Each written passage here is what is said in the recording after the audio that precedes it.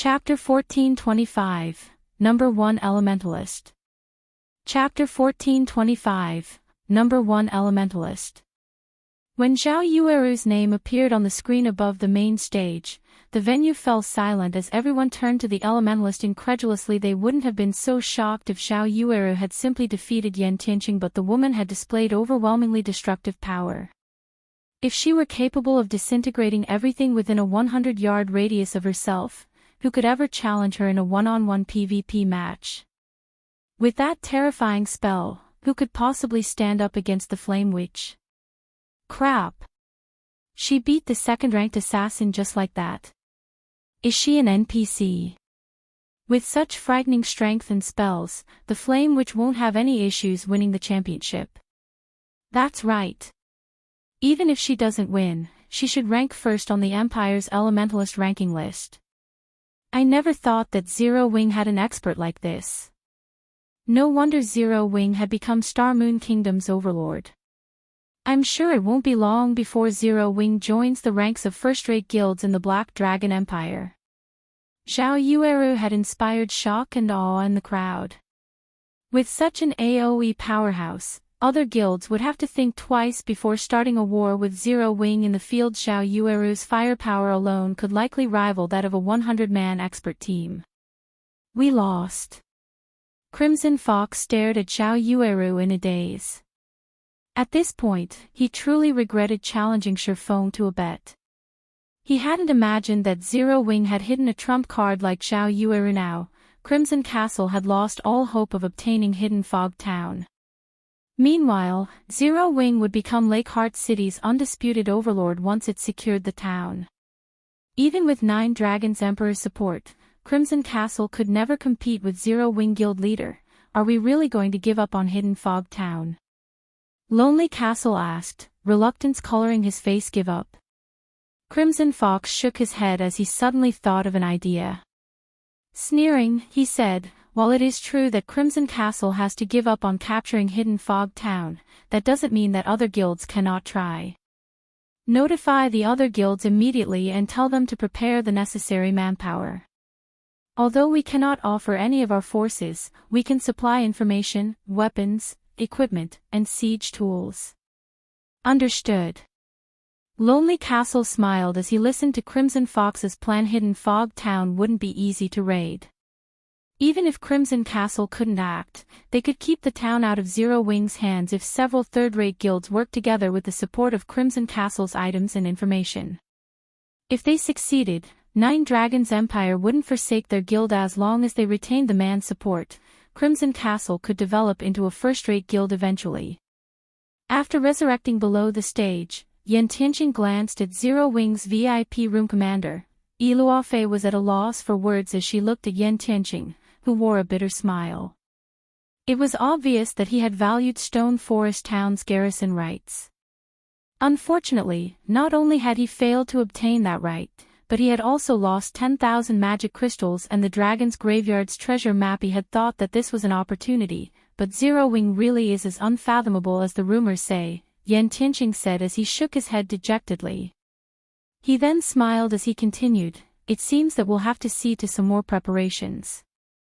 Commander, why is Zero Wing's Stone Forest Town so important to you? It is just a town in a small kingdom. How could it possibly be any better than Super Guild's towns? With our team's strength, we shouldn't have any problems occupying one of their towns. Why should we bother with Stone Forest Town's 5 garrison slots? Iluofe was astonished. She had been flabbergasted when he had sent her to compete for a private house in Stone Forest Town. Now, Enchanting was adamant of obtaining Stone Forest Town's adventurer houses. It is only natural that you don't have a great opinion of Stone Forest Town. I only found out the truth from a friend. When the time comes, adventure teams like ours won't be the only ones competing for those slots. Some superpowers are preparing for the auction as well, Enchanting quietly explained. He had fought in the virtual gaming world for many years now, so he had many expert acquaintances. Among them, a few were upper echelons in certain superpowers. Their information networks far surpassed any first-rate guild. How is that possible? Isn't it just a kingdom's town? How could it even tempt superpowers? Iluofe exclaimed. Stone Forest Town might not have attracted their attention in the past, but times have changed. Zero Wing now has the advanced auction house and the advanced combat rooms. The auction house offers items that are usually very difficult to find on the market, while the combat rooms can even help peak experts grow stronger. Why wouldn't these benefits tempt superpowers? Yen Tianqing explained. If not for Stone Forest Town's 9 impenetrable defenses and the support from the Dragon Phoenix Pavilion, the various superpowers would have likely sent their forces to capture it. Now that Zero Wing intends to auction off 5 adventurer houses, these various superpowers cannot miss the opportunity. Furthermore, the adventurer teams that set up in Stone Forest Town will be required to sign a contract with Zero Wing. There is no doubt that the contracted adventurer teams will receive exclusive benefits if these superpowers join the competition. The auction will be unimaginably intense. So, we'll have to begin preparing right away. Realization dawned on Iluofe as she listened to her commander's explanation.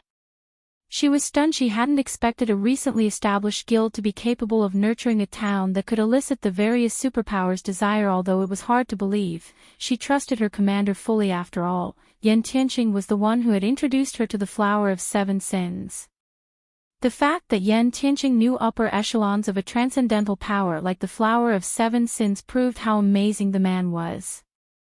Meanwhile, in one of the VIP rooms on the second floor, Nine Dragons Emperor wore an exceedingly ugly expression. In contrast, Phoenix Rain's group celebrated Big Sis Rain. Zero Wing is so full of surprises. With an expert elementalist like Xiao Yueru, we'll have a much greater advantage in the contest for Thunder Island. Having her defend a tower will be far more effective than sending 3 to 5 peak experts, Blue Phoenix said. No wonder Yi Feng was so confident. Zero Wing had this trump card hidden. Xiao Yueru's power surprised Phoenix Rain as well. Due to the limited number of slots for Thunder Island's contest, it was very important that they brought experts who were strong individually. This was especially true for strategic experts like Xiao Yueru. A powerhouse like her would be much more effective than 10 top-tier experts. While the various large guilds recovered from their shock of watching Xiao Yueru fight, Shi Feng received 10,000 magic crystals in Zero Wing's VIP room and the Dragon's Graveyard's treasure map from Yen Tianqing. Upon receiving his winnings, Shi Feng opened the treasure map. He was very eager to learn which area Yen Tianqing's treasure map covered. He had never heard of the FFF adventurer team obtaining treasure from the Dragon's Graveyard in the past. Rather, the first-rate guild, Fantasy Shrine, and the super first-rate Dragon Phoenix Pavilion had secured the map's treasures. Hence, Shi Feng was surprised to hear that the FFF adventurer team had obtained a treasure map for the area so soon. Treasure maps in God's domain were generally unique items. Each hidden treasure would only have a single corresponding treasure map. Without the corresponding treasure map, no one would find the hidden goods. These treasures were hidden in special spaces, and the map was the key to accessing them. Chapter 1426, Instant Fame. Chapter 1426, Instant Fame. After unfurling the treasure map, Shi Feng inspected its attribute panel. The information displayed confused Shi Feng. Aside from the words, Dragon's Graveyard, the treasure map didn't have any information to display. There wasn't even a general map for the Dragon's Graveyard guild leader. Is there a problem with the treasure map? Gentle Snow asked curiously when she noticed the strange expression on Shi Feng's face. There is indeed a problem, Shi Feng said, chuckling. This treasure map requires a master-ranked appraisal. When he tried to inspect the treasure map forcefully, the system notified him of the requirement. Master-ranked? Gentle Snow was astonished. Although one could easily find appraisal shops in NPC cities, the NPCs working in these stores were, at best, advanced appraisers. It was impossible to find a master appraiser in these shops. Although a lot of players had taken on the appraiser subclass, their progress was extremely slow. After all, players had to appraise a large number of top-tier items to gain proficiency. Even the various large guilds had only nurtured a few advanced appraisers. As for master appraisers, it was very difficult for every subclass in God's domain to reach the master rank. However, what truly surprised Shifeng was not the fact that the treasure map needed a master appraiser, but that it had to be appraised to begin with. Based on what he had heard in the past, the maps leading to the dragon's graveyard's 3 great treasures hadn't needed appraisals. One could just inspect them. Could this treasure map lead to something other than the 3 great treasures? Shifeng's curiosity grew.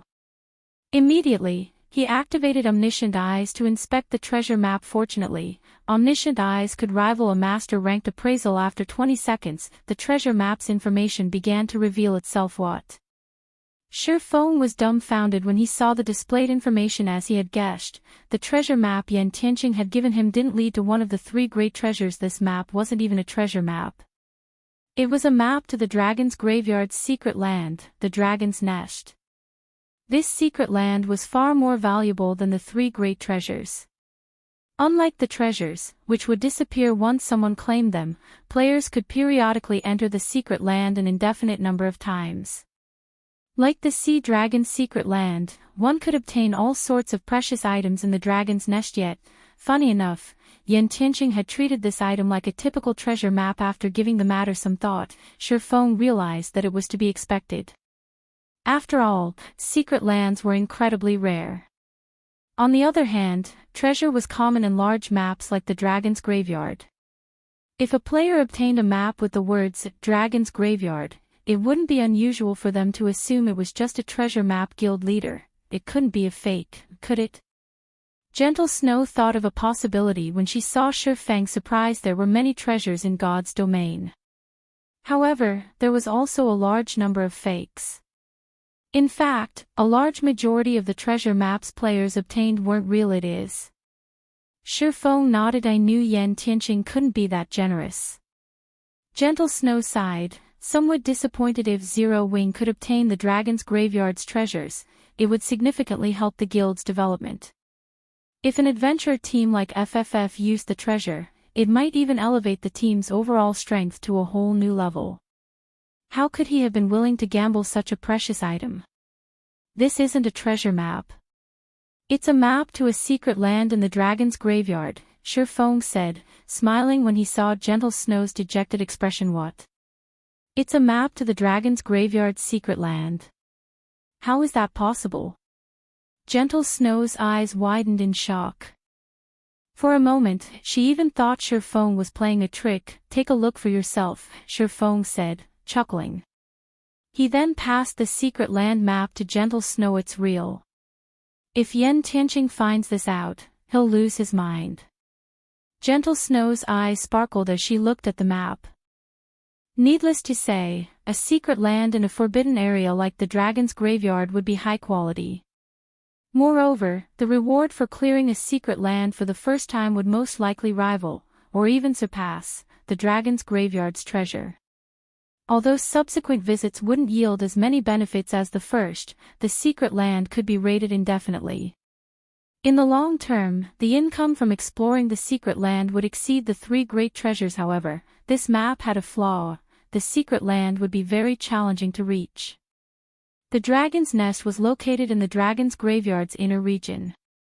Moreover, it was very close to its core. Currently, the Black Dragon Empire's various large guilds were struggling to explore the outer region, much less the inner area, before they could reach the secret land. The monsters in the inner region would likely wipe them out. However, Gentle Snow did not know that Shifeng had already prepared to visit the Dragon's Nest. While the other large guilds might have trouble reaching the inner region, the same could not be said for Shifeng. After all, he had the all-round device. He didn't need to worry about the low mana density in the Dragon's Graveyard. Moreover, the Dragon's Nest only opened once a week. They still had 2 days until the next reset. It would be a huge waste not to visit the secret land. The only problem was that he needed more all-round devices. After Zhao Yueru's match with Enchanting, the competition proceeded as usual. With each match, the audience's passion grew. After all, aside from Zhao Yueru, the weakest players who made it to the quarterfinals had reached the Flowing Water Realm. However, faced with Zhao Yueru's unreasonable Frostflame space, even peak experts would succumb to death in this competition. Players' cooldowns would reset upon finishing a match, and this included their weapons and equipment skills. As a result, Xiao Yueru could use Frostflame Space and Frostflame Oblivion in every one of her matches. If her main body remained alive, she could use Frostflame Hell as well. With the stage's limited amount of space to move around, her opponents had no hope of dodging both of her large-scale destruction spells in the end. Xiao Yueru had won the championship, becoming the greatest dark horse in the competition this time around.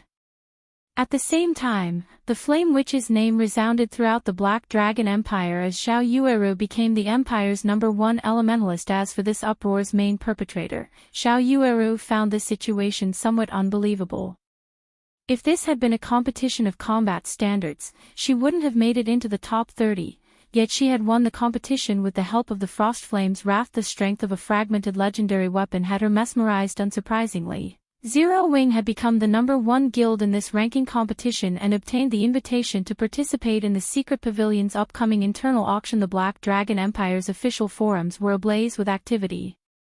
Nobody could have imagined that a previously unknown guild would rise to become the competition's top guild. Xiao Yueru's astonishing prowess fascinated the Empire's players. She was the perfect combination of beauty and violence. Zero Wing will definitely rise in the Black Dragon Empire now. I heard that Zero Wing has been recruiting members in Lakeheart City. I'm going to apply when I have time. For a time, players swarmed Zero Wing's residence in Lakeheart City. Far more players wanted to join the guild than Gentle Snow had anticipated. To accommodate more members in the branch guild, she began her preparations to capture Hidden Fog Town, using this opportunity to develop her corner of Zero Wing. Big Sis Snow, over 10,000 third-rate guild members, who are allied with Crimson Castle, have secretly gathered at the guild's residence in Lakeheart City. Moreover, this number is rapidly climbing. By the looks of it, it seems as if they intend to rush towards Hidden Fog Town. Unknown players have also ambushed many of our members grinding near the town. I suspect that this is Crimson Castle's doing. Crimson Fox is quite persistent. Since he can't take action openly, he's moving against us in secret. Gentle Snow frowned as she listened to her subordinate's report. Clearly, their previous agreement with Crimson Castle had been a farce. They're moving in secret. Revealing a faint smile, Shurfeng reasoned, it seems that if we don't teach these guilds a proper lesson, they'll assume that Zero Wing is easy to bully. Since Crimson Fox has gone back on his word, he can't blame me for refusing to show mercy.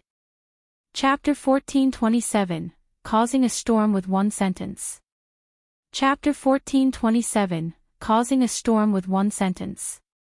Snow, have someone compile a report on Crimson Castle for me. To be precise, I want information on the towns the guild controls. The more detail, the better. Shurfeng ordered detailed information on Crimson Castle's guild towns.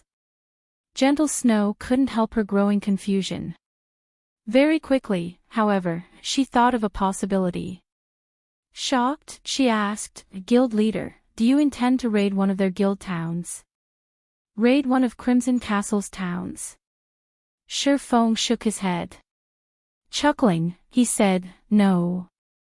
I want to raid them all. If this had happened earlier, Shurfeng wouldn't have many options to deal with Crimson Castle. At most, he'd be able to weather a battle of attrition. However, things had changed now. He was rich. Not only had he made a killing from the Zero Wing auction, but he had also obtained a frightening profit from Stone Forest Town's battle arena and auction house. Right now, players were almost always signing up to join the battle arena and auction house, including the 10,000 magic crystals he had won from Enchanting. He had over 190,000 on hand during the war with Heaven's Burial and the Monster Army. He only had around 50,000 magic crystals prepared. It had been impossible to maximize his war weapon's power. If he had had enough magic crystals during those battles, he would have easily won the war. Now that he had over 190,000 magic crystals, Crimson Castle was simply trying to get itself killed by daring to provoke him. He was even confident of capturing a first-rate guild's town with the resources he had available, let alone a second-rate guild like Crimson Castle. Raid all of Crimson Castle's towns. Shurfeng's declaration shocked everyone in the VIP room. A guild town was vital to a guild's development. Hence, guild towns were generally heavily fortified with static defenses and many players, making them very difficult to capture. One would need to prepare quite a bit to capture a guild town, yet Shurfeng had decided to take all of the towns under Crimson Castle's control. This was insane. Snow, get the branch guild's main force members ready. And spread the news. I want every guild in the Black Dragon Empire to know. We'll take action as soon as you've gathered the information I requested. Shurfeng instructed, weary not hiding our intentions. Gentle Snow was dazed for a long moment after listening to Shurfeng's command. When raiding an enemy guild town, one generally kept their operations a secret. It would give a force the greatest chance of success, yet Shurfeng wanted to declare his intentions publicly. It was no different than saying, I'm going to raid you, so you best get ready. However, since her guild leader had given her the order, she had no choice but to follow through. Although Nine Dragons Emperor quietly backed Crimson Castle, taking over the guild's towns would be a piece of cake if Zero Wing got serious and mobilized all of its elite and expert players. After all, Zero Wing had an overwhelming advantage over Crimson Castle in terms of both quality and quantity. Only, doing so would strain Zero Wing's funds. Meanwhile, before the players in the arena left the venue, Gentle Snow had tasked her subordinates to make the announcement, stating Zero Wing's plans to raid Crimson Castle's guild towns in the Lakeheart City region. The news caused an uproar throughout the Black Dragon Empire. What's going on? Zero Wing plans to attack Crimson Castle. Didn't Crimson Castle lose its bet to Zero Wing? Does the guild have to be so ruthless? No. I've heard that a few third-rate guilds allied with Crimson Castle have mobilized their forces to cause trouble around Hidden Fog Town. It is clear that they are trying to keep the town out of Zero Wing's hands. Zero Wing's likely infuriated. Even so, isn't this unwise? Guild towns aren't that easy to raid. The majority of Zero Wing's forces are stationed in Starmoon Kingdom. With them so far away, it'll be even more difficult to capture Crimson Castle's towns. The players on the forums discussed the matter heatedly. Almost nobody was optimistic about Zero Wing's chances. Although Zero Wing had a branch guild in Lakeheart City, it lacked strength in the Black Dragon Empire. The branch guild simply wasn't on the same level as the main branch in Starmoon Kingdom. Teleporting players from Starmoon Kingdom to Lakeheart City was costly. In addition, Crimson Castle was allied with 4 other second-rate guilds. Those guilds would lend Crimson Castle aid if it were attacked. Even the Empire's first-rate guilds would struggle to raid one of Crimson Castle's towns. And even if success were possible, none of these guilds would be willing to pay the price. Zero Wing must have lost its mind. Do they think that our town's defenses are just for display?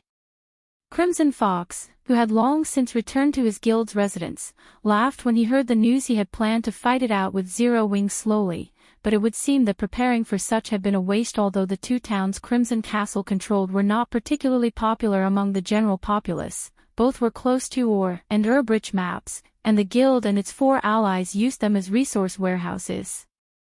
Naturally, he had invested plenty of resources in the town's defenses. Each town had 8 defense turrets, magic barriers, and other war weapons. Even a 200,000-man elite army wouldn't pose a threat to the towns. Furthermore, the 4 second-rate guilds had constructed temporary guild residences in both. Their members could reinforce the towns at a moment's notice. Even if Zero Wing mobilized all of its elite members, it could never capture their town's guild leader. We've just received a message from Nine Dragons Emperor's people. He said that he will send a 200-man expert team to protect both towns. Each team will also have 6 gnome cannons, Lonely Castle reported. Nine Dragons Emperor has also offered to ignore our previous failure, allowing Crimson Castle to remain the 5 guilds leader if we give Zero Wing a good beating. Go to the Dragon Phoenix Pavilion's messengers, and let Nine Dragons Emperor know that he can rest assured. Unless the sun rises from the west, Zero Wing's members should not even think about setting foot in Crimson Castle's towns, much less capture them, Crimson Fox responded confidently. Meanwhile, in the Dragon Phoenix Pavilion's residence in the Black Dragon Empire, Phoenix Rain nearly jumped in surprise when she received the news. She had never expected such insanity from Zero Wing. She immediately contacted Shurfong guild leader Black Flame. Do you really plan to raid Crimson Castle's guild towns? Phoenix Raid asked seriously. That's right. Shurfong nodded. I beg of you to discard the idea. Nine Dragons Emperor is Crimson Castle's backer. Moreover, he instructed his subordinates to create resource warehouses in both towns. He's already stationed his personal Shadow Dragon Legion in the towns long-term, as well. Phoenix Rain explained the Shadow Dragon Legion was one of the 3 trump card legions under Nine Dragons Emperor's command. Among the 3 legions, Martial Dragon's War Dragon Legion was the strongest. Although the Shadow Dragon Legion's overall strength was weaker than the War Dragon Legion, it was fond of large-scale battles.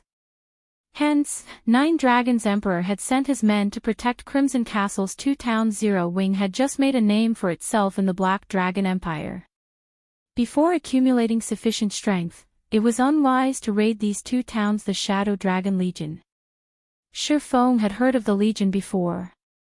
In response, however, he simply chuckled and thanked the woman. Thank you for your warning, Phoenix Pavilion Master. I will be careful. I still have much to tend to, so if there's nothing else, I'll be disconnecting the call now.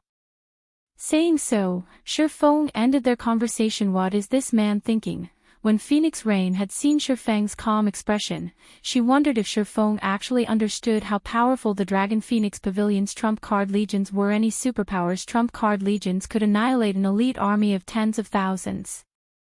Furthermore, the Shadow Dragon Legion specialized in large-scale combat. Meanwhile, Gentle Snow finished gathering information on Crimson Castle's guild towns and handed the report to her guild leader. Chapter 1428, Aqua Rose's Class Change. Chapter 1428, Aqua Rose's Class Change. Guild Leader, both towns have been heavily fortified. Each town has 8 defense turrets. Normally, each town also has over 15,000 players. Including the other 4 second-rate guilds members, there should be over 20,000 players residing in the towns. Crimson Castle has also employed high-quality NPC guards. Of the 1,000 NPCs in each town, over 60 are Tier 2. Capturing these towns won't be easy. Moreover, as soon as we attack, the other guilds will send reinforcements. Based on our estimates, each town should have over 100,000 players. We'll likely have to use everything Zero Wing has to capture them. Gentle Snow briefly explained the situation in the towns. She had been shocked to learn about their defenses. First-rate guilds towns usually only had half a dozen or so defense turrets. After all, these defensive structures were expensive to build. Hiring high-tiered NPC guards wasn't cheap either.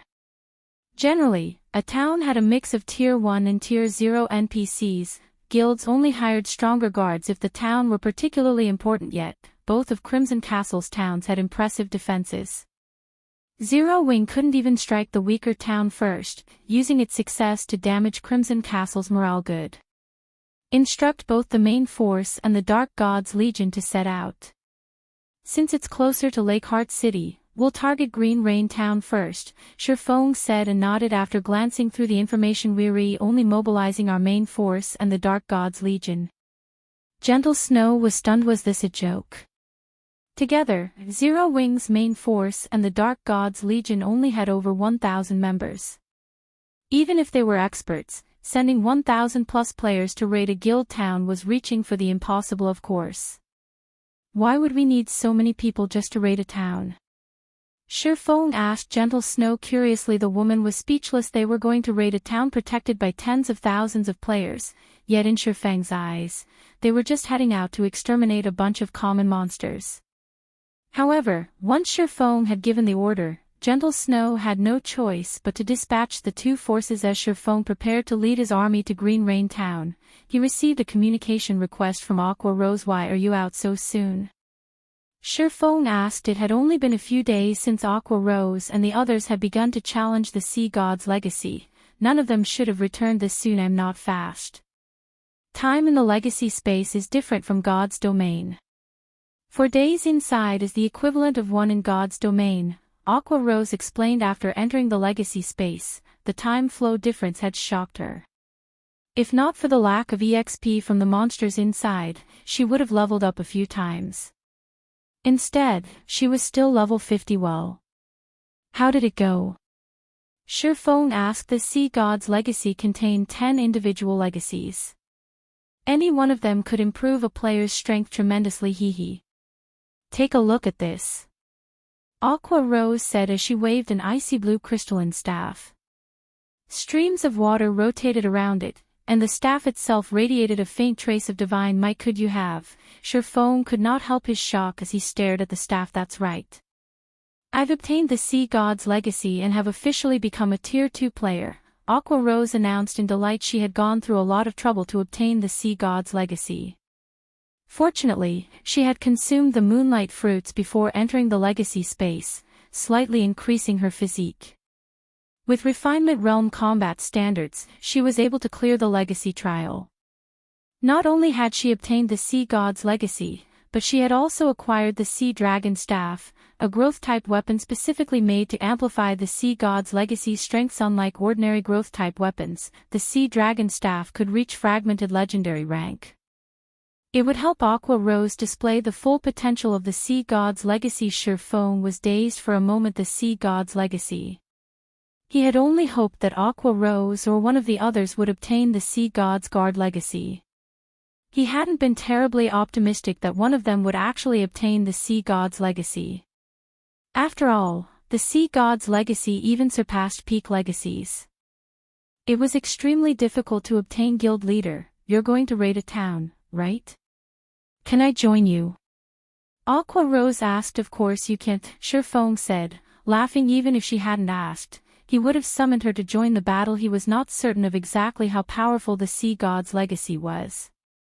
He only knew that the legacy's owner would be an absolute overlord at sea, invincible among opponents of the same tier and level in naval combat.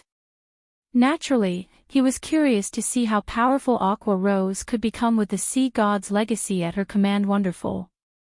I'll head over right away, Aqua Rose said, smiling. Lakeheart City Region, Green Rain Town. Since Zero Wing had announced its intention of raiding Crimson Castle's guild towns, the normally lackluster Green Rain Town brimmed with players.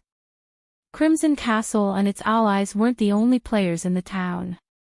A large number of independent players and members of the various major powers in the Black Dragon Empire had made the trip to watch the upcoming guild war. The reason these spectators had gathered here instead of in Blackhorn Town, Crimson Castle's other town, was Zero Wing's announcement that it would raid Green Rain Town before moving on. Zero Wing is really bold. When others try to raid a town, they try to keep their movement secret, yet Zero Wing publicly declared its plan to raid Crimson Castle's towns and which town it'd hit first. It's likely that Zero Wing wants to show off its strength and frighten the other guilds by ensuring that players are here to watch.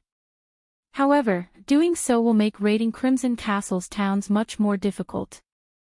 Zero Wing is trying too hard to appear powerful. Even if Zero Wing is Starmoon Kingdom's overlord, it has only recently started to develop its branch guild in the Black Dragon Empire. The branch guild still lacks various aspects. Waging a war against Crimson Castle right now is foolish. I've heard that the other 4 second-rate guilds allied with Crimson Castle have dispatched 150,000 elite members to Green Rain Town. Including Crimson Castle's 30,000 elite members, there are 180,000 elite players fortifying the town. Taking into account their terrain advantage, Zero Wing isn't likely to succeed even if it sends every one of its members in the Empire. In the end, Zero Wing will embarrass itself by attacking Crimson Castle. The players resting in Green Rain Town's bars merrily discussed the upcoming war. Zero Wing had already become the center of attention in the Black Dragon Empire after winning the ranking competition. Following its declaration of war, even more players began to watch the guild. Although the Empire's various guilds frequently clashed, very few were willing to raid an enemy guild town. After all, guild towns were easy to defend but difficult to attack. Without an absolute advantage, no guild would be foolish enough to raid an enemy's town. Meanwhile, Crimson Castle and its allies' upper echelons had gathered in a captivating room within the guild's Green Rain Town residence. Guild leader Fox, our guild's members have arrived. They will be at your command, a dignified level 45 shield warrior reported to Crimson Fox, who lounged in the guild leader's throne. If that is not enough, our 4 guilds can still mobilize an additional 60,000 elite members. We'll put Zero Wing through the ringer. Good.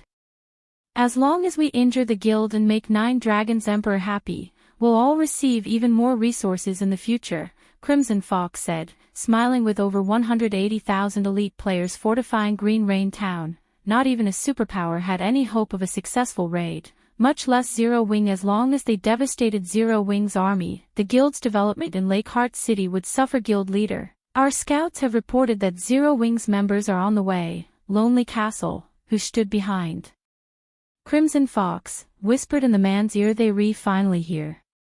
Crimson Fox smiled. He then asked, how many are there?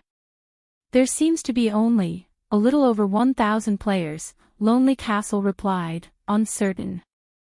Chapter 1429, Give it a thorough beating. Chapter 1429, Give it a thorough beating. When Lonely Castle finished speaking, the meeting room fell silent. Everyone stared at Lonely Castle with astonished expressions. They all thought that the shield warrior had to be joking. What did you say? Thinking he had heard wrong, Crimson Fox asked for confirmation. They only sent 1,000 plus members? Emisham. The several hundred assassins we've sent out to scout have confirmed this. Zero Wing hasn't dispatched anyone beyond those 1,000 plus members. However, all of those members are rapidly approaching Green Rain Town on mounts. They'll likely arrive in a little over 10 minutes. Lonely Castle understood that he could not convince Crimson Fox with words alone, so he played the video his subordinates had sent him on the virtual screen above the table. The recording displayed over 1,000 players atop their mounts. However, unlike other guilds, the majority of Zero Wing's members rode Thunder Wolves. Their charge was impeccable. Moreover, every player's level on the team was very high. The lowest leveled among them was level 45. Furthermore, their weapons and equipment weren't the least bit inferior to the upper echelons in the meeting room. A single one-horned, black tiger lead this team of players. Black flames and arcs of blue electricity danced around the tiger's paws. Despite only watching a video of the creature, every one of these powerful players felt an indescribable pressure weigh them down. As for the man atop this black tiger, he was none other than Zero Wing's famous guild leader, Black Flame. Crimson Fox stared at the screen, dazed for a long moment. While he had seen arrogant guilds before, he had never seen a guild as arrogant as Zero Wing. They treated the 180,000 elite players fortifying Green Rain Town as nothing more than a paper tiger. How is this possible? Zero Wing only sent 1,000 plus members? Has Zero Wing lost its mind? This is the siege battle that Zero Wing promised us. They dare come at us with such a small force. Are they tired of living? These players couldn't help but laugh as they watched the video. The contingent Zero Wing had dispatched might consist of nothing but expert players, but siege battles were different from field battles. The power an expert could exert was considerably limited. Not to mention, every guild town had a large number of NPC guards. NPC guards weren't monsters.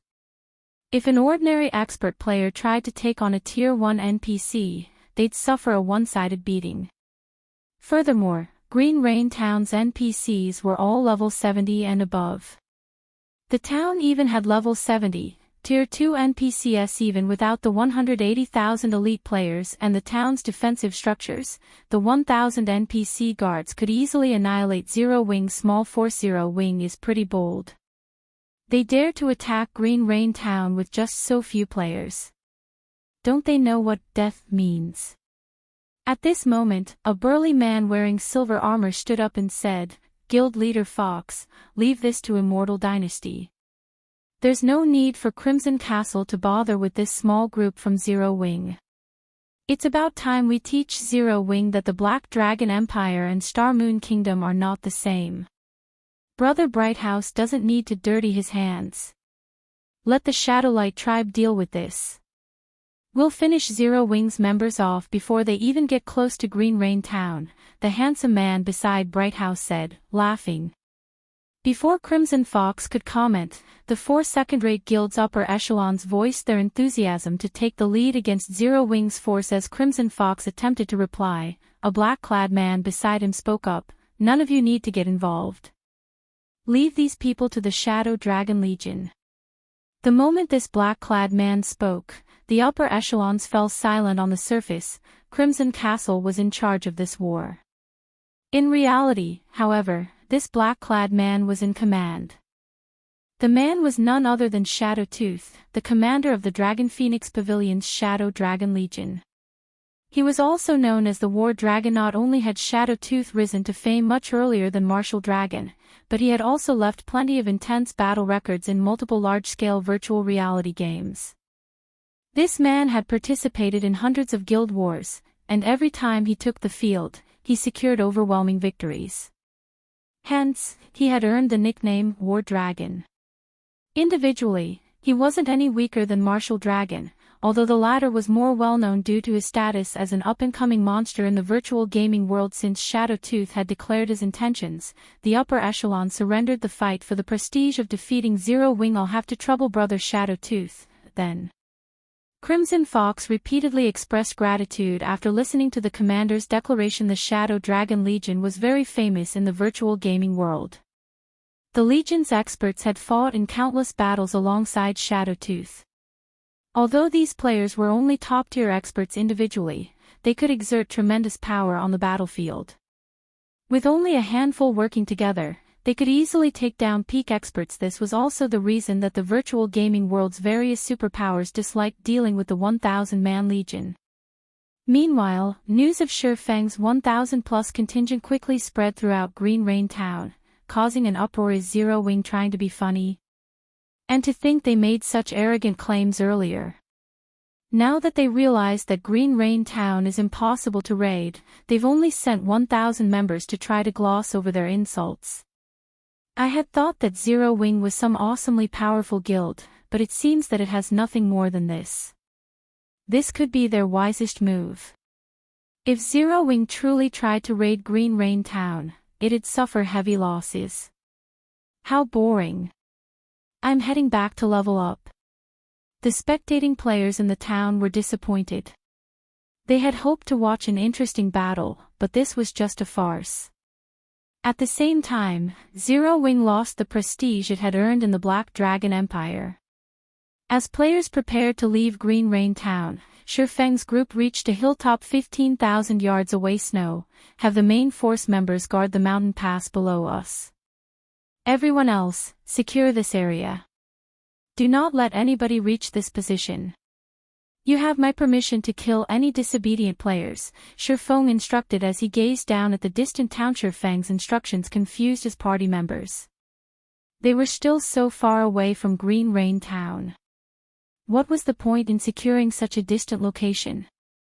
Once Zero Wing's members spread out and surrounded the hill, Shi Feng took 2 intermediate mana pulse cannons and a movement-type defensive magic array from his bag and began to set them up. Guild leader, you're not thinking of decimating Green Rain Town. Aqua Rose could not help her surprise when she saw the 2 intermediate mana pulse cannons. Abundant resources were available near the town, but if they turned these massive cannons against it, they'd cripple Green Rain Town. Although Green Rain Town is a strategic location, Zero Wing does not have much use for it. Moreover, with the town's powerful defenses, this is the perfect opportunity to test how effective the intermediate mana pulse cannons are in a siege. Why else would I have deliberately announced our intention to attack Green Rain Town? Shi Feng asked seriously. Hearing Shi Feng's explanation, Gentle Snow was speechless.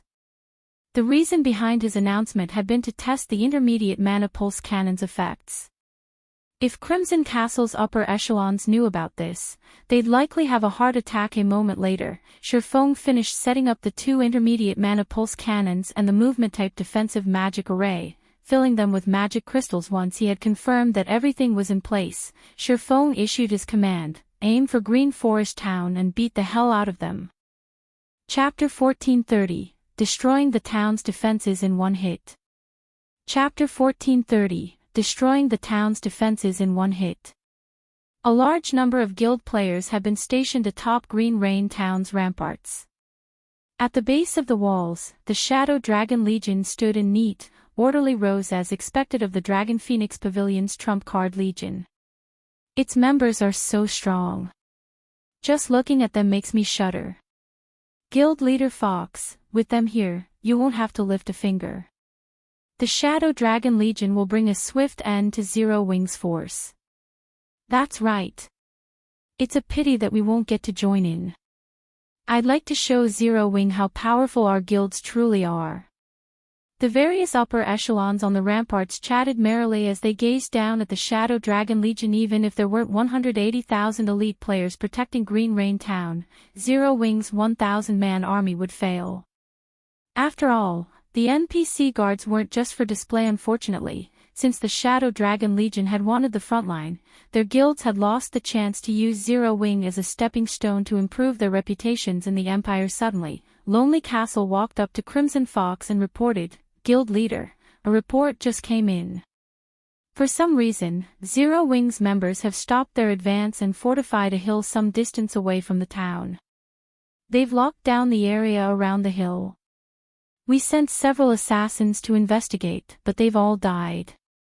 Hearing this, Crimson Fox and the other upper echelons were stunned. Why are they fortifying that hill? The same question floated in everyone's minds. This was the first time they had encountered such a shameless guild. Zero Wing had boldly announced its plan to raid Green Rain Town, yet after such claims, it had only dispatched a little over 1,000 members.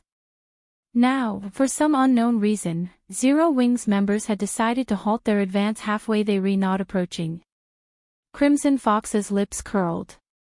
It seems Zero Wing's upper echelons still have some brainpower. They realized that charging into the town would be suicidal, so they've decided to wait for us to come to them. "Guild Leader, should we send some of our people?" Lonely Castle asked. "No need. We'll let the Shadow Dragon Legion deal with it. We can save ourselves from the trouble of being called out for bullying," Crimson Fox said, laughing. Although he did not know what Zero Wing was trying to do, in front of absolute strength, all trickery was useless.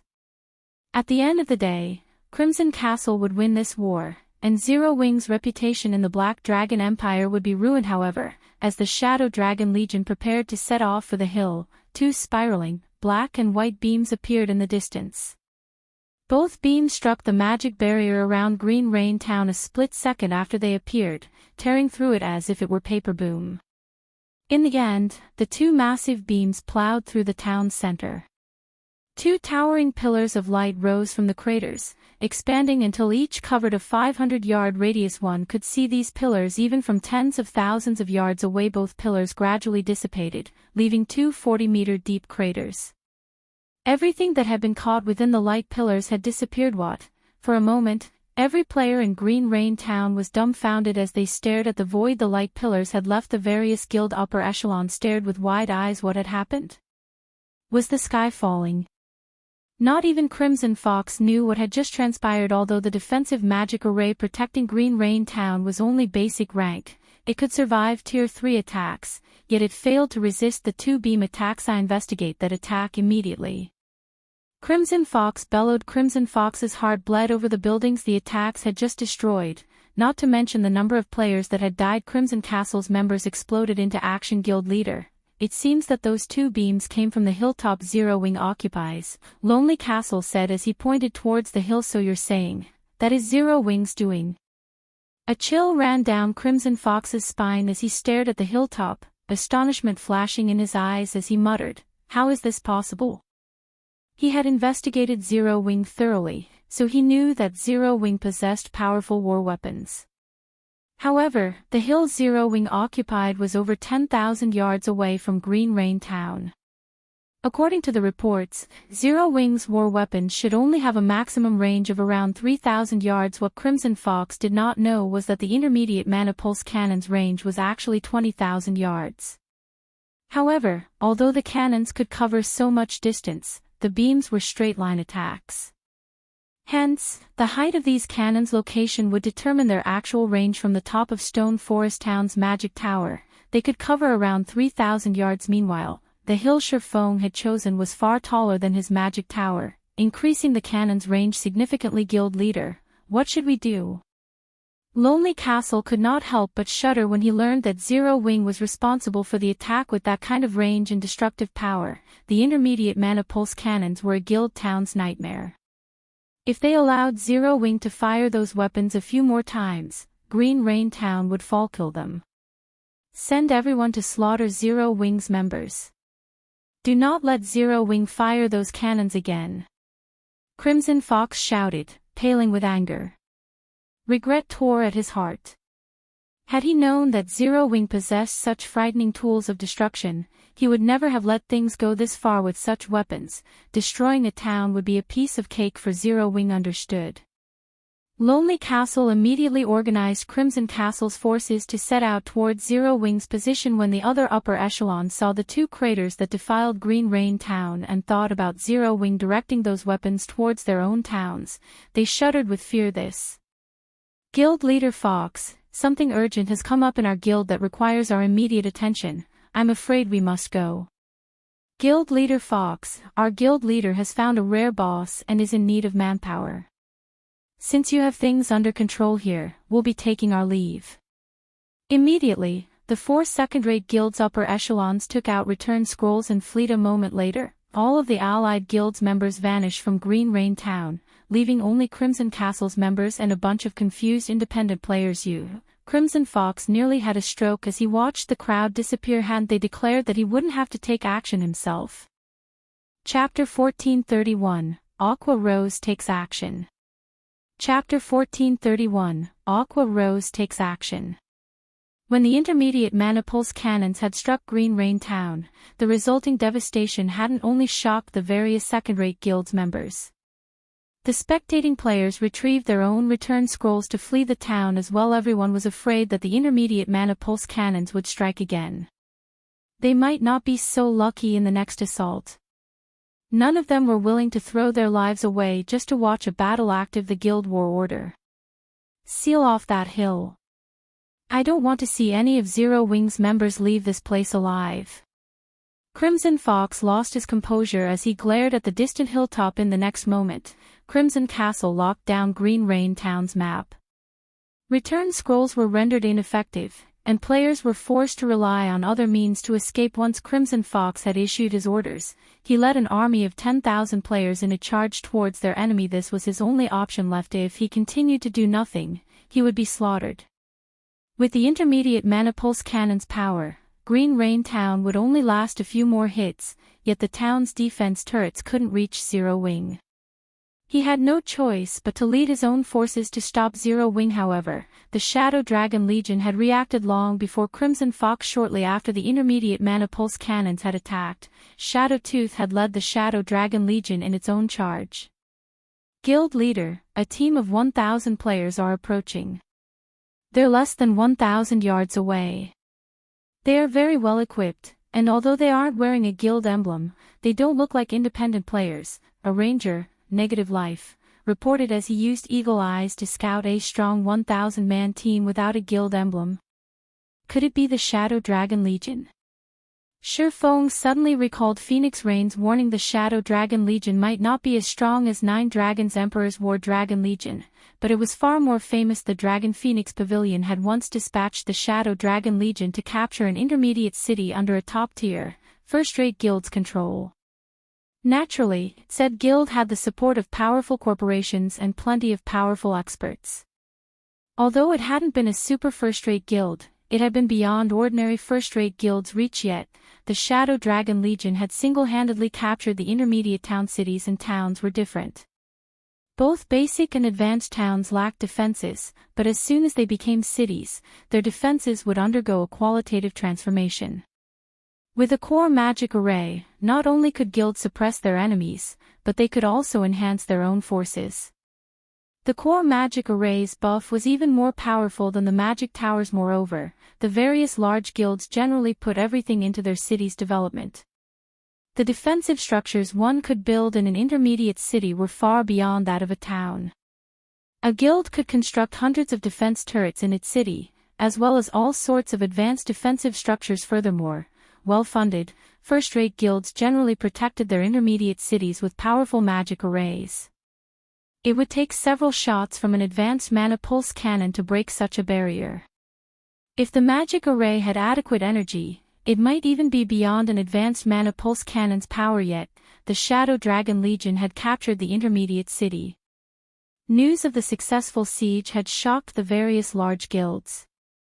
During that time, only a few of God's domain's first-rate guilds had intermediate cities, while most guild cities were basic rank. As a result, the various first-rate guilds had been terrified of the Shadow Dragon Legion. The Shadow Dragon Legion. Isn't that one of the Dragon Phoenix Pavilion's trump card legions? Gentle Snow asked curiously when she heard Shifeng's comment. Nine Dragons Emperor has been secretly using Green Rain Town as a resource warehouse, so he has probably stationed the force there to protect the town, Shifeng explained. Guild leader, I don't think it'll be easy to take on the Shadow Dragon Legion and Crimson Castle's forces at the same time.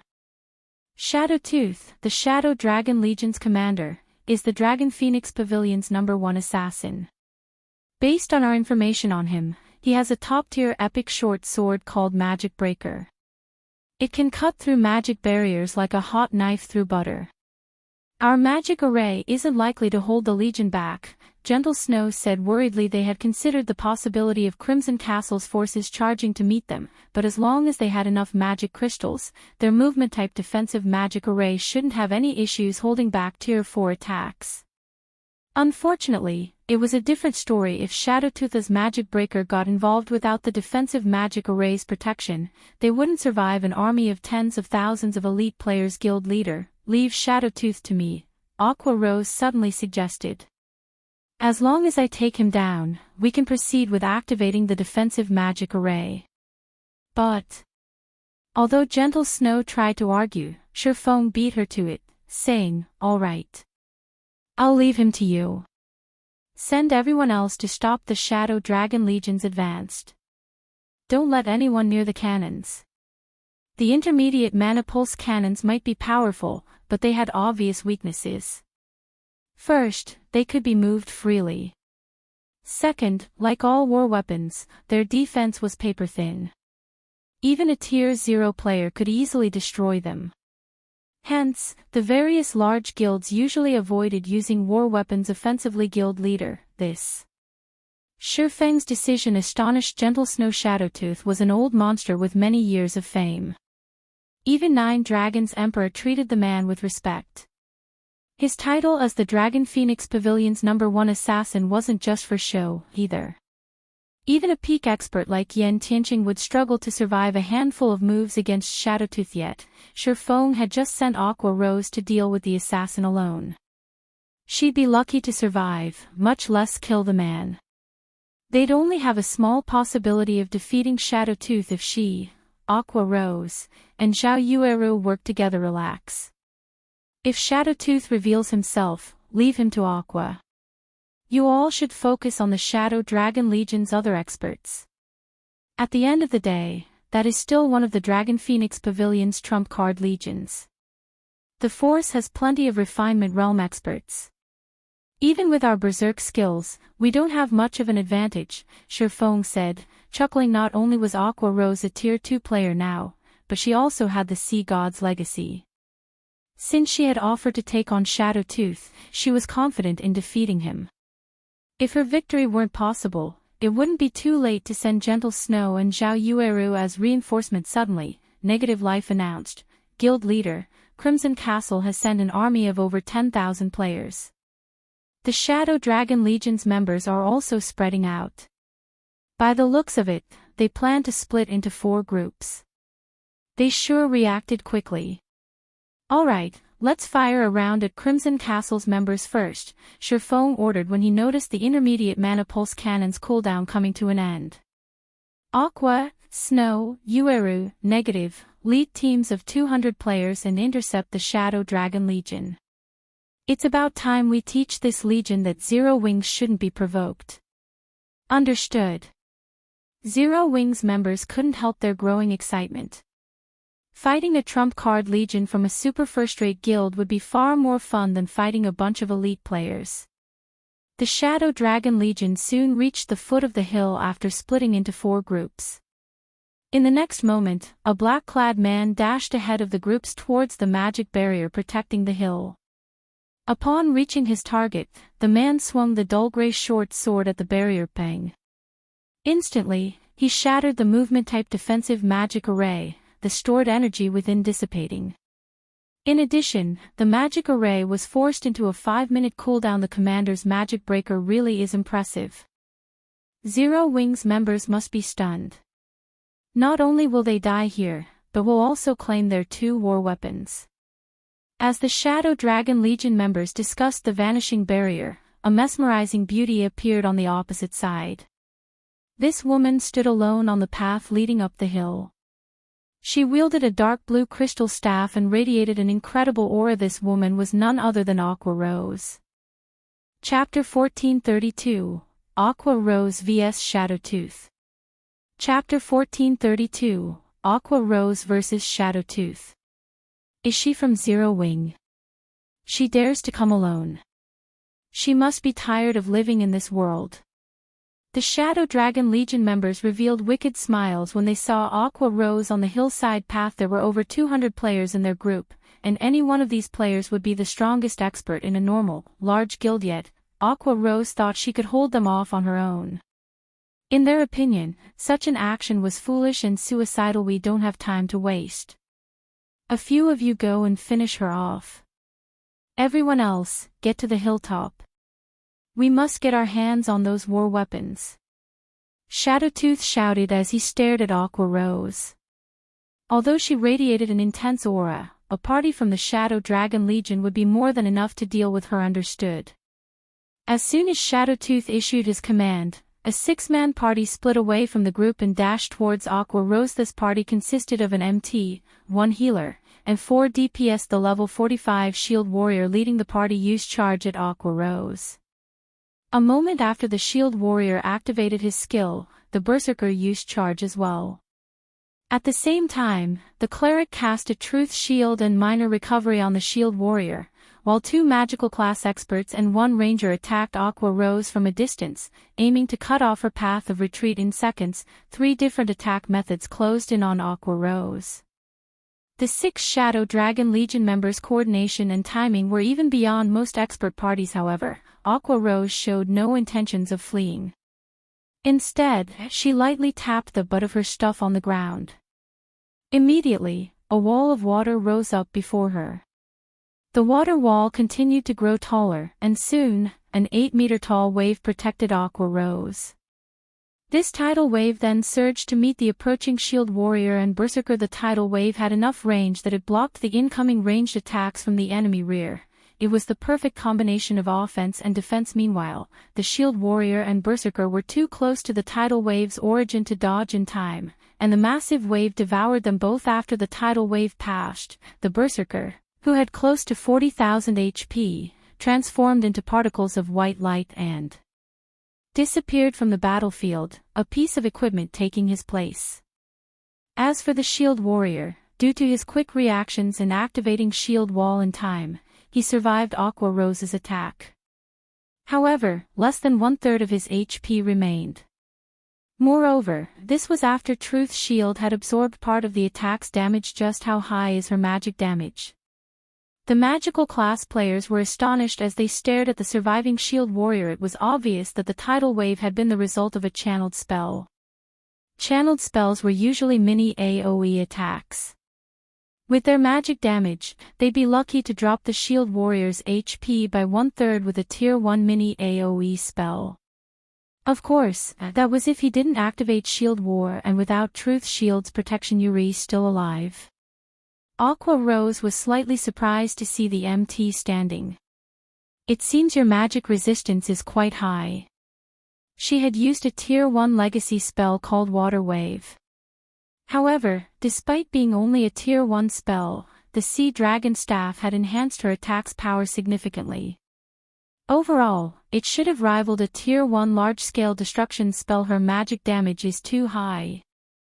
Switch to range attacks. The surviving shield warrior shouted as he gave Aqua Rose a cautious look. The other party members nodded in agreement. Against magical class players with high magic damage, a shield warrior with limited mobility was a sitting duck. Defeating such a target would be a piece of cake, however. Before the shield warrior could regret his hasty charge, thorny, pitch-black vines bound his feet, and before anyone had realized it, Aqua Rose had finished chanting another incantation as the surrounding mana surged towards the Sea Dragon Staff Tier 2 spell, Rising Flow.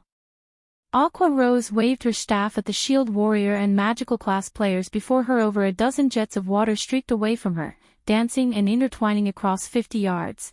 It was beautiful. These jets' speed could even rival that of Shurfang's swords.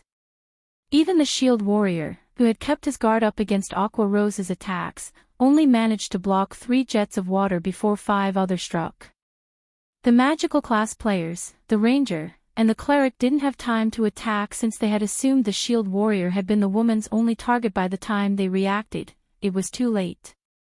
Even the cleric, who had only been struck once, had died instantly with a single move. Aqua Rose had killed 5 experts from the Shadow Dragon Legion. Impossible. The Shadow Dragon Legion members that had planned to circle Aqua Rose to get up the hill were stupefied after the brief exchange. A party from the Shadow Dragon Legion had been defeated. Aqua Rose had taken less time than a peak expert to eliminate one of the Shadow Dragon Legion's parties. Her spells were terrifying. Not only were they extremely fast, but they also contained horrific power. The cleric had lost all of his 30,000 plus HP to a single water jet. However, Aqua Rose didn't seem particularly surprised. Even if a non-MT player successfully blocked one of her water jets, they'd be either dead or close to it. Rising Flow was a Tier 2 spell, but with the Sea Dragon Staff's buff, it had the power of a Tier 3 spell. So, Zero Wing had another expert of this caliber. Shadowtooth glared at Aqua Rose. A moment later, he revealed a playful smile as he muttered, "It's no wonder why she dared to block our path by herself. I guess I can play with you for a bit." The hillside path was very narrow, making it easily defensible. And with such powerful spells, they'd be little more than moving targets for the woman if they charged up the path. If they took an alternative route, climbing the hill's steep slopes, they'd still be targets. Only, rather than Aqua Rose, the entirety of Zero Wing's forces would use them as target practice. Hence, if they wanted to ascend this hill, they had to defeat Aqua Rose. Suddenly, Shadowtooth vanished. He then began to approach the woman. Although Shadowtooth didn't have Yen Tianqing's true orb, a domain realm expert like him knew his environment like the back of his hand. Not only could he move quickly, but he could also prevent others from noticing his presence. Only players with active observation or perception skills could catch a glimpse of him. However, whether or not the opponent discovered his presence didn't make a difference to an expert of Shadowtooth's caliber. He was simply too fast. He was extremely difficult to pin down with ranged attacks. Indeed, while Aqua Rose had detected the assassin, none of her spells found their target. It was as if Shadowtooth had grasped her spell's trajectory long before she had launched them, always moving out of their paths. Sure enough, the Dragon Phoenix Pavilion's #1 assassin is truly powerful. Although Aqua Rose was double-speed casting, she couldn't hinder Shadowtooth's approach. Despite predicting the assassin's movements thanks to her enhanced physique, Shadowtooth predicted hers as well. As a result, she could only watch as the enemy assassin closed in on her. Aqua Rose hadn't expected to encounter such a situation so soon after obtaining the Sea God's legacy. She controlled over a dozen projectile attacks, yet she couldn't hit her target. If she allowed Shadowtooth to come within melee range, she was dead meat. When Shadowtooth was only 20 yards away, he used Shadow Steps and appeared behind Aqua Rose. His magic breaker left an arc of gray light as it descended on the Cursemancer. Suddenly, Aqua Rose shouted, "Bloom!" Aqua Precinct. Chapter 1433, Overwhelming Power. Chapter 1433, Overwhelming Power. Just before Shadowtooth's magic breaker bit into Aqua Rose's back, layers of water began to peel away from the woman like a blooming lotus flower. When magic breaker encountered the flower petals, not only did its advanced halt, but it also bounced off. She blocked it. Shadowtooth was slightly surprised to see the water curtain before him. Magic breaker was designed to do just that, destroy magic barriers. It also weakened spells by 50%. Even an Elementalist's strongest Tier 1 defensive spell, Frost Barrier, would only last one hit against his weapon, yet when he slashed at the thin layer of water, it felt as if he had hit rubber. He couldn't pierce the water curtain no matter how hard he tried. With Aqua Rose in the center, the spell formed a pool of water with a 70-yard radius. Although the water was only knee-deep, Shadowtooth could feel it restricting his movements. Although he struggled, he couldn't adapt to the watery environment. It was as if the pool rejected his existence. Not only did his basic attributes immediately decrease by 30%, but his physique also visibly weakened. This move was none other than Aqua Precinct, a Tier 2 legacy domain spell Aqua Rose had learned. However, since she was using the spell on land, it couldn't display its full potential.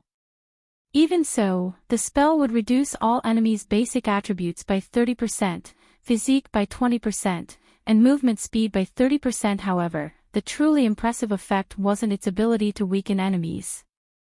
Rather, it was perfectly suited to both offense and defense. Unlike Ice Wall or Frost Barrier, which required incantations, Aqua Rose could easily form a maximum of 3 water curtains to protect herself with just a thought.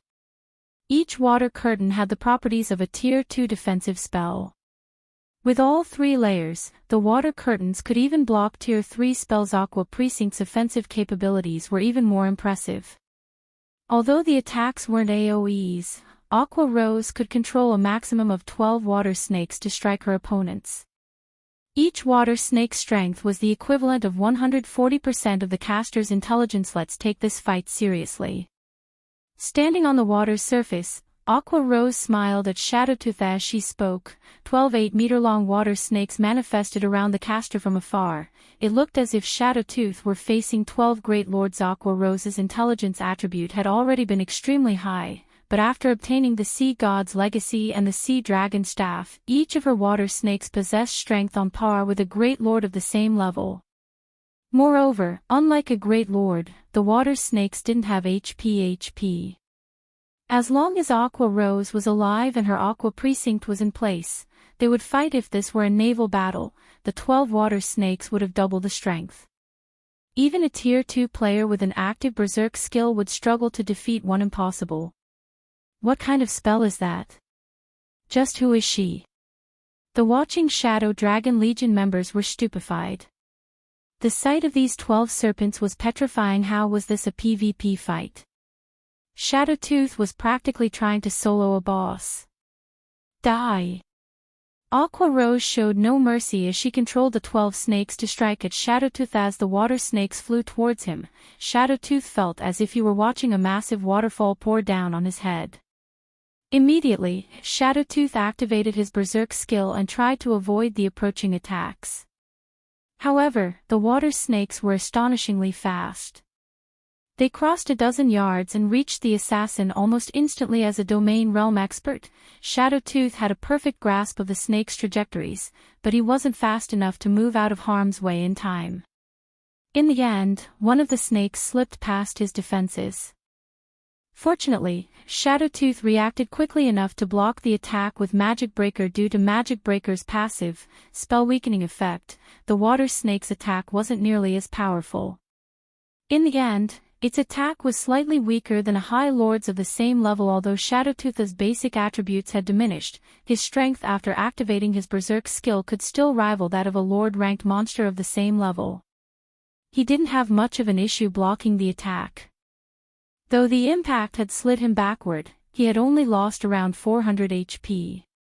It wasn't a considerable amount to an assassin with 44,000 HP in total. For a time, the two combatants engaged in a battle of attrition. Aqua Precinct was unlike other spells, where one only needed to invest mana when they cast the spell. Rather, the domain spell fed off of the user's mana to sustain itself. In exchange, the spell did not have a cooldown or duration.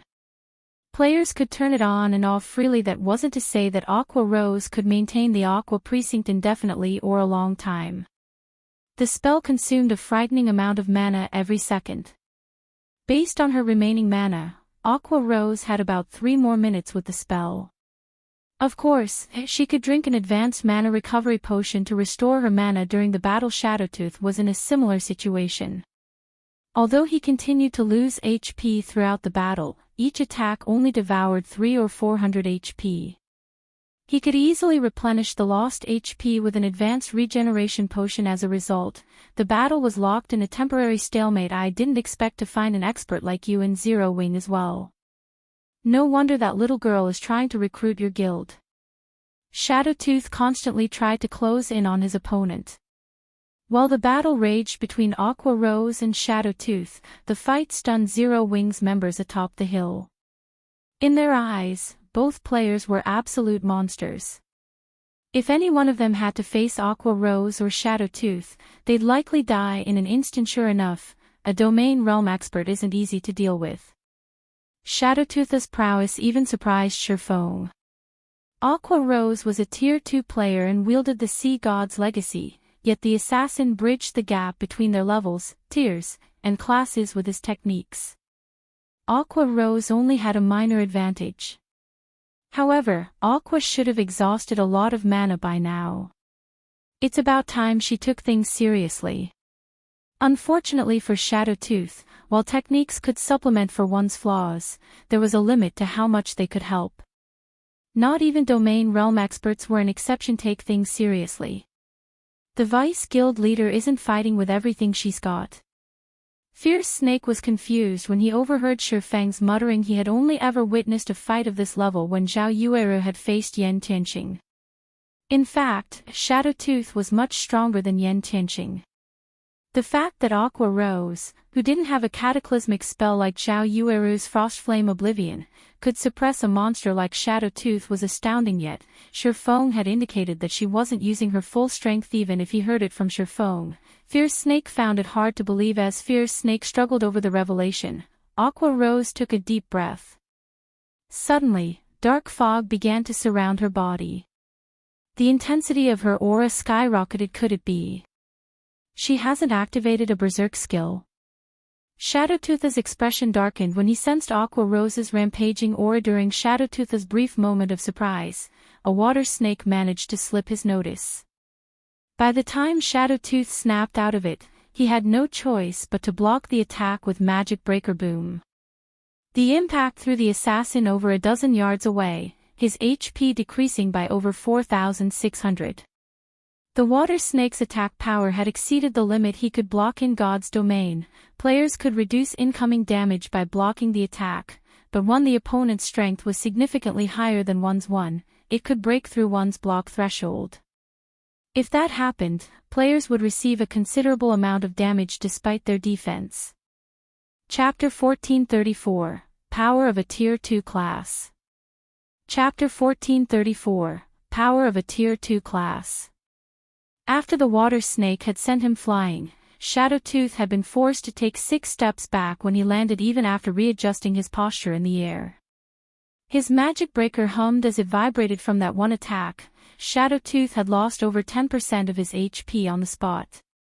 The snake's strength had clearly increased. Commander, how is she suddenly so strong? Has she been hiding her strength? The Shadow Dragon Legion members were shocked as they watched Aqua Rose approach Shadowtooth. Despite having activated his berserk skill, Shadowtooth had failed to block an attack. If they told the other members from the Dragon Phoenix Pavilion, they'd be called raving lunatics. Yet, it had just happened. Is this the difference between tiers? Gentle Snow was slightly surprised to see Shadowtooth in such a miserable state. Although she had known that there was a fairly large gap between Tier 1 and 2, she had never imagined that the gap would be this large. With Tier 2 attributes and spells, in addition to a legacy that even surpassed peak legacies, Aqua Rose overwhelmed the Dragon Phoenix Pavilion's #1 assassin, rendering the latter utterly powerless. However, Aqua Rose had no intention of giving Shadowtooth time to catch his breath. Immediately, she controlled the 12 water snakes to continue their assault. Seeing the incoming water snakes, Shadowtooth felt his scalp tingle.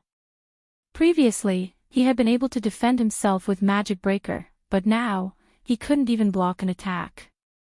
Dodging the snakes was also impossible. After another brief exchange, Shadowtooth lost over 9,000 HP to 2 more water snakes.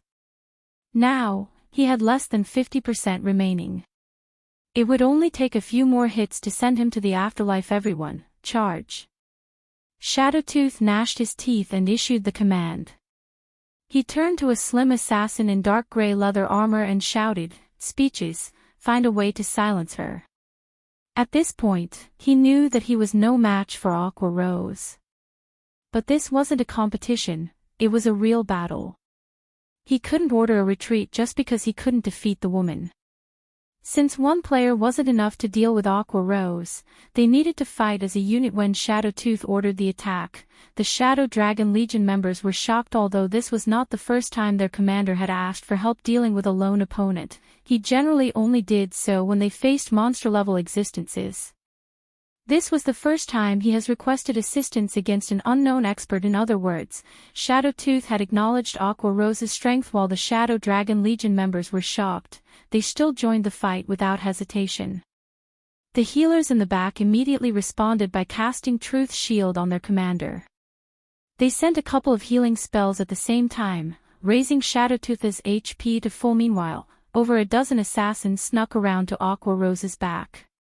The remaining ranged classes began to launch their attacks. Although the hillside path was narrow, there was enough room for dozens of ranged players to move within range while maintaining some distance from the cursemonster. Yuri, finally sick of watching. Rather than panic as dozens of spells and arrows rained down on her, Aqua Rose revealed a calm smile as she said, "Unfortunately, you are too late." Before anyone knew it, Aqua Rose had finished drawing several dozen lines of runes in the air. She then stabbed her staff into the ground and twisted it.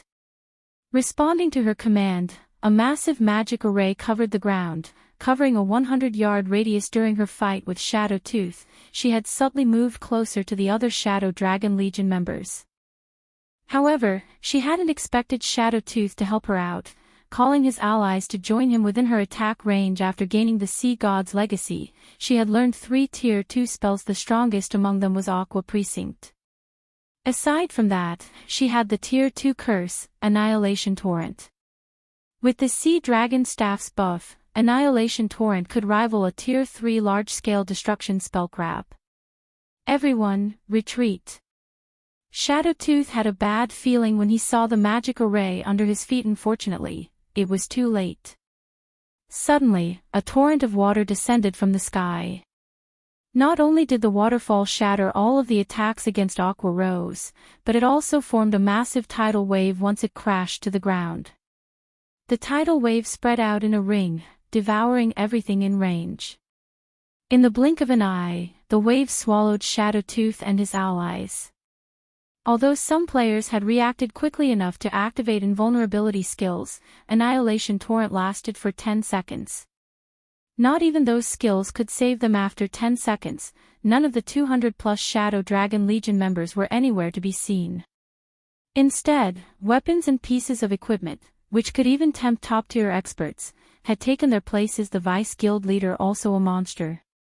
The Zero Wing members watching from the hilltop stared in shock as they watched Aqua Rose wipe out a quarter of the Shadow Dragon Legion by herself. Originally, they thought that Zhao Yueru was the strongest trump card Zero Wing had hidden. They hadn't expected Aqua Rose's power. Not only had she killed over 200 of the Dragon Phoenix Pavilion's experts, but she had also claimed the life of its #1 assassin. With such an impressive battle record, she could easily rank among the top 100 of the God's Domain experts list. While these players cheered for their Vice Guild leader, a figure suddenly appeared in the devastation her Annihilation Torrent had left. This figure was none other than the Shadow Dragon Legion's commander, Shadowtooth. What? He's still alive. Everyone was astonished to see the Manthe had all seen Aqua Rose's large-scale destruction spell hit Shadowtooth, and they had watched the attack take his life, yet he stood before them. I never expected to find an expert like you in Zero Wing. I give up. The Shadow Dragon Legion will withdraw. However, you won't be so lucky next time, Shadowtooth declared as he glanced at Aqua Rose. Immediately, he activated Vanish and disappeared. Aqua Rose's Annihilation Torrent had, in fact, killed him. However, he carried a super rare resuscitation scroll, a treasure he had obtained in an ancient ruin. The scroll would automatically revive a player and restore their HP to full upon death. The scroll also spared the player from the typical death penalty. He had hoped to save the scroll for the contest on Thunder Island. He had never thought that he would have to waste it in a place like this. He only had a total of 3 resuscitation scrolls. Among them, he had given one to 9 Dragons Emperor. Now that he had used one here, he only had one left. He couldn't afford to continue this battle with Aqua Rose. After all, the resuscitation scroll activated passively. It would activate as soon as the player carrying it died. It would not care about the player's desires.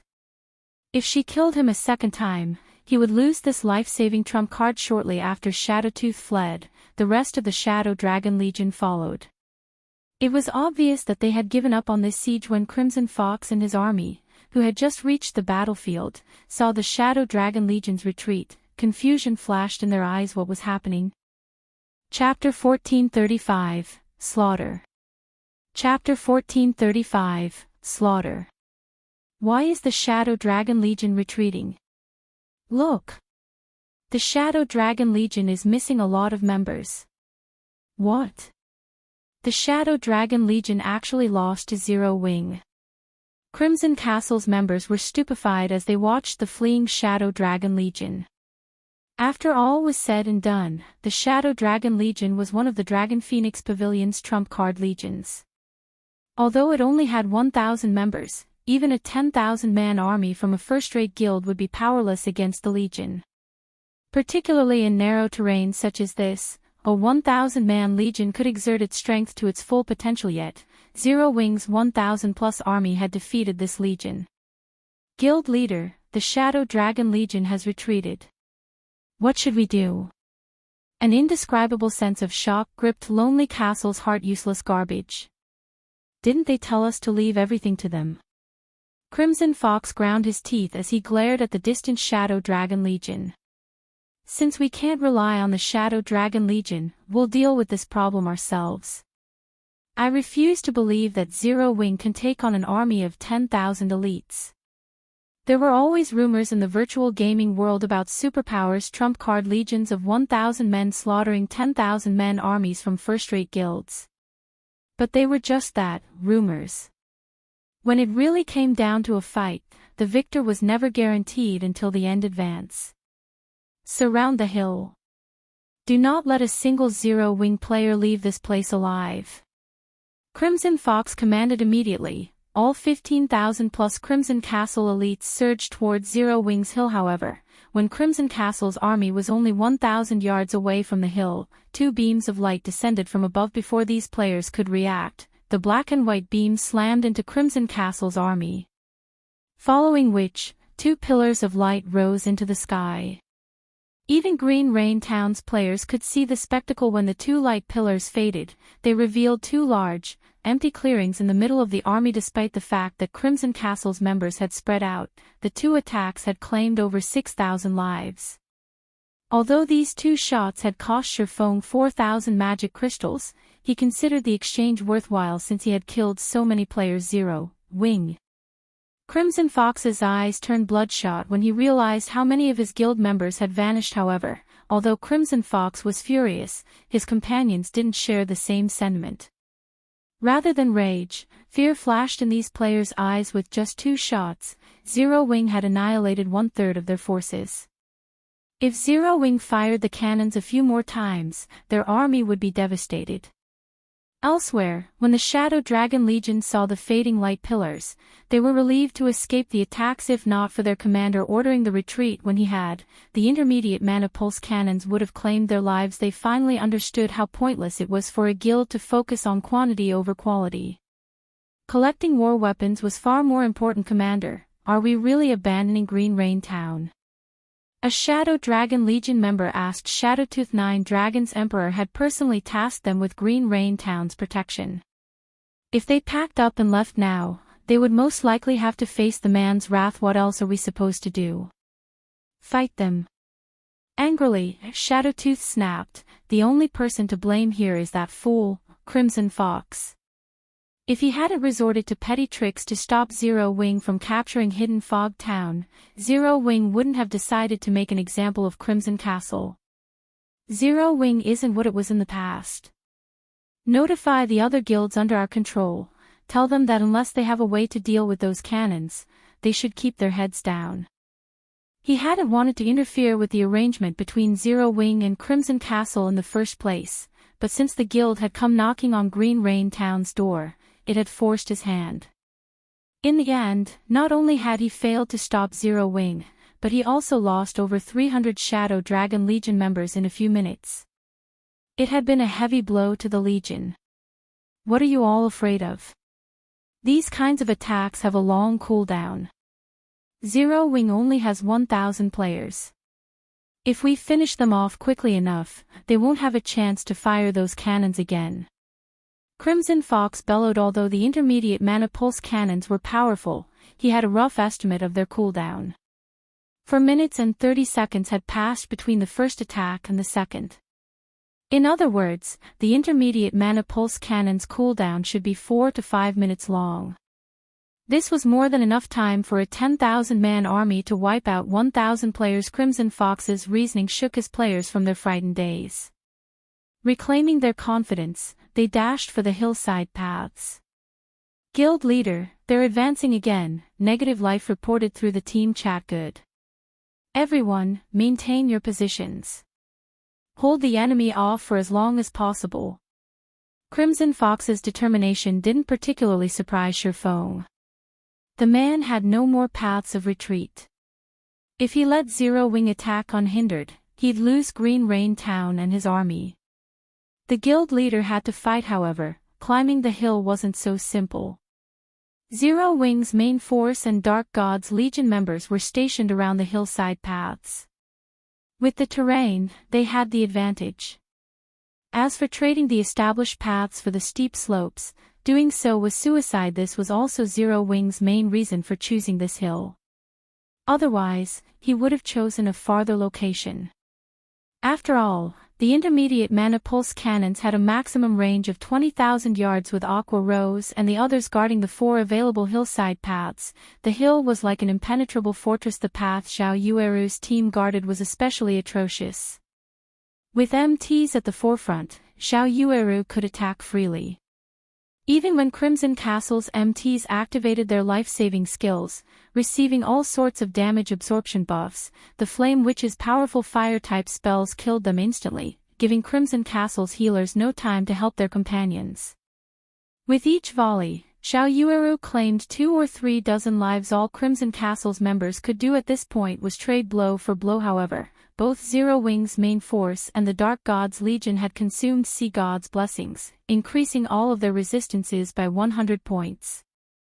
With their inherent defense and magic resistance, they didn't even lose more than 4,000 HP from a direct hit. Furthermore, the MTs blocked the majority of the incoming attacks with their shields. The blocked attacks were lucky to deal over -100 damage to Zero Wing's MTS. Meanwhile, Gentle Snow fought like a literal war goddess as she faced Crimson Castle's members. After receiving a truth shield from one of the clerics in the rear, she dashed into the group of MTs on her path and started a massacre. With Whirlwind Slash, she sent over a dozen MTs flying. Although Crimson Castle's ranged players tried to bombard the Snow Goddess, she dodged the majority of their attacks. Even if she failed to dodge an attack, none of them dealt more than -2,000 damage thanks to her 7 Luminaries battle army and the Sea God's blessing. After activating 7 Luminaries domain, she was even more of a juggernaut. Aqua Rose's path was a simpler scene. The 12 water snakes she summoned with Aqua Precinct were practically invincible. No matter how many Crimson Castle members came at her, she sent them all flying. Her mana was the only problem, but the guild's oracles and druids easily solved the problem, supporting Aqua Rose by replenishing her mana. Including the advanced mana recovery potions, she should have no problems maintaining Aqua Precinct until the intermediate mana pulse cannon's cooldown completed. Time passed very quickly. After a few minutes, Crimson Castle had lost nearly 3,000 members, with 80% of the army's MTs dead. With most of its meat shields gone, Crimson Castle had to rely on their melee players to break Zero Wing's blockades. In contrast, Zero Wing had only suffered around 20 casualties, thus it's about time we give Crimson Castle a taste of Zero Wing's true power. When Shifeng saw more reinforcements from Crimson Castle coming from Green Rain Town, he retrieved the Bible of Darkness and a large number of miniature ballistas. Chapter 1436, Everlasting Moment. Chapter 1436, Everlasting Moment. Charge. Keep moving forward. Their healers should be running out of mana. Once they run out, we'll take the hill. Crimson Fox shouted, his eyes bloodshot. At this point, he had completely disregarded the potential losses. However, as Crimson Fox had said, Crimson Castle's ruthless charge was a huge burden on Zero Wing's healers. The healers relentlessly cast every healing spell they had available. Their mana consumption rate was even greater than during a boss raid in a normal boss fight. They only needed to focus on the team's MTs. Now, however, they had to heal everyone. If they lost their focus, their companions could die.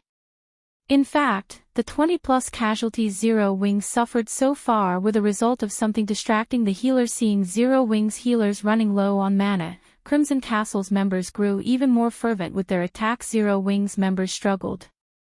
Fighting 10,000 pigs would be a challenge, not to mention 10,000 players with skills. If not for their superior combat techniques, weapons, and equipment, Crimson Castle's members would have already overrun the Hill Guild leader. Although we have 20,000 more members on the way, are we really going to duke it out with Zero Wing? Lonely Castle asked.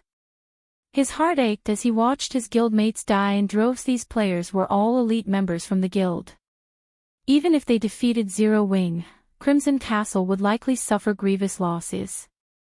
It would be utterly helpless if Zero Wing decided to attack again. We don't have a choice. If we lose Green Rain Town, Crimson Castle will be in an even worse position, Crimson Fox said as he looked towards the hilltop, helplessness gripping his heart.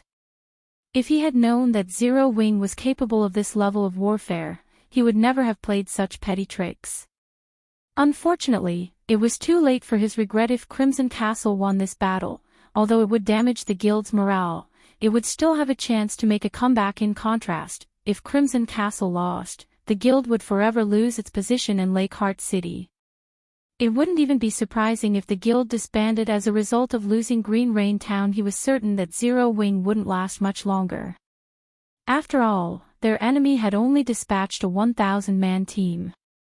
Zero Wing must be dreaming if it thought it could triumph over an elite army of tens of thousands with such a small force. However, as soon as Crimson Fox finished speaking, 2 more black-white beams of light descended from the hilltop. With the chaos of battle as a distraction, the 2 intermediate mana pulse cannons had finished their cooldowns before anyone had realized it. The 2 beams struck Crimson Castle's army once again. Although the attacks weren't as effective as last time, the 2 beams still erased nearly 3,000 Crimson Castle members. The rampaging survivors instantly fell silent compared to the cannon's physical destruction. The mental blow was devastating. Endure it. More reinforcements will arrive soon.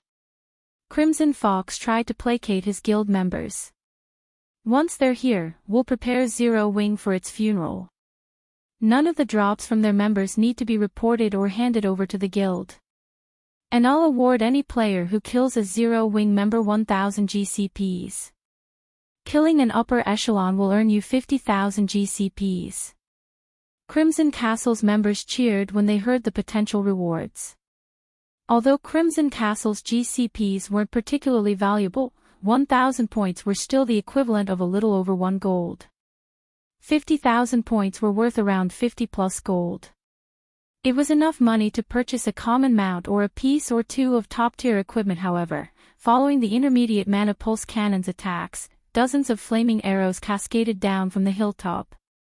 These were the exploding arrows from the miniature ballistas. Although the exploding arrows were much weaker than the intermediate mana pulse cannons, there were far more of them, and they had a shorter cooldown to ensure the fall of Green Rain Town. Shifeng had prepared 50 miniature ballistas following which, explosions shook the ground amid Crimson Castle's army. the guild's members transformed into streaks of light. A single volley had claimed over 500 lives. As they watched their comrades die, the survivors also noticed a magic barrier spread out from the hilltop. The barrier blocked every attack from Crimson Castle's members, protecting Zero Wing. In contrast, Zero Wing's members easily attacked the players beyond the barrier. However, this wasn't the worst part. Without warning, a level 72, Tier 3 demon with fiery wings had appeared over Crimson Castle's army. Gathering mana in its palms, the demon created a fireball the size of a small mountain before hurling it at unsuspecting players. Instantly, over 100 players vanished. Impossible. Crimson Fox couldn't believe his eyes. How could Zero Wing be so strong? With such overwhelming offensive and defensive capabilities, not even a 100,000-man army could defeat Zero Wing's 1,000 players, much less his 10,000 players. The last attack had shocked Crimson Castle's members so badly that they had forgotten to continue their attacks. They all knew how powerful magic barriers were. As long as a magic barrier had enough mana, and none of the attacks exceeded its endurance limit, it would remain in place indefinitely. Zero Wing dares to take the Shadow Dragon Legion so lightly. Watching from afar, fear and rage flashed in Shadowtooth's eyes. He had led one of the Dragon Phoenix Pavilion's bona fide trump card legions against the guild, yet Zero Wing hadn't even bothered to use everything it had during their fight. It felt as if their enemy had only been playing with them. It's about time we end this battle. Shifeng smiled when he saw Crimson Fox in the distance. He then activated Phantom Kill and Space Movement. He stepped into the spatial terrain the blink of an eye. Shifeng appeared above Crimson Fox. The sky split. That's Black Flame. What is he trying to do? Crimson Castle's members were surprised to see the figure emerge from the spatial tear. They couldn't help but gasp when they got a clear view of the man Black Flame. Although Shifeng's appearance surprised Crimson Fox, he reacted quickly and retrieved 2 Tier 3 magic scrolls from his bag. Sneering, he growled, "You dare stand before me? You must be trying to die." Over 15 yards separated the two guild leaders. Crimson Castle's top-tier experts surrounded them. He even had a Tier 3 defensive scroll and Tier 3 single-target attack scroll. Killing a peak expert should be a piece of cake. Die. Crimson Fox unfurled the Tier 3 single-target attack scroll. However, Shifeng responded immediately by using Instant Strike, appearing before his enemy and brandishing Killing Ray Shadow Blade. Suddenly, a single streak of blue light, surrounded by 9 streaks of black light, shot through Crimson Fox, who still wore his sinister smile, and devoured all of the man's HP. Crimson Fox hadn't even activated the unfurled magic scroll. Everyone who saw Shifeng's attack speed gasped as Crimson Fox collapsed to the ground. He dropped a pair of gloves and a stone fragment that emitted a faint pressure. Without hesitation, Shifeng pocketed both items.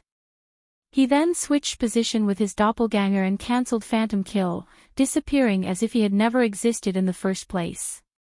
Meanwhile, Crimson Castle's nearby experts stood there in a daze. It was as if time had frozen for these experts. Chapter 1437, Black Dragon Empire Shocked. Chapter 1437, Black Dragon Empire Shocked. This is a lie, right? He actually disappeared. Is he a ghost? Crimson Castle's members stared in shock at their guild leader's motionless body. Everything had happened too quickly. Shifeng had appeared and taken Crimson Fox's life before anyone had realized it. He then vanished without a trace after Shifeng had left. These players were silent for a long moment.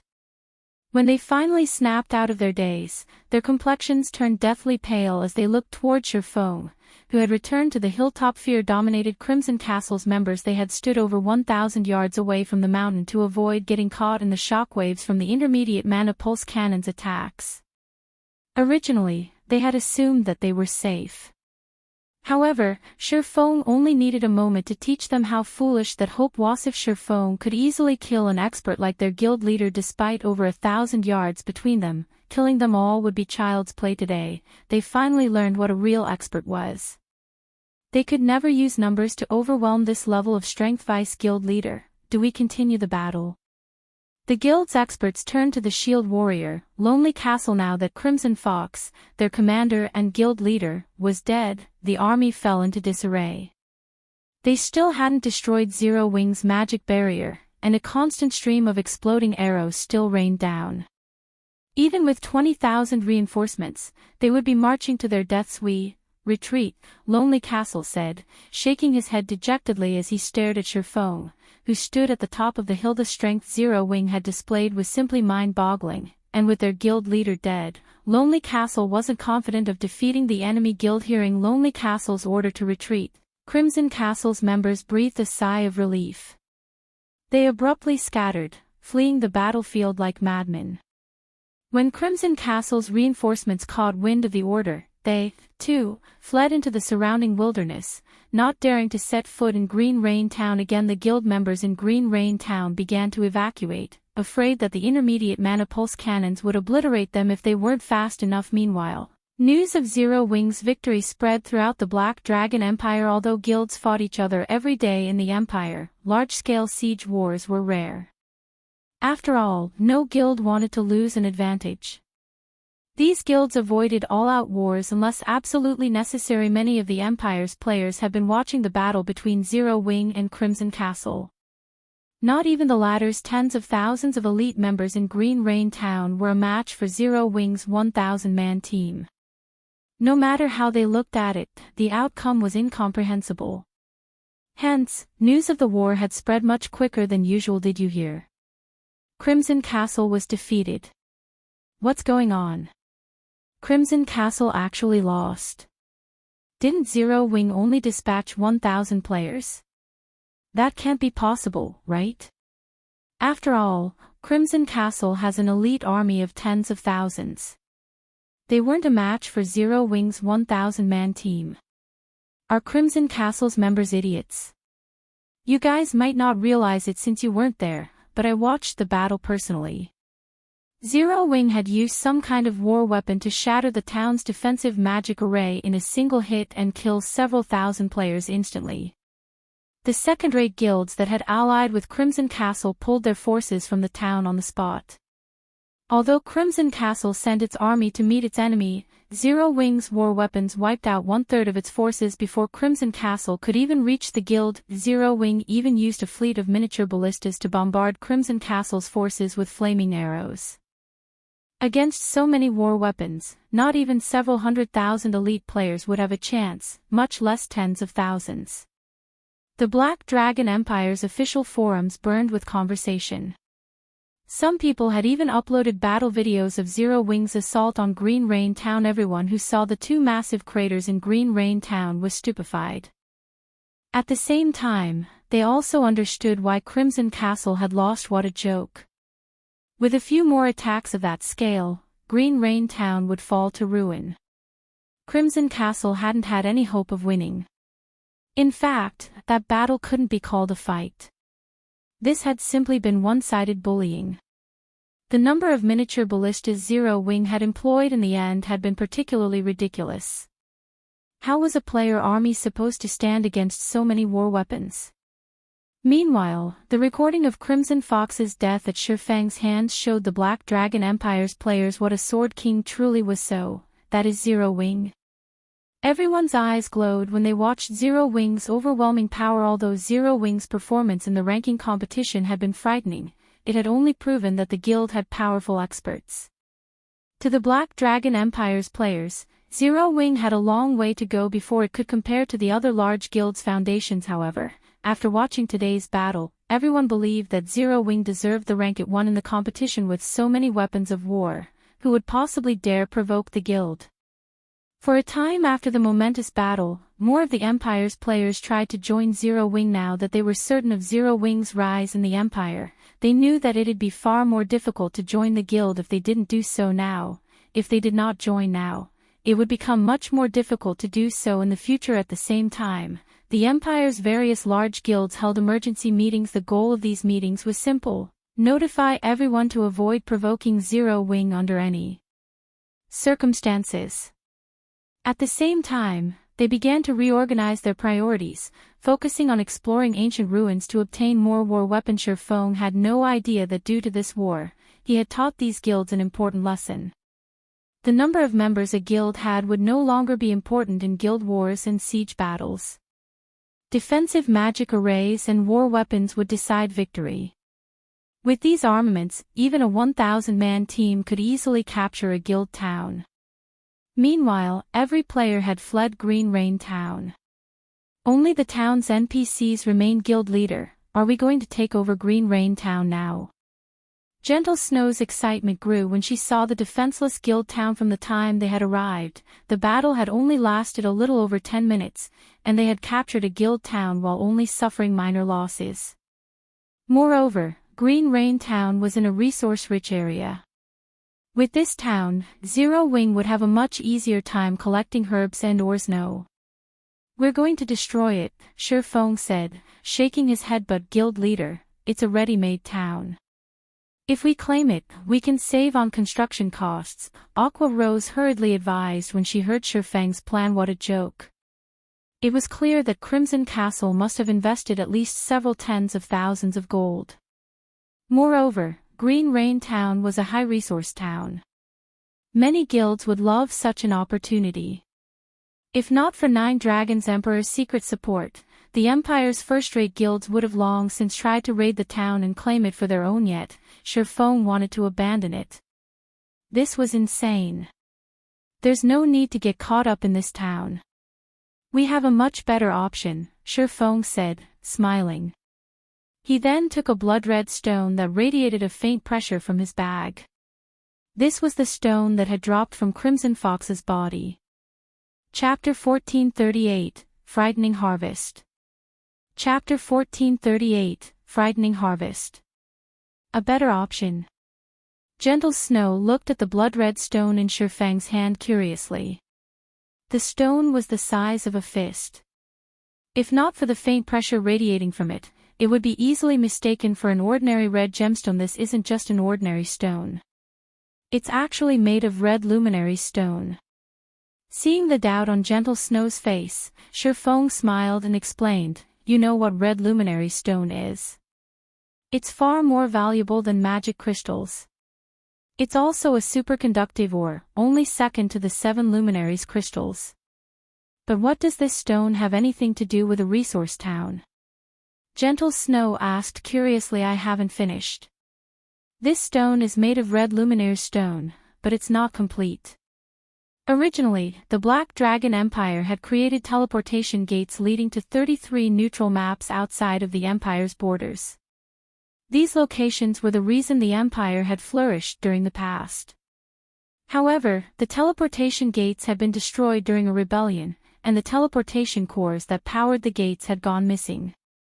This stone is one of those cores. With this teleportation core, we can construct a stable teleportation gate in a guild town within the Black Dragon Empire as long as we collect a bottle of temporal sand and 200,000 magic crystals. We can use the teleportation gate to travel to the neutral map recorded within the core. Sure Feng explained the teleportation core in detail as he gazed at the stone in his hand. During the Black Dragon Empire's early days, the Empire had stood shoulder to shoulder with the 4 great empires. If not for the rebellion and the teleportation gate's destruction, the Black Dragon Empire would have been the 5th strongest empire in God's domain. The Dragon Phoenix Pavilion had obtained 7 of the 33 teleportation cores in the past. As a result, the pavilion had secured an abundance of resources and eventually grew to rival veteran Super Guild. Sure Feng had never expected to obtain one of these cores by killing Crimson Fox. There were only 33 of these teleportation cores in the Black Dragon Empire, each one linked a high-resource, neutral map. Due to the nature of these maps, teleportation arrays couldn't reach them. Players usually had to rely on their own 2 feet to travel to these areas.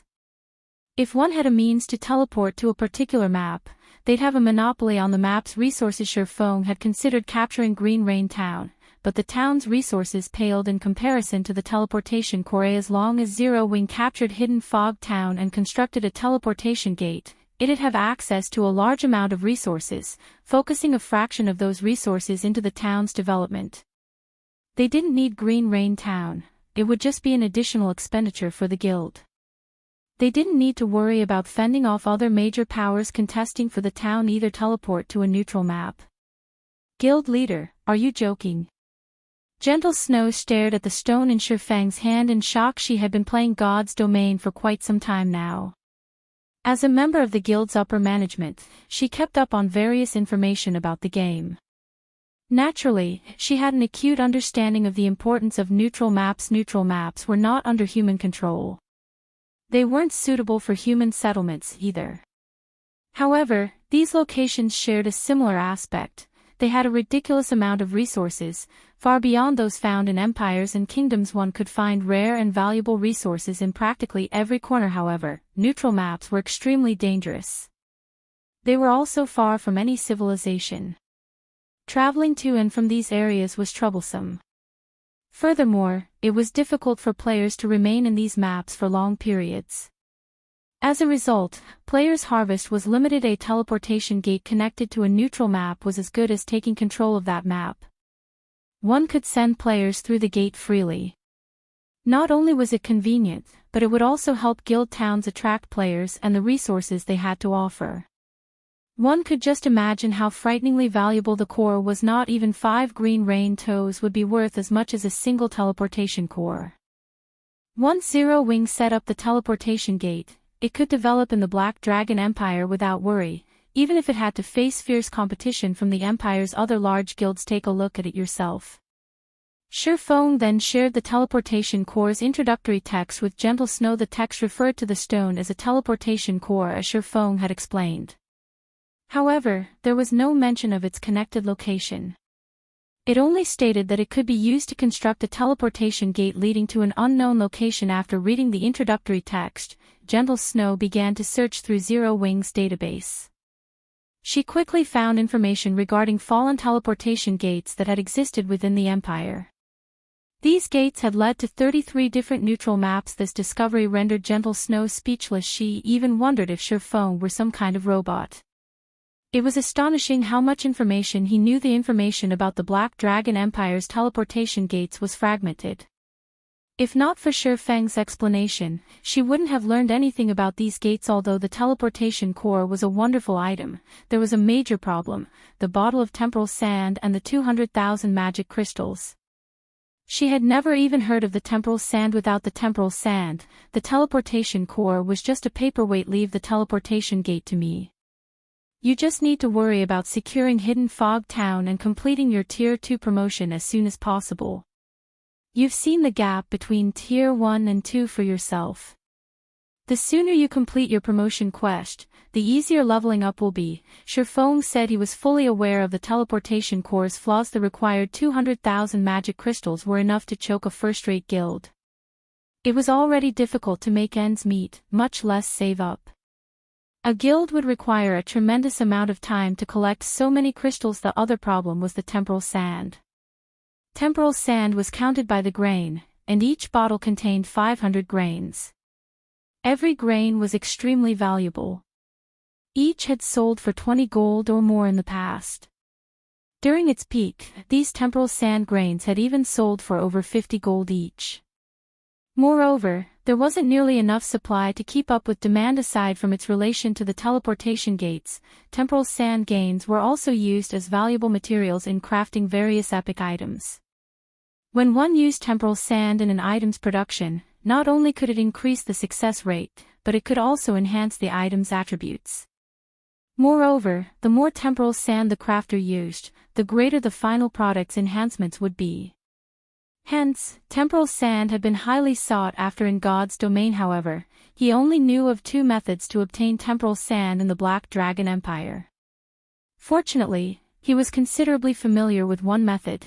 He could purchase them from Countess Katie Green in Lakeheart City. It seems like it's time to pay another visit. Chapter 1439, Revisiting the Countess's Mansion.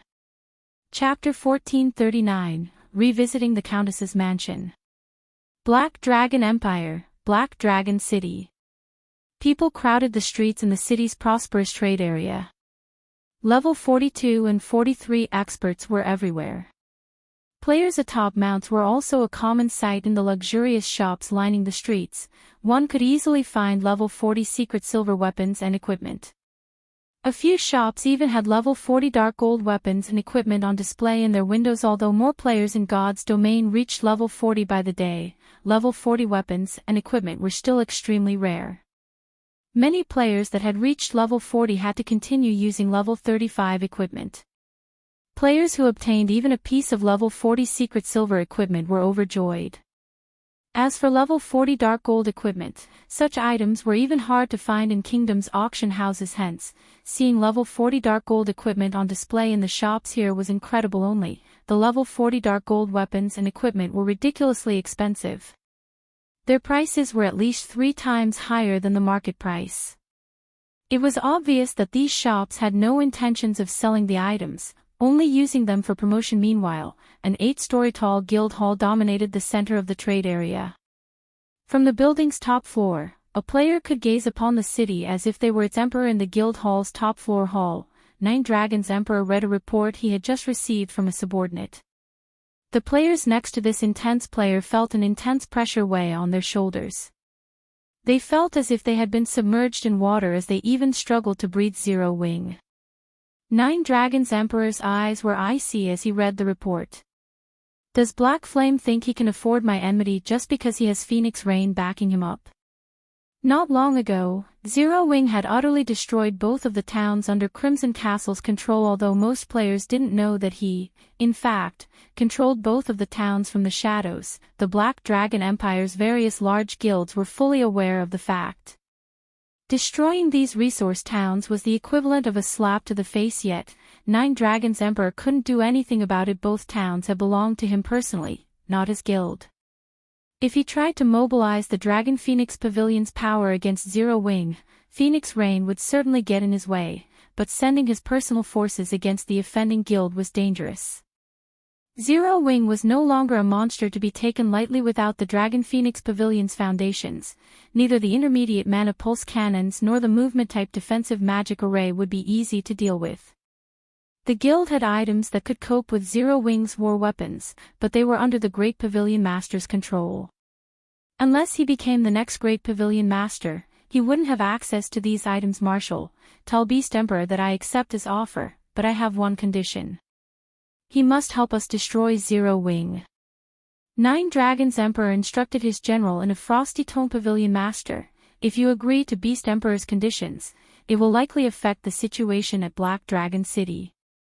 On the off chance that the Great Pavilion Master investigates the matter, Marshal Dragon could not help his surprise to hear the order. It doesn't matter. Beast Emperor needs some more time to deal with issues on his side. By the time he's ready, the contest on Thunder Island will be over. By then, I could be the Great Pavilion Master. Who could possibly stand in my way? Nine Dragons Emperor said, smiling confidently. All right, enough. Just pass my answer on to that old man. Understood. Marshal Dragon immediately left the hall. Meanwhile, a mysterious man in black robes and bandages was in the middle of a ceremony in a canyon surrounded by evil energy. As he led the ritual, the mana density around the man was several times higher than when Stone Forest Town's obelisk had activated Flame Blood, whose skin had turned dark gray. Suddenly approached the black-clad man. Temple Master, we just received a message from Nine Dragon Emperor's men. The Dragon Pavilion Master has agreed to our conditions. However, in return, he wants us to eliminate Zero Wing, Flame Blood said with a smile. Ha ha ha. Interesting. Truly interesting. Beast Emperor stopped chanting when he heard the news. He continued, I will gladly accept this condition. Tell Nine Dragons Emperor that, as long as I complete my quest, neither Zero Wing nor his rival, Phoenix Rain, will be a problem. He already bore a deep-seated hatred for Zero Wing. Due to Black Flame, not only had his evil demon army suffered a massive loss, but he had also lost an evil god's apostle slot. If given the opportunity, he'd make the guild pay. Only, he hadn't expected Zero Wing to infuriate Nine Dragons Emperor to such a degree. Despite his numerous attempts to ally with Nine Dragons Emperor, the man had refused his offers. The refusals put in him a bit of a predicament. Although he was an evil god's envoy, he hadn't accumulated enough power to be a threat to the Dragon Phoenix Pavilion. He had never dreamed that Zero Wing would inevitably lend him a hand, with Heaven's Burial helping him in Starmoon Kingdom and 9 Dragons Emperor supporting him in the Black Dragon Empire. He now had over a 70% chance of completing the quest he had received from the evil god's temple's great temple master. Meanwhile, Lakeheart City's main street was quite lively. It was no less active than Black Dragon City's trade area. This was all because Zero Wing had destroyed Crimson Castle's 2 guild towns. This thorough and spectacular victory proved Zero Wing's prowess to every player in the city. It was obvious that given enough time, Zero Wing's branch guild in the Black Dragon Empire would grow to stand on equal footing with, or even surpass, the Empire's first-rate guilds, becoming the second most powerful guild in the Black Dragon Empire. Many independent players and experts in the Empire had rushed to Lakeheart City in hopes of joining Zero Wing and its prosperous future. Even some of the Empire's well-known adventure teams wanted to join the guild. Not only was the guild frighteningly powerful, but it also had the battle arena in Stone Forest Town. At this point, due to the ranking competition's results, Stone Forest Town's battle arena had become famous throughout the Black Dragon Empire. According to the statistics some players had compiled, the public had discovered that many of the Empire's top-ranking experts had trained in the battle arena.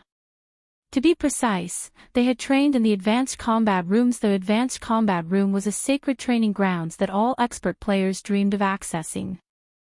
Among the players that had trained in the Advanced Combat Rooms, Remnant Cloud and Graceful Moon had displayed the greatest improvements to their combat standards during the previous ranking competition. Remnant Cloud had only risen to the top 100 of his class, yet he had ranked among the top 50 in the latest competition. Furthermore, this last ranking competition had included far more powerful experts than those in the past. Many of the previous top 100 experts didn't even make it into the top 200. Graceful Moon's performance had also been surprising, ranking among the top 100 of her class. Due to these two players' performances, Stone Forest Town's popularity in the Black Dragon Empire had skyrocketed despite Zero Wing's lack of effort to promote the town. As Shurfeng strolled down Lakeheart City's main street, he wore a new appearance thanks to the demon mask. With his Nightwalker's cape's concealment, not even high-tiered NPCs he had encountered before should be able to recognize him. During his previous visit to Countess Katie Green's mansion, the Countess had thrown him into a trial of God. Now that he had the Nightwalker cape, he should be able to visit the Countess again. As Shurfeng approached the Countess's mansion, the golden stigmata's pulsing grew more intense. It reached a peak when he finally stood before the building. She shouldn't be able to notice it, right? Taking a deep breath, Shurfeng stepped through the mansion's main entrance. Chapter 1440, Tier 5 Sacred Magic Night. Chapter 1440, Tier 5 Sacred Magic Night. Sir, this is the Countess's mansion. Outsiders are prohibited from entering. As soon as Shurfeng set foot in the compound, an elderly man in a black suit appeared before him. Outsiders are prohibited. Shurfeng was curious as he looked at the old man. Milton, Countess's steward, human. Level 140. HP 55, 000/55, 000. Although this was a countess's mansion, Countess Katie Green was the proprietress of many of the Empire's black market shops. She often had business with many NPC merchants. Hence, she never restricted entry to her mansion. He hadn't encountered a single servant during his previous visit, yet entry was now restricted. It was clear that the Countess had grown cautious. If he did not deal with this situation properly, he might further agitate the Countess. She might even move her base of operations elsewhere. Fortunately, he had the Nightwalker's cape. The Countess wouldn't easily see through his disguise. Hello. I've heard that the Countess is interested in mana stones. I have quite a few on hand. May I know if I can speak with her ladyship?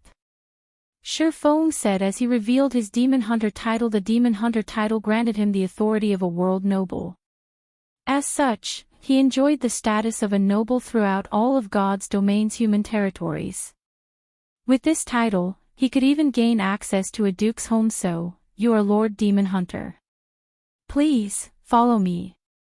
Milton immediately adopted a respectful attitude upon seeing Shifeng's title.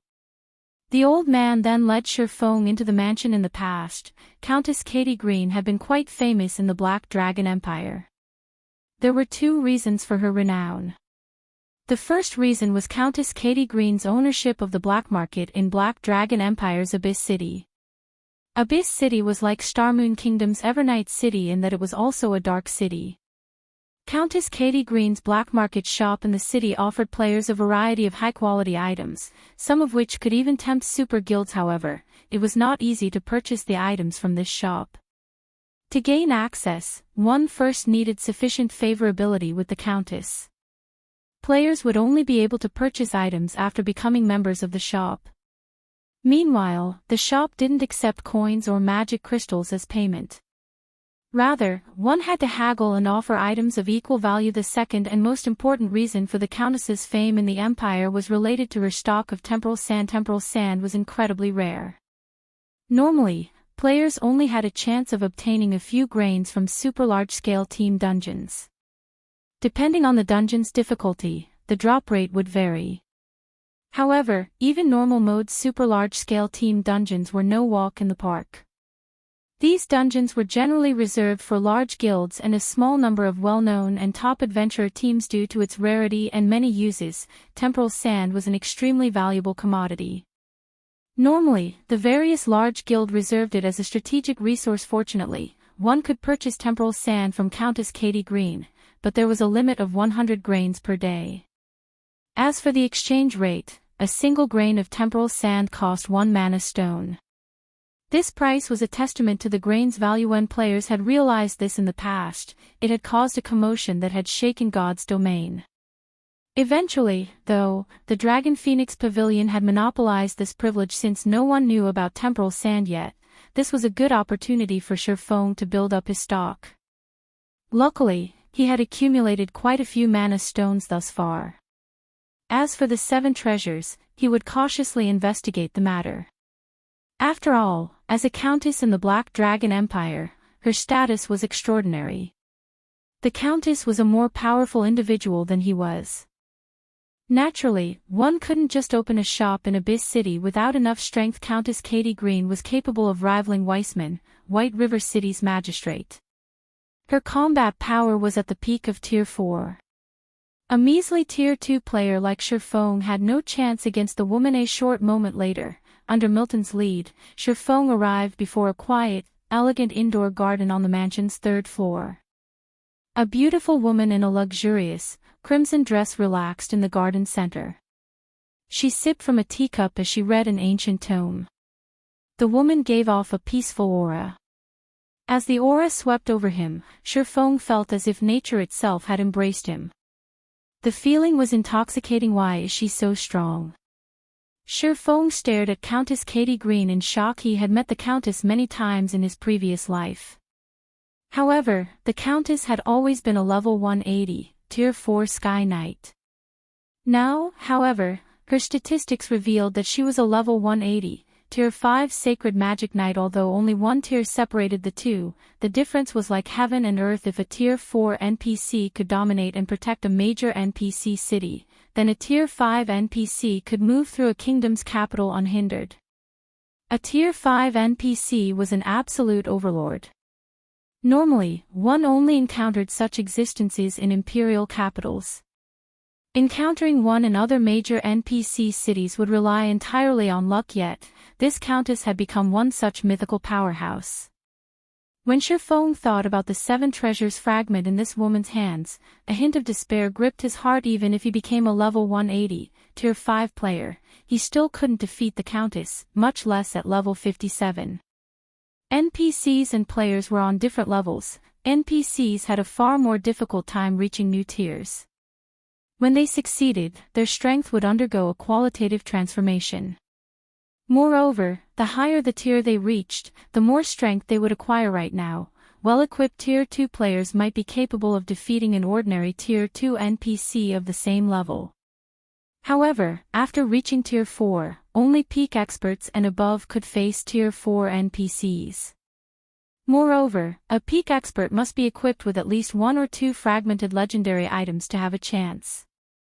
Otherwise, fighting one-on-one with a Tier 4 NPC would be suicidal. Unlike players, NPCs had an easier time obtaining top-tier equipment. Players had to struggle for every piece of epic equipment they wore, but NPCs could get what they needed as long as they had enough money. Tier 5 NPCs typically wielded at least one legendary item. If a Tier 5 player didn't have the same, they could never stand against an NPC of the same tier. Hence, Tier 5 players had usually formed parties to deal with a Tier 5 NPC. I hear that you have a lot of mana stones. Katie Green asked softly as she set her book down and turned to Sherfone. Yes, your ladyship. Sherfone nodded. At the same time, he celebrated the fact that he had obtained the Nightwalker's cape. Thanks to its effects, the Countess had failed to see through his disguise. She didn't seem to detect the golden stigmatous aura on him either. If he were discovered, the consequences would be unimaginable. How many do you have? Katie Green asked. If you have enough, I am willing to offer a generous trade. Sherfone was slightly confused to hear Katie Green's interest. He hadn't expected her to want mana stones so fervently. She had never shown such interest in the past. Could my previous visit have caused this change in her? The only explanation Sherfone could think of was the revelation of his identity as the War God's Temple's representative during his previous visit.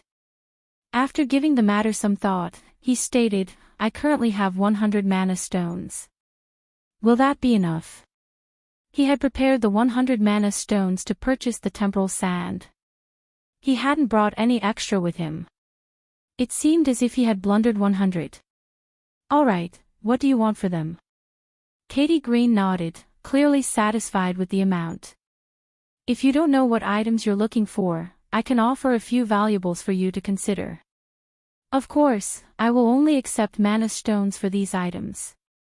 Saying so, Katie Green gestured with a hand. Suddenly, a stone table rose from the ground, covered in all sorts of dazzling items. Every item radiated a faint pressure. Chapter 1441, Treasure of Time. Chapter 1441, Treasure of Time.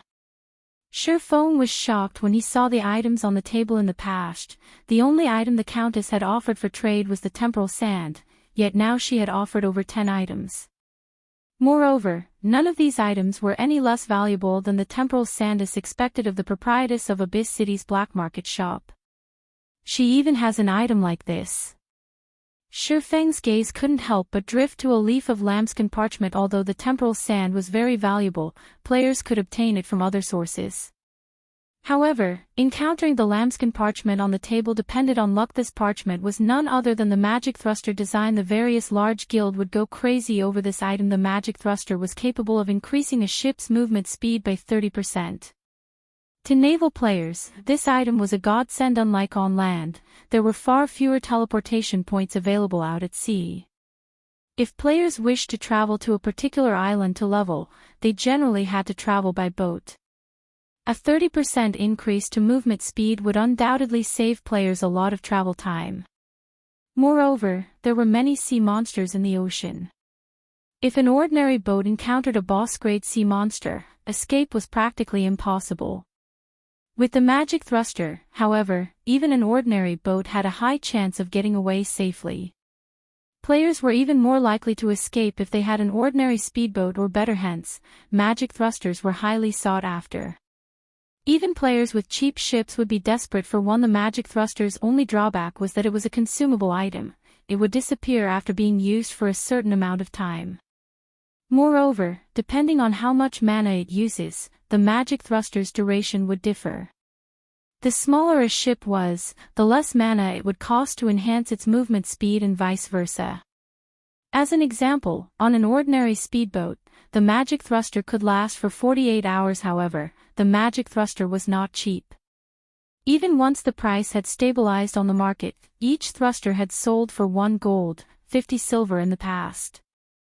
It wasn't an item ordinary players could afford. Generally, only powerful adventurer teams and guilds had purchased the item to augment their high-quality ships. With the speed boost, they could travel to more dangerous locations and reap greater reward. Feng had never thought that Countess Katie Green would willingly offer such a precious design for exchange only. The price was slightly high. The Countess wanted 1,000 mana stones for the design. Even though Feng could synthesize mana stones with the Philosopher's Stone, it wasn't a cheap endeavor. Each mana stone required 50 magic crystals. In other words, that design would cost him 50,000 magic crystals. Although he had accumulated quite a sum recently, he had spent a lot of his crystals during the fight against Crimson Castle. After taking into account his personal expenditures, he only had enough magic crystals to purchase 2 designs. For a moment, Feng wasn't sure what to do. Magic crystals were invaluable to Zero Wing. Without them, its war weapons would be useless. If he spent all of the guild's reserves to purchase the magic thruster designs, he would regret the decision should the guild come under attack. Oh, right. I have another item for sale. Seeing Feng's hesitation, Katie Green smiled. She then retrieved a dark gray bracelet and placed it on the table. I happened to come across this treasure by chance.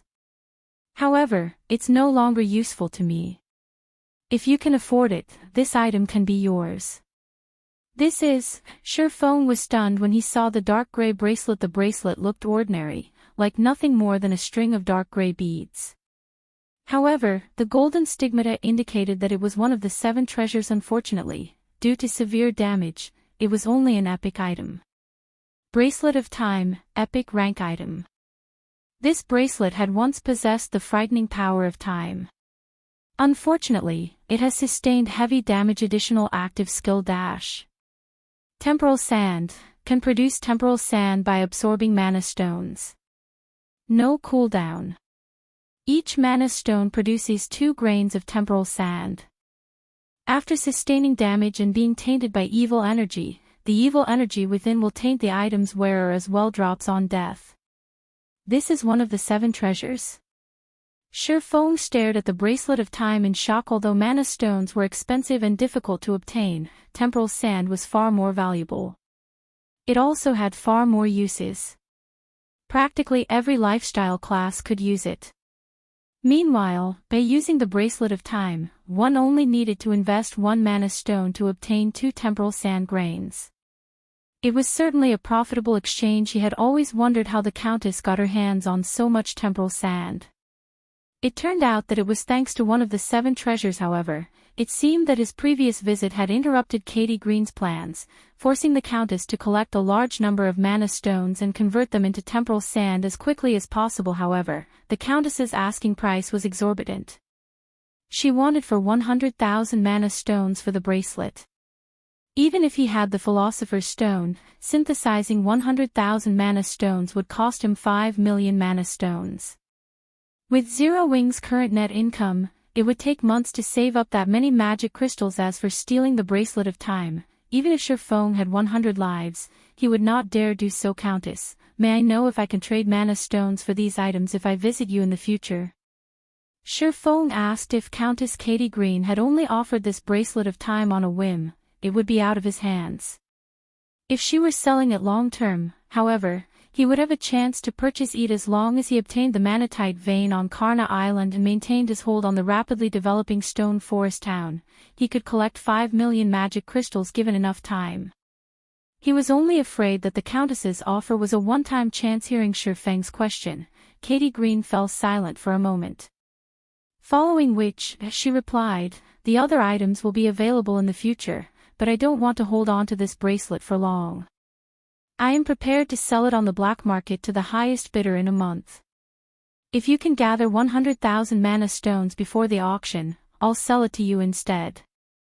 A month, huh? Feng frowned. Although it was good news that the Countess wasn't only offering the bracelet right now, the time limit wasn't. Aside from giants like super guilds, collecting 5 million magic crystals in a month was a dream. The various large guilds spent a large amount of magic crystals every day. Even powerful first-rate guilds could only save 4,000 or 5,000 crystals per day. Unless he could save up around 170,000 magic crystals each day, gathering 5 million in 1 month would be impossible. As Feng racked his brain for a solution, Katie Green smiled and said, if you are interested in the Bracelet of Time, I can give it to you even if you don't have 100,000 mana stones. You see, I've recently encountered a little trouble. If you help me deal with this problem, I am willing to offer the bracelet as compensation. Chapter 1442, Another Method. Chapter 1442, Another Method. I just need to help you with this problem. Shurfong gave the Countess a confused look. He hadn't expected another option to be available honestly. Even a super guild would be hard-pressed to collect 5 million magic crystals within a month. Even with the manatite vein, it would be a challenge. Sadly, it'd be impossible to obtain 100,000 mana stones any other way. After all, not everyone was lucky enough to have a fragment of the Philosopher's Stone. Without the Philosopher's Stone, a guild's main source of mana stones would be bosses in 100-man dungeons. Having their alchemists synthesize mana stones would be impractical, as well. Doing so would even bankrupt a super guild, that's right. I need someone to help me retrieve an item. However, the item is in a somewhat special location. The higher a visitor's tier is, the more dangerous the location is. Since you are only tier 2, you should have a chance of securing the item, Katie Green said, nodding.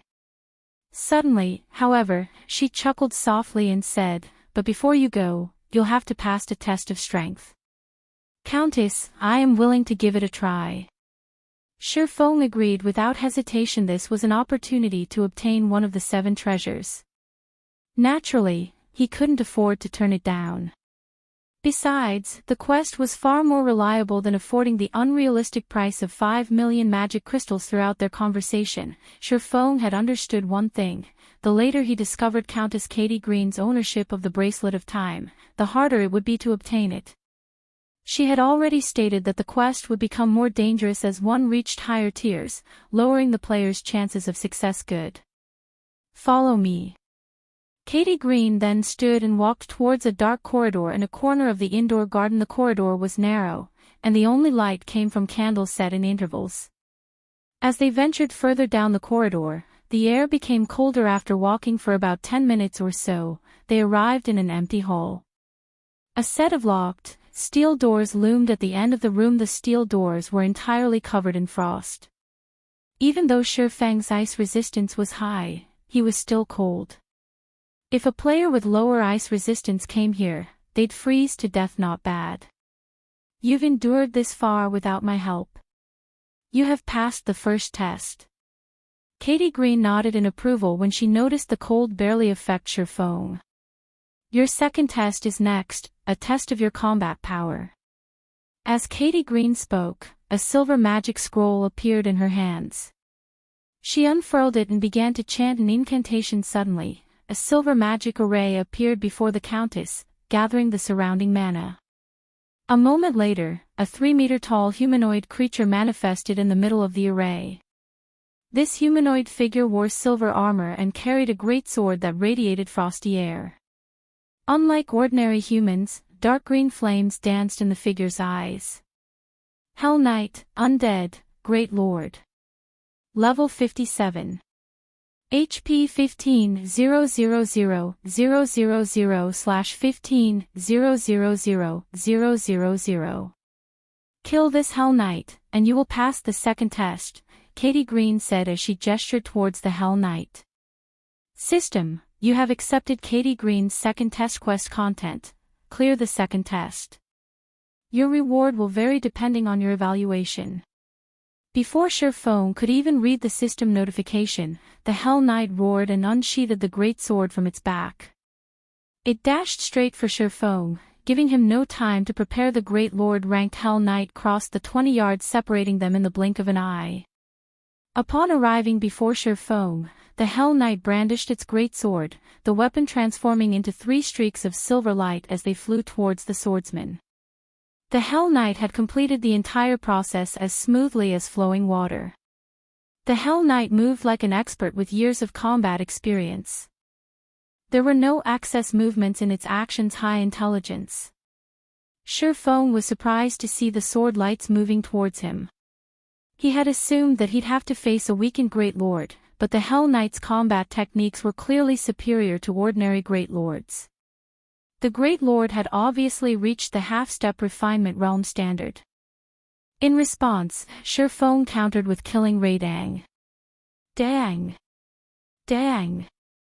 Sparks scattered as a series of clangs echoed throughout the empty hall. Shifeng was forced back by 5 steps before he could stabilize his body.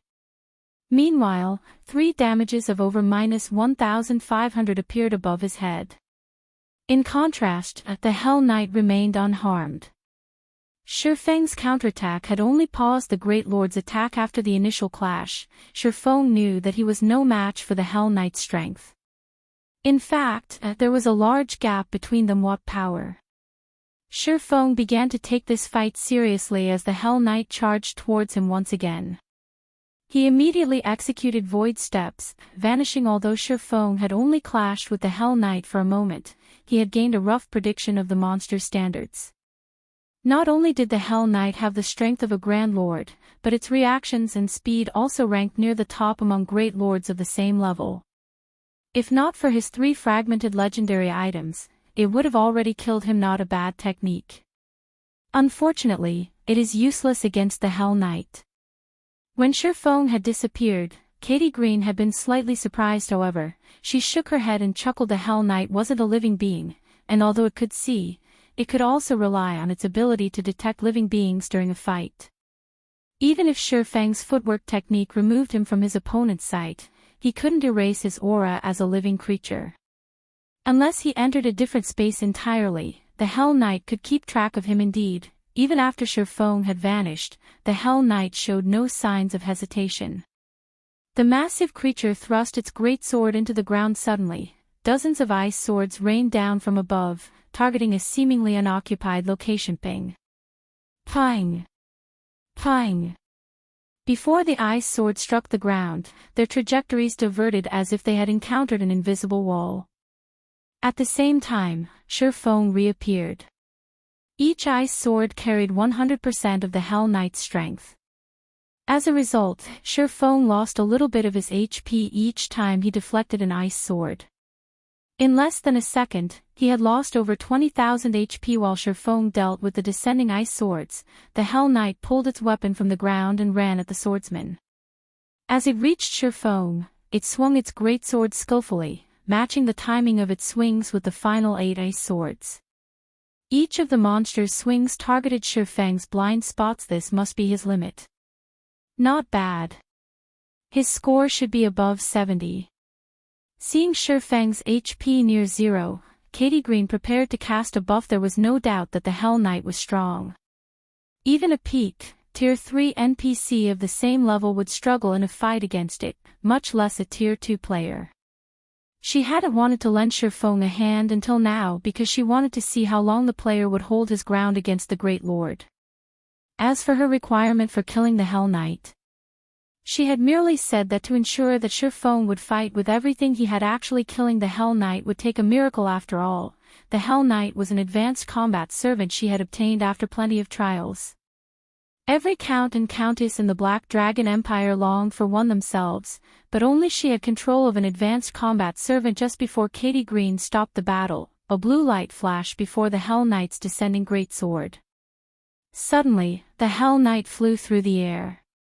Its remaining 8 ice swords shattered instantly. Golden, divine runes wrapped around Shifeng's entire body, and his aura had undergone a heaven-defying transformation. This was none other than the Heavenly Dragon's power. Shifeng hadn't intended to use Heavenly Dragon's power so soon, but the Hell Knight was far more powerful than he had expected.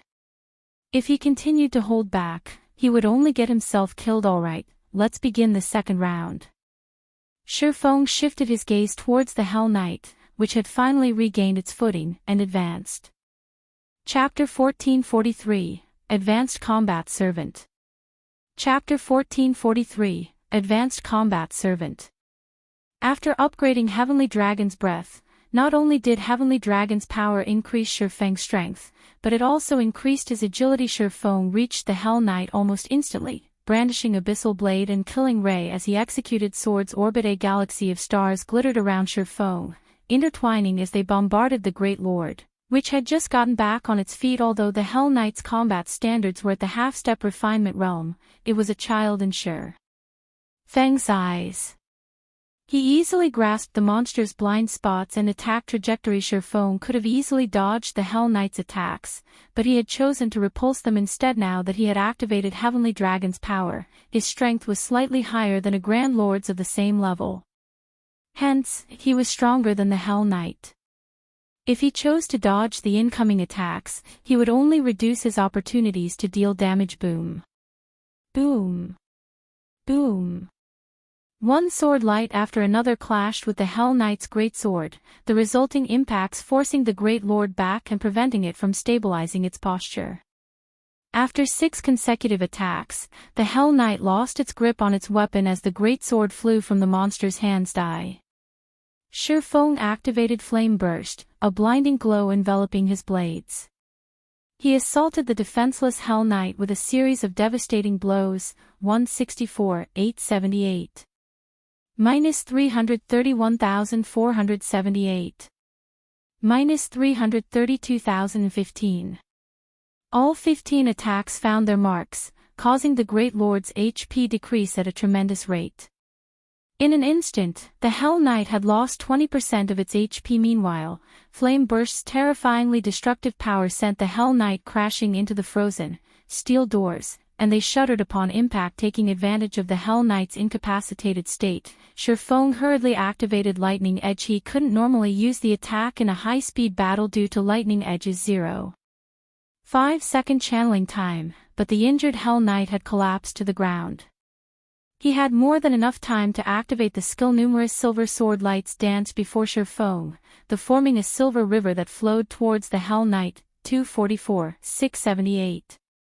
Minus 243,167. Lightning Edge's powerful assault incapacitated the Hell Knight once more.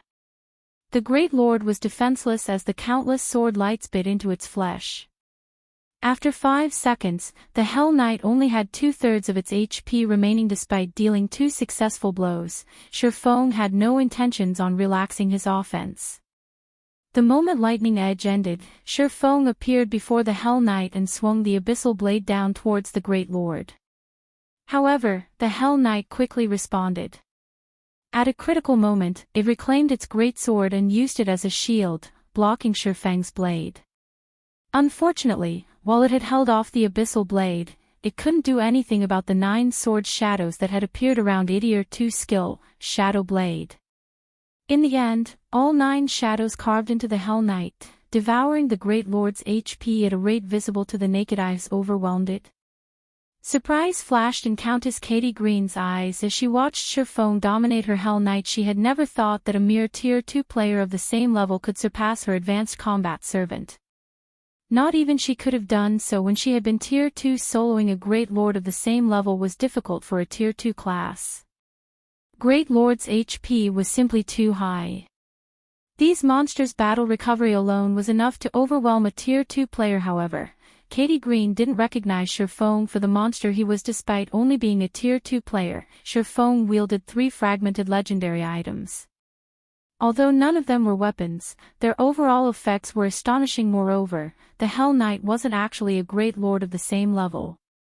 After all, it only had 15 million HP.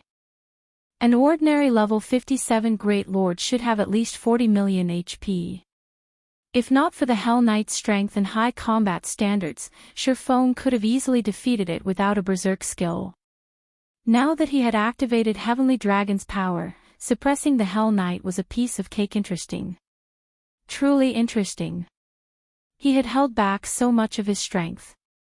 Katie Green's lips curled into a smile as she watched Shur Feng shave off the Hell Knight's HP. However, I'm afraid that the unstable power of a berserk skill isn't enough to defeat my Hell Knight. When the Hell Knight's HP fell to 30%, it released a sudden and deafening roar. Its silver armor shattered, causing such a powerful shockwave that even Shur Feng had to step back as the silver armor fell away. It revealed the Hell Knight's crimson skin. Shur Feng also noticed dark blue, divine runes all over the Hell Knight's tough hide, radiating a daunting pressure. The green flames in the monster's eyes also turned dark blue, its chilling gaze causing Shurfong to shudder. It's gone berserk. Shurfong went on the defensive as he watched the Great Lord transform. This monster was like a completely different being compared to the Hell Knight from a second ago. Berserk. Katie Green smiled. Shaking her head, she said, "This is not some kind of berserk mode. It is merely liberating its power. I specifically make the creature wear the armor to suppress most of its power." Advanced combat servants weren't like monsters and puppets. They fought their way to victory in the black market's death arena. Servants that won 20 consecutive matches in the arena became basic combat servants, while those that won 50 consecutive matches were intermediate combat servants. A combat servant would only rise to advanced rank after winning 100 consecutive matches. Hence, combat servants were generally stronger than beings of the same tier. Needless to say, a Tier 3 advanced combat servant was extraordinarily powerful. This was why the other counts and countesses in the Black Dragon Empire wanted their own advanced combat servant. However, advanced combat servants were incredibly expensive. Everyone was a combat genius. Most nobles couldn't afford one. They generally settled for a few intermediate combat servants. After the Hell Knight removed its armor, its attributes underwent a qualitative transformation. Its rank had also increased from Great Lord to Grand Lord. Without the armor, the Hell Knight's mobility increased as well. Now, its combat standards had reached the refinement realm. I wonder how long you'll last against it. Katie Green chuckled. So far, Shurfong had displayed more strength than she had expected. He had earned 100 points in his evaluation just by forcing the Hell Knight to abandon its armor. However, this had only fed the Countess's curiosity, and she wanted to see how far this player could go. So, this is the test to obtain one of the 7 treasures. Shurfong could not help his bitter smile as he watched the Hell Knight slowly approach. Having the power to solo a Grand Lord of the same level was ridiculous. Moreover, this Grand Lord's combat standards were on par with refinement realm experts. When the Hell Knight raised its great sword, Shurfong took in a deep breath. Shouting, Shurfong activated Tier 2 Blade Liberation, his attributes skyrocketing once more. He then swung the Abyssal Blade to meet the incoming greatsword. When the two weapons collided, sparks illuminated the dark hall. The resulting shockwave sent dust and debris into the air. What? The Countess's mouth twitched when Shurfong blocked the Hell Knight's attack. He was still holding back. After the clash, the Hell Knight was forced to take 5 steps backward. In contrast, Shurfong hadn't moved an inch. He then dashed at the Grand Lord. Although Shurfeng's strength wasn't as high as mythic monsters of the same level after activating twofold Berserk, he wasn't far from it. The Hell Knight, which was only a Grand Lord, was no match for him. Without using any skills, Shurfong effortlessly broke through the Hell Knight's defenses with only sword's orbit. As slash after slash split the Hell Knight's iron-like skin, the monster's HP plummeted. When only 1% of the Hell Knight's HP remained, a golden light enveloped the monster. The Hell Knight transformed into a stream of blue smoke that flowed back into the magic scroll in Katie Green's hands. System, congratulations. You have completed Katie Green's second test. Chapter 1444, Rewards of SSS-rank Evaluation. Chapter 1444, Rewards of SSS-rank Evaluation. Following the system notification of the test's completion, Shurfong received another system notification. System, Test Evaluation, 200 points. Test Evaluation Rank, SSS rank. Rewarding 20 free mastery points, 5 legacy skill points, 300 million EXP, and Countess Katie Green's favorability increased by 30 points. It's just a test, yet it awarded so many legacy skill points. The system notification astonished Shurfong generally. Players were lucky to get 1 or 2 legacy skill points after completing a high-rank hidden quest, yet he had received 5 points after qualifying for the quest. One could easily imagine the bountiful rewards from the quest itself. To think you would actually defeat my Hell Knight. You really are a shocking adventurer, Katie Green, who stood some distance away, said with satisfaction. I'm even more confident that you can get the item from me since you've passed my test. Take this as a gift. Saying so, the Countess revealed a blue gemstone with a chilling aura. The moment this gemstone appeared, the already chilly temperature dropped further. The surrounding mana gathered to the stone in a frenzy, forming a vortex. Is that the Azure Source Stone? Shurfeng exclaimed when he saw the mesmerizing gemstone in Katie Green's hand. God's domain had many kinds of attribute gemstones. However, the attribute source stones were a rank above. Attribute source stones were worth thousands of gold, but unlike attribute gemstones, players could only equip one of each kind of source stone. Although attribute gemstones only increased a specific attribute, attribute source stones could increase two or more. Take the Azure Source Stone for example. Not only did it increase physique by 5% when equipped, but it also increased ice resistance by 20%.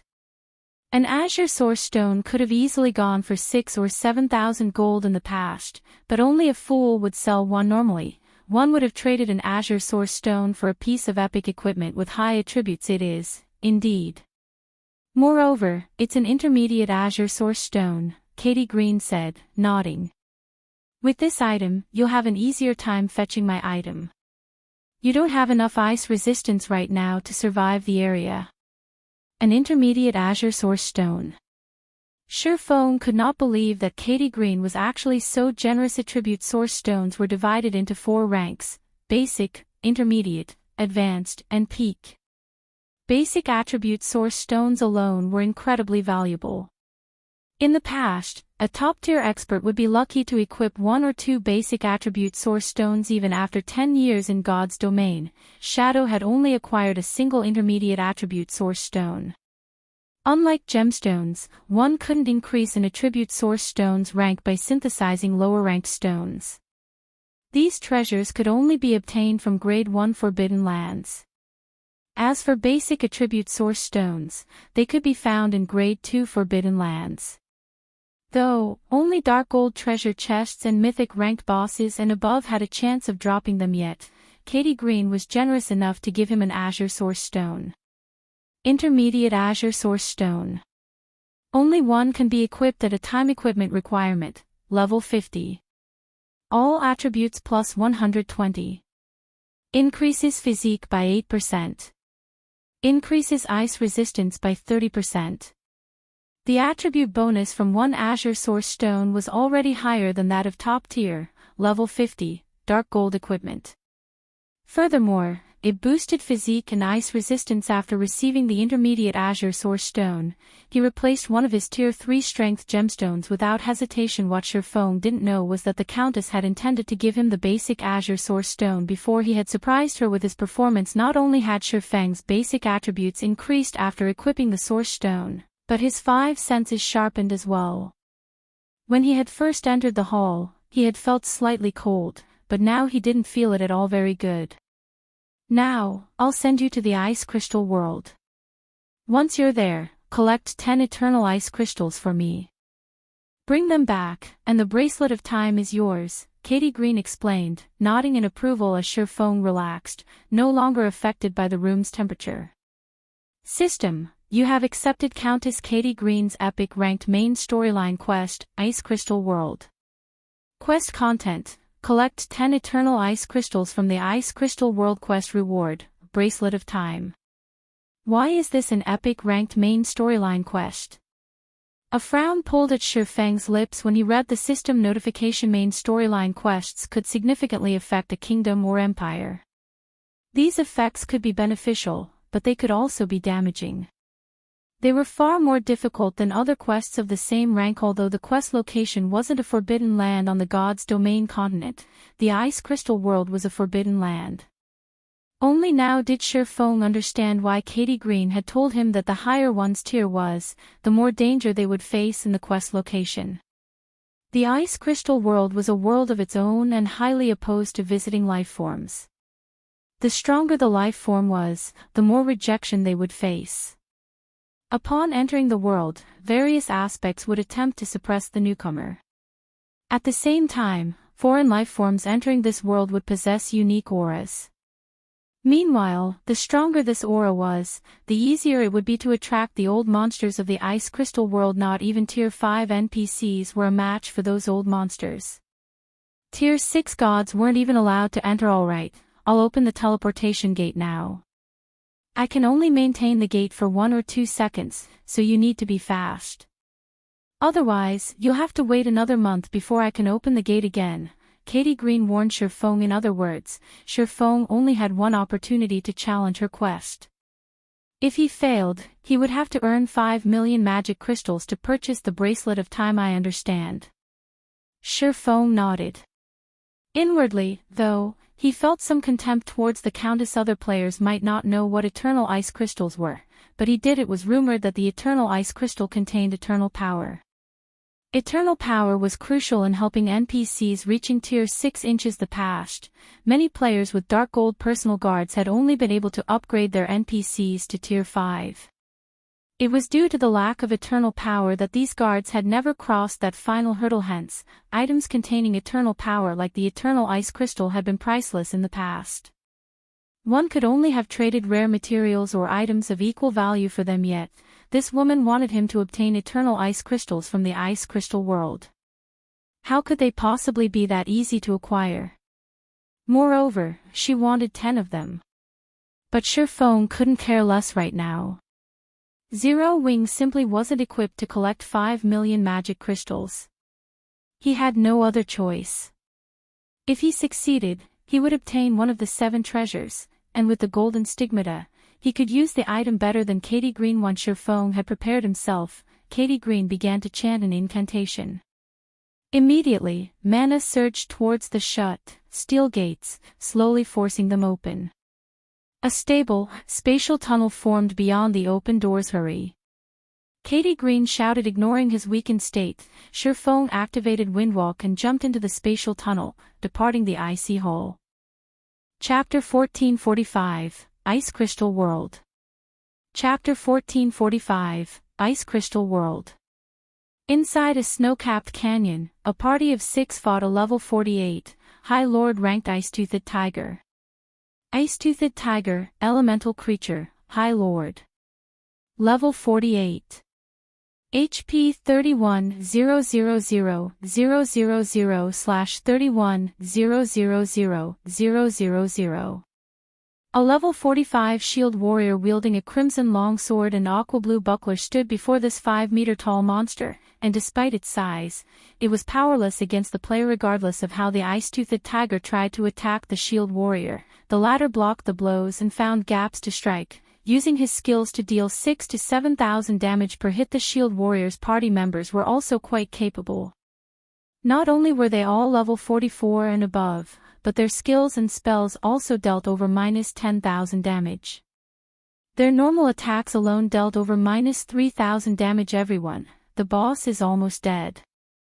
Increase your damage output. Make sure you dodge its AoE skill, the shield warrior named Solitary 9 said calmly as he blocked another of the ice-toothed tiger's attacks. Commander, relax, this isn't our first time killing an ice-toothed tiger. A level 44 white-clad summoner a short distance away scoffed. The rest of the party members nodded when the ice-toothed tiger's HP reached 30%, its snow-white fur turned vermilion as it went berserk. Its size and attack speed increased as well. A moment later, icicles began to rain down from the sky, covering a 50-yard radius around the ice-toothed tiger. Seeing this, Solitary 9 shouted as he activated Shield Wall. He then skillfully dodged the descending icicles and focusing on defense. Despite the boost to the ice-toothed tiger's strength and speed, it still couldn't break through Solitary 9's defense. In the end, all of its attacks met the shield warrior's round shield, significantly reducing its damage. At the same time, the female druid in the back waved her dark green staff as she cast Healing Wind.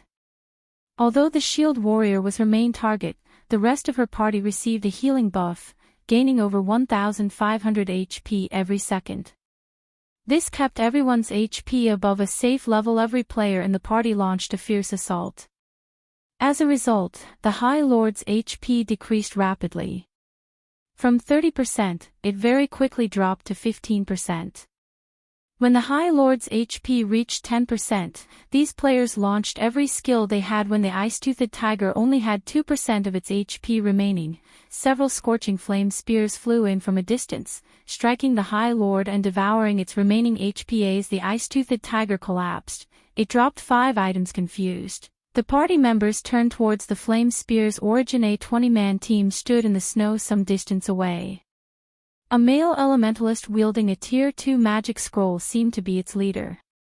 This elementalist smiled at the 6 party members. Featherwind, what is the meaning of this? Solitary 9 demanded with an ugly expression. What is the meaning of this? The elementalist named Featherwind chuckled. Isn't it obvious? I'm kill stealing. What else would I be doing? Our guild leader admires you and has invited you and your adventurer team to join our matchless family. If you decline, the Aurora Sword Adventure team will never again find any success in Cold Wind City. The female druid named Yenya growled from behind Solitary 9, you guys are going overboard. Since Big Brother Solitary has already determined that we won't get involved with the struggle between your guilds, we won't join either side. Because of Matchless Family's harassment, their adventurer team had ventured to this deserted area to level, yet these people had followed them so far from Cold Wind City to steal their boss overboard. Featherwind laughed. Winner takes all in this place. Now that the competition over Cold Wind City has reached its peak, our guild leader will not allow any mishaps. Of course, our guild leader highly values experts like Brother 9. If Brother 9 joins our guild, he'll at least become the lead MT for one of our main forces, yet our guild leader has waited for so long, and still Brother 9 refuses. Since we can't recruit you, we'll make sure no one can have you. This is your last invitation. Brother 9, will you join us or not? You. How can you do such a thing? Anxiety tightened Yenya's chest. The Matchless family was one of Cold Wind City's 2 large guilds. It had plenty of experts under its command. If it really decided to move against their Aurora Sword Adventure team, the consequences would be unimaginable. Brother 9, before you answer, think this through carefully. Otherwise, the people around you might have some unexpected accidents. Who knows? If they're not careful, they might even fall back to level 0. Featherwind threatened. Smiling Yenya and the other party members' expressions darkened. Although they were strong, Matchless family had too many experts. If they were ambushed, they would definitely die. But they couldn't leave Cold Wind City. In the end, this merciless guild would pick them off. Aren't you afraid that we'll just join Centurion Dynasty? Solitary 9 asked, his tone as cold as the snow beneath his feet. One of Cold Wind City's 2 large guilds was Matchless family, while the other was Centurion Dynasty. It was due to the competition between these guilds for control of the city that the Aurora Sword suffered. You're free to join those bastards, of course, but don't think that you'll leave this place alive. As Featherwind finished speaking, he waves his hand. At the same time, he pulled an ancient, pitch-black scroll, which radiated a heart-rending evil, from his bag. Suddenly, over 100 players from Matchless family began to appear around Solitary 9's party. These players had concealed their presence with a group invisibility scroll. However, the shield warrior was far more afraid of the magic scroll in Featherwind's hand than he was of the players surrounding them. To think you even prepared a dead soul scroll. You people from Matchless family think too highly of me, Solitary 9 said, smiling bitterly as he stared at the black scroll. The Dead Soul Scroll was a special magic scroll that could curse a target player. If the player died within a certain amount of time, their death penalty would multiply, and they would lose between 3 and 5 levels. Most guilds saved the super rare scroll for important targets, of course. I've already told you how important you are to our guild leader. As proof, he personally ordered me to use this scroll, Featherwind said, chuckling. Well, what is your decision, Brother 9? However, as Solitary 9 contemplated his options, a black vortex appeared in the sky above him.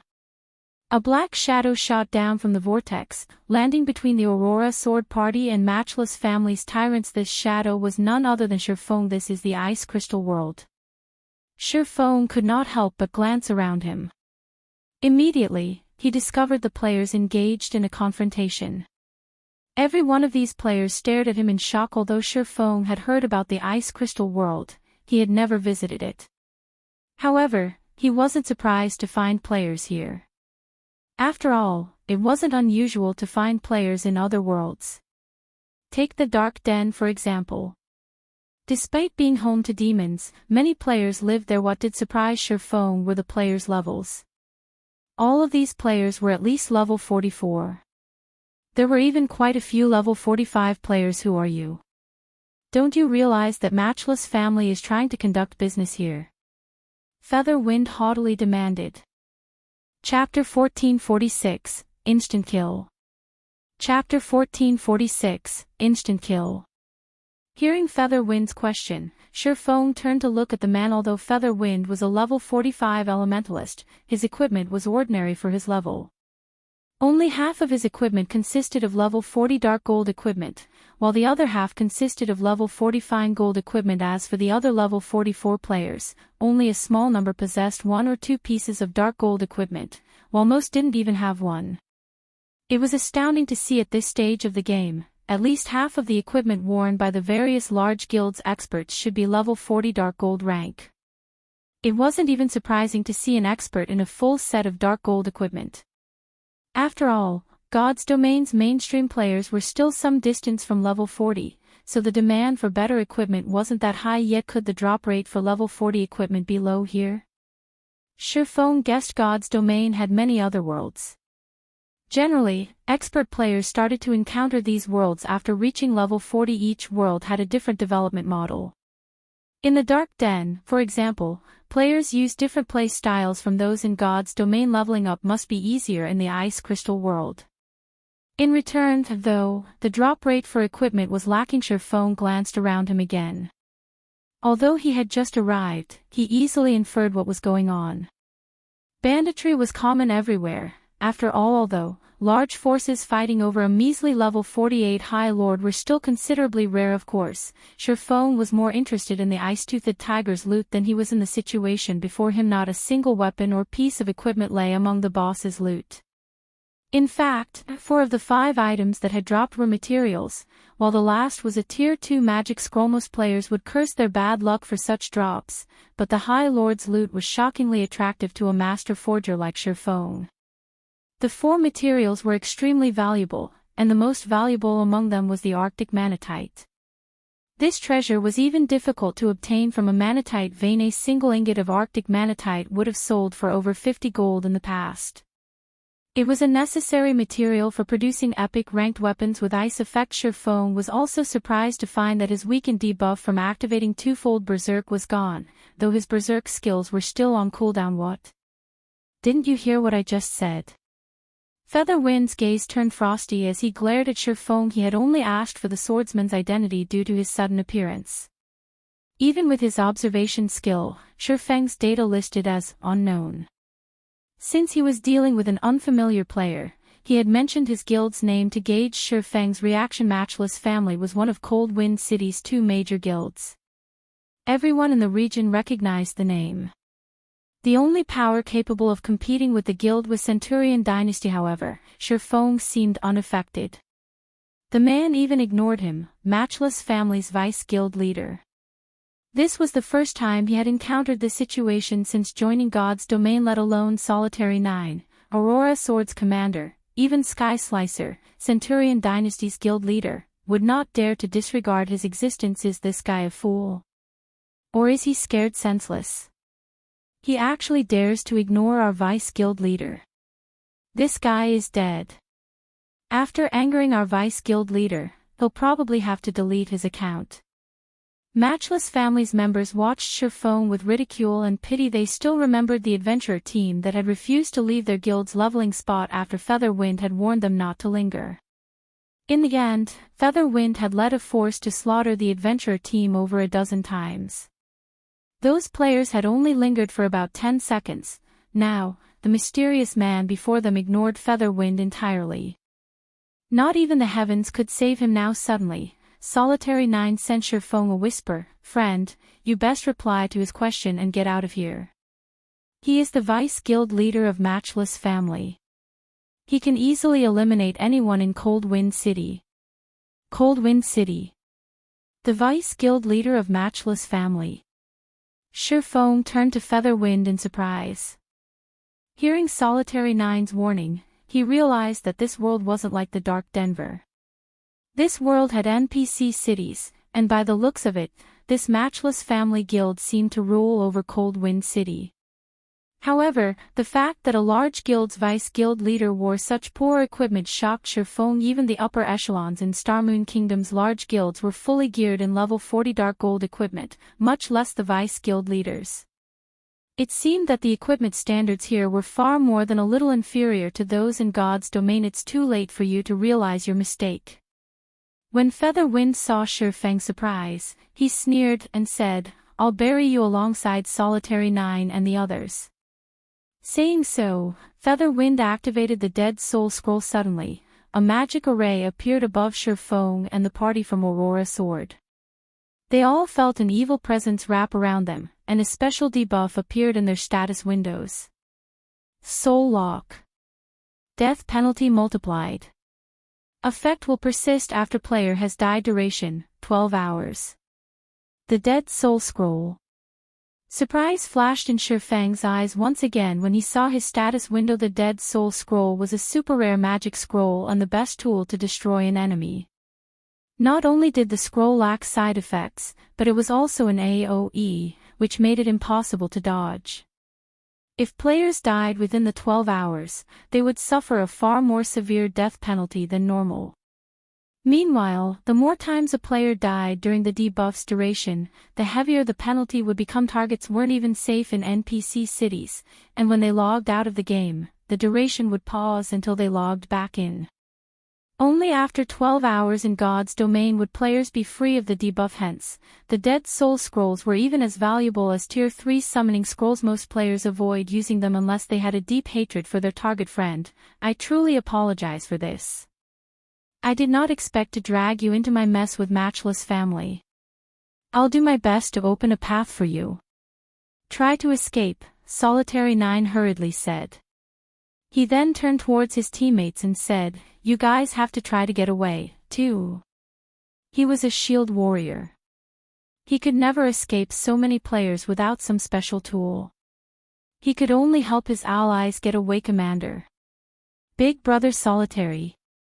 The other 5 party members worried for their commander. They were very familiar with Solitary Nine's strength. If he focused on getting away himself, he had some hope, but he had given that up to help them escape. Should Solitary Nine die, it would take a very long time to recover the lost EXP and equipment. Escape. Shurfeng smiled and shook his head. He then slowly approached Featherwind. What is he trying to do? Yenya watched this newcomer in confusion. He's not trying to beg for mercy, is he? What a fool. That's Featherwind. If begging for mercy worked, he wouldn't have killed so many players in Cold Wind City. Aurora Sword's members were flabbergasted as they stared at Shurfeng. Featherwind was well known for his ruthlessness in Cold Wind City. He was a vicious person that never accepted apologies. What? You want to beg for mercy? Featherwind sneered at Shurfeng as the man moved closer. As everyone waited for the swordsman's reply, Shurfeng vanished. Where is he? Featherwind searched his surroundings. Everyone was stunned. They had never seen a swordsman disappear like an assassin in the next second. However, Shurfeng reappeared beside Featherwind. Before anyone realized it, 2 sword lights blossomed on Featherwind's mage robes. The man's vision darkened as his lifeless body dropped to the ground. Chapter 1447, Monster-like Mysterious Expert. Chapter 1447, Monster-like Mysterious Expert. Silence dominated the area as every player stared at Featherwind's motionless corpse. Although Shurfeng had not used any impressive techniques or skill, everyone was petrified. They even forgot to breathe. What just happened? The Vice Guild leader is dead. Just what did he do?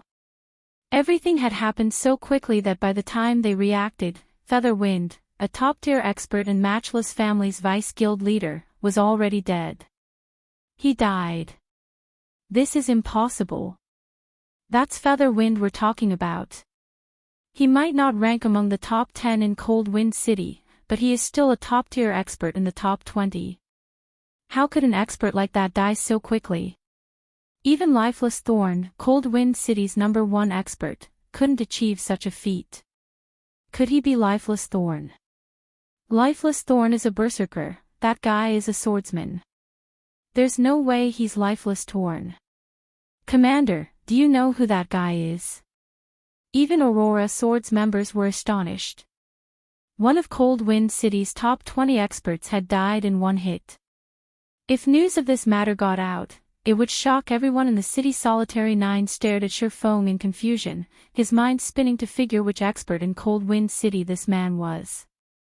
As for the possibility of Shurfeng being from somewhere else, that was practically impossible. The only way in or out of the Cold Wind City region was through the Snow Rift, a forbidden land for players. Current players couldn't even enter the map, much less cross through it. This was why the city's players were so afraid of Matchless Family and Centurion Dynasty. Should they provoke either power, their life in Cold Wind City would become a living hell or end completely. However, no matter how Solitary 9 racked his brain, he couldn't match any of the city's experts to Shurfeng. Even Cleansing Whistle, the strongest swordsman in Cold Wind City, was only ranked 6th. Moreover, Cleansing Whistle was a woman, not a man, making it impossible for her to be the mysterious swordsman expert before him. I am not sure either. But you should get ready. We'll use this opportunity to escape in a moment, Solitary 9 said in the team chat after pondering the situation for some time. Now that Featherwind was dead, the 100+ experts from Matchless Family had lost their commander. Hence, they had a high likelihood of escaping. Moreover, they had an expert like Shurfeng to hold the line, which further increased their chances. Featherwind had over 30,000 HP. Although he was an elementalist, the fact that Shurfeng had killed him without using skills meant that he could kill an MT of the same level with a handful of attacks. If Shurfeng's attack speed was high enough, he could even finish off an MT before the enemy healers could react. As long as no one could pin the swordsman down, their party could safely retreat. Suddenly, Matchless Family's members snapped out of their daze. Their leader had died, yet they had stared blankly at the killer for so long. They all discarded their fear and pounced on Shurfeng. Die. Brat, you're dead. You dare kill our vice guild leader? From today on, we'll hunt you to the end of the world. The Matchless Family's experts charged at Shurfeng. They were so focused on killing the newcomer that they ignored Aurora Swords members. They all understood that if news of this reached Cold Wind City, they could kiss their lives goodbye if they let Shurfeng escape after killing Featherwind in front of them. What hope did they have of mingling in Cold Wind City? Fireballs, frost arrows, and arrows flew towards Shurfeng from all directions. Watching from a distance, Solitary 9's expression darkened. Not even a shield warrior like himself could block so many attacks at a time. He'd be lucky to block 60 or 70% of the attacks. If dozens of attacks hit him at once, he'd only last a few seconds even with shield wall active. However, a galaxy of stars suddenly formed around Shurfeng. These stars crushed the various spells and arrows as they came within 10 yards of the swordsman. It was as if the stars had formed a magic barrier around Shurfeng. No matter how many attacks flew towards Shurfeng, none of them hit their mark. In fact, the bombardment hadn't even reduced Shurfeng's HP by a single point. What kind of skill is that? Every player watching was stupefied. Meanwhile, after Shurfeng had deflected a volley, Matchless Family's dozens of melee players moved in to strike charge. Chop. Shadow Assault. Flame Slash. One skill after another collided with Shurfeng's sword's orbit. Bing. Bang. Bang. The moment these melee players encountered sword's orbit, they were thrown backward like cannonballs. Some nearly lost their grip on their weapons from the powerful impact. Moreover, these melee players had lost a visible chunk of their HPs. Even the Guardian Knights and Shield Warriors lost over 2,000 HP, and they had only received the damage from assaulting Shurfeng with their shields. The other classes lost around 4,000 HP. 4,000 damage would even reduce an MT's HP by 1/10. How is this possible? Solitary 9 and his companions watched, dumbfounded. Don't be afraid of this trash. We have healers to recover our HP. I refuse to believe his skill can last forever. A member from Matchless family shouted to his team. The other members nodded in response. They eyed Shurfong from the sidelines, waiting until the duration of whatever skill he was using came to an end. What? You don't want to play anymore? Shurfong shook his head and chuckled when he saw his opponent's hesitation. Since you won't come to me, I'll come to you. He had simply focused on defense to get a better idea of these players' combat standards. He had only instant-killed Featherwind to instill shock and fear into these players. Now that the enemy commander was dead, the remaining 100+ experts were little more than test subjects to help him understand players' standards in the Ice Crystal world, following which, Shurfong advanced and instantly appeared before a level 44 shield warrior, the sacred sword in his hand smoothly descending from an angle that the shield warrior couldn't evade so fast. The shield warrior raised his shield in a panic. At the same time, his feet also unconsciously took a step back. The instant killing ray met the fine gold-ranked shield. It left a scar in the metal, and the resulting impact threw the player over a dozen yards away. The shield warrior's HP fell by over 400, following which, Shurfong brandished his swords at the nearby MTs. Without exception, he sent every MT flying monster. He isn't a player. He's a monster. Matchless family's members were petrified as they watched Shurfong toss about their MTS. Normally, they were lucky to land blocked attacks that dealt over -100 damage during duels with these MTs, yet they received over -2000 damage from Shurfeng's attacks. It was easy to imagine how horrifying the man's damage would be if they failed to block an attack. It seems the Ice Crystal World's players don't just have inferior equipment, but their combat standards are lower than players in God's domain as well. After clashing with Matchless family's members several times, Shurfong gained a general understanding of these players' combat standards. Following which, he stabbed the abyssal blade into the ground and glanced at the frightened players before him, saying, "My experiment is over. Let's start the real battle." Abyssal Curse. Skywheel Sword. Suddenly, a dark fog bound every player within 30 yards of Shurfong. As these players tried to activate their control removal skills, countless divine swords descended from above. Shurfong then followed up with Killing Ray Summon Lightning, dealing 400% lightning damage to all enemies within a 15-yard radius. In the blink of an eye, almost every player within Summon Lightning's range turned to ash and disappeared, leaving weapons and equipment scattered across the battlefield. Only a few MTs and the players who had fled the attack's radius had survived. Chapter 1448, Shocking Cold Wind City. Chapter 1448, Shocking Cold Wind City. Who is he? An expert like this guy was hidden in Cold Wind City all this time. The Aurora Swords party members, who had been about to flee, were stupefied by the scene before them. They had never seen such a massive gap between players' strength. Even Zerg tactics would crumble against Shurfong a second ago. Over 100 players from Matchless family had Shurfong surrounded. Now, however, only a dozen or so players were still standing. These players were only alive because they had reacted quickly enough, activating their life-saving skills upon realizing the severity of the situation. Otherwise, they, too, would have been electrocuted and turned to ash with their dead companion's monster. Run!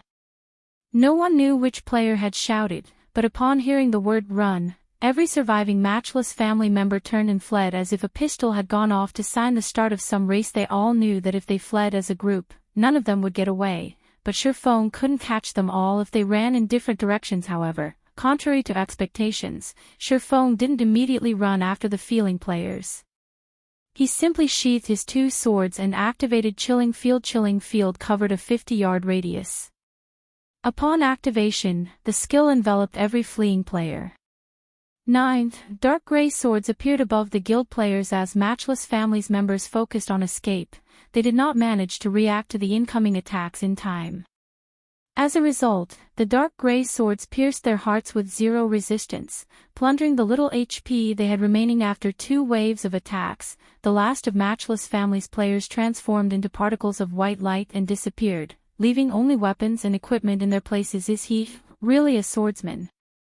Solitary 9 was thunderstruck as he watched the instantaneous slaughter among the dozen or so survivors. The closest had been 20 yards from Shurfong, while the farthest had been over 35 yards away, yet even from such a distance, Shurfong obliterated them effortlessly.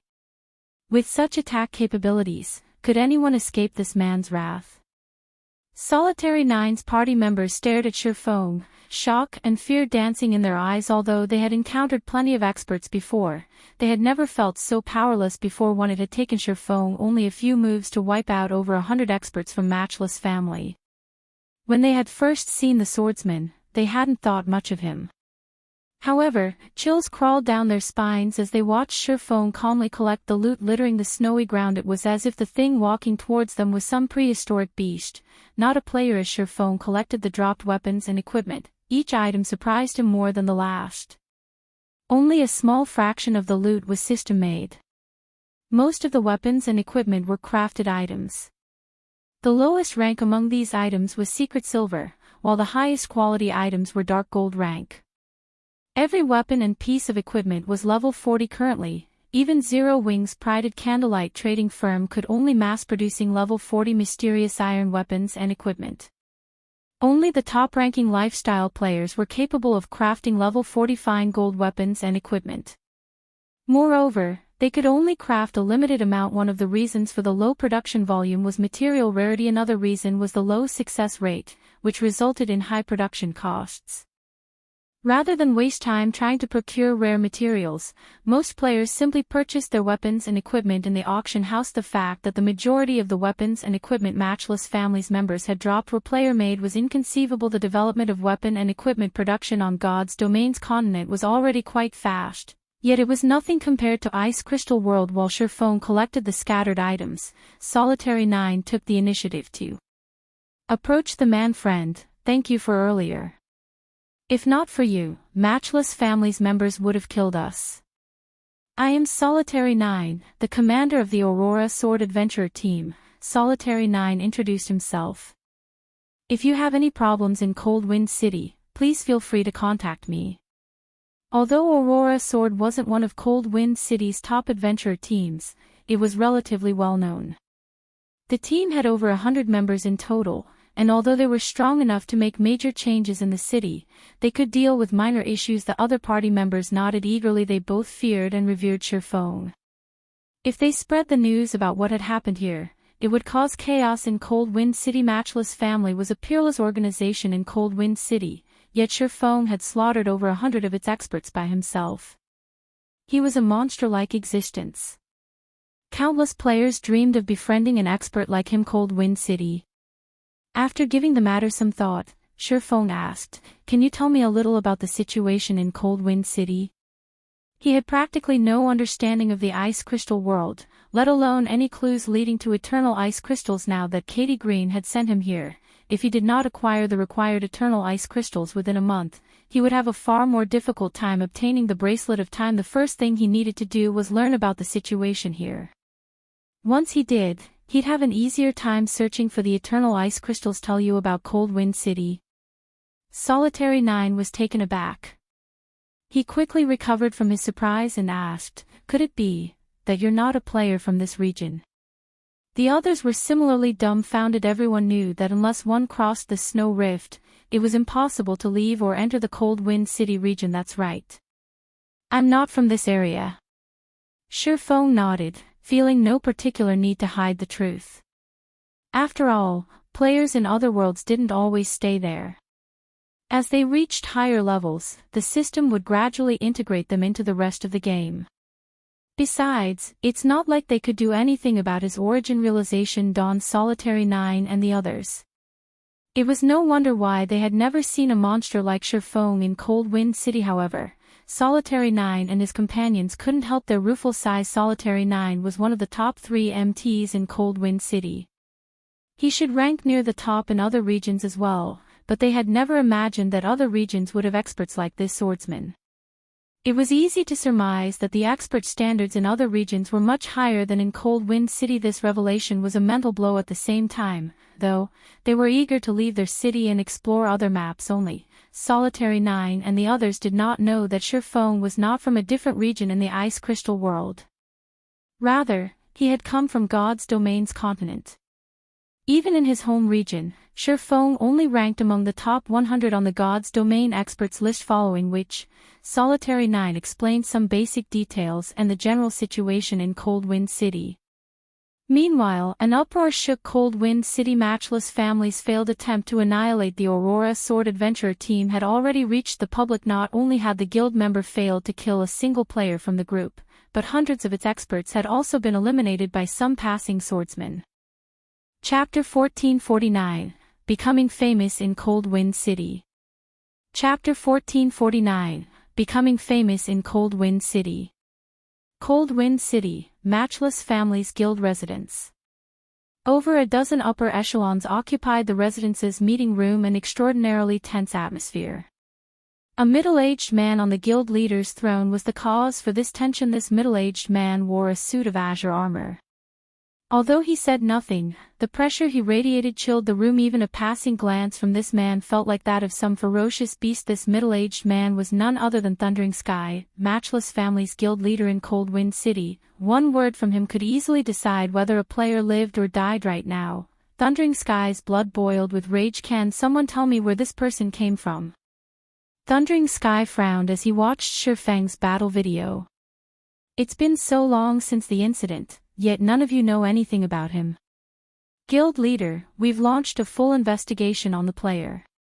However, we have yet to uncover any information about him, one of the upper echelons answered, cold sweat chilling his forehead. Immediately after Featherwind died, the Elementalist had sent them an offline message, ordering them to focus all of their resources on investigating Shurfeng. However, no matter how hard they searched, they found nothing about the swordsman. It was as if the man had suddenly appeared. This player has already killed over 100 of our members, but we don't even know his name. Garbage. Every one of you. Thundering Sky bellowed. Continue searching. Mobilize everyone. I want this person found. Since he dares to disrespect Matchless Family, then he shouldn't even dream of surviving in Cold Wind City. Understood. Everyone nodded and notified the guild's members to search for the swordsman. For a time, every member of Matchless Family hunted for Shurfeng, killing intent igniting their hearts. Centurion Dynasty also held a meeting to discuss the situation. Interesting. Truly interesting. That person actually annihilated Featherwind's expert team. I don't think even Lifeless Thorn could do that, Sky Slicer, Centurion Dynasty's guild leader, said, laughing as he watched Shurfeng's battle video. Matchless Family had been humiliated. Not only had the guild failed to kill Solitary 9, but it had also lost over 100 experts. Most importantly, a single player was responsible for all 100+ deaths. This had dealt a huge blow to Matchless Family's reputation. After all, winning a 1-on-5 expert battle was impressive. Even an expert like Lifeless Thorn should only be able to handle a dozen or so experts at a time. Yet, Shurfeng had faced over 100 experts, and his victory had been overwhelming. Naturally, anyone who watched Shurfeng's battle video would realize that the man was very powerful. However, those who had only heard about the massacre would assume that Matchless Family's experts were nothing but paper tigers. Suddenly, a female elementalist in white mage robes asked, Guild leader, what should we do next? Since the Matchless Family wants to kill this player, we have to do the opposite, Sky Slicer said, laughing. Rain, find him. Tell him that the Centurion Dynasty would like to welcome him with open arms. What if he refuses? Swirling Rain asked. Refuses. Sky Slicer snorted. That's not an option. We're talking about Matchless Family, after all. Even if he is strong as an individual, he can't take on the whole guild. He'll only be safe if he joins us. Understood. Swirling Rain then bowed and left the meeting room. Both of Cold Rain City's large guilds began their search for Shurfeng. Meanwhile, the city's players were dumbfounded. What's going on? This person is awesome. Both large guilds are actually offering a high price for information about his whereabouts. Not even Lifeless Thorn has ever elicited such a reaction. There's no helping it. Although Lifeless Thorn doesn't belong to any guild, his adventurer team, Waveheart, is a top adventurer team with over 3,000 members. It has over 300 experts. 3 of the city's top 10 experts belong to the adventurer team, as well. The guilds would have to weigh their options seriously before moving against Lifeless Thorn. That's right. This player is doomed. He killed so many of Matchless Family's players. The guild won't rest until they kill him back to level 0. Both guilds are offering such a high price. They're already offering 2 gold for any information about the man's current location. The independent players on Cold Wind City streets quietly discussed the new player, every one of them admiring Shifang's courage in Cold Wind City. No one, aside from Centurion Dynasty, dared to provoke Matchless Family. Independent players often resented the 2 large guilds. Unfortunately, since both guilds were so powerful, they had no choice but to endure their suffering. Hence, when they had heard the news of Shifang slaughtering over 100 experts from Matchless Family, they quietly celebrated as the city's players chatted about the recent events. 7 players arrived in the teleportation hall. These players were none other than Shifang and the party from Aurora Sword. After Solitary 9 had offered a general explanation of Cold Wind City, Shifang had decided to pay the city a visit.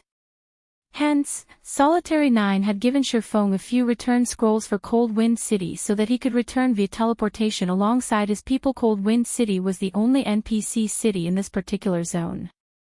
The city's player population exceeded 2 million, and each of the large guilds had over 100,000 members. It was why the 2 guilds were able to rule over Cold Wind City. If Shifang wanted to find more information about the Eternal Ice Crystals, Cold Wind City's library was undoubtedly the best place to do so. All of God's Domain's libraries collected information about their home locations. As soon as Shifang's group left the teleportation hall, gasps erupted from the players outside of the building. Crap. Isn't that the expert that killed the Matchless Family's experts? What? Does he not know that the guilds have mobilized their forces to find him? He must be insane. He actually ventured into the city. Does he think Matchless Family is afraid of attacking him within the city walls? That might be the case. Unfortunately, he's underestimated the guild. Some time ago, some guy had provoked a few of Matchless Family's members. In the end, they killed him over 10 times inside the city. The matter was only resolved after he paid the guild 10 gold and every weapon and piece of equipment he had. Quick! Notify Matchless Family. These players were stupefied as they watched Shifang stroll down the street, admiring the scenery. From time to time, Shifang even entered a shop to browse its merchandise. After so recently provoking Matchless Family, this man dared to show his face in Cold Wind City. From a certain perspective, Shifang deserved to be called Cold Wind City's #1 player. Shortly after Shifang's arrival, news reached both large guilds. What? He's shopping in the trade area. Are you sure? Sky Slicer could not help his shock upon hearing the latest report. I am absolutely sure. I've compared his face to the person in the video, the assassin confirmed, nodding seriously. I'll head there immediately. Notify the main force members and tell them to gather in the trade area as soon as possible. Sky Slicer hurriedly instructed after digesting the information. Meanwhile, in Matchless Family's residence, when Thundering Sky received the news of Shifang's appearance, he nearly shattered his desk. Daring bastard. After killing my subordinates, he still dares show his face. Notify every expert in the guild and tell them to hurry over. Halt all operations and quests temporarily. Thundering Sky bellowed. Chapter 1450, City of Crafters. Chapter 1450, City of Crafters. Cold Wind City, Trade Area. Commander, more people are tailing us now. Matchless Families probably found out about our return already. Should we notify Big Brother Yifeng about? Yenya asked worriedly as she glanced at the players stalking them. News of the slaughter of Matchless family's members had already spread throughout the city, yet, now, the main culprit boldly walked down the city streets without a care in the world. It was a slap in the face to the guild. Once the Matchless family's members arrived, they would not leave without a fight. Thousands of players from Matchless City resided in the city. Killing a single player would be child's play for the guild. Furthermore, their group still had the soul lock debuff. Solitary 9 nodded in response to Yenya's question. Based on his understanding of Matchless family, the guild would seek revenge for the smallest of grievances. It wouldn't hesitate to take action against Shifeng even in the city. Although he trusted in Shifeng's strength, Matchless family had the home ground advantage. Regardless of how powerful the man was, he was at a disadvantage. Solitary 9 walked up to Shifeng and whispered, "Brother Yifeng, why don't we head to the library? I'm afraid that if we linger around here any longer, Matchless family's members will find us. Dealing with them will be troublesome." Troublesome? Curious, Shifeng asked, "Do players have full power over the city?" Solitary 9 hadn't gone into the management style in the Ice Crystal World's NPC cities. If these cities were like the Dark Den's shelters, where players had full authority to determine a city's rules, they would indeed have some trouble to deal with. That's not the case. Matchless family just has a lot of members inside the city, Solitary 9 said, shaking his head. Shifeng breathed a sigh of relief when he heard Solitary 9's reply. He then pointed at the Cold Wind auction house a short distance away and said, "That's all right, then. I've already visited most of the shops, so let's make a trip to the auction house before we head to the library." This, Solitary 9 was speechless. The man even wondered if Shifeng understood what he meant by a lot of members. Cold Wind City was the Matchless family's main headquarters. The guild could easily gather over 10,000 players at a moment's notice. Centurion Dynasty was the only existence capable of contending with the guild and the city commander. What should we? Forget it. We'll just accompany him until the end. Hopefully, Thundering Sky can keep his cool and avoid doing anything rash. As Solitary 9 watched Shifeng leisurely approach the auction house, he struggled with various complex feelings.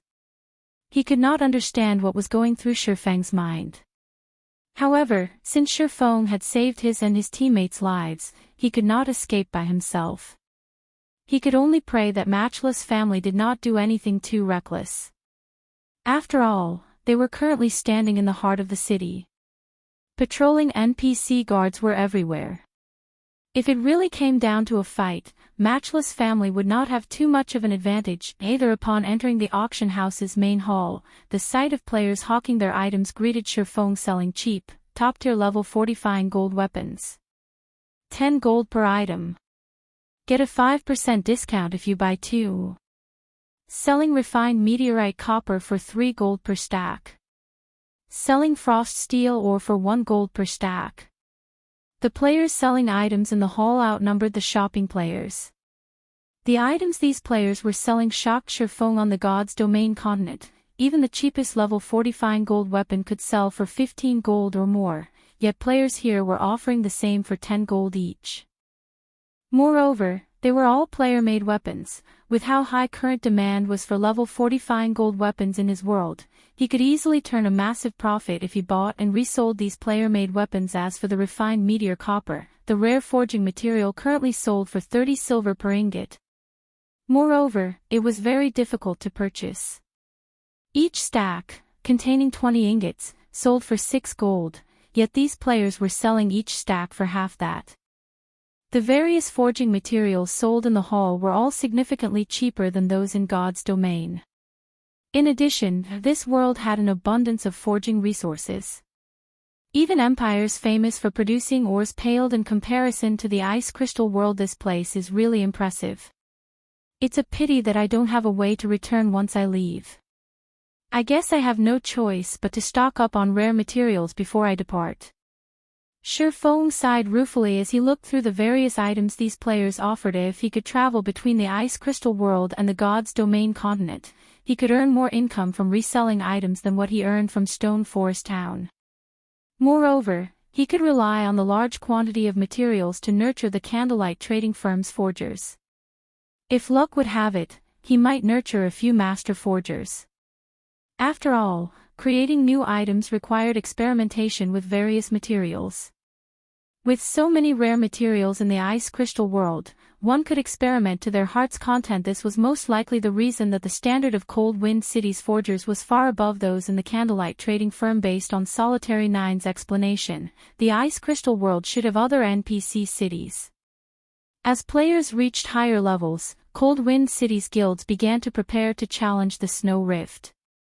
It was only a matter of time before Cold Wind City's players encountered cities in other regions. At this point, Shifeng suspected that the Ice Crystal world had birthed the game's first master forger. However, purchasing a large amount of materials required a lot of coins, but he hadn't been carrying many when he had come to the Ice Crystal world. His only option was to make money by selling the Matchless family's secret silver and fine gold items for a low price. Unfortunately, the dark gold items were precious to Zero Wing, so Shifeng intended to hold on to them for now. After Shifeng finished putting the loot from Matchless family up for sale, he left the auction house and made his way to the library. Seeing Shifeng finally willing to leave this risky location, Solitary Nine and the others breathed a sigh of relief. However, as soon as they left the auction house, they were greeted by a shocking scene. Players crowded the street, and every one of them wore Matchless family's guild emblem. With a rough glance, they easily counted over 10,000 players. Matchless family's members radiated killing intent as they glared at Shifeng's group, scaring off any unrelated players. What's going on? Does Matchless family plan to monopolize the auction house? You don't know. Some expert killed a bunch of their members. They've come to deal with him. Do they need to go to such lengths, though? Why would they dispatch so many people just for one player? The domineering display frightened the independent players on the street. Among the Matchless family members present, the lowest leveled member was level 43. Their equipment was awe-inspiring, as well. Has the Matchless family lost its mind? Solitary Nine felt an unprecedented pressure. He had thought that, at most, Matchless family would send around 1,000 experts.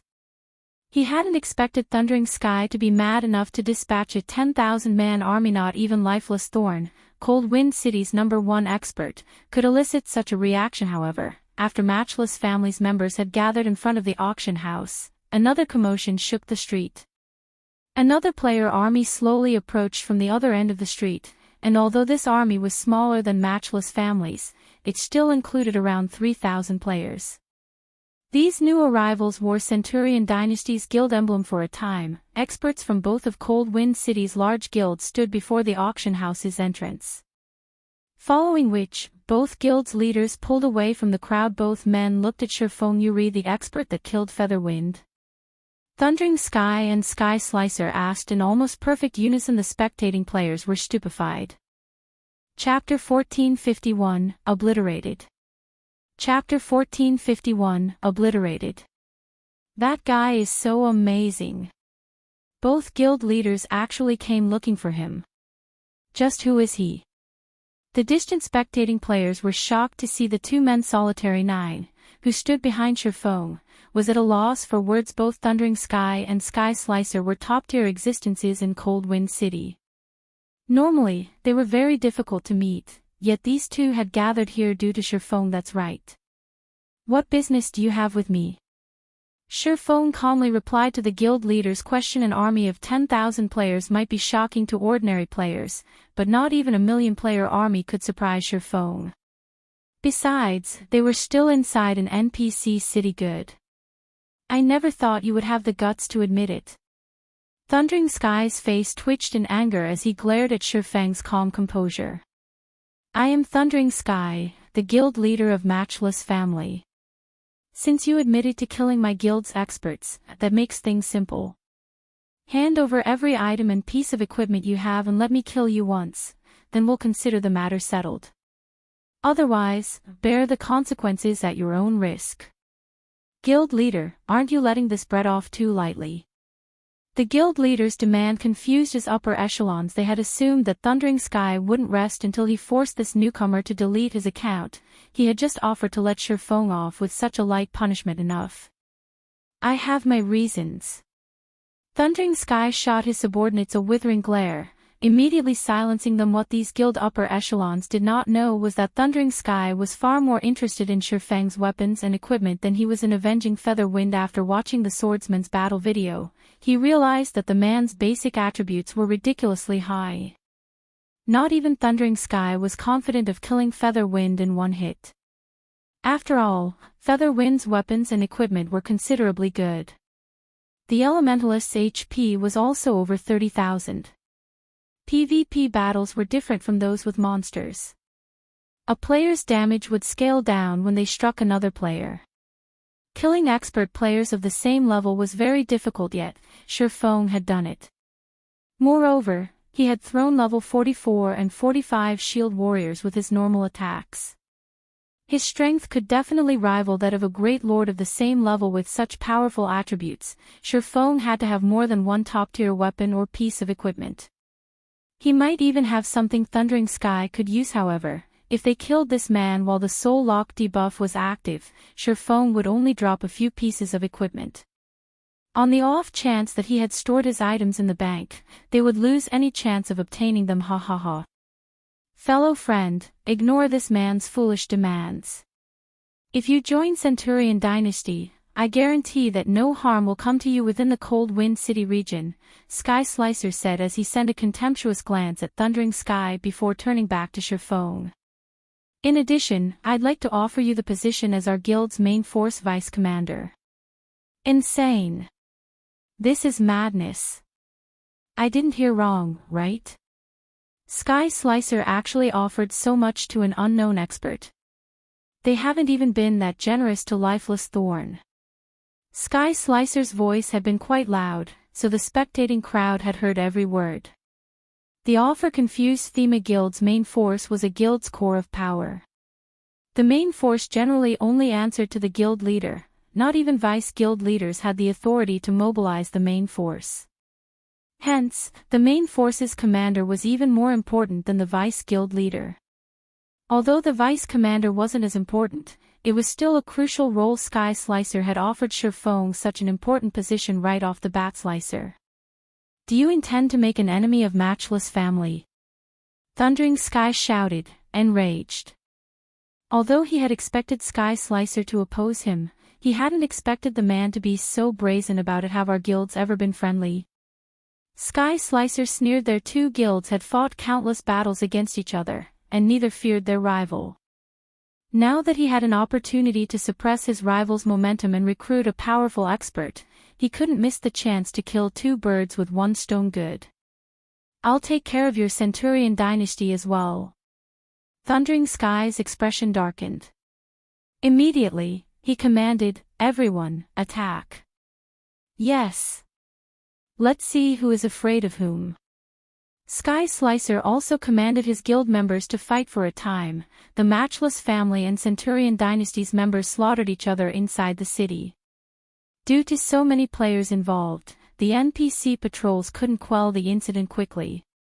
They could only clear out the fighting players. Little by little both guilds' members fought with everything they had, fully intent on annihilating their enemy. Now that players were reaching higher levels, it was only a matter of time before they could raid the Snow Rift.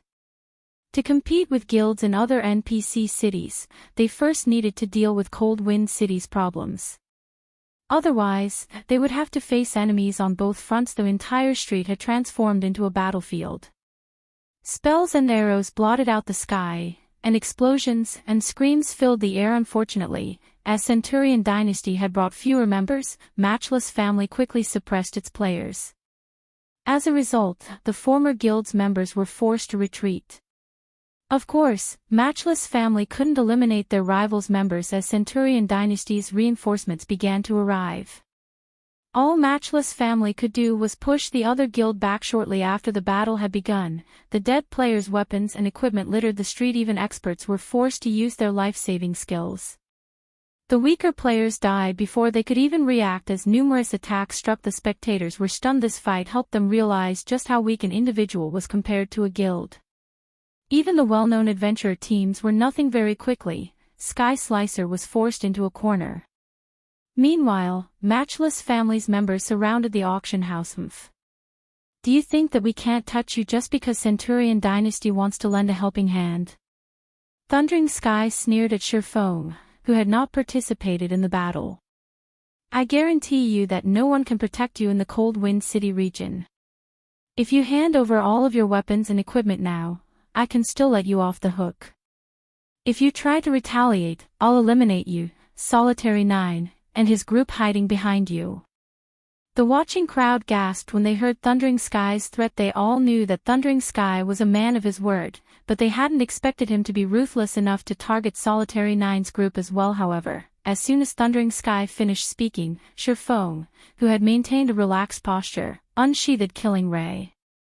He then casually walked towards Thundering Sky, who stood 50 yards away from him, as if he were just taking a stroll through his own backyard. What? He actually dares to defy Thundering Sky.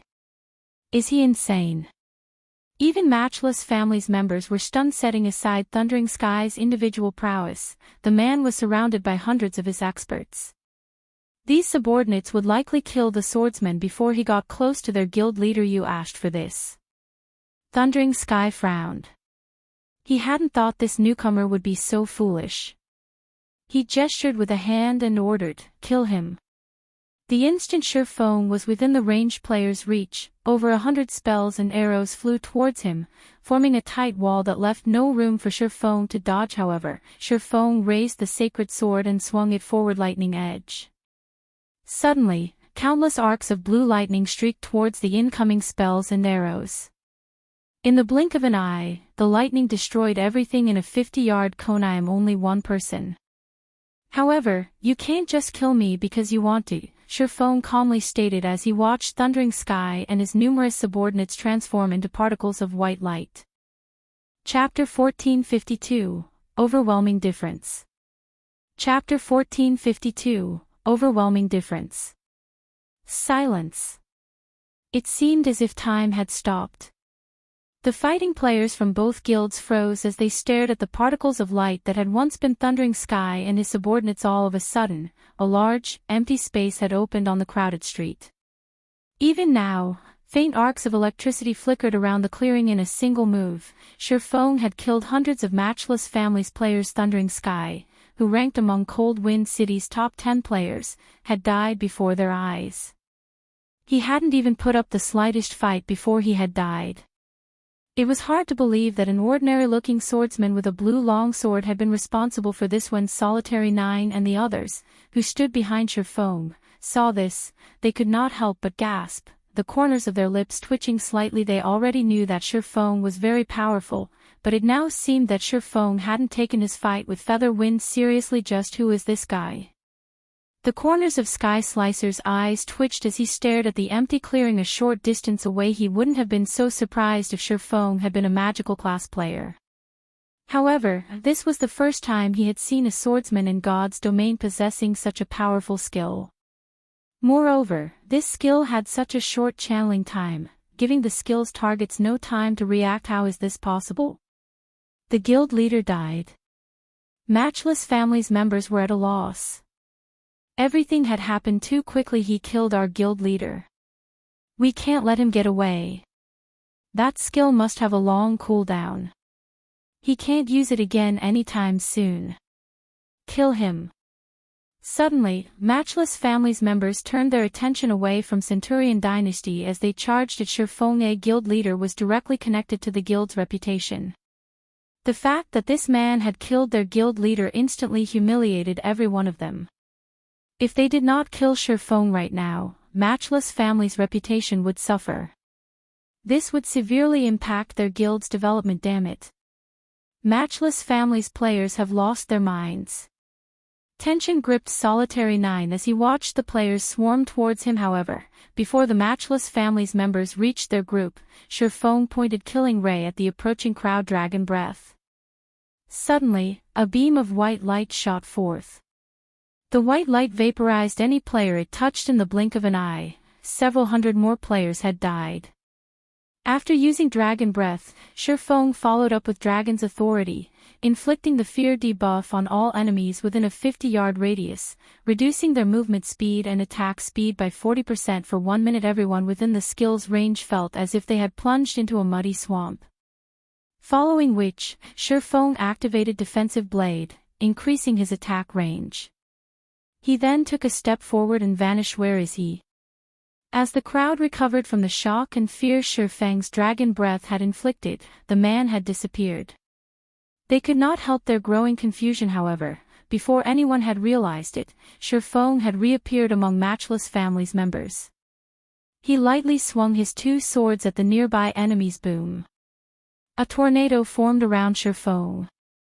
Following which, all players within 15 yards of Shurfeng collapsed, staring at their empty HP bars in a daze. Not even the MTs with high HP had escaped Shurfeng's wrath, following which, Shurfeng advanced once again. This time, however, he didn't execute void steps. Instead, he left numerous afterimages trailing behind him as he moved forward. At the same time, he brandished his swords without a care in the world, slaughtering every player that came within 15 yards. None of the players within his range escaped death's embrace. In fact, they couldn't even block or dodge the swordsman's attacks. One after another, Matchless Family's members transformed into particles of light. Shurfeng looked like a god of death as he claimed these players' lives. Nobody could even slow him down. Although the guild's ranged players tried to stop Shurfeng, their attempts were little more than a joke. They couldn't even keep up with Shurfeng's movements with their eyes, much less land an attack. They could only watch as particles of light floated in the air. He can't be a player. He must be a demon in disguise. He's a monster. A monster in human skin. We need to run. After a brief moment, Shurfeng had killed another several hundred players. Panic overwhelmed Matchless Family members as they watched Shurfeng reap their allies' lives. At this point, they had forgotten about avenging their guild leader and restoring their guild's reputation. They could only think of getting as far away from Shurfeng as possible. They had never seen such a terrifying player before. Compared to Shurfeng, the strongest boss monster they had ever faced looked cute. After all, they had some hope of damaging a boss. Against Shurfeng, however, they couldn't even resist. How was this supposed to be a PvP battle? This was just a one-sided massacre. Like frightened rats, the thousands of Matchless Family members scattered and fled in all directions. The players watching from a safe distance were stupefied. Before today, they had seen thousands of players pursue a single person. They had never watched one player chase after a 10,000-man army. This scene had shattered everything they had thought they knew about God's domain. Isn't he a little too strong? Just who is he? Solitary 9 was beyond shocked. An individual having the power to suppress an entire guild only ever happened in his dreams, yet he watched as that dream became a reality. What Solitary 9 did not know was that, while Cold Wind City's players might be stronger than those in God's domain as forgers, their weapons and equipment were nothing in comparison. To prove this point, not one player from Matchless Family dropped an epic weapon or piece of equipment. The best they had was level 40 dark gold equipment. On the other hand, Shurfeng wielded 3 fragmented legendary items. He was also a tier 2 player. With both advantages, the difference between Shurfeng and his opponents was horrifying. As the other players from Aurora Sword watched Shurfeng's massacre, an indescribable excitement bloomed in their chests. They were fully aware that Shurfeng was a player. They fully intended to boast to their friends that they had met such a powerful expert. After around 30 seconds, the originally clogged street was empty of players. Only Shurfeng and a bunch of weapons and equipment remained. The survivors from Matchless Family had long since fled the battlefield. Despite so many items covering the street, none of the spectators moved forward to steam them. On the contrary, they distanced themselves from the loot, making sure that at least 100 yards lay between them and the nearest item. As for the NPC guards, they spared Shurfong little more than a glance before pursuing matchless family surviving members in NPC cities. The NPC guards would target the side that attacked first. Matchless family members had teamed up before surrounding Shurfong. If any member of the team attacked, they would implicate the entire team in the crime. Hence, within a fixed amount of time, Shurfong could kill as many members of the team as he wanted without receiving any punishment from the system. Even if this mechanic hadn't existed, Shurfong could have simply found a secluded location and altered his appearance with the demon mask. With Nightwalker Cape's passive concealment effect, not even high-tiered NPC guards could touch him. After crushing matchless family members, Shurfong didn't hurry to collect his loot. Instead, he smiled as he turned to Sky Slicer, who stood a short distance away, saying, "Guild Leader Slicer, now that the problem has been dealt with, may I know what business you have with me?" Chapter 1453, Unexpected Harvest.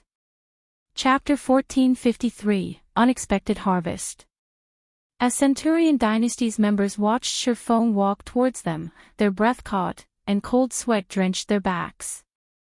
It felt as if a prehistoric beast approached, not a player, and they desperately wanted to turn and flee. One man had inspired thousands of matchless families members to run like frightened rats. If someone had told them of such a thing happening in the past, they would have laughed it off. Now, however, they could not find it in themselves to laugh. They had clashed with the other guild many times, and both were roughly on the same level. Since Shurfong could suppress matchless family by himself, naturally, he wouldn't have any issues doing so to Centurion Dynasty. Sky Slicer wore an ugly expression. Had he known something like this would happen, he would not have poked his nose into the situation. "Brother Expert, I believe there has been a misunderstanding.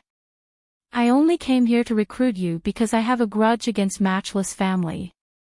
If I had known that Brother Expert was so powerful, I would not have meddled in your affairs.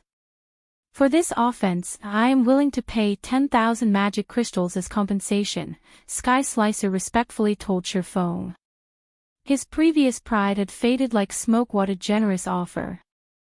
Solitary 9 quietly exclaimed. In his opinion, Sky Slicer was insane to offer 10,000 magic crystals as an apology. Even a well-known adventurer team like Aurora Sword had only accumulated 2,000 magic crystals thus far. Meanwhile, magic crystals were an indispensable resource in Cold Wind City. For example, lifestyle players needed the crystals when producing weapons and equipment. To increase their production success rate, they would spend magic crystals on renting special workshops in their respective lifestyle associations. There was also the Divine Colosseum, and training there cost a lot of crystals. Magic crystals were nearly impossible to save, although there were quite a few ways to obtain magic crystals in Cold Wind City. Handing over 10,000 magic crystals would deal a considerably painful blow to Centurion Dynasty. However, Solitary 9 wasn't a guild leader, so he couldn't understand Sky Slicer's thought process. If an expert of Shurfeng's caliber decided to target Centurion Dynasty and randomly ambush its main force or elite members, the guild would break under the laws. Moreover, Centurion Dynasty couldn't do anything to Shurfong. If such a situation lasted for a long time, it could cripple the guild. The 10,000 magic crystal offer also served to put some distance between Centurion Dynasty and Shurfong. 10,000 magic crystals. Shurfong was slightly confused. The resources in Cold Wind City were far more abundant than he had assumed. Both Centurion Dynasty and Matchless Family would only be third-rate guilds on God's Domain's continent. Giving away 10,000 magic crystals would likely bankrupt the guild. However, based on Sky Slicer's expression, he only felt a slight pang at the loss. When the guild leaders saw the small frown forming on Shurfeng's face, he realized that the other party wasn't particularly satisfied with the compensation. Gritting his teeth, he said, "If Brother Expert doesn't find the compensation satisfying, I can include this map as well." Saying so, Sky Slicer took out an ancient, tattered animal skin. Although the hide was quite old, it emitted a faint pressure. Although there was only a trace of this pressure, everyone seemed to fear it. "This is divine might?" Shurfong stared at the animal hide in Sky Slicer's hands in surprise. Divine might was an aura unique to gods. Any item that radiated the energy wouldn't be ordinary. Furthermore, This item had manifested in the ice crystal world. Although this other world's rank was quite high, it could only accommodate up to tier 5 creatures. Tier 6 gods were barred from this world. The fact that such an item, once used by God, had manifested here made it even more valuable. Brother expert, what do you think? Sky Slicer asked, smiling when he saw Shifeng's interest in the animal hide. He had obtained this animal hide some time ago, but although he recognized it as valuable, he had no way to reveal its secrets. Using it to appease Shifeng and improve his relationship with the man wasn't a bad trade deal. Shifeng nodded. His goal in traveling to the ice crystal world was to obtain eternal ice crystals, not to dominate Cold Wind City. He had no reason to clash with the local guilds.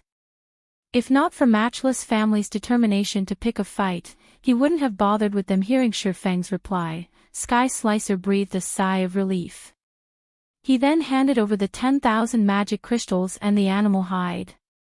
As for the weapons and equipment littering the street, Shifeng decided to sell the items to Sky Slicer for coins and various rare materials. Weapons and equipment took up an entire slot by themselves in a player's bag space. However, materials didn't. One slot could hold multiple articles of the same item. By selling the weapons and equipment for materials, Shifeng could maximize the number of items he brought back to God's domain. Naturally, Sky Slicer was more than happy to accept Shifeng's offer. The Matchless Family members that had cornered Shifeng earlier consisted of the guild's elites and experts. Most of the players that had fallen to Shifeng had been experts. Hence, the weapons and equipment they had dropped were considered top tier in Cold Wind City. Through this transaction, Shifeng had obtained close to 8,000 gold in rare materials. If he resold these materials in his home world, he could easily earn over 20,000 gold. However, Shifeng wouldn't sell all of the materials even for a single payment of 20,000 gold. These rare materials could help the candlelight trading firm's forgers improve quickly. The trading firm might even manage to nurture a master forger. After obtaining the materials, Shifeng quickly made his way to Cold Wind City's library. Meanwhile, news of Shifeng's triumph over the Matchless Family quickly spread throughout Cold Wind City, shocking the resident players. That guy is so awesome. Not only did he suppress Matchless Family by himself, but even Centurion Dynasty treated him with respect. I wish I had half his strength. After this, Lifeless Thorn will have to relinquish his position as Cold Wind City's #1 expert. I wonder if this expert is accepting disciples? If he is or plans to start an adventurer team or guild, I'll be the first to apply. For a time, Cold Wind City's players heatedly discussed this newcomer. Meanwhile, a man wearing ice blue armor and wielding a purple spear faced off against a level 54, Great Lord-ranked demonic Frost Wolf in the Snow Rift, Cold Wind City's forbidden land. Despite the Frost Wolf's upper hand in speed and strength, it was helpless against this indifferent man. On the contrary, the player repeatedly restricted its movements because of this one man. The 20-man team following him easily dealt with the demonic Frost Wolf. Less than a minute after the fight had begun, the demonic Frost Wolf collapsed and dropped several items. The team members watched as their experience bars rose quite a bit while the team rested. A heroic-looking female swordsman turned to the indifferent man, who rested with his eyes closed. Giggling, she said, "Lifeless, didn't you say that you're the strongest player in Cold Wind City? It seems that you have a rival now." "A rival?" Lifeless Thorn's eyes opened when he heard these words. Shaking his head, he said, "Cold Wind City's experts are clueless. They're nowhere near being a suitable rival for me." "I'm not talking about them," the female swordsman, Cleansing Whistle, responded. Revealing a leisurely smile, she said, "Weren't you boasting about how powerful you are? Do you think you can stand against 10,000 elites from Matchless Family? You've got to be kidding. You're talking about 10,000 elite players." Lifeless Thorn rolled his eyes. "Then why do you claim to be invincible in Cold Wind City? Here, take a look at this." Not long ago, a swordsman expert single-handedly suppressed Matchless Family's army. Centurion Dynasty even offered him a gift as an apology, Cleansing Whistle said, giggling as she sent a copy of Shifeng's battle video to Lifeless Thorn. "This is although Lifeless Thorn wanted to refute Cleansing Whistle's words, he couldn't help his shock as he watched the battle video. How can there be such a powerful expert in the city? Well, hadn't you said something earlier about the swordsman class being crap? Now you know how powerful swordsmen are. Cleansing Whistle said, feeling a little proud when she saw the man's shock. He is powerful. He is on an entirely different level than I am, Lifeless Thorn straightforwardly admitted. The assassin's admission stunned Cleansing Whistle. She had thought the news would shake Lifeless Thorn's confidence, allowing her to get some payback for his insults towards her class. Before Cleansing Whistle could say more, Lifeless Thorn stood and took a return scroll from his bag. What are you doing? Cleansing Whistle asked curiously. Do you really have to ask? I'm going to look for that expert, Lifeless Thorn said, excitement flashing in his eyes. Are you mad? We wasted all that time to get here, yet you're going back, just like that. Cleansing Whistle was astonished. However, ignoring her words, Lifeless Thorn activated the return scroll.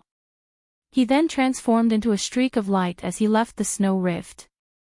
Seeing this, Cleansing Whistle and the other team members had no choice but to take out return scrolls and head back as well. Meanwhile, in Cold Wind City's Nobles District, Shifeng impatiently took out the animal hide Sky Slicer had given him and carefully inspected as he traveled in an advanced carriage. Chapter 1454, Treasure That Surpasses Epic Rank. Chapter 1454, Treasure That Surpasses Epic Rank. It's no wonder why Sky Slicer couldn't do anything with this. When Shifeng tried to inspect the hide, he was only able to learn its name, Tattered Animal Hide. The item displayed no further information. Although this animal hide radiated a faint trace of divine might, due to time, it was damaged beyond recognition. The images and words that had been inscribed on the item were nearly impossible to discern. Fortunately, Shifeng was confident that he was even more skilled at analyzing items than a master appraiser. I wonder what this item is, exactly. Shifeng then activated Omniscient Eyes and inspected the hide once more. The moment he tried to do so, a loading bar appeared above the item. Watching the loading bar, Shifeng was astonished. How is this possible? Just what kind of item is this? When he used Omniscient Eyes to appraise dark gold items, the process took no more than 10 seconds, yet this scrap of hide required 30 seconds. Not even epic items took so long to appraise. As the seconds ticked by, the process restored the images and words on the animal hide. By the time the loading bar was full and disappeared, the originally tattered hide seemed as if it had regained its vitality as it began to restore itself in the blink of an eye. The tattered animal hide looked brand new. This is an ancient shrine. Shifeng gave the leather an incredulous look. Big brother Yifeng, has something happened? Yenya asked from beside Shifeng. Everyone in the carriage was curious, looking to Shifeng for an explanation. This man had remained calm even when he stood against an army of 10,000 players, yet he stared at the hide Sky Slicer had given him in surprise. It's nothing. I'm just satisfied with the transaction with Sky Slicer, Shifeng said, chuckling. Although Shifeng had brushed the matter off verbally, inside, he was ecstatic. Ancient shrines were considerably old and mysterious locations. No one knew who had built them, yet every large-scale otherworld had them. Ancient shrines were extremely dangerous, guarded by powerful monsters. They were also crowded with traps. Even so, players residing in large-scale otherworlds swarmed to these ancient shrines like madmen. This was because ancient shrines housed the passage to travel from their otherworlds to God's domain's continent. As otherworlds experts grew more powerful, they would find clues leading to these ancient shrines. They would then search for the shrine's locations before exploring their interiors. Eventually, they would find God's domain. However, this process normally only started after players reached level 100. The maps that contained these ancient shrines were generally high-level areas. Moreover, the ancient shrines themselves were very well hidden. The animal hide Sky Slicer had given him was a record of all of the locations of and information about the Ice Crystal World's ancient shrines. This item would save players a lot of time. Only now did Shifeng understand why it had taken an unusual amount of time to appraise the animal hide. There was no doubt that the ancient shrine map in his hand was worth far more than a measly epic item. After all, whoever possessed this map would have full access to the Ice Crystal World. As long as he developed the path to one of the ancient shrines, he could freely transfer resources between the Ice Crystal World and his home world. The benefits of reselling these items could even tempt super guilds. The sooner he opened this path, the more benefits he'd obtain according to the Ancient Shrine map. The easiest Ancient Shrine to reach was in a level 50 to 70 map. This map was a forbidden land that connected the various NPC cities in the Ice Crystal world.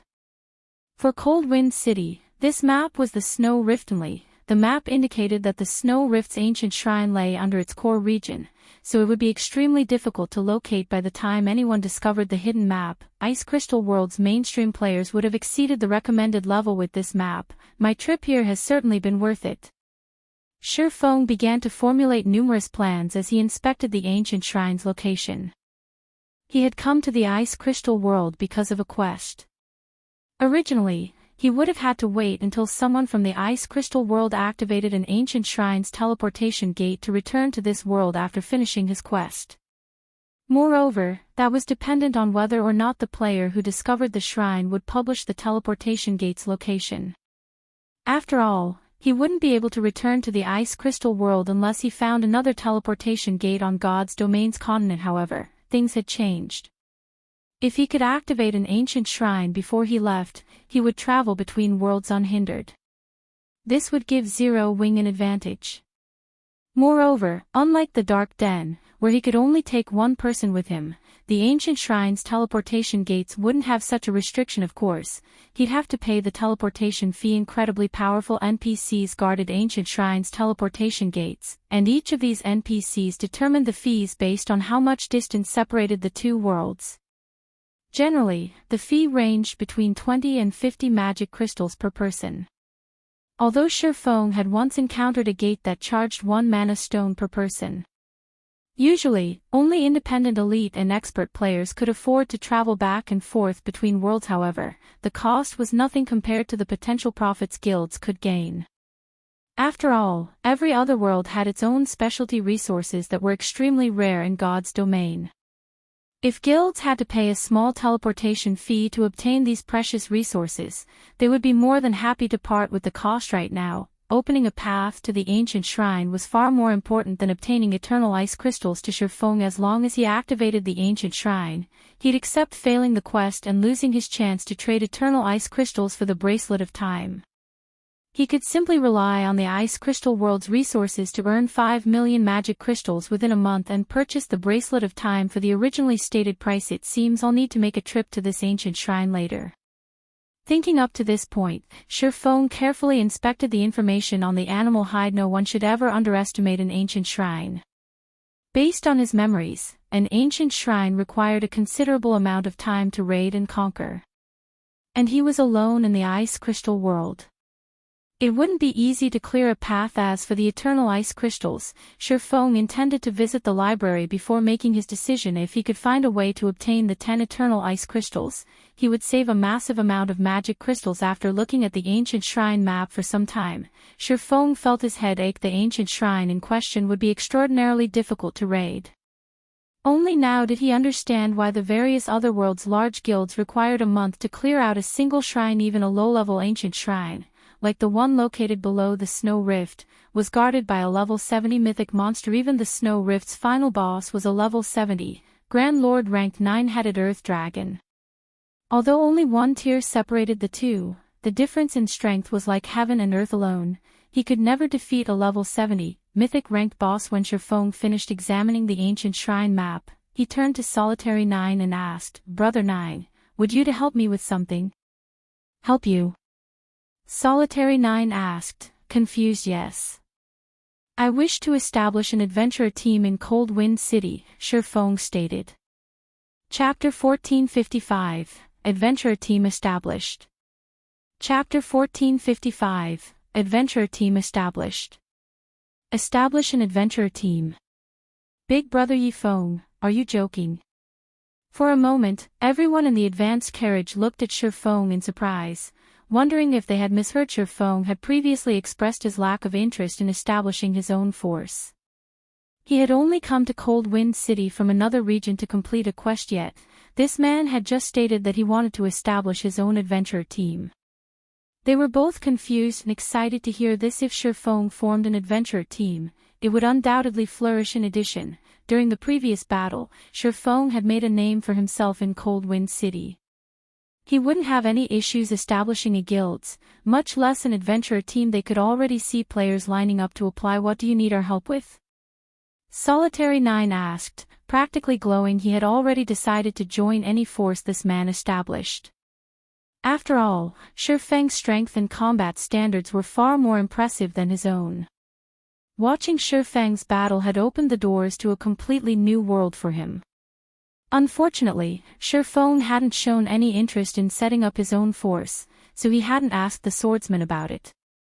He had only hoped to form a close relationship with the swordsman and find an opportunity to seek Shurfeng's guidance now. However, he didn't need to do so. He could simply join Shurfeng's adventurer team. His goal in establishing an adventurer team was to improve his combat standards by delving into God's domain's various ruins and dungeons. He did not like participating in the struggles between guilds. Most importantly, he had always hated the way Matchless Family and Centurion Dynasty had operated. Hence, he had established the Aurora Sword Adventurer team. He had thought that he and his companions could join Waveheart, Coldwind City's #1 adventurer team, if the guilds put too much pressure on Aurora Sword. Fortunately, he didn't have to worry about that anymore. I'd like to ask your help in advertising and organizing the adventurer team's recruitment. After giving the matter some more thought, he continued, I don't need a lot of people for the team. 3,000 or 4,000 members will be enough. Official members will have to reach the Trial Tower's 5th floor at the very least, though the requirement will increase as time goes on.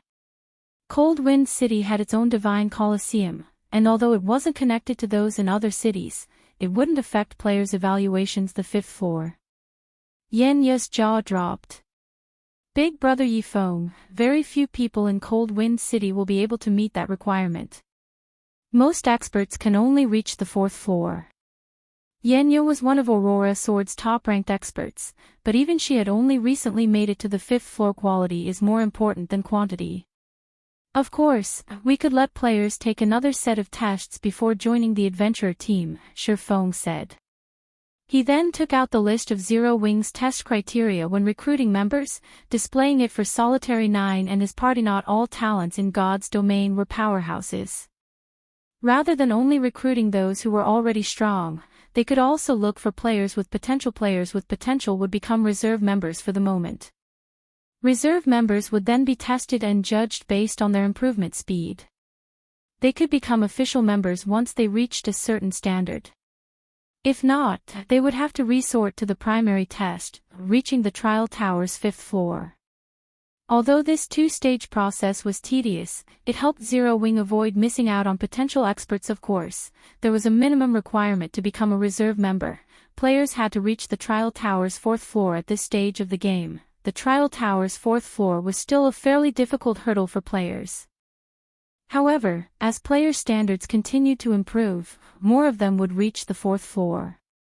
If a player could not even reach the 4th floor, there was no point for them to take the test to become a reserve member. Even so, Shurfeng's requirement stunned Solitary 9 and his companions.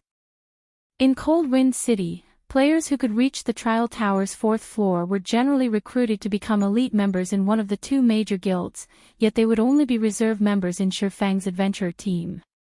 Once the city's players found out about this, they'd call him a madman. After all, how could an adventurer team offer more benefits than a guild? Convincing 1,000 people to join this man's adventurer team would be immensely difficult, much less 5,000 people. Brother Yifeng, what do you intend to call your adventurer team? Solitary 9 asked the adventurer team's name. Shurfeng thought about how others had called him an Asura. Being intensely uncreative, he replied, let's call it the Asura Adventurer Team. At first, he had considered simply calling it the Zero Wing Adventurer Team. After all, he had planned to use this adventurer team as reinforcements for Zero Wing's core members. However, after giving the matter some thought, he gave up on the idea. After all, many of God's domain's experts disliked the restrictions guilds imposed on their members. Instead, he could invite the experts that refused to join Zero Wing to his Asura Adventurer team. This way, the Asura Adventurer team could collect independent experts who disliked guilds, forming a symbiotic relationship with Zero Wing. Then, Brother Yifeng, can my Aurora Sword Adventurer team join yours? Solitary 9 asked anxiously after taking a deep breath. Of course. It'll help me out quite a bit if you join. As long as your team members can meet one of the two requirements, they are welcome, Shifeng said, smiling. He already had a rough estimation of Solitary 9's strength. He had also listened to Yenya's comments on the matter. Not only was Solitary 9 one of Cold Wind City's top 3 MTs, but he had also reached the last stage of the Trial Tower's 6th floor. He was only a step away from the 7th. Although he didn't know any advanced combat techniques, he was not that far from the half-step refinement realm. In Zero Wing, he could easily rank among the guild's top 10 MTs. It was quite impressive. Furthermore, Solitary 9 hadn't received any official training like Zero Wing's core members had. The man had reached that standard of his own power. If Solitary 9 were offered sufficient training and guidance, he could easily reach the half-step refinement realm. Given enough time, reaching the refinement realm wouldn't be much of an issue. As such a capable expert, why wouldn't he welcome Solitary 9 into his adventurer team? Unfortunately, he'd have no choice but to let go the Aurora Sword members who couldn't meet the recruitment requirements. It was important that an organization adhere to its own rules. Otherwise, the organization would lose its members' trust. I understand. Solitary 9 replied. The Asura adventurer team wanted experts. He'd have no choice but to compensate the Aurora Sword members who didn't make the cut, following which, Shifeng and his new companions drew up a list of benefits that the Asura adventurer team would offer its members. With such a high recruitment requirement, not many players would apply if they didn't offer appropriate benefits. Before they realized it, their advanced carriage had arrived before Cold Wind City's library. What a marvelous library! As soon as Shifeng alighted from the carriage, he could not help but stare at the mountainous building before him. Compared to White River City's library, Cold Wind City's was a giant. The building was well over 300 meters tall. It was large enough to fill 3 sports arenas. At the same time, the library felt ancient, like some long-lost ruin, following which, Shifeng activated his Demon Hunter title and approached the entrance. The 4 NPC guards by the doors glanced at Shifeng as he passed by, showing no intention of stopping the swordsman elsewhere. Solitary 9 published the recruitment information for the Asura adventurer team on Cold Wind City's official forums. At the same time, Yenya and the others saw to the necessary arrangements to spread the news throughout the city. Very quickly, news about Shifeng's and adventurer team reached every player in Cold Wind City. What? He's actually trying to establish an adventurer team. When Thundering Sky, who had recently resurrected, received the news, his expression darkened. Chapter 1456, Adventurer Team's Benefits. Chapter 1456, Adventurer Team's Benefits. Guild Leader, quite a few of our members have withdrawn from the guild as soon as they heard the news. If we don't do something to stop this, I'm afraid that we'll lose more of our members, Featherwind cautiously reported to Thundering Sky. The battle at the auction house dealt a massive blow to Matchless Family's reputation, and because of that, the guild had lost over 1,000 elites and experts. Yet, despite such huge losses, Matchless Family couldn't do anything about them. After all, the guild was utterly helpless against Shifeng. To make matters worse, Shifeng had decided to establish his own adventurer team. They couldn't afford to provoke Shifeng when he stood alone, but they could still avoid the man. Matchless Family had over 100,000 members. Even if Shifeng were more powerful, he wouldn't be able to damage the guild's foundations if their members spread out. If he had an adventurer team under his control, however, Matchless Family would likely have to face thousands of players in the future. It'd become even harder to deal with this expert. Damn it. Just who is he? Why haven't we heard of this guy before? Thundering Sky's expression twisted as he read the latest report. If not for Shifeng's sudden appearance, their plans wouldn't have been interrupted, and he would have secured his hold on Cold Wind City. Guild Leader, should we contact those people? Featherwind asked softly. It can't be helped. At this rate, Cold Wind City will either end up in Centurion Dynasty's hands or the Asura adventurer team's.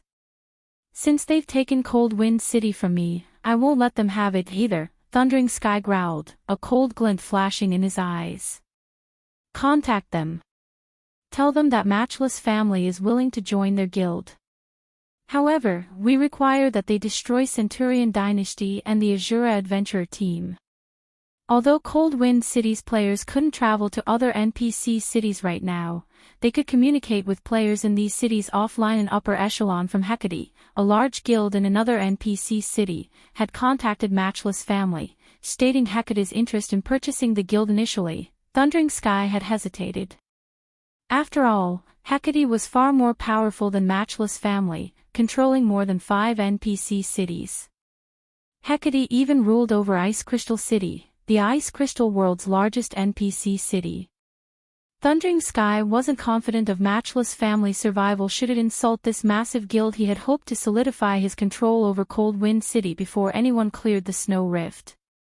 Even if his city were connected with other NPC cities, he'd more or less have the power to withstand outside forces. Now that he had lost any hope of becoming his city's overlord, joining Hecate was his best choice.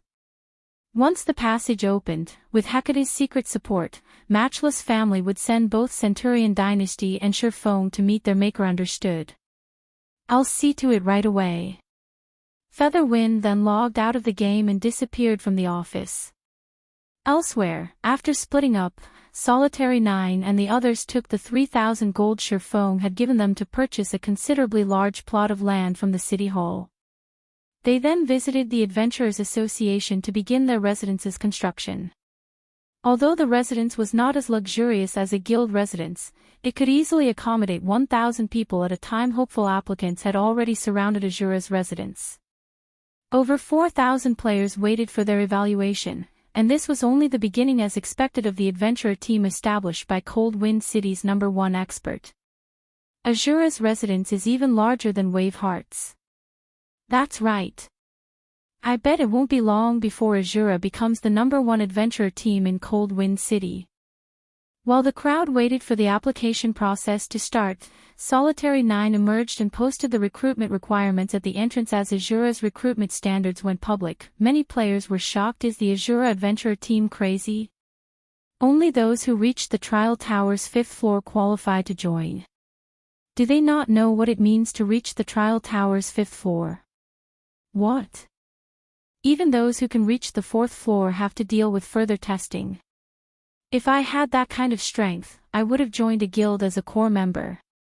Why would I even bother joining an adventurer team? Is this really an adventurer team? Why do I feel like its recruitment requirements are harsher than a large guild's? With these standards, I doubt that Asura will even recruit 1,000 members. No, it might not even get 500 members. Is the Asura adventurer team toying with us? Crap. Isn't this just an adventurer team? Who would be desperate enough to deal with this crap? When the players outside Asura's residence saw the requirements, some laughed, some cursed, and others simply turned and left. Everyone thought that the Asura adventurer team was mod. As far as they knew, Asura's recruitment requirements were even higher than a first-rate guild's, not to mention Cold Wind City's guilds. With such high requirements, only a small number of players throughout the Ice Crystal world would bother to join the adventurer team. After all, Asura was merely an adventurer team. It couldn't offer any significant benefits. An adventurer team just existed to give players an easier time forming teams and parties to raid dungeons and explore ruins. Expert players never needed to worry about finding party members. Furthermore, the Asura adventurer team had only recently been established.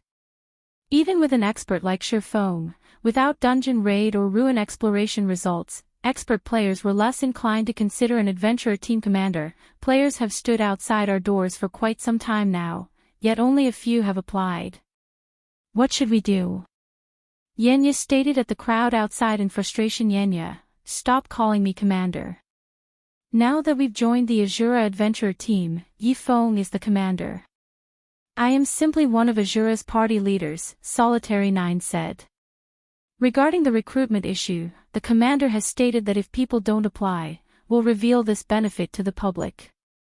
He had mentioned the possibility of this awkward situation to Shurfong, and after giving the matter some thought, the man had decided to raise the team members' benefits. Any official member of the Asura adventurer team could use contribution points to purchase dark gold weapons and equipment, as well as the opportunity to learn various combat techniques. What? Co-commander, is that true? Yenya exclaimed when she heard this. Being able to purchase dark gold weapons and equipment from the adventurer team was already impressive.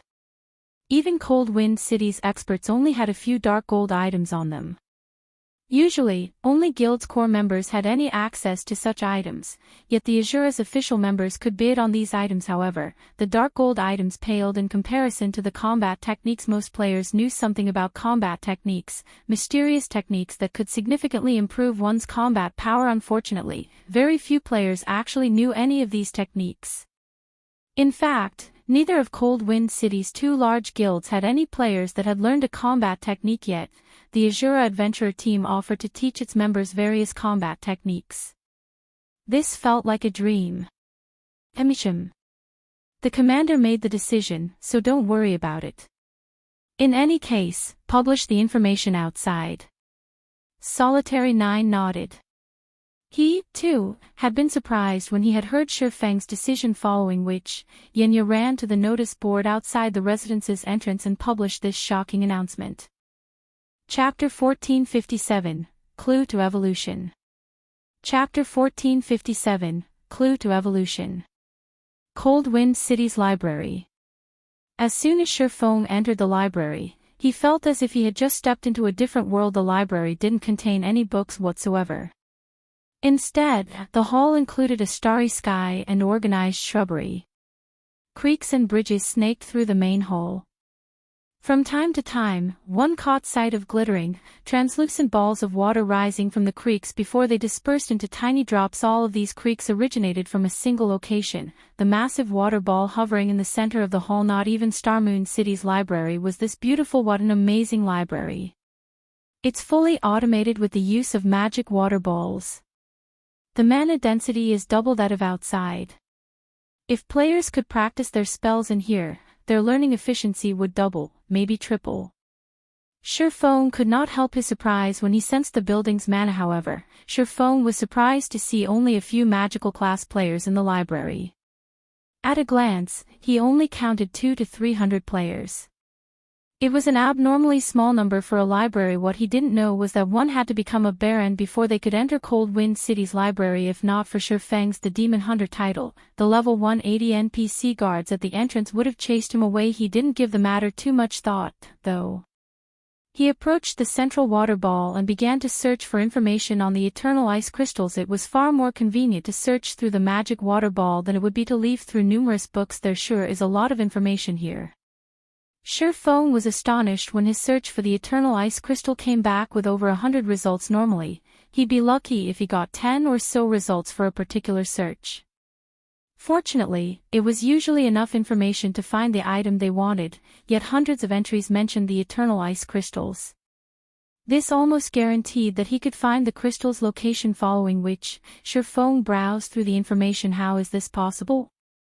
What Shifeng found shocked him. The eternal ice crystal was actually a mana crystal. Only, due to the ice crystal world's influence, the power of frost tainted these mana crystals, transforming them into eternal ice crystals. These crystals could be found in the ice crystal world's various forbidden lands, but only Great Lord ranked bosses and above had a chance of dropping them. Unfortunately, these bosses wouldn't drop complete eternal ice crystals. Rather, they had a very low chance of dropping ice crystal fragments. One had a 50% chance of successfully synthesizing 10 ice crystal fragments into one completely eternal ice crystal. No wonder she gave me a month for this quest. It's certainly not going to be easy. Shifeng frowned. Although the Snow Rift was a forbidden land, it didn't have many field bosses. Considering the low drop rate and the 50% success rate, it would take a long time to obtain one eternal ice crystal, much less 10. I guess I need to hurry. Now that he knew that eternal ice crystals were actually mana crystals, he had even more reason to obtain them. He also needed mana crystals to evolve the Abyssal Blade. Although the Tier 1 Abyssal Blade was plenty powerful, particularly when it came to compatibility rate, its basic attributes weren't quite on the level of top-tier epic weapons. He wanted to evolve the Abyssal Blade, but he hadn't found any mana crystals, so he had been forced to set the matter aside for some time. If he could evolve the Abyssal Blade once more, he'd be more confident of defeating the Ancient Shrine's guardian boss armed with this new information. Shurfeng was glad he had decided to establish an adventurer team in Cold Wind City. He wouldn't have had any hope of collecting enough eternal ice crystals in time if he were alone, following which, Shurfeng left the library and hurried towards Asura's residence. Shortly after the Asura adventurer team had published the new benefits, the crowd outside the team's residence went into an uproar. What? Members can trade contribution points for combat techniques. Asura is actually willing to teach combat techniques. Not even the city's two large guilds offer that benefit.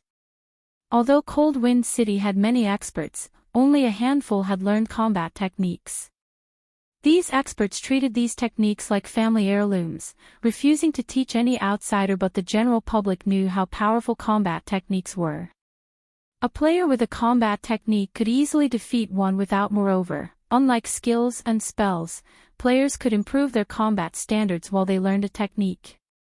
This was yet another reason that experts refused to teach others their techniques. They adamantly refused all sorts of payment for the training, yet the Asura adventurer team wanted to teach its members various combat techniques. The news stunned countless players. None of them doubted the validity of Asura's offer. As Cold Wind City's #1 expert, Shurfeng certainly knew many combat techniques.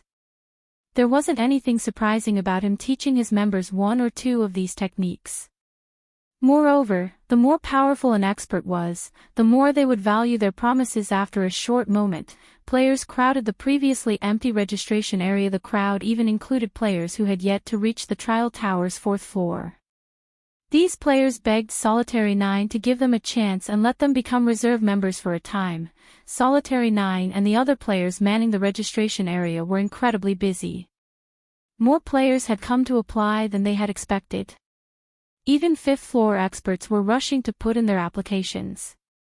Among these experts, many had been main force members from well-known adventurer teams or experts from the two large guilds. In less than 30 minutes, Asura had over 100 official members and 500 reserve members. Unfortunately, Solitary 9 rejected every player who hadn't yet reached the trial tower's 4th floor, telling these players to return after they did so. News of the Asura adventurer team's offer to teach its members combat techniques quickly spread throughout the city.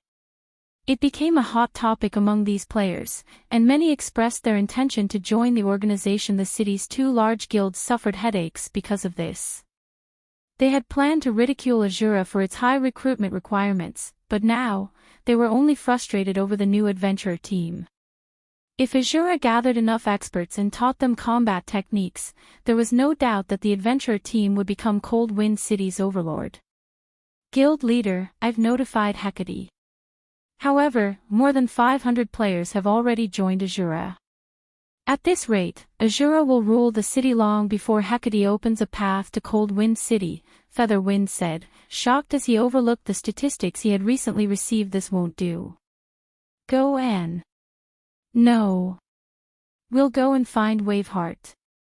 Even if we have to pay a high price, we have to form an alliance with the adventurer team and convince them to deal with Asura, Thundering Sky said as he stood. He had hoped to avoid allying with Waveheart to deal with Asura, but it'd be enough if the adventurer team helped Matchless Family survive until Hecate arrived. Guild leader, a report just came in. Waveheart's Lifeless Thorn has led a team to Asura's residence. By the looks of it, Lifeless Thorn plans to take action, Featherwind said, smiling coldly at the latest report. Lifeless Thorn was a battle maniac. Since his debut in Cold Wind City, not a single expert he had challenged had lasted more than 5 moves. Eventually, he had become Cold Wind City's publicly acknowledged #1 expert. Not even the city's main guilds could do anything against the man and were forced to ignore his existence. He's making a move. Thundering Sky could not help but laugh. This is going to be interesting. Let's go. We're heading to the residence to watch this play out. Chapter 1458, Demigod-ranked expert. Chapter 1458, Demigod-ranked expert. Cold Wind City, Asura Adventurer Team's residence. As soon as Shurfong stepped out of the advance carriage, he was greeted by a sea of people crowding around the residence's entrance. It was even more lively than an imperial capital's auction house. Why are so many people here? Shurfong was confused to see such a large crowd. Around a dozen people stood before the registration area, the leader of which was a man in icy blue armor, holding a purple spear in his right hand. Although this man stood in silence, the surrounding players had distanced themselves from him, creating a wide, open space clearing aside from this man's companions. No player dared to move within 20 yards of him. I hadn't expected Lifeless Thorn to visit. Why do you think he's here? Do you really need to ask? He's here to issue a challenge. Lifeless Thorn was Cold Wind City's #1 expert. Now that someone has usurped his position, he must be here to reclaim his status. Indeed. I've heard Waveheart members talk about how bored he is because he hasn't been able to find someone who can put up a decent fight. He's been spending time in the Forbidden Land to open a path to other NPC cities so he can find new experts to challenge. This is going to be interesting. I wonder which of the two experts will win the duel. You can't figure that out on your own. Lifeless Thorn is definitely going to win. He's invincible in Cold Wind City. On the other hand, the mysterious swordsman has only made a name for himself recently. I wonder if that swordsman will accept Lifeless Thorn's challenge. The spectating crowd discussed the potential duel between Shurfong and Lifeless Thorn. They all anticipated the fight between these two powerful experts. Guild leader, Lifeless Thorn has grown stronger again. He's replaced his old weapon, too. His last weapon was a top-tier, level 45, dark gold spear called Meteor Spear. It had been crimson red, and I've heard that Lifeless Thorn had found it in a dark gold treasure chest. It seems that he had earned quite the harvest from the Snow Rift, Featherwind said, smiling as he gazed at the purple spear in the berserker's hand. That damnable swordsman is in trouble. Indeed. If Lifeless Thorn gets serious, not even Sky Slicer and I would have any hope against him. That's why Hecate's been urging us to do everything we can to recruit him. It's a pity that he isn't interested in joining a guild. I doubt he even would have joined Waveheart if not for the help in obtaining better weapons and equipment, Thundering Sky said as he tried to sort out a tangle of complex emotions. He had always treated Lifeless Thorn like the biggest thorn in his side, but even Hecate had warned him not to provoke the man now. Lifeless Thorn would finally be of some use to him. Lifeless, I already told you that our commander isn't here. Standing here is pointless. If you want to challenge the commander, I'll let him know once he's finished his tasks and returns. Solitary 9 growled, frustrated with Lifeless Thorn obstructing the registration area. Solitary 9 had personally experienced this man's power. The gap between them was massive. Despite being one of the top 3 MTs in Cold Wind City, he had only lasted 3 moves against Lifeless Thorn.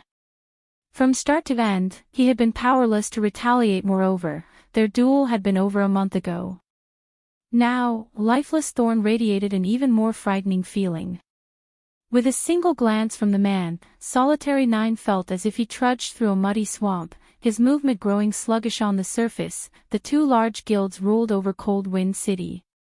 In reality, however, these guilds only operated as they wished because of Lifeless Thorn's disinterest in struggles over power and resources. Since the Berserker blocked off the registration area, who would be bold enough to come forth to apply to Asura? That won't be a problem. I have plenty of spare time. If I can't face him today, then you can contact your commander and inform him of my challenge, Lifeless Thorn said, smiling. He can choose the time and place. It doesn't matter to me. 9. You know that Lifeless is a battle maniac. Once he has made a decision, nothing can stop him. Just contact your commander, Cleansing Whistle advised. In reality, Sheet, too, was curious to see who would win a fight between Shurfong and Lifeless Thorn. Lifeless Thorn might have claimed that he wasn't a match for the newcomer, but he was simply being humble. She was fully aware of the man's true power. Not only had he obtained the top-tier, epic weapon, Thunder Spear, but he had also obtained the Lightning Saint's legacy, a peak legacy. Even throughout the Ice Crystal world, Lifeless Thorn could rank near the top. How could he possibly lose to some unknown swordsman? You guys. As Solitary 9 struggled with his frustration, a deep voice reached him from down the hall. All right, I accept your challenge. Everyone immediately turned towards the voice commander. Solitary 9 gave Shifeng a confused look as he approached. Shifeng had told him that he needed to concentrate on finding certain information, and they shouldn't disturb him unless it were of the utmost importance. Hence, he had avoided contacting the commander. Ha ha ha. You've finally shown yourself. Lifeless Thorn smiled at Shifeng, who hid his name and appearance. His eyes shining with fighting spirit, he said, I knew an expert like you wouldn't refuse a challenge. The crowd had gasped when they heard Shifeng's answer. They hadn't expected the Asura adventurer team to accept the challenge. I'll agree to your challenge, but a simple duel would be too boring. Why don't we make a bet? Shifeng asked, smiling. Even during his previous life, he had heard of this man, one of the 12 sacred berserkers, Lightning Warrior. Lifeless Thorn had only been a step away from becoming a tier 6 berserker god. This player had become so famous in the past because he had provoked the super guild, King's Return. Although the guild eventually killed him, his defeat had been glorious. During the final battle, King's Return had dispatched 3 tier 5 players to suppress Lifeless Thorn, yet he had killed one of these tier 5 players before he had fallen. In the end, a tier 6, god-ranked expert had joined the fray, and Lifeless Thorn had faltered and died. Lifeless Thorn's rise to prominence had been extremely fast. Although he had been incredibly famous in his own otherworld, he had only become truly renowned after venturing to God's Domain's continent. Once there, he had caused quite the commotion as he had challenged and defeated one expert from the God's Domain experts list after another. It hadn't taken him long to rank among the top 50 on the list, if not for the fact that he had remained a solo player, refusing to join any organization. He wouldn't have been stuck at tier 5 if he hadn't been so stubborn and simply joined some random, first-rate guild. He would have likely become a tier 6 god-ranked expert. Shifeng had never thought that he'd encounter Lifeless Thorn in the Ice Crystal world. He was truly blessed. In the past, Lifeless Thorn had never joined a guild, but now that Shifeng had established his own adventurer team, he could attempt to recruit the berserker. It'd be almost as good as convincing the man to join Zero Wing. If Shifeng succeeded, he'd have yet another powerful supporter. Chapter 1459, Battle for Number 1. Chapter 1459, Battle for Number 1. A bet? Smiling, Lifeless Thorn responded without hesitation, that won't be a problem. Even if you hadn't offered, I would have. I just wonder if you're brave enough to accept my wager. When they heard Lifeless Thorn's reply, Waveheart's members sent Shifeng provocative glances. At the same time, their gazes contained a hint of pity. They acted as if they already knew this bet's outcome. Solitary 9 finally realized what was happening. Quickly, he whispered to Shifeng, Commander, you must not agree to his bet. He wants your combat techniques. Not long ago, he had challenged every expert in Cold Wind City who had their own combat technique and forced the defeated to teach him. That's why he's become so powerful. Combat techniques. Realization dawned on Shifeng. He had been confused by how fast Lifeless Thorn had accepted his offer. Now, he knew why the man was so eager. He had proposed the bet to create an opportunity where he could recruit Lifeless Thorn into the Asura adventurer team. He hadn't expected this berserker to have designs on him as well. Combat techniques were precious in God's domain. The various large guilds that had their own only taught their most important members. Everyone else would have to rely on others' battle videos, either mimicking those with combat techniques or creating their own. Shifeng now understood why Lifeless Thorn had risen so quickly on God's Domain's continent. You're the one who suggested a bet. Are you chickening out? Lifeless Thorn ridiculed as he glanced at Shifeng. I have no issues. I'll accept your wager as long as it is within my capabilities to fulfill. Every core member in Zero Wing could learn the guild's combat techniques. Even if Lifeless Thorn didn't want to gamble combat techniques, if he joined Asura, he could easily purchase them with enough contribution points. Good. Hearing Shifeng's reply, Lifeless Thorn hurriedly said, My request is simple. If I win, you teach me that special footwork technique you used earlier. If you win, you can ask for whatever you want. Ordinary players would have watched Shifeng's battle against Matchless Family as entertainment, they wouldn't have examined the swordsman's skills. However, he had realized that Shifeng's disappearing act wasn't the result of a skill, but due to the man employing a special footwork technique to fool his opponent's eyes. He had never even heard of such powerful footwork before. Compared to this combat technique, those he had learned were garbage. Although Asura had declared that its members could purchase combat techniques with contribution points, he was fully aware that there were differences between techniques. This swordsman would never let his adventurer team's members trade CP for such an effective footwork technique. This guy really has a big appetite.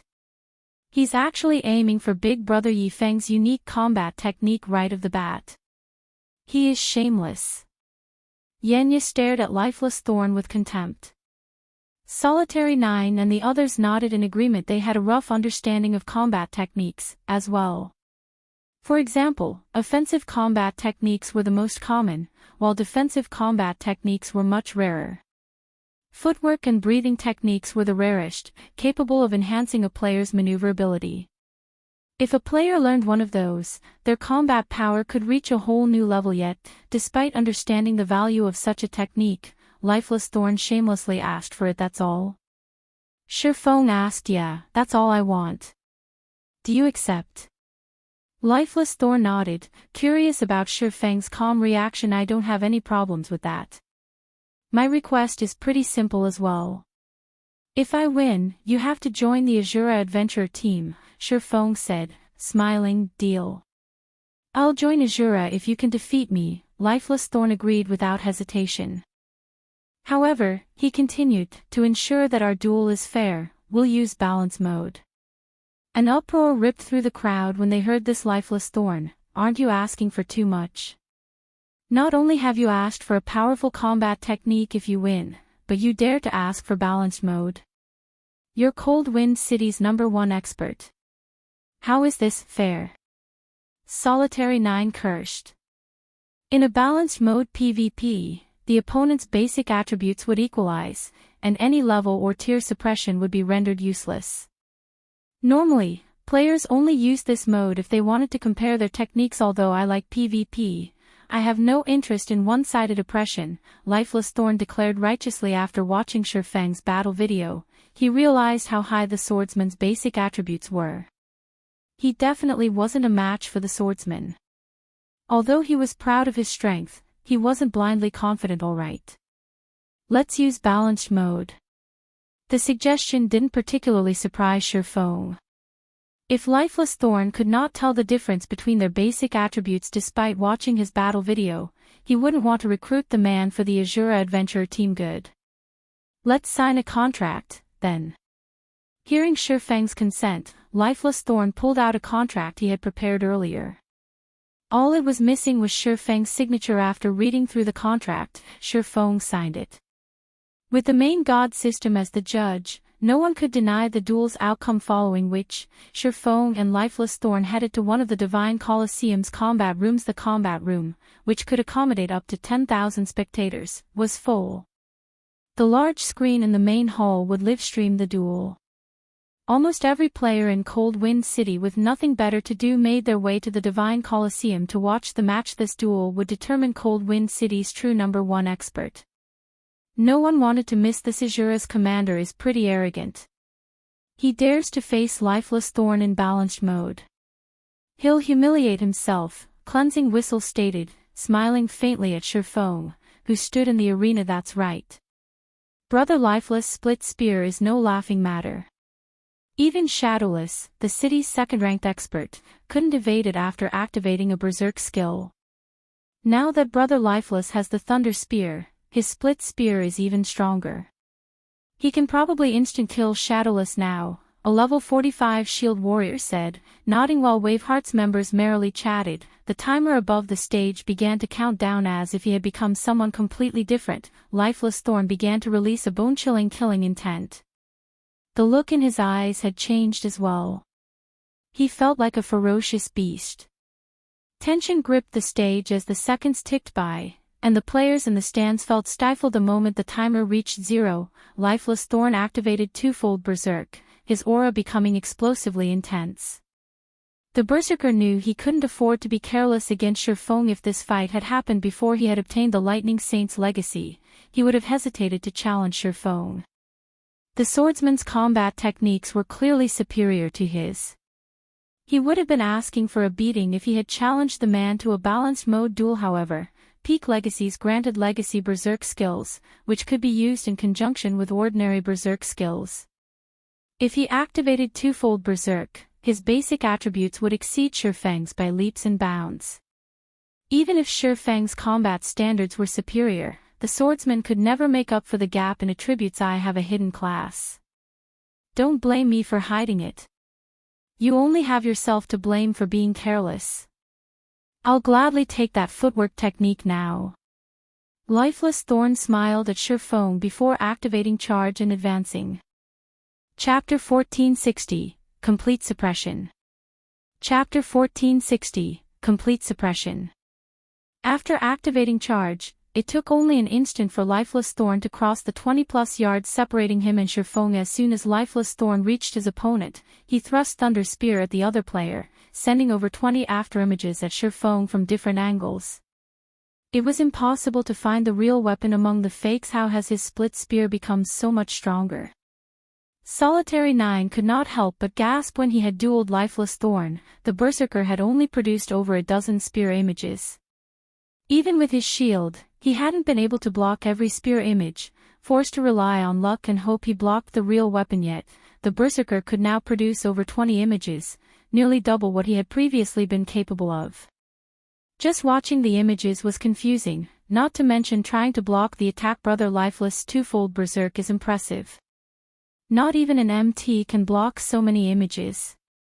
The attack surprised Waveheart's members. Lifeless is taking this too seriously. Cleansing Whistle revealed a helpless smile as she watched the Berserker fight with everything he had. His opponent is doomed. Throughout her time raiding dungeons and adventuring with Lifeless Thorn, this was the first time she had seen him go all out. Moreover, in a balanced mode duel, the player with higher basic attributes would be suppressed to match the opponent, as since Lifeless Thorn's attributes weren't affected, he wouldn't feel awkward as he moved. In contrast, Shurfeng would need some time to get used to the lower attributes. It was clear that Lifeless Thorn realized this, yet he refused to give Shurfeng any time to adapt. With so many advantages, the Berserker would have an easy time winning this duel. As the numerous spear images were about to devour Shurfeng, a blue light flashed before him. Following which, a loud explosion shook the arena, followed by a powerful shockwave radiating across the stage. Lifeless Thorn's Thunder Spear had stopped an inch from Shurfeng's neck. Impossible. Cleansing Whistle shot up from her seat, shock flashing in her eyes. Lifeless Split Spear. Why did it stop? What? Brother Lifeless messed up. The other Waveheart members were similarly stunned. Lifeless Heart had rarely ever failed to hit his target with Split Spear. His opponent could only block the attack if they were lucky. Of course, nobody was more surprised than Lifeless Thorn. However, the Berserker didn't give up after his first attack had failed. Immediately, he executed Split Spear again, sending another 20+ spear images thrusting at Shurfeng. Before the spear images reached Shurfeng, another blue light flashed. This time, the Thunder Spear stopped several centimeters away from Shurfeng's right shoulder. There was more distance between the weapon and the swordsman than before. Did it hit? What's going on? Waveheart's members watched Shurfeng in confusion, realizing that golden scales covered the man's body. He actually deflected Lifeless Split Spear. Is he some kind of monster? Cleansing Whistle's expression darkened as she watched the fight. Split Spear was so impressive because it was nearly impossible to pinpoint the real weapon, which confused the opponent as they tried to defend themselves. But in the brief moment before Lifeless Thorn's weapon reached Shurfeng, the swordsman located the real Thunder Spear and properly deflected it. His grasp of strength and timing was simply godlike. Before Cleansing Whistle could overcome her shock, Shurfeng took a step forward and disappeared. He vanished. Lifeless Thorn immediately responded by executing Whirlwind Slash, his spear sweeping horizontally to slice everything within 10 yards of the Berserker. Dang. A loud clang echoed throughout the venue.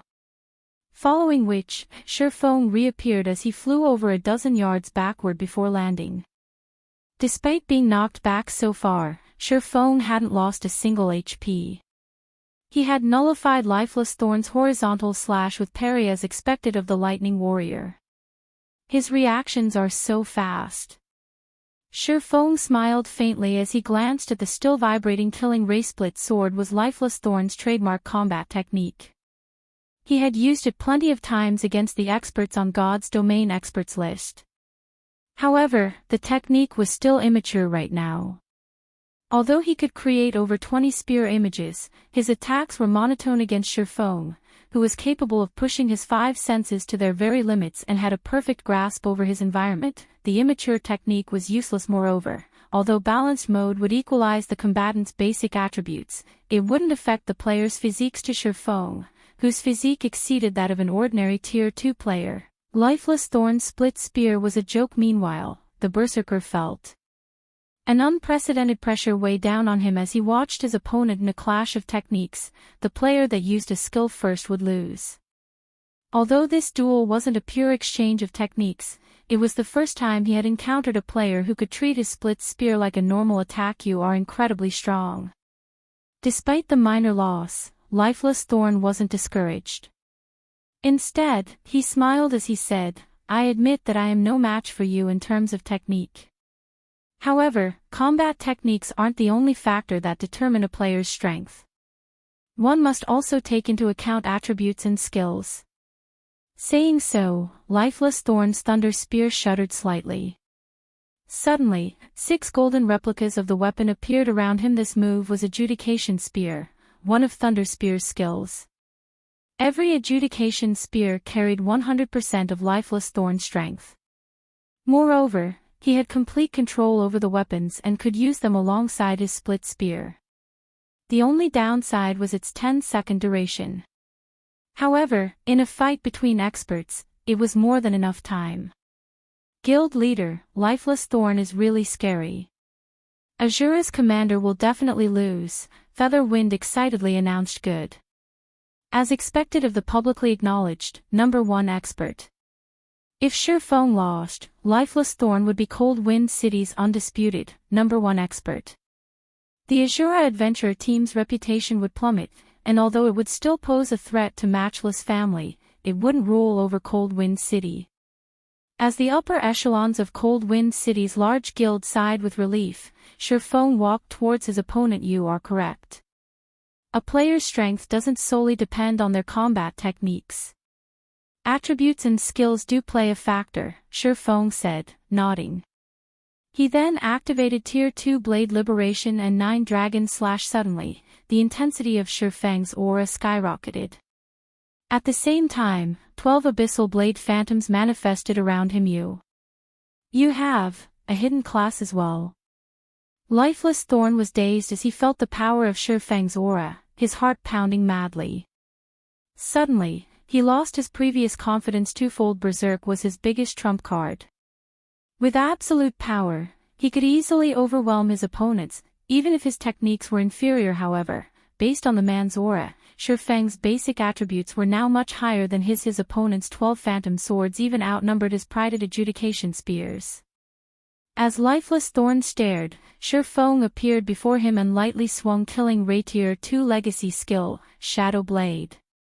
Although Lifeless Thorn tried to defend himself, he was too slow, and 10 streaks of light, 1 blue and 9 black, struck him. Instantly, Lifeless Thorn's HP vanished, his body transforming into particles of light as he disappeared as if time had frozen. Silence dominated the combat room. Lifeless Thorn, Cold Wind City's #1 expert, had been defeated. Chapter 1461, Abyssal Blade Evolves. Chapter 1461, Abyssal Blade Evolves.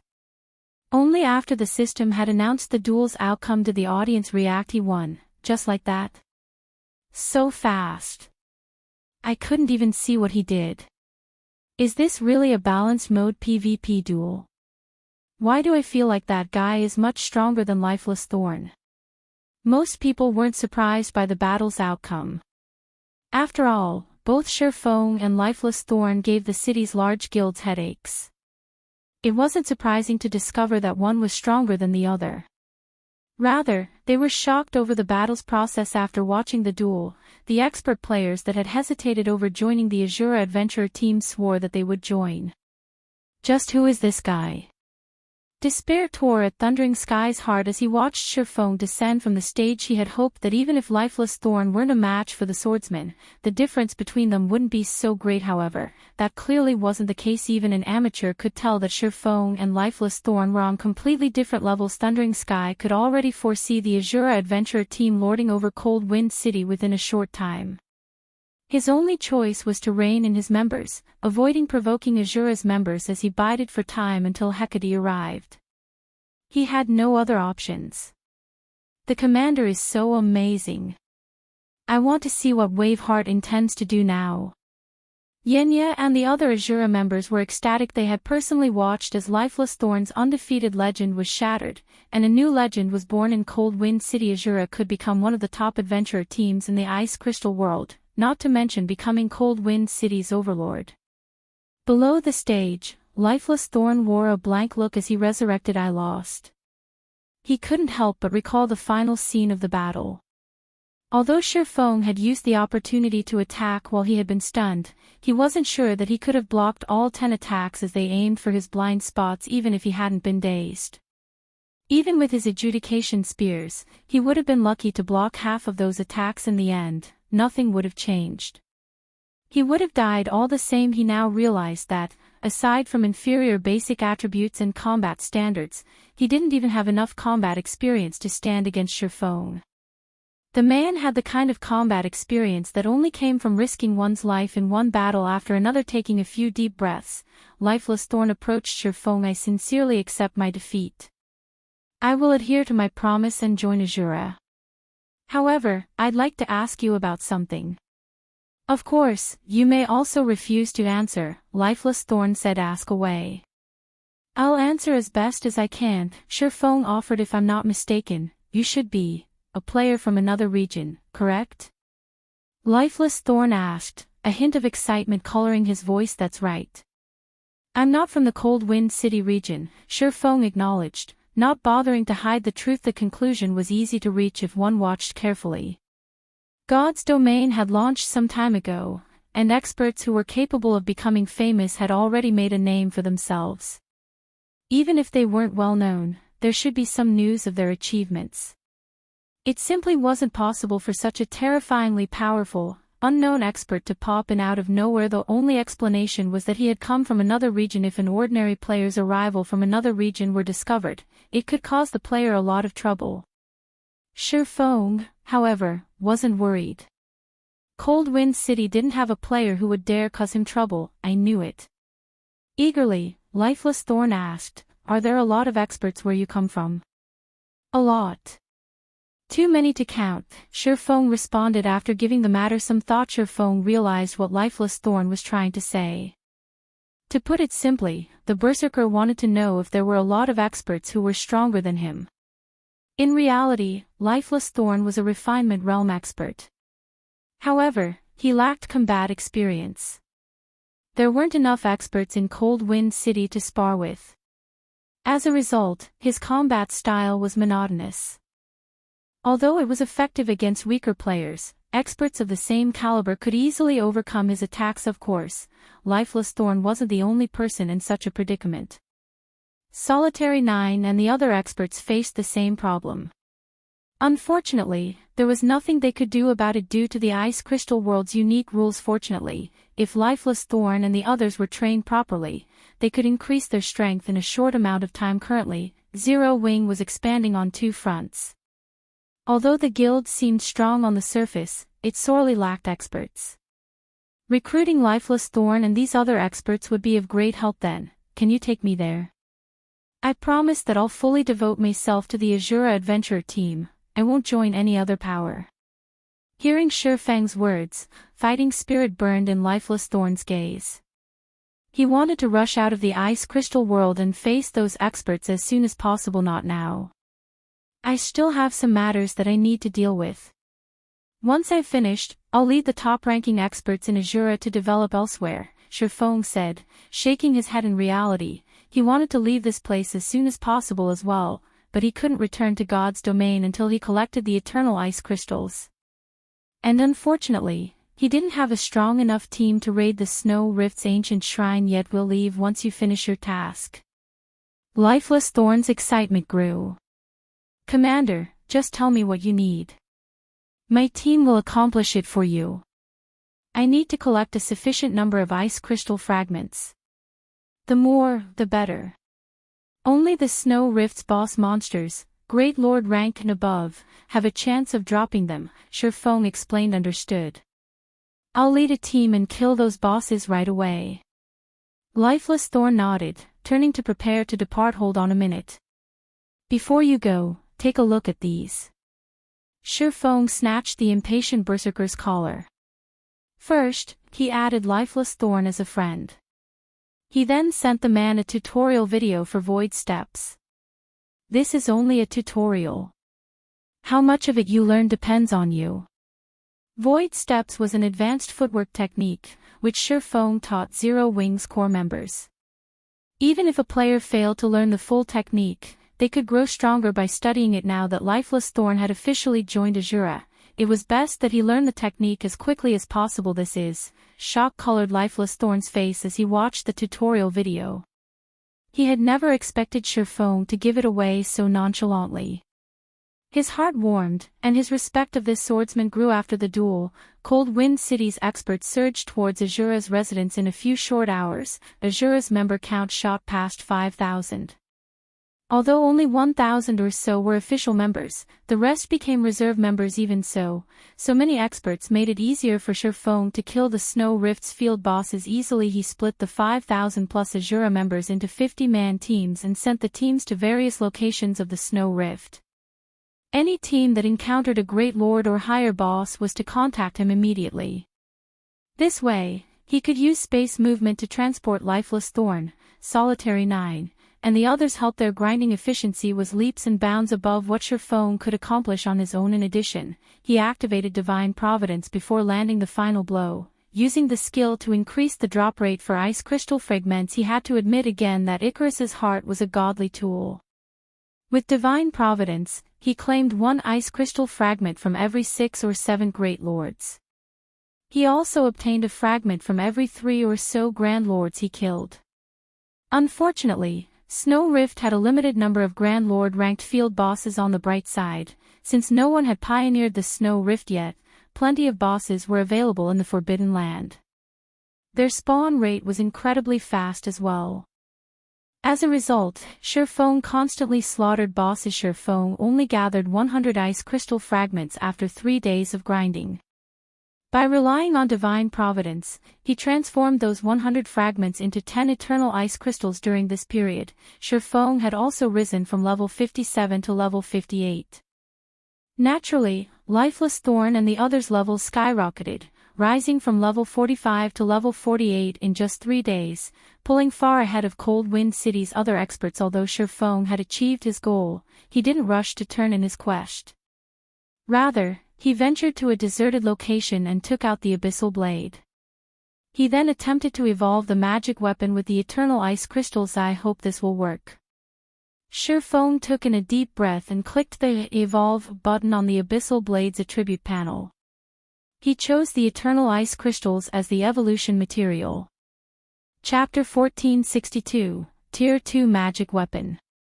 Chapter 1462, Tier 2 Magic Weapon. Even after Shifeng selected the evolution material, the Abyssal Blade didn't react. Must it be mana crystals or nothing? Shifeng frowned. The last time he had found a mana crystal, it had been a coincidence. They were practically impossible to hunt down. As Shifeng was about to give up, the sound of a system notification reached his ears. System, replacement evolution material detected, eternal ice crystal. Do you wish to abandon the power of frost contained within the eternal ice crystals and evolve the Abyssal Blade? Abandon the power of frost. Although he was confused, Shifeng ecstatically clicked continue. Suddenly, the 10 eternal ice crystals in Shifeng's hands shattered, two clouds of smoke, one black and one white, emerging from their remains. Following which, the black smoke entered the Abyssal blade. In response, the Abyssal blade leaped from its sheath and hovered before Shurfong, trembling as it released dragon roars that echoed throughout the wilderness. At the same time, blood-red runes began to surface around the weapon. When the blood-red runes covered the sword entirely, the weapon began to release a rapidly growing pressure. Rather than a sword, Shurfong felt as if he stood before an angry dragon. The pressure was so great that he even struggled to breathe. The phenomenon only began to weaken after about 10 seconds. Eventually, the Abyssal blade returned to its peaceful state after evolving. The Abyssal blade's appearance had transformed slightly. Now, the sword was entirely pitch black. It also radiated a faint trace of black miasma. A black dragon coiled around the sword's hilt, and blood-red runes had carved themselves into the blade. Overall, the Abyssal blade's new appearance looked evil. What powerful attributes! Shurfong exclaimed when he inspected the attribute panel. Abyssal blade, one-handed sword, magic weapon. Attack power plus 1720. All attributes plus 130. Attack speed plus 24. Ignore levels plus 18. Attacks have 60% chance to cause 220% damage, 37% chance to cause 300% damage. Every attack increases damage by 2% to a maximum of 20% if wielder belongs to a swordsman-related class. All skill levels plus 5 increase free ability points received for every increase in level by 2 points. Equipment level 45. Can be upgraded. Devour 100 level 50 fine gold weapons and 30 level 50 dark gold weapons to upgrade to level 45. Equipment Tier 2. Can be evolved. Devour 100 mana crystals or eternal ice crystals to evolve to Tier 3. Additional active skill 1, Phantom Kill, Tier 2. Instantly creates a doppelganger under the wielder's control. Doppelganger has 90% of the wielder's attributes and all skills. The wielder can swap positions with the doppelganger at any time. Duration, 1 minute, 30 seconds. Cooldown, 5 minutes. Additional active skill 2, Abyssal Bind, Tier 2. Binds up to 3 enemies simultaneously and prevents movement, reducing defense and magic resistance by 100%. The higher tiered the target is, the weaker its the effect will be. Duration, 5 seconds. Cooldown, 40 seconds. Additional active skill 3, 9 Dragon Slash, Tier 2. Instantly create 16 phantoms of the Abyssal blade for wielder's use. Each phantom sword deals up to 80% damage. Duration, 30 seconds. Cooldown, 5 minutes. Additional active skill 4, Abyssal Curse, Tier 2. Prevents all targets within a radius of 50 yards from moving or attacking for 6 seconds and reduces their attributes by 20% for 10 minutes. Effect doubles if there is only one target in range. Cooldown, 20 minutes. Additional passive skill, Abyssal Will. Improves wielder's physique depending on the surrounding mana density. The higher the mana density, the greater the improvement. Additional Profound Inheritance, Black Emperor, Tier 2. When activated, every critical hit will accumulate 1 stack of Death Aura. Each stack can be used to increase all attributes by 2% and attack speed and movement speed by 1% for 12 seconds, or to reduce the cooldown of a skill by 4 seconds. Maximum of 30 stacks of Death Aura. Duration, 10 minutes.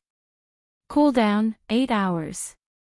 The famed smith Ulysses personally created the Abyssal blade using the Black Dragon King's fangs as material. It is one of 36 famed swords, ranking 31st. However, the Black Dragon King himself has cursed this sword. Beyond the immense strength the blade offers, the wielder must face a backlash after a certain amount of time. However, after Jack had remodeled the Abyssal blade with a star crystal, the strength of the backlash has been reduced greatly. If the wielder is unable to suppress the backlash, the wielder will receive the Black Dragon King's curse, permanently reducing all attributes by 50%. Unable to be dropped, unable to be traded, unable to be destroyed. After evolving to Tier 2, both the Abyssal Blade's basic attributes and skill effects had become much stronger than an epic weapon, as the Abyssal Bind strengthening made it particularly effective against Tier 3 bosses. Although it would be weaker against Tier 4 bosses, the skill would at least be somewhat effective now that it had reached Tier 2. With this, my chances of clearing the ancient shrine have increased by 10%. Shurfeng was very satisfied with the Abyssal Blade's upgrade. As for upgrading the Abyssal Blade to Tier 3, he decided not to worry about it for now. Even with Icarus's heart, gathering 100 eternal ice crystals would require more than a month of effort. Besides, it was only a matter of time before more players raided the Snow Rift. Their grinding efficiency would fall now. All he had to do was collect the required 10 eternal ice crystals for his quest. Once he had them, he needed to help his adventurer team's members level quickly to prepare them for the raid on the ancient shrine. After Shurfeng returned the Abyssal Blade to its sheath, he noticed that the white smoke had gradually crystallized, eventually becoming a shard of clear crystal. When Shurfeng held the crystal, he felt a chill passing through him. He began to lose 1000 HP each second. What is this thing? Shurfeng was shocked. Hurriedly, he stored the crystal in his bag. Despite the brief moment he had held the crystal, his right arm had completely frozen. Had he held it for a few more seconds, the ice might have consumed his entire body. Fortunately, only his arm had frozen. Without the crystal present to absorb heat from his body, his arm quickly recovered. What a strong frost power. Fortunately, my ice resistance is high. Anyone else might have frozen to death instantly. Shurfeng looked at the crystal in his bag. He then clicked to inspect the item. Although Shurfeng could not say for certain if he had the highest ice resistance of any player in God's domain, there was no doubt that he was close. Moreover, he had an intermediate Azure Source Stone equipped. Tier 1 Ice-type spells and skills shouldn't affect him whatsoever. Only Tier 2 Ice-type attacks should harm him. Yet, this measly crystal had nearly turned him into an ice sculpture, devouring 1000 HP every second. An ordinary player would likely lose over 10,000 HP per second just by touching the crystal. If held for 4 or 5 seconds, even a level 45 MT with 100% of their HP would freeze to death. After Shurfeng clicked to inspect the crystal's attribute panel, a loading bar appeared, notifying him that he needed to wait for 10 seconds to inspect the crystal. After the loading bar filled, one system notification after another reached his ears before Shurfeng could even glance at the attribute panel. System announcement: a player has activated the new expansion pack Ice Crystal Awakening. System announcement: this new expansion pack requires a system upgrade. Please prepare to log out. The estimated duration is 4 hours. System: you have 5 minutes to log out. Please prepare to log out. What is this item? Shurfeng was stunned. No matter how he looked at it, this new expansion pack had to be related to this strange crystal. There was no way for the system to announce a new expansion pack the moment he tried to inspect it otherwise. Moreover, this expansion pack required an offline update. However, Shurfeng didn't give the matter too much thought. He then clicked to inspect the item's attributes, hoping to discover what kind of amazing item this crystal was. Chapter 1463, Origin Weapon. Chapter 1463, Origin Weapon. When Shurfeng tapped on the crystal, a brief introduction opened before him. As he read the text, Shurfeng was stunned. This is an elemental source. Shurfeng couldn't believe his eyes. Source of true frost. Contains the purest frost power. Although the introduction was simple, almost everyone had known about elemental sources in the past. Any elemental source was valued more than an epic item. In fact, most people offered 2 epic items for a single crystal. However, players almost never sold them. The elemental mana within elemental sources was even purer than 7 Luminaries crystals, and these items had a wide variety of uses. They could be used in forging, alchemy, engineering, magic arrays, and so on. If one used an elemental source while crafting a weapon or equipment, said item would obtain the power within the elemental source. Not only would this strengthen the item's attributes, but it would also carry a powerful original skill. If one could produce an epic weapon or equipment with an origin skill, its value would only be second to fragmented legendary items. Fragmented legendary items were extremely rare in God's domain. Even first-rate guilds were lucky to have a handful, much less second- and third-rate guilds. Hence, in the past, epic origin weapons and equipment became some of the best the various large guilds could procure in large quantities. The epic weapon Shurfong had used in the past had been refined by a grandmaster forger who used an elemental source. To obtain the weapon, he had spent more than half of the wealth he had accumulated throughout playing God's domain. Although hiring a master forger would have been cheaper, it was much safer to hire a grandmaster. He had never expected to get his hands on an elemental source this early. Shurfong now understood how he had activated a new expansion pack that would require a 4-hour-long update. When elemental sources had made their appearance in the past, it had started a new era for lifestyle players. That had been due to the various uses for these crystals. Elemental sources could even help lifestyle classes improve their abilities. Hence, a lot of changes had to happen to the game after the first elemental source had appeared in the game. The crystals became more common. If one were lucky, they could even obtain one from a dark gold treasure chest. No one knows the elemental source's true value yet. I can use this opportunity to send Melancholic Smile to purchase them. Thinking up to this point, Shurfong realized that he had to purchase the crystals in bulk at first. Everyone would treat the elemental source as some kind of rare material, selling it for several hundred gold apiece. By the time they realized its true value, they'd regret selling the items. Conversely, many large guilds would make a huge profit from hoarding the elemental sources. Shurfong then found a safe location and logged out of the game. The new expansion pack had been too sudden. When Shurfong opened his eyes inside the virtual gaming cabin, the sun outside the window was just beginning to set. Before Shurfong had the chance to climb out of the gaming cabin, a series of notifications bombarded his senses. They only stopped after the notification sound repeated several dozen times. Taking his time, Shurfong left to get something to eat and drink. He only read through the messages after settling down to eat at the table. Contact between the ice crystal world and the continent of God's domain was not possible. Hence, he had instructed Melancholic Smile and Gentle Snow to keep him up to date via offline messages. However, to obtain the required elemental ice crystals as quickly as possible, he had remained in the game for 3 days straight. They were finally willing to let go. Huh? Shurfong smiled as he read a message from Gentle Snow. Recently, nothing major had occurred in God's domain. The most noteworthy development was that Gentle Snow had finally captured Hidden Fog Town. Meanwhile, Zero Wings branch guild in the Black Dragon Empire had recruited 70,000 additional members. The number might not be significant for a first-rate guild, but it was a different story for Zero Wing. After all, Zero Wing's recruitment requirements were quite strict. Players capable of passing the entrance test would be elite players in the public's eyes. It was impressive that a branch guild had recruited so many members so quickly, but Shurfong wasn't surprised. What made him smile was the news that the companies that had supported Ouroboros had finally agreed to sell the training center to Gentle Snow. She had already begun the price negotiations. Once both sides finished signing the necessary contracts, Ouroboros' training center would become Zero Wing's main headquarters. In the future, Zero Wing could recruit large batches of internal members without worrying about space. As Shurfong browsed through the other messages, his virtual gaming cabin's offline communicator rang.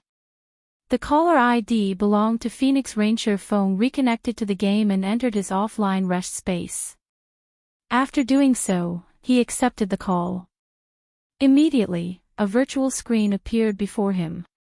The screen showcased Phoenix Rain, who currently wore a set of exquisite, blue mage robes. She had already reached level 48, and excluding Zero Wing's members, she could hold the top position on the Black Dragon Empire's ranking list. Phoenix Pavilion Master, to what do I owe the pleasure? Has something urgent happened? Shurfong asked curiously. Indeed, something has happened.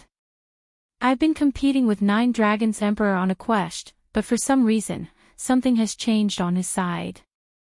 Not only did he complete the quest before I did, but he's also completed the quest much sooner than expected. Many of the guild elders have begun to side with him.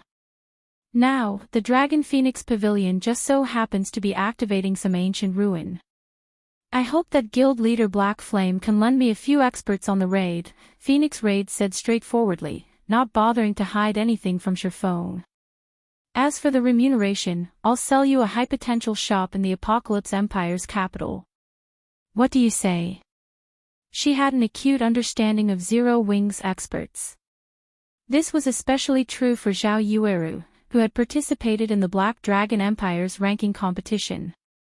There was also Aqua Rose to consider, who had put on a shocking performance during the siege war in Green Rain Town. If experts like these women joined her team, she'd have a much higher chance of successfully raiding the ancient ruin her guild had found. Shifeng was surprised to hear Phoenix Rain's offer. He had never thought that this woman would be generous enough to sell an imperial capital shop for a handful of experts.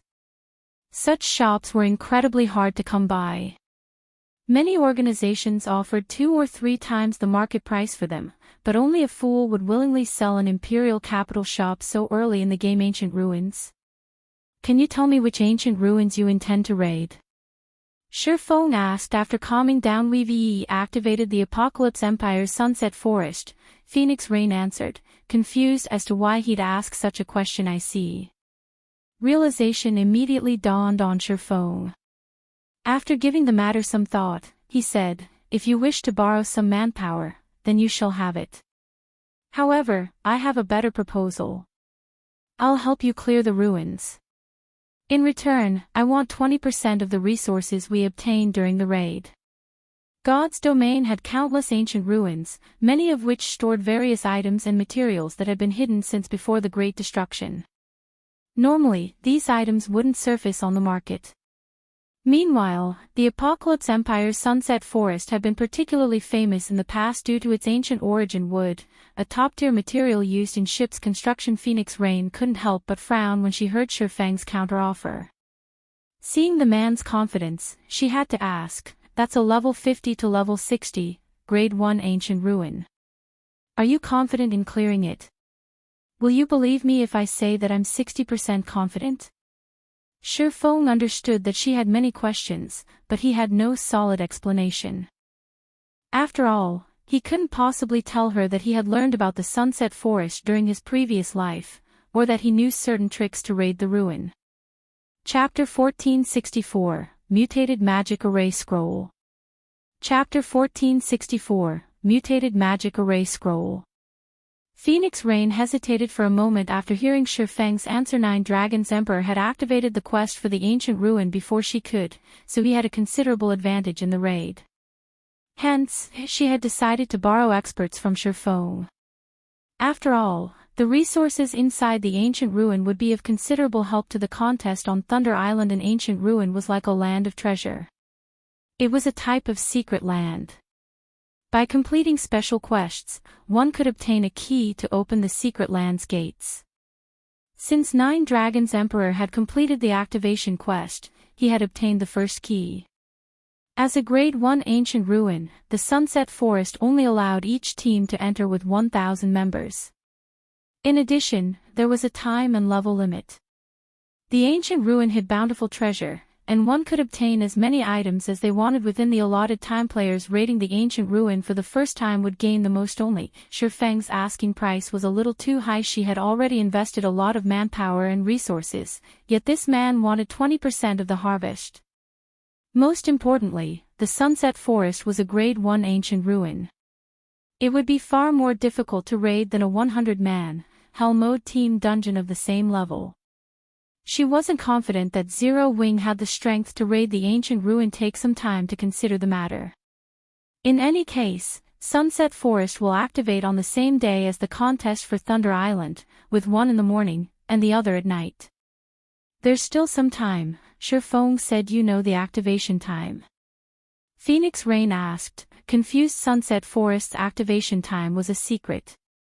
The Dragon Phoenix Pavilion had only learned about it after obtaining the secret land key. The activation time was also the reason that she was so anxious. If she could claim the ruin's treasures, she could boost her force's combat power, increasing her chances of success on the island. Otherwise, she wouldn't be in such a rush to gather experts. I've read about it in an ancient tome. The tome also mentioned something about the final guardian boss, Shurfong said casually. In reality, he had never read about the ancient ruin in any book, but certain ancient tomes did mention various ruins in the game. He had used the lie as a way to convince Phoenix Rain that he had a method to raid the Sunset Forest in ancient tome. Realization dawned on Phoenix Rain. The great pavilion master had learned about the Sunset Forest from some ancient book, as well. Only after his research had the Dragon Phoenix Pavilion investigated the ancient ruin and its activation quest. It wasn't unusual to learn that Shurfong had learned about the Sunset Forest in the same way. Alright, I agree to your offer. However, the precondition is that you can actually raid the Sunset Forest. That's only natural. Shurfong nodded. Alright. We'll meet up tomorrow in Apocalypse City, Phoenix Rain responded before disconnecting the call, following which, Shurfong started to prepare. First, he sent Melancholic Smile a message, getting her to send some people around the continent to purchase elemental sources, though they couldn't spend more than 300 gold per item. That price was the equivalent of an epic ranked material item. If the price exceeded that amount, others could become suspicious. After taking care of that, Shurfong notified Aqua Rose to lead a team to a neutral map, the Flaming Rain Mountains, to grind for flame potions. The potion was necessary to raid the Sunset Forest. Shurfong finished delegating and waited patiently for God's Domain system update to finish. A call came in from Liang Jing, head instructor. The White Tiger Dojo has sent someone to see you again. The representative has stated that the White Tiger Dojo has agreed to your conditions and would like to invite you to discuss the details, Liang Jing reported. They've agreed? Shurfong suddenly remembered his conversation with the White Tiger Dojo's Jiang Tianyuan regarding his price for nurturing their experts. He then revealed a smile and said, "Tell the representative that I've doubled my price. They can take it or leave it." Even if the White Tiger Dojo had talented members, training them to take on the Trial Tower's 6th floor wouldn't be a simple task. Nurturing 500 6th floor experts for 50 bottles of S-rank nutrient fluid wasn't a worthwhile trade. Had the White Tiger Dojo agreed to his offer earlier, he would have stayed true to his word. However, times had changed. Understood. Liang Jing nodded, following which, Liang Jing conveyed Shurfeng's decision to Xie Chiwen, who had waited in a reception room. What? Double the price? Xie Chiwen was dumbfounded when he heard the decision. He shouted, "Why doesn't he just rob a bank instead? Does he really doubt that the White Tiger Dojo can train its own experts?" "I apologize, but this is our head instructor's will. I can't do anything about his decisions," Liang Jing said. In reality, she was curious about what business Shurfong had with the White Tiger Dojo to warrant one visit after another from a genius like Xie Chiwen. Good. Just wait. He'll regret this decision. Xie Chiwen then left in a fit of rage. After 4 hours, Shurfong returned to his virtual gaming cabin and logged back into God's Domain. Upon entering God's Domain, Shurfong contacted Lifeless Thorn, Solitary 9, and the others, having them select experts from the adventurer team to form a 100-man team. He then used a return scroll to teleport to Cold Wind City. He had planned to help Lifeless Thorn and the others level up some more before raiding the ancient shrine, opening the teleportation channel, but Phoenix Rain's request had forced him to move his plans up a few days. While he had been out killing the Snow Rift's field bosses, he has sent some people to the library to research the ancient shrine. Because of them, he now had a better understanding of the area. After returning to Cold Wind City, Shurfong returned to the adventurer team's residence and retrieved a large amount of materials. He then began to produce the 9-star Polar Domain magic array. He and his team had zero chance of defeating the Guardian boss in a head-on confrontation. He had planned to use magic arrays to suppress the boss and rely on Zerg tactics to distract it while damaging it with miniature ballistas. However, the situation had changed. He now had the source of true frost, which was also why he had made his promise to Phoenix Rain. Elemental sources contained a purer energy than that in 7 Luminaries crystals. Naturally, said energy was useful in many aspects, the most beneficial of which was in forging weapons and equipment. Similarly, elemental sources could be used in crafting magic arrays. A magic array would receive a massive power boost if crafted with an elemental source. Unfortunately, they were one-time use items, and using such a rare material was the epitome of extravagance. But Shurfong couldn't care less. The sooner he opened the teleportation channel, the sooner he could open trade between God's domain's continent and the ice crystal world. Doing so would be far more profitable than Stone Forest Town. In the quiet workshop, Shurfong retrieved one material after another. He then began to produce magic array scrolls very quickly. Shurfong had a stack of 9 magic array scrolls. When he reached the final step, adding magic crystals to the scrolls, Shurfong stopped abruptly and took a deep breath. Rather than selecting the magic crystals, he retrieved the source of extreme/true frost from his bag. The moment Shurfong did so, his arm froze solid. He very quickly placed the elemental source in the center of the scrolls. The source of extreme/true frost gasified rapidly. Streams of cold mist flowed into the stack of magic array scrolls. Following which, the scroll's power began to increase. By the time the magic array scrolls absorbed every drop of power from the elemental source, the workshop's temperature had dropped drastically.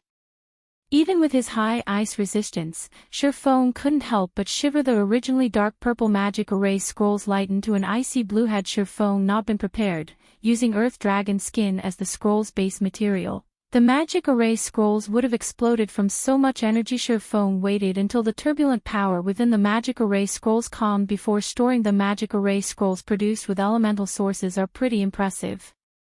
I wonder how the effects have changed. Shurfong clicked to inspect the new 9-star polar domain magic array scrolls. Chapter 1465, Top Tier, 8-piece set. Chapter 1465, Top Tier, 8-piece set. So, this is the power of an elemental source. Shurfong stared at the icy blue scroll's attribute panel in shock. The 9-star polar domain was an intermediate magic array. Normally, it had no problems containing and suppressing Great Lord-ranked monsters. It was even somewhat effective against Grand Lords. Of course, mythic monsters could easily break free with a few attacks. However, after improving the 9-star polar domain with the source of extreme/true frost, the magic array had undergone a heaven-defying change, although it still required 9 players to activate and maintain it. Now, it could suppress trapped enemies' attributes by 70%. It could even weaken a mythic monster by as much as 50%. Most advanced magic arrays could barely suppress a mythic monster's attributes by 30%. Now, the mutated 9-star polar domain magic array could rival a master magic array. It's a pity that it's only a one-time use item. It would be great if I could use it a few more times. Shurfong was slightly disappointed with such a powerful magic array. He could lead Zero Wing's main force to a neutral map, hunting its various mythic-ranked field bosses. The harvest they could gain from securing the first kills would be beyond imagination. However, Shurfong only played with the idea. He knew full well that the main god system would not permit such a thing. After he finished the scrolls, Shurfong hurried to Cold Wind City's Forging Association, intending to upgrade his team's equipment. The Forging Association in Cold Wind City was different from those on God's Domain's continent. Similar to Cold Wind City's library, the Forging Association was ancient. It was likely older than Star Moon Kingdom itself. However, it was due to this Forging Association that the Ice Crystal World's crafting standards were significantly higher than in his home world. At first, Shurfong had assumed it was due to the abundance of rare materials in the Ice Crystal World, but in truth, that was only part of the reason. The real reason for these players' success was the Forging Association. The Forging Association here could rival Titan City's Lifestyle Association. Only, it lacked the massive databank and high mana density. In addition, the Forging Association in Cold Wind City had the Forging Guidance System, which allowed players to purchase one-time use forging designs with magic crystals for level 45, fine gold forging designs. The prices ranged between 10 and 50 magic crystals for level 45, dark gold forging designs. The prices ranged between 100 to 150 magic crystals. Although these one-time use designs were expensive, they gave players an advantage that wasn't available to those who learned from the Real Forging designs. These players could increase their success rates with magic crystals for fine gold weapons and equipment. Players could increase their success rate to a maximum of 25%. As for dark gold weapons and equipment, players could increase it to 15%. This was a considerable boon to advanced forgers. With the 15% bonus on top of their original success rate, an advanced forger could easily achieve an overall success rate of 30% or above when forging a dark gold item if one avoided mistakes during the forging process. They could craft one dark gold weapon or piece of equipment for every 3 tries. However, while mass-producing fine gold items was easy, the same couldn't be said for dark gold items. It was far more difficult to obtain the necessary materials, which generally dropped from high-level Great Lords and Grand Lords. Not every team could kill monsters of such caliber. It was also more difficult due to the required amount of magic crystals to increase one's forging success rate with dark gold weapons or equipment by 15%. They'd have to pay an additional 100 magic crystals. Including the cost of the forging design, each attempt could easily cost anywhere from 200 to 250 magic crystals, and that was excluding any magic crystals required to produce the item itself. While coins were easy to earn at this stage of the game, magic crystals were not. Although Cold Wind City's players had an abundance of fine gold weapons and equipment, they lacked dark gold ranked items. Only the city's 2 large guilds had a substantial stock. Fortunately, Shurfong wasn't concerned about either issue. During the last 3 days, he had spent his time killing level 50+ Great Lords and Grand Lords, obtaining a large stock of materials. As for magic crystals, he still had over 30,000 on him. That was more than enough to produce weapons and equipment. Hello, sir. How may I be of service? An NPC receptionist greeted Shurfong sweetly. I wish to rent a special mana forging room for 2 hours. Shurfong stated the mana forging rooms had greater mana density than the average forging room. Though they weren't on the level of a meditation room of the same rank, they could improve a player's concentration. Understood, sir. That will be 50 silver, the NPC receptionist said as she offered Shurfong a key. Handing over the 50 silver coins, Shurfong grabbed the key and went to the Forging Association's top floor. The Ice Crystal World's forging guidance system is amazing, Shurfong thought as he opened the forging guidance system for the special mana forging room. Previously, he had thought that the forging guidance system only offered fine gold and dark gold weapon and equipment designs. Now, he discovered that it also sold set equipment designs. As Shurfong wondered why he hadn't seen anyone in Cold Wind City wearing fine gold or dark gold set equipment, his eyes fell on the designs' price tags. The designs for level 45, dark gold equipment only cost 100 magic crystals. To purchase the designs for 6 pieces, one would have to spend 600 crystals. However, the design for a 6-piece, level 45, dark gold set equipment cost 1,800 crystals, 2,500 crystals for an 8-piece version. Moreover, the design was a one-time use item. It would disappear regardless of the player's success. Not even a first-rate guild's leader would mess around with so many magic crystals, much less guilds like Centurion Dynasty and Matchless Family. Based on magic crystals' market price, each attempt to forge an 8-piece, dark gold set equipment would cost over 700 gold. Moreover, the forging success rate for set equipment was much lower than that of individual items of the same level and rank. Even the forging guidance system only allowed players to temporarily increase their forging success rate by 7% for a price. An advanced forger would be lucky if their base success rate reached 8% with level 45, dark gold set equipment. Most would have a total success rate of only 15%. With such a low chance, it'd be a miracle if a forger succeeded once with every 10 tries. Even wealthy guilds and players wouldn't dare waste their money so extravagantly with this. My trip has definitely been worth the trouble. Shurfeng's eyes glittered as he gazed at the various dark gold set equipment designs the forging guidance system displayed. It would be very difficult for an advanced forger to produce a dark gold set equipment, but to a master forger such as Shurfeng, it'd be easy. His base success rate had already reached 20%. Including the Book of Forging, the Mysterious Flame, the Master Forger's Insignia, and the Black Steel Insignia, he could easily achieve a success rate of more than 35%.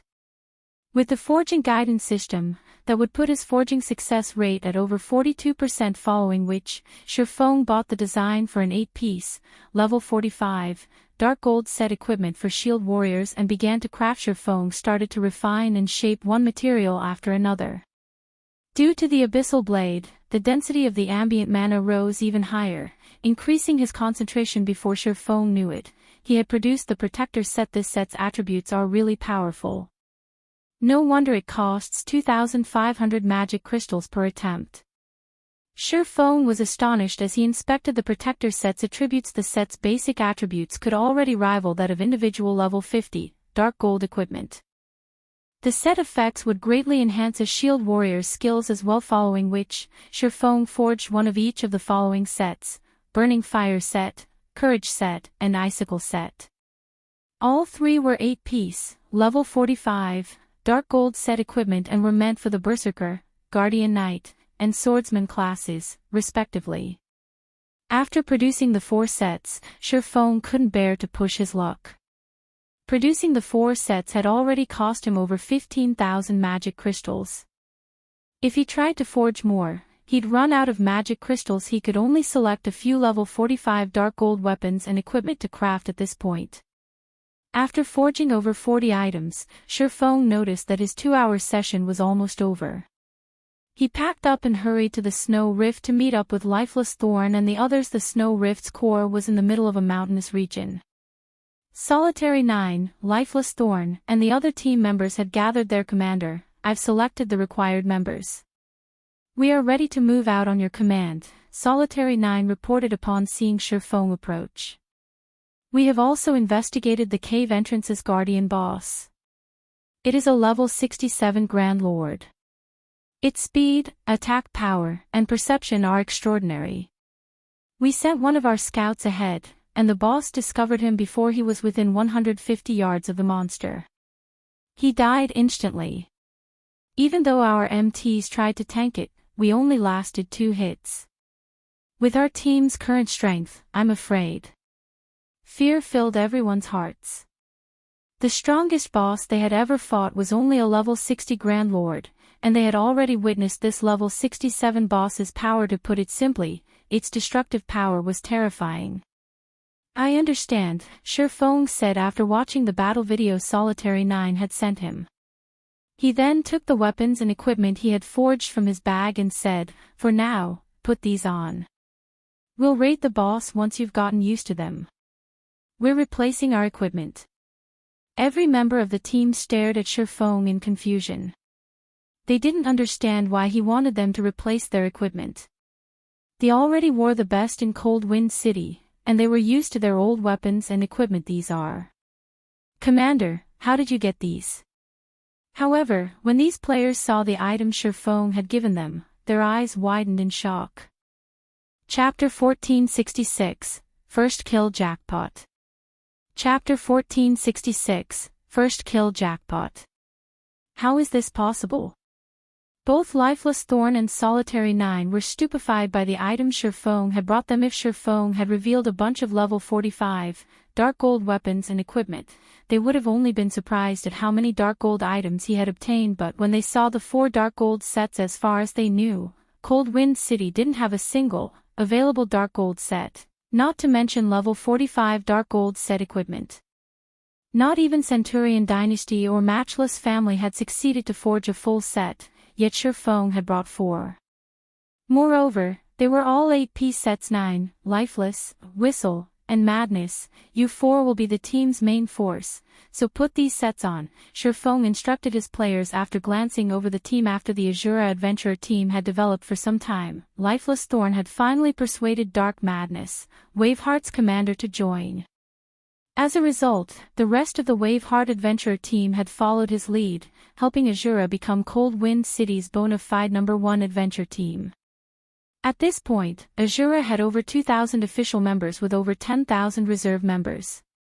Not even Centurion Dynasty or Matchless Family had so many experts. Moreover, due to Dark Madness becoming a member, they had solved the problem of Asura's main force lacking MTS. Dark Madness, the city's #1 Guardian Knight, was the reason Waveheart had become Cold Wind City's #1 adventure team. Due to his presence, Waveheart had easily raided one powerful dungeon and field boss after another. Hearing Shifeng's orders, the four nodded enthusiastically before joyfully replacing their old equipment with the 8-piece sets. No one on the team complained. After all, these four players' strength was irrefutable. If their team wanted to get the most out of the Dark Gold ranked sets, the best players among them should use the items. Don't be jealous. I will reward whoever reaches the refinement realm with even better Dark Gold set equipment, Shifeng said, smiling when he saw the other team members' envious expressions. Commander, are you serious? Everyone breathlessly turned to Shifeng. These 8-piece Dark Gold sets were the best available in Cold Wind City. They dreamed of obtaining such a set, not to mention even better equipment, of course. I always keep my word. As long as you reach the refinement realm, you can come to me directly, Shifeng said, nodding. He wasn't lying. The sets he had given to Lifeless Thorn and the others were merely level 45, Dark Gold set equipment. Meanwhile, he could head to Titan City and purchase the level 50, Dark Gold ranked Magic Light set equipment design. In the past, he had only been an advanced forger, so it would have been very difficult to forge the set, but no, he was a master forger. It'd be easy as long as he had enough materials. When the team members heard Shifeng's confirmation, an intense fighting spirit burned in their eyes. They were even more inspired to reach the refinement realm. After a quick break to switch out the old equipment with the new, Shifeng prepared his team to raid the three-headed Frost Wolf, the cave entrance's guardian boss. Three-headed Frost Wolf, elemental creature, Grand Lord. Level 67. HP 130,000/130,000,000.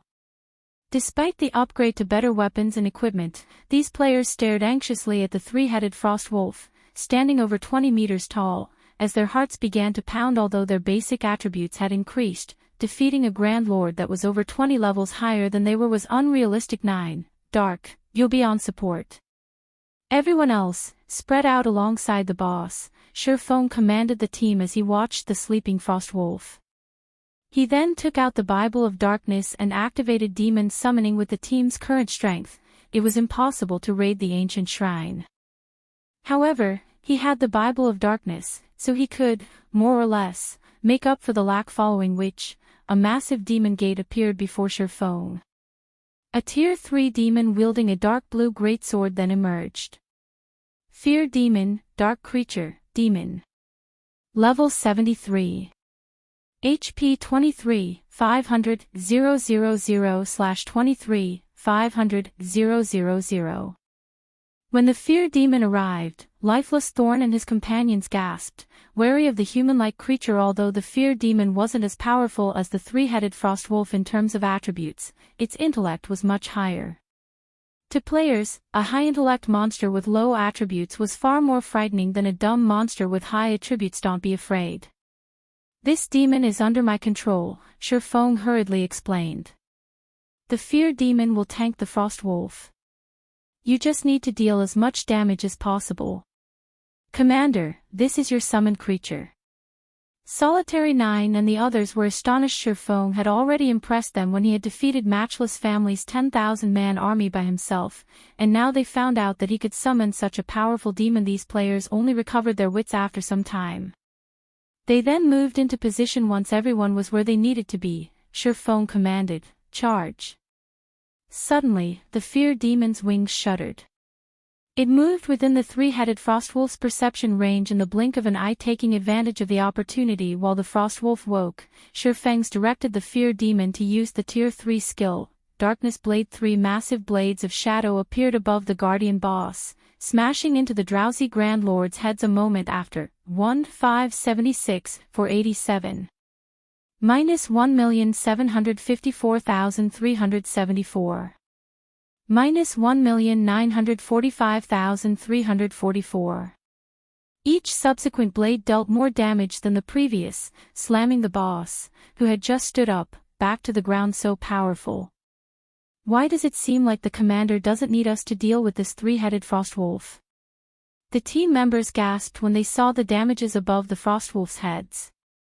In a single attack, the boss had lost nearly 5% of its HP. Awoo! The three-headed frostwolf opened its eyes after it hit the ground, revealing 3 pairs of menacing, crimson eyes. Glaring at the fear demon, the guardian boss spread its jaws. Each of the three-headed frostwolf's mouths fired a beam of frost simultaneously, freezing everything before the Grand Lord. The fear demon froze instantly, losing over 2 million HP. To demons, who possessed very high magic resistance, the damage was horrific. The three-headed frostwolf then advanced, quickly reaching the demon and swiping its claws. Boom. As the dust cleared from the explosion, it revealed a massive crater where the fear demon had stood. The frostwolf's attack had shaken the Asura members' willpower. Fortunately, the fear demon had broken free from the ice and used its greatsword to defend itself in time, only receiving several tens of thousands of damage. Seeing this, Asura's members grew nervous compared to the battle before them. Their previous fights had been child's play. Only a few players on the team had remained calm. Lifeless Thorn had even made his way to the three-headed frostwolf's rear, using Chop with his thunder spear as Lifeless Thorn attacked. One instance of over -10,000 damage appeared above the Grand Lord's head after another. Meanwhile, Solitary 9, Dark Madness, and Cleansing Whistle dealt around -8,000 damage with their attacks. Although they couldn't compare to the Fear Demon's damage, theirs was better than their companions, who only dealt around -4,000 damage. Meanwhile, Shurfong arrived by the three-headed frostwolf's side. Thundering Flash. Thunder Flame Explosion. Shadow Blade. Flame Burst. Shurfong landed a series of skills, each of his attacks dealing over -100,000 damage. His damage was only second to the Fear Demoness. For a time, the three-headed frostwolf and Fear Demon fought fiercely. Although the Fear Demon was no match for the Grand Lord, it received constant healing from the healers at the rear and could continue to tank the Guardian boss, allowing everyone else to chip away at the Grand Lord's HP. 70%. 50%. 30%. Time passed quickly. From the beginning of the battle to its end, the Fear Demon kept the three-headed frostwolf occupied, preventing the Grand Lord from dealing any significant damage to the rest of the team. Even when the boss entered its berserk state, the team easily coped, with the Guardian Knights casting Protection Blessing on the Fear Demon. When the three-headed frostwolf had less than 1% HP remaining, Shurfong activated Divine Providence and ended its life with Flame Burst. When the three-headed frostwolf's HP reached 0, its 3 heads released agonizing wails that echoed throughout the canyon. The boss then disintegrated into countless particles of light, leaving behind over 100 items in its place. The Grand Lord's death also granted more EXP than Shurfong had expected, and several team members leveled up on the spot. System, congratulations. You have obtained the first kill of the three-headed frostwolf, the King of the Ice Fields. Rewards doubled. Chapter 1467, Skill that Overcomes Tears. Chapter 1467, Skill that Overcomes Tears. The boss dropped so many items. We hit a jackpot. Is this for real? This is the first time I've seen a jackpot. Look. There are weapons and equipment among the loot. Centurion Dynasty and Matchless Family will die from envy when they hear about this. Everyone gaped at the miniature mountain of items. Although they were shocked that they had actually killed the three-headed frostwolf, its loot was even more astounding. In God's domain, monsters at level 50 and above would have drastically reduced drop rates. Even the monsters in forbidden lands like the Snow Rift usually dropped 4 or 5 items. Moreover, the majority of those items were materials. When they had farmed level 60 Grand Lords, they had only obtained 10 or so items from each boss. Yet this Grand Lord ranked three-headed frostwolf had dropped over 100 items. Why wouldn't they be surprised? Everyone, rest up. We'll enter the cave soon, Shurfong said. He could not help but shake his head and chuckle when he saw his team members' excited expressions. The weapons and equipment a level 67 Grand Lord were about as tempting as a level 45 Dark Gold set equipment. It was common knowledge that monsters beyond level 50 rarely dropped good weapons or equipment. This was particularly true for the Ice Crystal world. Although the forging guidance system offered forging designs for level 50+ items, they were far more expensive than the level 45 variants. Most importantly, one's forging success rate would drastically decrease when attempting to craft such high-level items. It was already far more difficult to forge level 50, fine gold equipment than it was to forge the level 45 version, much less level 50+, dark gold equipment. Among the 100+ items, over 60% consisted of materials for forging level 50+ weapons and equipment. There were also over a dozen Master Mana Recovery Potions, Master Recovery Potions, and Attribute Gemstones of various kinds, 5 Tier 2 Magic Scrolls, and 2 Tier 3 Magic Scrolls. One of the Tier 3 Magic Scrolls was a group instantaneous teleportation scroll, and the other was a defensive magic scroll. 5 pieces of level 60, fine gold equipment and 2 pieces of level 60, dark gold equipment had also dropped. However, among these dropped items, one caught Shifeng's eye, a thick, golden book. The book's cover didn't offer any clues about its contents. However, when Shifeng examined the book, he was ecstatic. What a surprise! I never thought that a mere gatekeeper would drop this thing. My trip to the Ice Crystal world has been pretty profitable. Shifeng's eyes shone as he gazed at the golden book. The book was neither a design nor a recipe. It wasn't some sort of treasure map or special item either. It was only a skill book. However, despite being only a skill book, it was even more valuable than the super rare Berserk skill books. Players had collectively referred to this kind of book as a combination skill book in the past. Combination skill books had been as valuable as epic items. Shifeng had tried to bid for a combination skill book in the past, but in the end, a first-rate guild had won the book for 50,000 magic crystals. Shadow had only saved 30,000 magic crystals. Shifeng had never expected to obtain a combination skill book from killing the three-headed Frostwolf. Multiple players could learn from a single combination skill book. Some only allowed 2 players to learn the skill, while 3 to 5 players could learn from others. If players activated a combination skill with the specified number of players, they could exert frighteningly destructive power with the skill.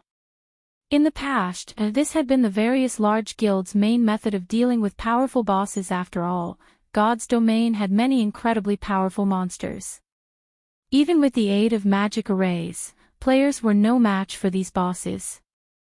During these situations, combination skills worked wonders. However, combination skills' strength and effects varied. For example, combination skill books that could sell for tens of thousands of magic crystals generally contained skills that required 4 or 5 players to activate. With such combination skills, even Tier 1 players could severely injure mythic monsters, becoming far more powerful than Tier 3 magic scrolls. Generally, one could only obtain combination skill books from mythic monsters or dark gold treasures found in level 60 maps and above. He never thought that he would actually get one from a Grand Lord. Following which, Shifeng inspected the skill book. Triple Frost Moon, combination skill. Requires 3 melee classes to activate. A single target, attack skill that requires 3 players. Shifeng's excitement grew after reading the introduction. Normally, 2-man combination skills only allowed players the power to overcome a single tier. Meanwhile, Tier 1 players could even injure Grand Lords with a 3-man combination skill. Based on the market prices in Shifeng's previous life, the Triple Frost Moon skill book could easily sell for over 20,000 magic crystals. Combination skills were different from magic scrolls in that they were not one-time use items. They could be used indefinitely, although they did have a cooldown. 3 Tier 1 players using a combination skill were as powerful as a Tier 3 spell. The skill could even be used multiple times during a boss battle.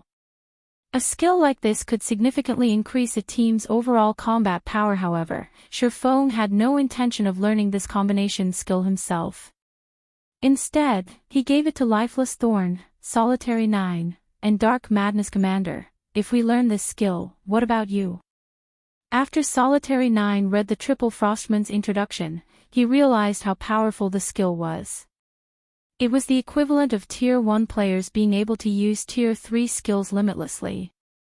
If Shifeng took the lead during the activation process, he could exert even more power with the skill. I have a Tier 3 demon. Moreover, I can't always accompany you in dungeon and boss raids. If you three learn the skill, the team will be even stronger. So, it's better if you learn it. Shifeng explained the triple frost moon needed 3 people to activate. It wouldn't work if one of the players were missing. Meanwhile, he frequently operated solo, which made it impossible for him to exhibit the combination skill's true potential. He had no choice but to pass the skill up. Lifeless Thorn and the others were already considerably strong. Their lack of suitable weapons, equipment, and combat experience were the only things holding them back. However, after spending time under his guidance and watching his demonstrations over the past few days, Lifeless Thorn and the others had significantly improved their monotonous attack methods, raising their combat standards by leaps and bounds. Right now, Lifeless Thorn's combat standards were nearly on par with Aqua Rose and Gentle Snow's. With a combination skill, his ability in dungeon raids might surpass the 2 women. As hearing Shifeng's explanation, Solitary 9 and the others finally agreed. To someone who could summon a Tier 3 demon, a 3-man combination skill was superfluous. After everyone in the team had rested, Shifeng led them into the cave and followed the map towards the ancient shrine. The shrine's exact location was hidden. Although the map indicated that it was within the cave's interior was complex. The cave system was like a natural maze.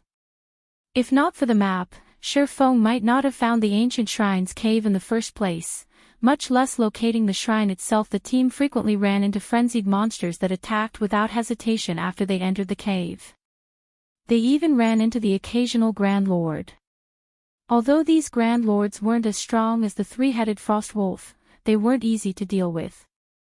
The team had to bide their time as they slowly whittled down the boss's HPs. After 10 hours of exploring the cave system, Shifeng and the others finally reached a dark cavern. During their journey, they had killed 8 level 65 Grand Lords and countless chieftains and lords. These monsters had done nothing but provide an abundance of EXP. At this point, Lifeless Thorn and a few others were level 50, and Shifeng was only a step away from reaching level 59. However, this was all due to the team securing these monsters' first kill. Disappointingly, these monsters hadn't dropped as much loot as the 3-headed Frost Wolf. They had only dropped level 60, secret silver and fine gold weapons and equipment. Combined, these items' total value was nothing compared to the Guardian boss's loot. A towering, purple gold shrine sat in the center of the dark cavern. It radiated a sacred aura, and as players gazed up at the shrine, they shuddered. When Shifeng and his companions moved within 500 yards of the shrine, they heard the sound of a system notification.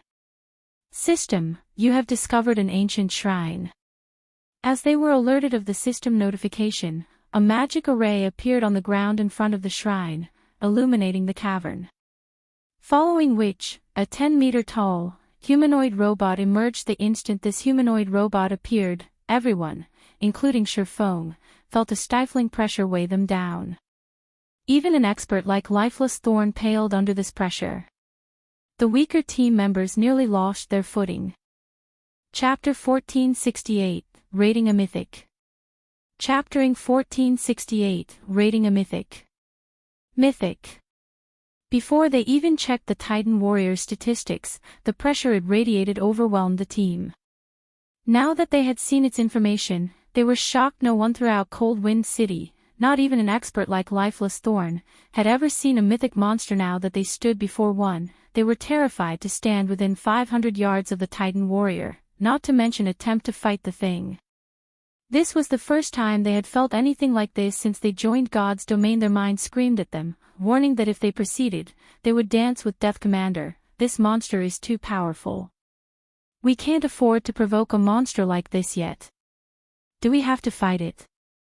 Solitary 9 asked, his complexion ashen. Before he had encountered the Titan Warrior, he had thought that it might be possible for their team to defeat a mythic monster.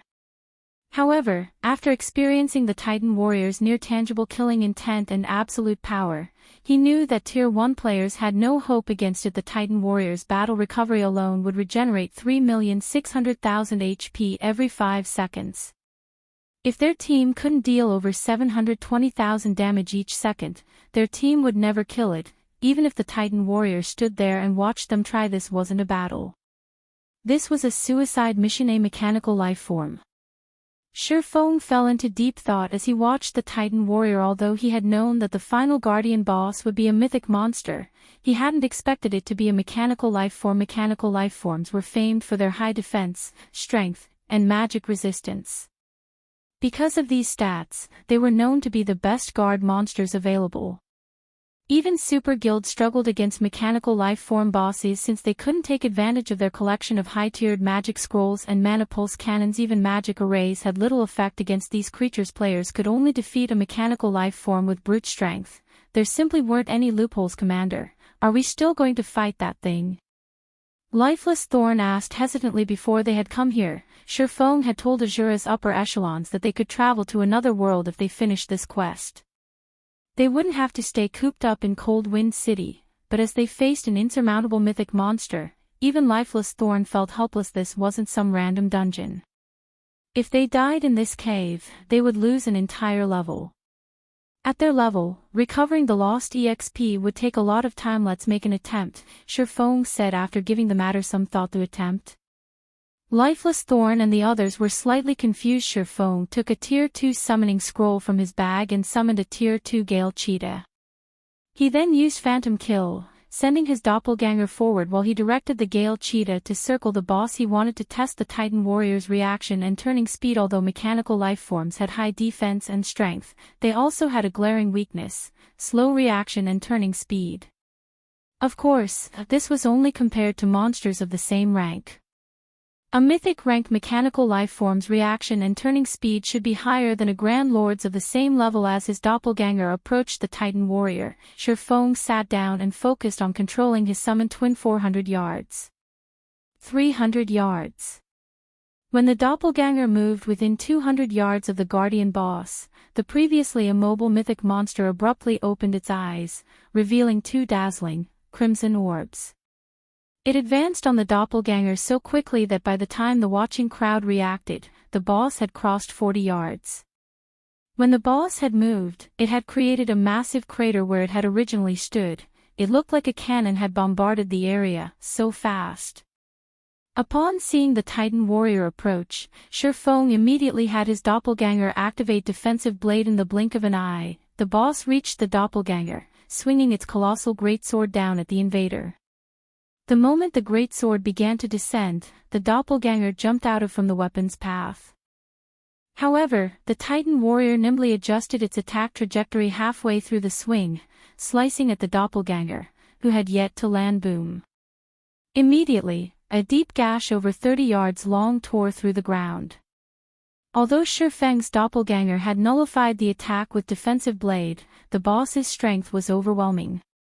The impact threw the doppelganger over 20 yards away. Asura's members gasped. Even Lifeless Thorn wore a grim expression. It was just too fast. His eyes couldn't keep up with the Titan warrior's speed. Even against the three-headed frost wolf, Lifeless Thorn had been able to keep up with the Grand Lord's attacks, but he couldn't even see the Titan warrior's afterimages. He had no doubt that he wasn't capable of dodging an attack if he were on the receiving end of that mythic monster's greatsword. Its reaction speed is quite impressive. At the very least, our reaction speed will have to be on par with a Grand Lord to block and dodge its attacks. The outcome hadn't particularly surprised Shifeng, and he continued to analyze the Titan warrior. After he tested the boss's reaction speed, he controlled the Gale Cheetah to attack the mythic monster from behind with the Tier 2 skill, Gale Blade. Numerous blades of wind assaulted the Titan warrior's backside, each dealing over -10,000 damage. The guardian boss instantly shifted its attention to the Gale Cheetah. The Titan warrior spun around in less than half a second. It raised its weapon, cleaving down at the summoned creature. Although Shifeng had tried to direct the Gale Cheetah to circle the Titan warrior as soon as it finished its attack, he was too late. He couldn't even control the feline to defend itself in time. In the next moment, a streak of white light struck the Gale Cheetah, throwing it and devouring several millions of HP. Shifeng's doppelganger then appeared behind the Titan warrior, activating Shadow Blade. After landing a barrage of attacks, the doppelganger reclaimed the boss's aggro. After a split second, the boss tossed the doppelganger again. After repeating this process several times, the Titan warrior killed both the doppelganger and the summoned creature. After killing the trespassers, the Titan warrior calmed and returned to its original position. Everyone was stunned speechless. The Titan warrior was too fast and too powerful. Even with their life-saving skills active, this guardian boss would likely kill Solitary 9 and Dark Madness instantly. We'll need to be roughly as fast as a Grand Lord to avoid its counterattacks. After watching the monster for some time, Shifeng had analyzed all of the Titan warrior's aspects. He then turned to his team. Although raiding this Titan warrior will be dangerous, our chances of defeating it aren't non-existent. He then pulled 10 miniature ballistas from his bag. Unfortunately, since the war weapons were precious to his guilds, he hadn't brought too many with him. War weapons. The Asura team members were dumbfounded to see the miniature ballistas guilds generally reserve these weapons for guild wars, yet Shifeng intended to use them to kill a monster. He had even brought 10 of these war weapons with him. Let my demon tank the Titan warrior. The rest of you will attack from 500 yards away. Try to move around and attack from behind it as much as possible, Shifeng said. He then pointed to a group of magical class players and instructed, "You 9, come to me. Each of you will take one of these scrolls and stand in these locations. When the fight begins, move within 100 yards of the boss and activate the magic array." Following which, each player began to prepare for the battle. As for Shifeng, he used the Bible of Darkness to summon a second demon. The mutated 9-star Polar Domain magic array should significantly lower the Titan warrior's attributes. With 2 Tier 3 demons keeping it busy, they might just be able to kill the mythic monster. Of course, it was only a theory. Whether or not they actually succeeded would depend on the magic array's effect. If the Titan warrior were still too powerful, he'd have no choice but to give up and wait until his team members completed their Tier 2 promotions. A moment later, everyone moved into position. Taking a deep breath, Shifeng controlled the 2 Tier 3 demons to charge at the Titan warrior from different directions. In response, the Titan warrior charged towards the first demon that entered its perception range as quickly as a violent gale moved out. Shifeng commanded. Following his commands, the 9 magical class players closed in on the Titan warrior. Chapter 1469, Godly Control. Chapter 1469, Godly Control. As soon as the summoned Tomahawk demon moved within the Titan warrior's perception range, the mythic monster rushed up to meet the demon, its greatsword rapidly descending. Even though Shifeng saw the weapon through the Tomahawk demon's vision, it was too fast to evade. He could only direct the demon to lift its battle axe to block the greatsword ping.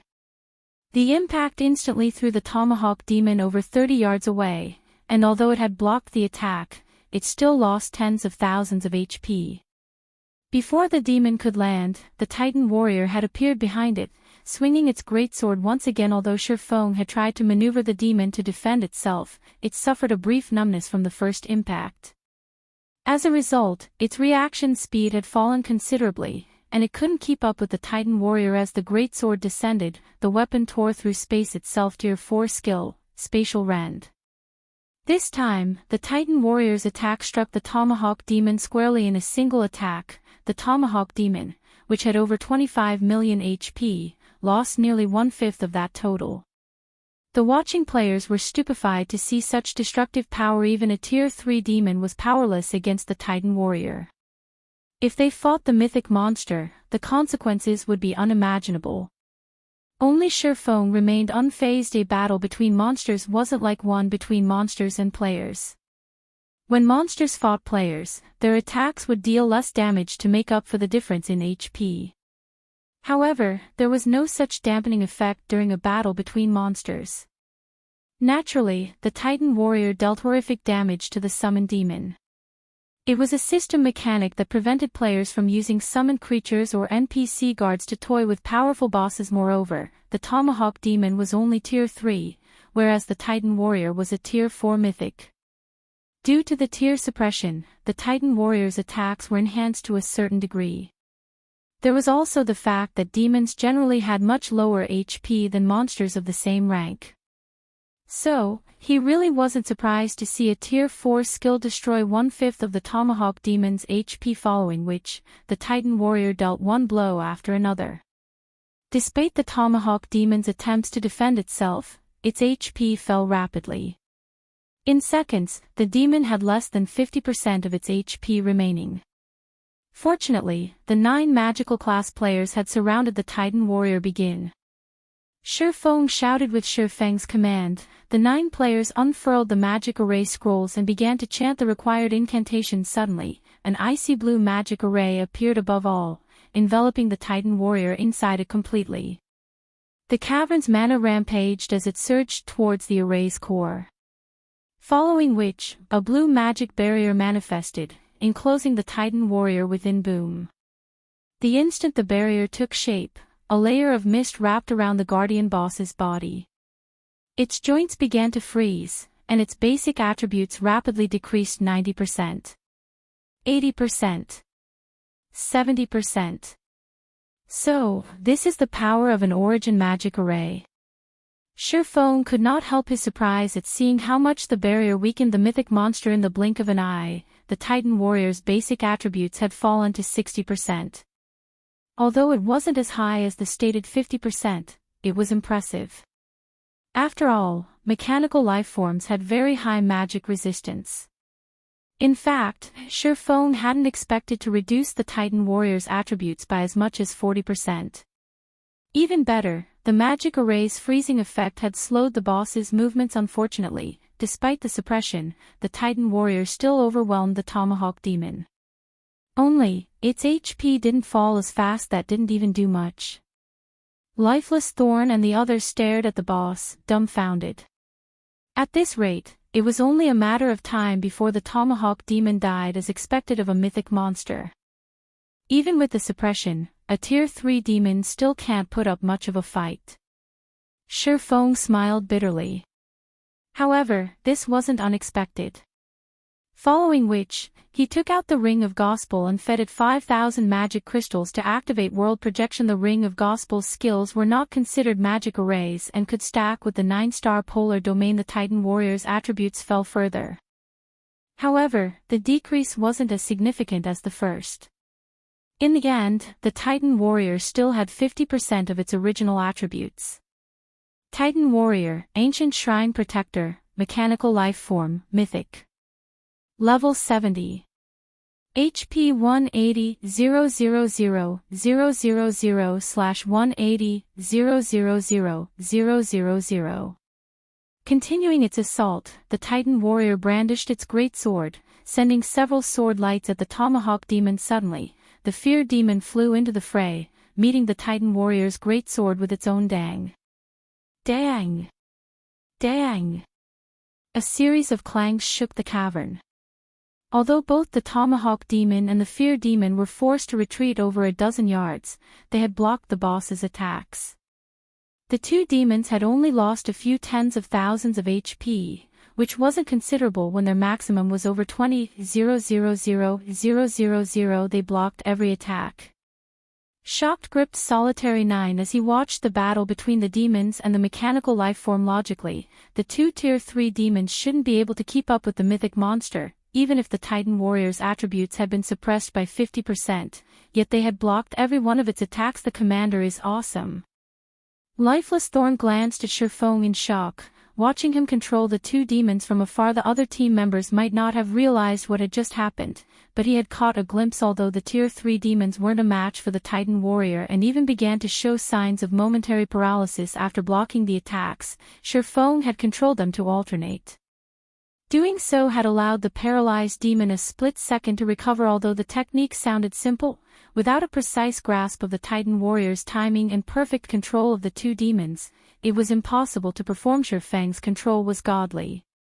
Lifeless Thorn had neither seen nor heard of such a combat technique. After training under Shifeng and improving drastically, he had thought he was close to reaching the swordsman's standards, but seeing the man in this fight, he realized that the gap between them was much larger than he had expected. What he didn't know was that blocking the Titan Warrior's attacks was impossible for the demons if they simply alternated. Their performance had only been possible due to world projection weakening the mythic monster's physique. slowing its reaction speed. If not for world projection, the demons would have been defeated despite working together. Once the demons secured the Titan warrior's aggro, Shurfong commanded, "Everyone, attack." Immediately, Lifeless Thorn and the others, who operated the miniature ballistas, fired one exploding arrow after another at the guardian boss Shio. Shio! Shio! The arrows crossed the 500 yards between the miniature ballistas and the boss in a breath. In the end, all 10 exploding arrows pierced the Titan warrior's back and sides. Damages of over -100,000 appeared above the Titan warrior's head, significantly reducing the mythic monster's HP. Although the sight overjoyed Asura's members, Shurfong couldn't bring himself to celebrate the outcome even after losing 50% of its attributes. The Titan warrior's battle recovery restored 1,800,000 HP every 5 seconds. Although the miniature ballista attacks had dealt more damage than that, it hadn't been by much. At this rate, it would take the team hours to whittle down the Titan warrior's HP. Meanwhile, world projection only lasted 10 minutes. While Shurfong tried to think of a solution, the Titan warrior didn't wait around. Abruptly, it thrust its great sword into the ground. 4-meter-tall figures then began to rise, one after another. Earthen Spirit, Elemental Creature, Grand Lord. Level 70. HP 10,000/10,000,000. In seconds, 4 earthen spirits stood before the team crab. How is this even fair? Is this a joke? We're doomed. Asura's members gaped when as the boss summoned reinforcements. The Titan warrior was already terrifying on its own, yet it could summon 4 Grand Lords suddenly. The 4 earthen spirits dashed for the miniature ballistas 500 yards away. Sure enough, the main god system won't let players easily exploit a loophole. Shurfong frowned at the earthen spirits. Gritting his teeth, he took 2 summon guard scrolls from his bag. Chapter 1470, Slaying a Mythic Monster. Chapter 1470, Slaying a Mythic Monster. Anna and Kite appeared shortly after Shurfong activated the Summon Guard scrolls. Although it had been some time since Shurfong had last summoned the NPCs, neither personal guard had leveled up much. Anna was only level 76, whereas Kite was level 75. Kill those earthen spirits. Shurfong commanded. Although Anna and Kite were only tier 2 NPCs, one was an epic guard, and the other was dark gold rank. On their own, they were more than capable of soloing a great lord of the same level. Although the earthen spirits were grand lords, with the 9-star polar domain and world projection suppression, they were only as strong as ordinary great lords. Neither of his personal guards should have any issues dealing with the earthen spirits. Following their master's command, Anna began to chant an incantation while Kite dashed towards the closest earthen spirit. While inside the 9-star polar domain, the earthen spirits were trapped. They could only bombard the magic barrier, but even the Titan warrior would struggle to destroy the strengthened 9-star polar domain, much less these weakened elementals. When he arrived before an earthen spirit, Kite swung one of his long swords. Dozens of wind blades bombarded the earthen spirit, each dealing -40,000 damage. By the time Kite's attack ended, the elemental had lost 1/10 of its HP. As a result of this attack, all 4 earthen spirits shifted their attention to the NPC. Although Kite's combat standards were superior to the earthen spirits, the latter had the advantages of higher attributes and numbers. Kite had no choice but to focus on defense as he was forced to retreat one step after another. Anna finished her chant. Suddenly, a tier 3 golden giant and 10 tier 2 rock guardians appeared around Kite. These summoned creatures easily pulled 2 of the earthen spirits' aggro, alleviating the pressure on the NPCs. With both guards working together, they quickly got the upper hand in the fight. It was only a matter of time before the 4 earthen spirits died. Just what rank are those personal guards? They can actually suppress 4 grand lords. How are those NPCs' levels so high? Just who is the commander? Asura's members, who had begun to despair, were dumbfounded. Although they had seen players with personal guards in Cold Wind City before, those NPCs had been very weak and of little use to players. They couldn't compare to Anna and Kite's strength. Everyone prioritized the earthen spirits. We'll deal with the Titan warrior afterward. Shifeng hurriedly instructed as he glanced at the elementals. Lifeless, move your group forward and use your combination skill from the side. Tier 1 skills and spells were almost no threat to the Earthen Spirits and the Titan warrior, but the combination skill was a different story. If Lifeless Thorn, Solitary 9, and Dark Madness used Triple Frost Moon, the skill would be as powerful as a Tier 3 spell. It should be able to deal a considerable amount of damage to the weakened mechanical life form, let alone the elementals. The players manning the miniature ballistas turned the weapons towards the Earthen Spirit Kite tanked, launching a volley of exploding arrows at the Great Lord. When the exploding arrows struck, the Earthen Spirit instantly lost 1/5 of its HP. Meanwhile, Lifeless Thorn, Solitary 9, and Dark Madness led 3 healers as they advanced. Unlike ordinary skills, a combination skill had an optimum formation. The closer the users were to that formation, the stronger the skill would be. Lifeless Thorn's group were among Cold Wind City's top experts. The trio quickly reached Kite's Earthen Spirit, forming a triangle around it. They then activated Triple Frost Moon simultaneously. Immediately, 3 crescent beams of light converged on the Earthen Spirit. Boom. The moment the 3 beams collided, they created a towering pillar of silver light that extended to the cavern's ceiling, devouring the elemental. The Earthen Spirit, which had less than a quarter of its HP remaining before the attack, transformed into particles of light and disappeared. Every player that saw the attack was stunned by its power. Lifeless Thorn's group was no exception. Only Shifeng remained unfazed. In fact, he had expected the result.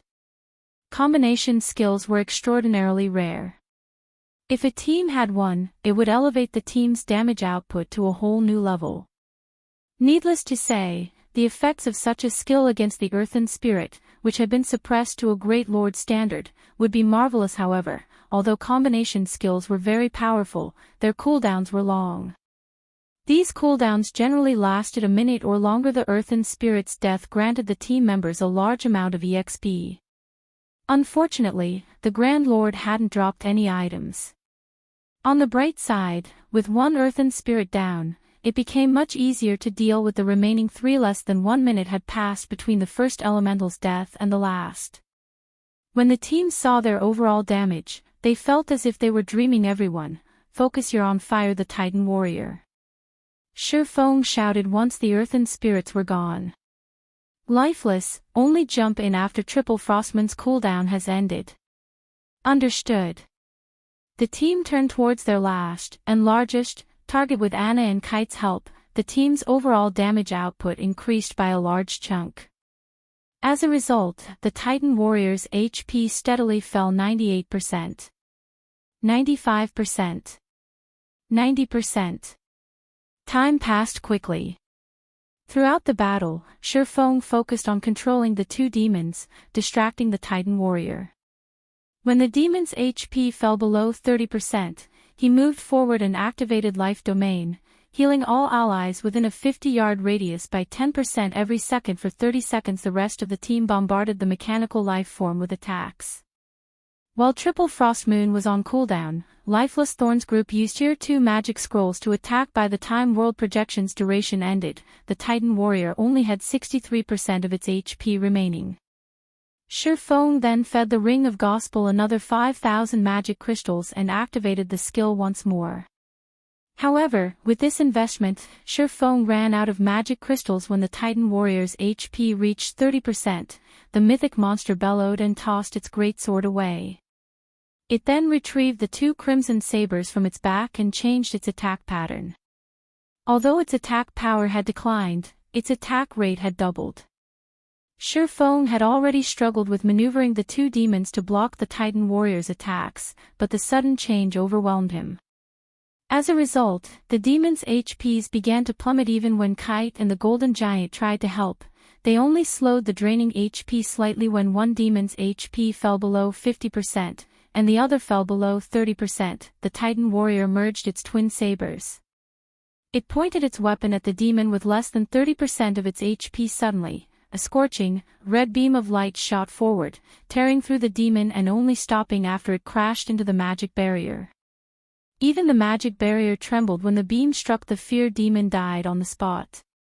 The tomahawk demon received some damage from the resulting shockwave as well, its HP falling to 31% with only one demon remaining. Shurfeng had a harder time blocking the guardian boss's attacks. The tomahawk lost 2% of its HP or more every second. Seeing this, Shurfeng realized that this fight had reached a critical moment. He immediately turned to Anna and commanded, "Activate Angel Summoning." The NPC didn't hesitate to start the incantation when the tomahawk demon's HP fell below 10%. A white-winged Valkyrie descended onto the battlefield. Her wings shuddering slightly, she arrived before the Titan warrior, her golden spear sweeping towards the mythic monster. A golden flash blinded the players, and the impact threw the incomparably powerful Titan warrior over 30 yards away, a damage of over -1 million appearing above its head. Before the Titan warrior could react, the Valkyrie stood before it again, thrusting her spear of thunder into the mythic monster's heart, devouring a large chunk of its HP. "Attack with everything you have!" Shurfeng shouted, and the team chat. Abandoning his control over the tomahawk demon, he activated Heavenly Dragon's power and Blade Liberation before dashing towards the Titan warrior.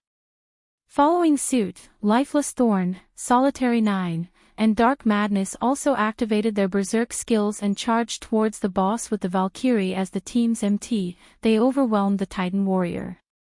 The mythic monster couldn't even defend itself, much less retaliate. The Valkyrie could only join the fray for 10 seconds. Hence, holding nothing back, she used one powerful skill after another against the guardian boss. Shurfeng and the other Asura members used every skill and spell they had alongside her. The Titan warrior's HP fell rapidly. 20%. 15%. 10%. By the time the Valkyrie disappeared, the Titan warrior had 3% of its HP remaining. Lifeless Thorn's trio then executed Triple Frost Moon, destroying a little over 1% of the mythic monster's HP. Following which, Shurfeng activated Divine Providence before he and his doppelganger activated Flame Burst and Shadow Blade. By the time Shurfeng's attacks ended, the Titan warrior had stopped moving, its HP gone. Chapter 1471, Mythic Monsters Loot. Chapter 1471, Mythic Monsters Loot. Success. We won.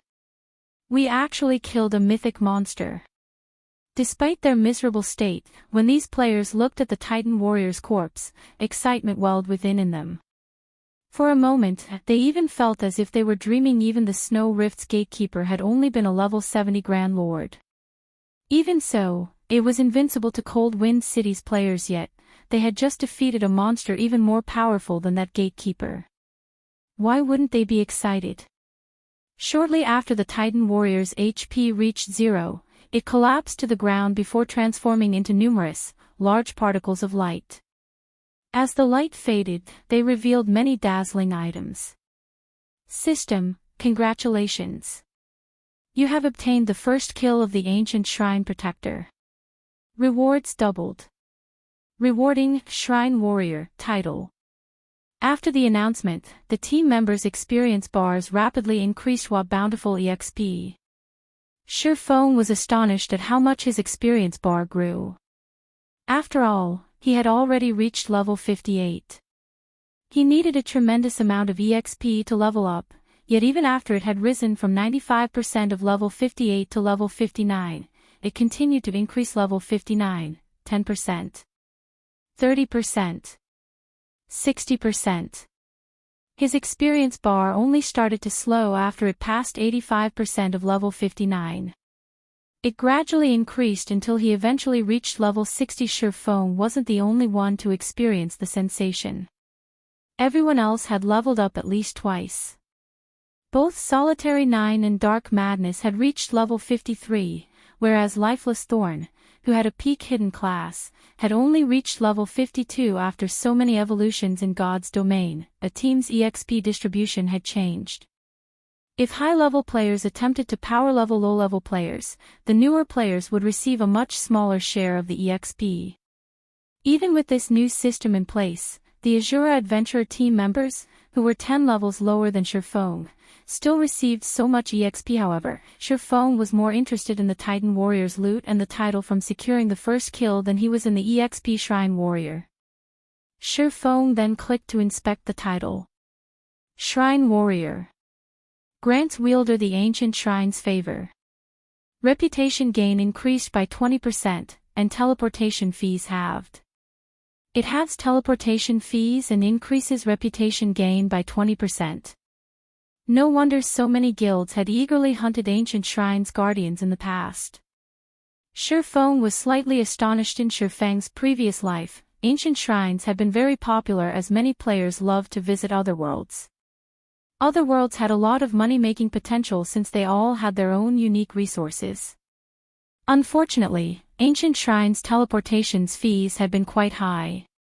Not even elite players could afford to teleport to and from otherworlds frequently. However, traveling to an ancient shrine was typically more troublesome than the teleportation fees. Although ancient shrines had teleportation gates, these teleportation gates only allowed teleportation between a specific otherworld and the continent of God's domain. They wouldn't teleport players to specific locations like the local NPC cities. Players couldn't travel to the teleportation gates from the city's teleportation halls. Either if players had wanted to visit or leave an otherworld, they had to travel to an ancient shrine by foot. However, these shrines were usually tucked away in remote locations, and players had to face many monsters on the way. As a result, getting to a shrine had been very time-consuming, but there was a solution. Players could increase their reputation with specific ancient shrines. When a player earned 1,000 reputation points with a particular ancient shrine, they could purchase its ancient shrine emblem. Players could then use this emblem to teleport directly to the shrine, saving a lot of time. Because of this, many players had tried to grind reputation with ancient shrines. Unfortunately, doing so was no easy feat. Most players have been lucky to earn 500 reputation points after 1 or 2 months of hard work. Meanwhile, the Shrine Warrior title could increase players' reputation gain by 20%. Closing off the title's attribute panel, Shurfeng began to organize the loot. As a mythic monster, the Titan Warrior dropped far better items than a Grand Lord of the same level. Moreover, the loot was even more impressive since they had gotten the first kill. With a quick glance, Shurfeng spotted over 150 items. Seeing the small mountain of treasure, passion burned in Lifeless Thorn and his companions' eyes. They all wanted to dive into the pile. How bountiful. Even a super guild would be tempted to trying robbing us.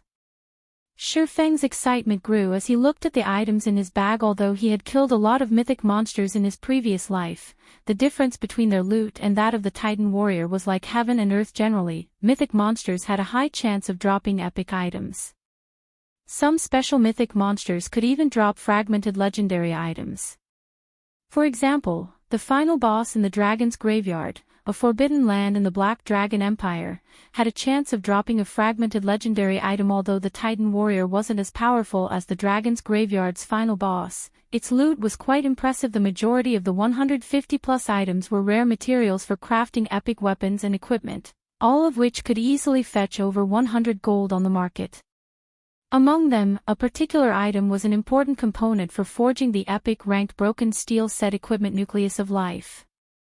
Epic set equipment had been out of Shurfeng's reach in the past. The best he had equipped were individual epic weapons and pieces of equipment. It was common knowledge that set equipment was half a rank stronger than individual pieces of the same rank. If he had worn an epic set equipment back then, he would have had an 80% chance of completing his Tier 4 promotion. If he could forge the broken steel set now, he would become invincible. Although he had thought of doing so, the materials required to forge the broken steel set were simply too rare.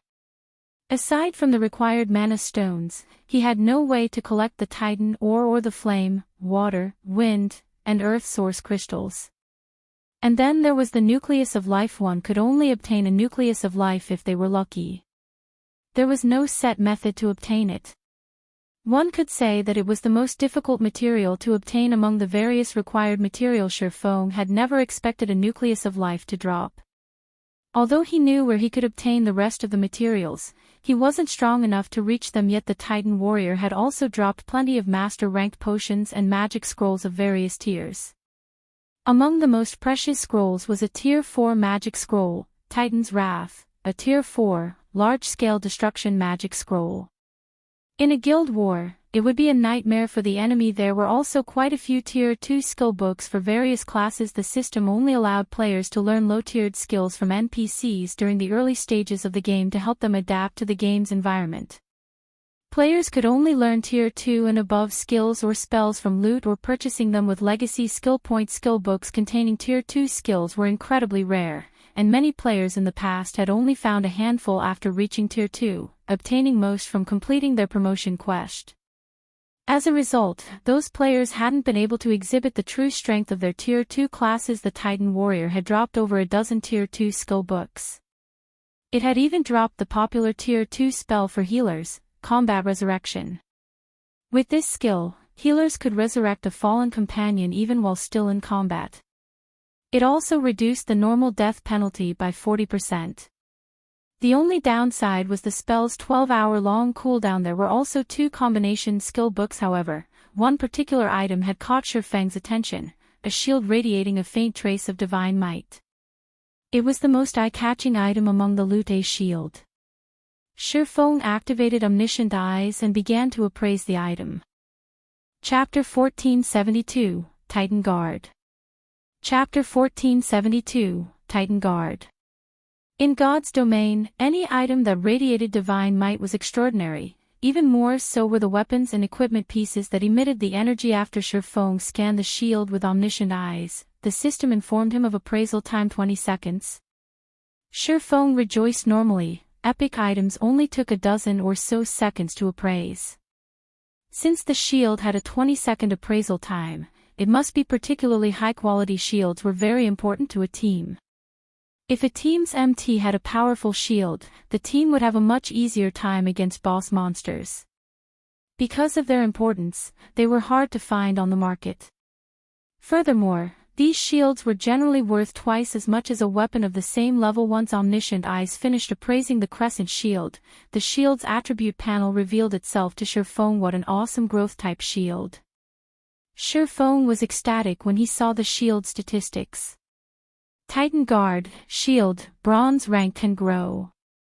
Minimum equipment level, 50. Equipment requirement, Strength 800. Attributes adjust according to user's level. Defense plus 3550, level 50. Block rate, 32%. Strength plus 33, Endurance plus 47, Agility plus 29. Defend skill plus 1 levels. When equipped, all magic damage received reduced by 30%. Reaction speed increased by 20%. Paralysis effects reduced by 30%. Additional passive skill 1 dash. Guardian Shield automatically generates a layer of guardian energy, which can block an attack every 30 seconds. Additional passive skill 2 dash. Iron Wall reduces the impact from incoming attacks by 30% and damage received by 10%. Additional active skill 1 dash. Titan's Heart generates a layer of protective energy that absorbs damage equivalent to 5 times of wielder's maximum HP for 30 seconds. During this time, players' battle recovery improved by 500% and healing received increased by 50%. Cooldown, 5 minutes. Additional active skill 2 dash. Titan's Will becomes immune to all control effects. Reduces all damage received by 80%. Increases attack speed by 50% and movement speed by 20%. Starting movement speed set at 70% of maximum movement speed. Duration, 15 seconds. Cooldown, 3 minutes. Cannot stack with other defensive skills. Additional active skill 3 dash. Titan's Domain, every non-friendly target within a 30-yard radius will increase wielder's basic attributes by 1%, reduces damage received by 1%, and heals wielder by 0. 1% HP every second. Duration, 1 minute. Cooldown, 2 hours. Maximum number of targets, 50. This shield can grow to Fragmented Legendary rank. Currently at Bronze rank. Growing to mysterious iron rank requires 1,000 magic crystals. This was the first time Shurfeng had ever seen a growth-type shield that could reach fragmented legendary rank. Although the Titan Guard was a bronze-ranked shield right now, its skills were even more powerful than a dark gold shield of the same level. And these skills would become even more formidable as the shield's rank rose. Just thinking about how powerful the Titan Guard would become once it reached fragmented legendary rank made Shurfeng shudder with anticipation. Fragmented legendary shields were extremely rare, arguably more so than legendary items. Any team with a shield of that rank would become famous throughout God's domain. It wouldn't be an exaggeration to say that the team would be akin to an unkillable cockroach in boss raids. A tier 1 metric ton wielding a fragmented legendary shield could easily tank a mythic monster 10 levels lower than them. After reaching tier 2, said MT could even solo a mythic monster 5 levels higher. With an MT of that caliber, raiding a 100-man hell mode team dungeon would be a piece of cake even if the team's DPS and coordination were lacking.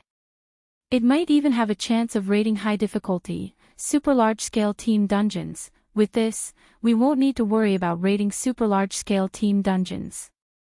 Shurfeng's lips curled into a grin as he gazed at the Titan Guard, following which, Shurfeng examined the other weapons and equipment that had dropped. The next best item was an Epid-ranked cape, the Titan Mantle, which focused on strength. There were also 8 pieces of level 60, dark gold equipment. Since Shurfeng already had the Nightwalker's cape, he gave the Titan Mantle to Lifeless Thorn. Now, the Berserker's equipment could rival that of peak experts in God's domain. Commander, what about you? Lifeless Thorn asked, giving Shurfeng a concerned look. If he had claimed not to be excited about obtaining the cape, he would have been lying. Every expert dreamed of epic items, after all mine's even better. Besides, this is a loan. It'll only truly be yours after you've accumulated enough ACPs, Shurfeng said, chuckling. Nurturing powerful experts was more important than some epic cape right now. Had Solitary 9 or Dark Madness reached the refinement realm, he might have given them the item. I understand. I won't disappoint you. Lifeless Thorn nodded, not arguing. Shurfeng then awarded the rest of his team with the corresponding contribution points, which they could use to purchase various weapons and equipment from the Asura adventuring team. Now that the Titan Warrior was dead, Shurfeng could finally breathe. Once the team had rested, they proceeded to the ancient shrine itself. When the team entered the shrine, they felt as if they had just stepped into another world. The shrine's interior was resplendent, a stark contrast to the bleak cavern. They spotted elves and mechanical NPCs going about their business. The place looked nothing like a desolate location. Aside from NPCs, the ancient shrine had various shops selling all sorts of items. There were even places for players to rest and repair their weapons and equipment. Asura's members excitedly looked around, but Shurfeng didn't give his team time to digest their new environment. Instead, he led them to the teleportation hall on the shrine's second floor. When the team reached the teleportation hall, they were greeted by rows of mechanical NPCs guarding the spacetime teleportation gate. These NPCs were all level 200, and the weakest among them was tier 3. Anybody that dared to cause trouble here would die instantly. Hello, sir. If you wish to leave the Ice Crystal world, each member of your party must pay 1 mana stone or 100 magic crystals, the NPC elf standing before the teleportation gate explained, smiling when he saw Shurfeng's group. However, since you are one of our ancient shrine's shrine warriors, your travel will only cost 50 magic crystals. How expensive?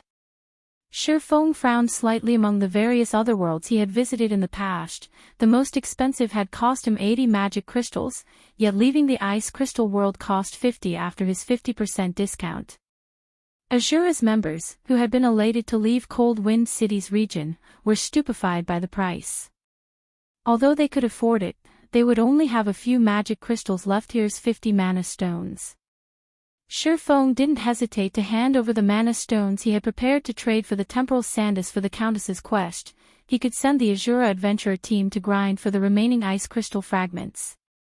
He still had enough time before the deadline. After Shurfeng paid the teleportation fees for 100 people, the spacetime teleportation gate slowly opened. Under Shurfeng's lead, the team entered the gate and vanished from the ancient shrine's teleportation hole. Chapter 1473, Shocking Wealth. Chapter 1473, Shocking Wealth. Black Dragon Empire, Black Dragon City. Inside the congested teleportation hall, a constant stream of players appeared and vanished via the teleportation arrays. With every passing moment, new players arrived in Black Dragon City. The city's population grew by the die as one of the teleportation arrays lit up. A 100-man team emerged. Why are so many people here? So, this is Black Dragon City. The players here really are well equipped. Cold Wind City is no match for this place. These new arrivals stared at the gorgeous and spectacular teleportation hall as if they had just arrived in a new world. These people were none other than the Asura Adventurer Team's members, who had just crossed over from the Ice Crystal world. You must be tired after grinding for so long. We'll disband, for now, so get some rest. You can also use this opportunity to explore. I'll notify you through the team chat when it's time to meet back up, Shifeng said, chuckling as he watched his curious teammates. After leaving the Ice Crystal World's ancient shrine, their group teleported to an ancient shrine in the Great Thorn Forest, a neutral map not far from the Black Dragon Empire. Although that shrine had lacked a guardian boss, players couldn't teleport while in the Great Thorn Forest. They had no choice but to fight their way out of the map. Fortunately, the Great Thorn Forest was only a level 60 to level 80 map, so the enemies they encountered hadn't been ridiculously powerful. Even so, they had fought for over 10 hours before they reached the Empire. The team then arrived in a border town in the Black Dragon Empire with the help of Shifeng's space movement. From the border town, they teleported to Black Dragon City. After such a long fight, every team member was mentally exhausted. Since there was still some time before his agreement with Phoenix Rain, Shifeng let his adventurer team get some rest. Besides, he still had a few matters to see to, and moving as a group was too troublesome. Alright, we'll do that. I wonder how many experts are here. I'm going to the Divine Colosseum to take a look. After Shifeng's dismissal, the team members excitedly left the teleportation hole. Lifeless Thorn, in particular, dashed straight towards Black Dragon City's Divine Colosseum. After the team split up, Shifeng hailed an advanced carriage and made his way to the city's auction house. During his time in the Ice Crystal world, he had purchased many of the other world's unique, rare materials, including the items his Asura Adventurer team had gathered. His bag space and epic ranked spatial bag were full to the brim. Although he had been absent from God's Domain's continent for some time, Gentle Snow and Aqua Rose had sent him regular reports. The various large guilds had been busy trying to equip their members with mounts by offering their elite and expert members subsidies. Mounted players could explore distant resource maps, gathering more resources for their guilds.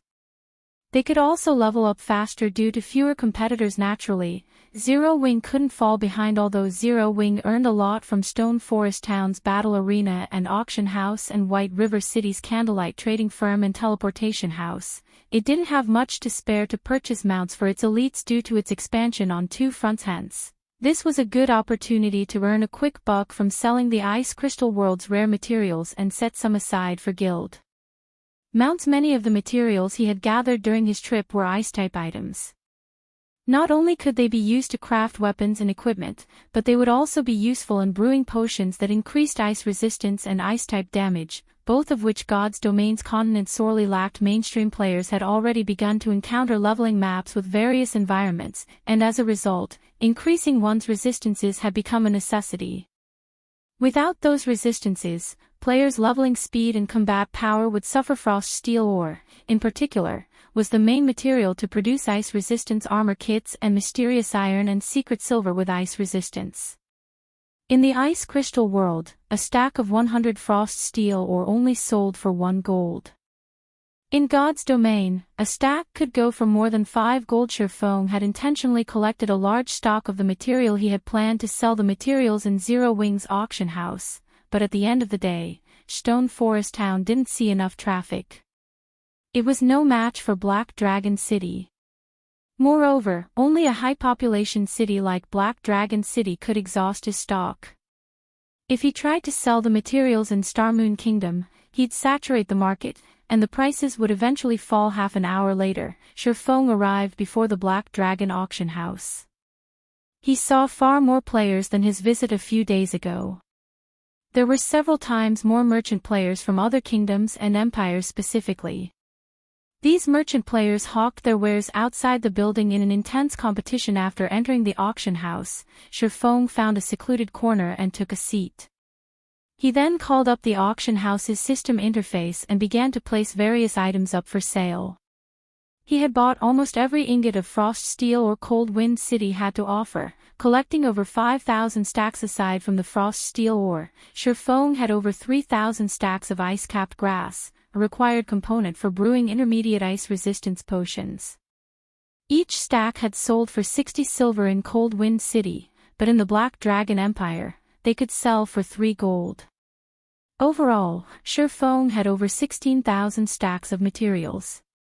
Among them, over 13,000 stacks were common materials in the ice crystal world. For now, he only sold the common materials, saving the more valuable items for the candlelight trading firm. Someone selling frost steel ore for 5 gold per stack. That's so cheap. I finally found the ice-capped grass I've been looking for. It wasn't long before players bought out the first batch of materials Shifeng had scheduled in the auction house. Due to the intense competition for the items, Shifeng made more than the marketplace even after deducting the processing fees. Overall, just the first batch of materials had earned Shifeng a net profit of over 3,000 gold. At this rate, he should be able to earn over 30,000 gold. And this was his profit after a single visit to the ice crystal world. If the various super guilds learned his secret, they'd pop a blood vessel in envy. After he finished dealing with the common materials, Shifeng used a guild transfer scroll and teleported to Stone Forest Town. He stored the remaining materials in the town's candlelight trading firm. He also collected the magic crystals the town had stockpiled while he had been gone to upgrade the Titan Guard. He had spent most of his magic crystals during the battle with the Titan Warrior, so he only had a few hundred crystals on hand. It wasn't enough to upgrade the Titan Guard. The number of magic crystals Stone Forest Town's advanced auction house and battle arena had earned stunned Shifeng. Even after deducting the town's expenses, Stone Forest Town had earned over 60,000 magic crystals in just 3 days. However, upgrading the Titan Guard wouldn't be cheap. After spending 1,000 magic crystals to upgrade the shield from bronze to mysterious iron rank, he spent another 3,000 crystals upgrading it to secret silver rank, 6,000 to fine gold rank, 10,000 to dark gold rank, and 18,000 to epic rank. Unfortunately, upgrading the shield to fragmented legendary rank would cost 100,000 magic crystals in the end. Shifeng could only afford to upgrade the Titan Guard to epic rank. He'd have to save the last upgrade for the future guild leader. You're finally back. I bought a large stock of flame potions as you asked. Do you want me to send them over? Aqua Rose asked, smiling. Aqua Rose and her team had grinded for flame potions in the Flaming Rain Mountains while Shifeng had been gone. Since it was a neutral map, it had an abundance of extremely powerful monsters. If not for her leadership, they might not have completed their task. Furthermore, due to the map's difficulty, she had leveled up, reaching level 51. Good. Shifeng nodded and glanced at the time. It was almost time for his appointment with Phoenix Rain, and he said, let's meet up in Black Dragon City. And notify Snow to pick a team of experts. We're going on a trip to Apocalypse City. We're heading out on another excursion. All right. Aqua Rose was instantly overjoyed. She then disconnected the call and contacted Gentle Snow. Chapter 1474, Zero Wings Auction. Chapter 1474, Zero Wings Auction. Shifeng didn't hurry to return to Black Dragon City after the call disconnected. Instead, he left the candlelight trading firm and headed to the Zero Wing auction house. The Titan Guard would be of immense help when the guild raided dungeons. If he upgraded the shield to fragmented legendary rank in time, it could also help them capture the Manatite vein on Karna Island. However, 100,000 magic crystals were not easy to come by. So, he decided to sell some of the more valuable materials he had obtained in the Ice Crystal world. In Zero Wings auction house, coins were the main currency in NPC auction houses, but Zero Wings was an advanced auction house. Players were allowed to use other currencies in their transactions, including magic crystals. This was also the reason that the various major powers in the past had sought their own as expected of an advanced auction house. The place has developed quickly. It's no wonder why Ouroboros rose to power so quickly in the past. Before Shurfong reached the building, he spotted massive crowds wandering in and out of the auction house. It was far more lively than Black Dragon's auction house. Based on Aqua Rose's reports, Stone Forest Town's player population had stabilized at over 1 million due to Zero Wings auction house. It was enough to rival a major NPC city. Such a high number of players also allowed the various large guild spies to investigate the establishment. Some had even tried to bribe Zero Wings core members to learn how their guild could obtain an advanced auction house. Among the guilds trying to probe for information, Aqua Rose had discovered a few shadows from super guilds. Unfortunately, although these players' bribes were tempting, not even Aqua Rose knew how they had obtained the advanced auction house design, much less the core members. In the end, these spies had returned empty-handed. As soon as Shurfong entered the auction house, several level 20 to 30 merchant players stepped into his path before he reached the counter. Moreover, he wasn't the only player they had interrupted. These merchant players in luxurious, non-attributed clothing approached any player that tried to enter the auction house. Fellow friend, do you intend to sell items here? A female oracle in a light blue dress asked after approaching Shurfong. Softly, she continued, I can help you sell and purchase items. If you have items to sell, I'll help pay a portion of the processing fees. If you're looking for items, depending on the item's value, I'll help cover the cost up to 1 gold. Shurfong had intended to ignore the woman, but upon seeing the oracle's name, he paused. Why is she here? Shurfong stared at the smiling player in shock. The female oracle's name was Susie. She wasn't a fighting expert or some upper echelon from a guild or top adventurer team. Rather, she had been a famous merchant in the Black Dragon Empire and its neighbor. Shurfong had conducted various business deals with Susie in the past. Through her, he had secured a steady supply of various resistance potions, which had been very rare at the time. The potions had helped Shadow pioneer a neutral map and encounter plenty of opportunities. Unfortunately, Susie hadn't had a powerful background. After amassing immense wealth for herself, some of the large guilds had targeted her. In the end, they plundered her coins and resources. Although Susie had tried to take revenge, she hadn't had any influence or strength. Eventually, she had been forced elsewhere to develop.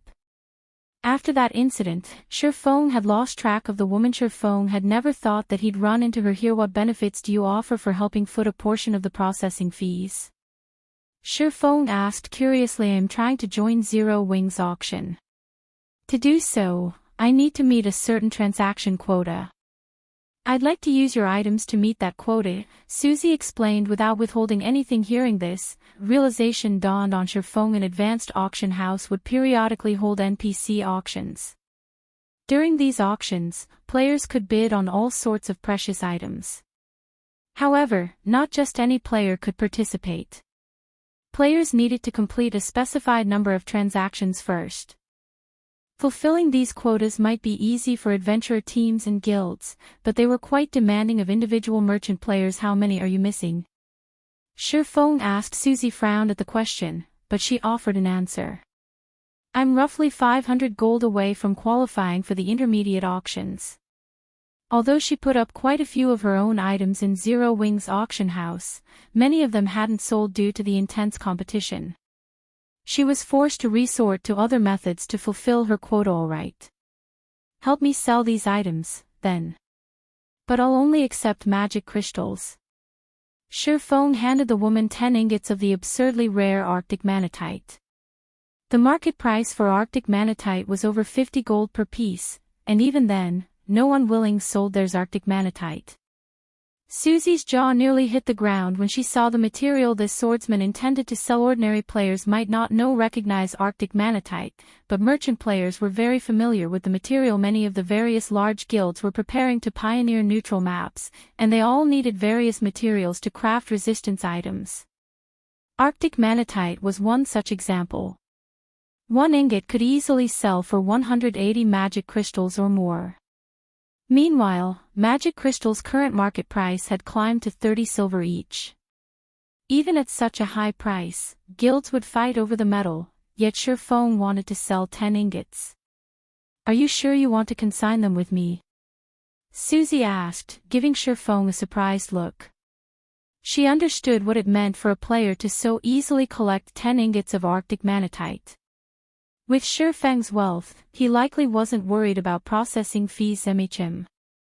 Every coin counts," Shurfeng said, nodding. Susie had, more or less, helped in him the past. Since he had encountered her in this life, he didn't mind returning the favor. Upon hearing the swordsman's agreement, Susie stopped wasting time talking with the man. She pulled a pre-prepared contract from her bag and began to fill in some of the blank areas. Since this was a consignment, the consignor would have to receive the materials to put them up for sale in the auction house. To protect both parties, they'd sign the contract within minutes. Both players signed the contract once the arrangement was complete. Shurfeng turned and headed up to the second floor. Meanwhile, Susie was ecstatic as she looked at the 2 copies of the contract. Once she sold the Arctic manatite, she would complete her quota. All she would need to do then was prepare for the intermediate auction. However, when Susie read the consignee's name, she was dumbfounded. "How is this possible? He's Zero Wings Yifeng." Susie spun around, spotting Shurfeng as he walked toward the staircase leading to the second floor. Everyone in Starmoon Kingdom knew about Zero Wing. It was, without a doubt, the kingdom's #1 guild and overlord. The names of the guild's upper echelons was engraved on every player's mind. Although Yifeng wasn't as famous as Aqua Rose and Fire Dance, everybody knew that he was one of Zero Wing's core upper echelons. It was rumored that even Aqua Rose, one of the guild's vice leaders, had to follow the man's commands from time to time. To an insignificant player like her, Yifeng was far out of her reach. She could only ever gaze up at someone like him. When she thought about how she had engaged such a man for a business transaction, she was speechless. Chapter 1475, Gathering of Experts. Chapter 1475, Gathering of Experts. On the auction house's second floor, Shurfeng followed an NPC to a VIP reception room. He had treated his transaction with Susie as an investment. Aside from her keen business sense, Susie had made a name for herself in the Black Dragon Empire as a merchant. Due to her resource channels, the various first-rate guilds in the past had struggled to secure a steady supply of various resistance potions. Yet she had succeeded where they had failed. It was hard to imagine a merchant player with no background obtaining so many resistance potions. Moreover, she had also sold various rare items that had tempted the large guilds. Hence, forming a connection with this merchant player was a wise move. "Boss, do you wish to sell all of these items?" The advanced manager NPC asked as he examined the large pile of materials on the table. "Yes. Sell them in batches. Only accept magic crystals as payment." Shurfeng nodded. An advanced auction house offered 2 methods for selling items.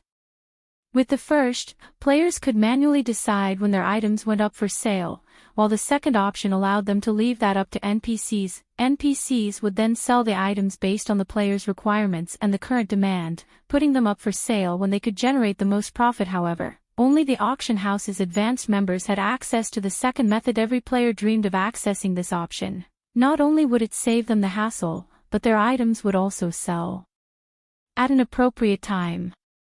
Usually, players increased their profits by at least 10%. With this method, 10% might not make a difference for a transaction worth dozens of silver coins, but it was a different story for those worth hundreds or thousands of gold. This was one of the advanced auction house's trump cards. However, Shurfeng had no intention of offering this function to the public just yet. Otherwise, the various superpowers would become even more eager to obtain their own establishment. They might even attempt to steal the building. After all, God's domain had certain tools that could return a building to its design even after its construction, but doing so was difficult and costly. Although the rare materials he wanted to sell wouldn't earn 100,000 magic crystals, he should be able to earn around 60,000. Including the income from the auction house fees and the battle arena, he should have enough to upgrade the Titan Guard. Once he finished in the auction house, Shurfeng glanced at the time. He then used a return scroll to travel to White River City before making his way to Black Dragon City. Black Dragon Empire, Black Dragon City. The teleportation hall had fallen silent due to the arrival of a particular player group. What? They're actually from Zero Wing. They're so strong. Aren't they Gentle Snow and Aqua Rose? Why are Zero Wing's Vice Guild leaders here? Is that the Flame Witch? I've heard that she recently taught the Dark Guilds lurking around Lake Heart City another lesson. With no way to deal with her, they had been forced out of the city. Why are so many people from Zero Wing here? Are they going to declare war on some guild?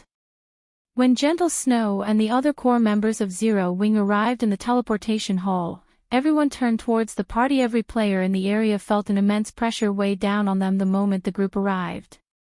Many people unconsciously stepped out of the way, opening a path for Zero Wing's members. The Black Dragon Empire's players hadn't been particularly familiar with Zero Wing several days ago, but after the ranking competition and the siege war, it had become one of the most popular guilds in the Empire, with countless players attempting to join. However, after the ranking competition and the siege war, Zero Wing had already become one of the most popular guilds in the Empire, and many players desperately wanted to join with such a large group of the guild's experts before them. Why wouldn't they be surprised?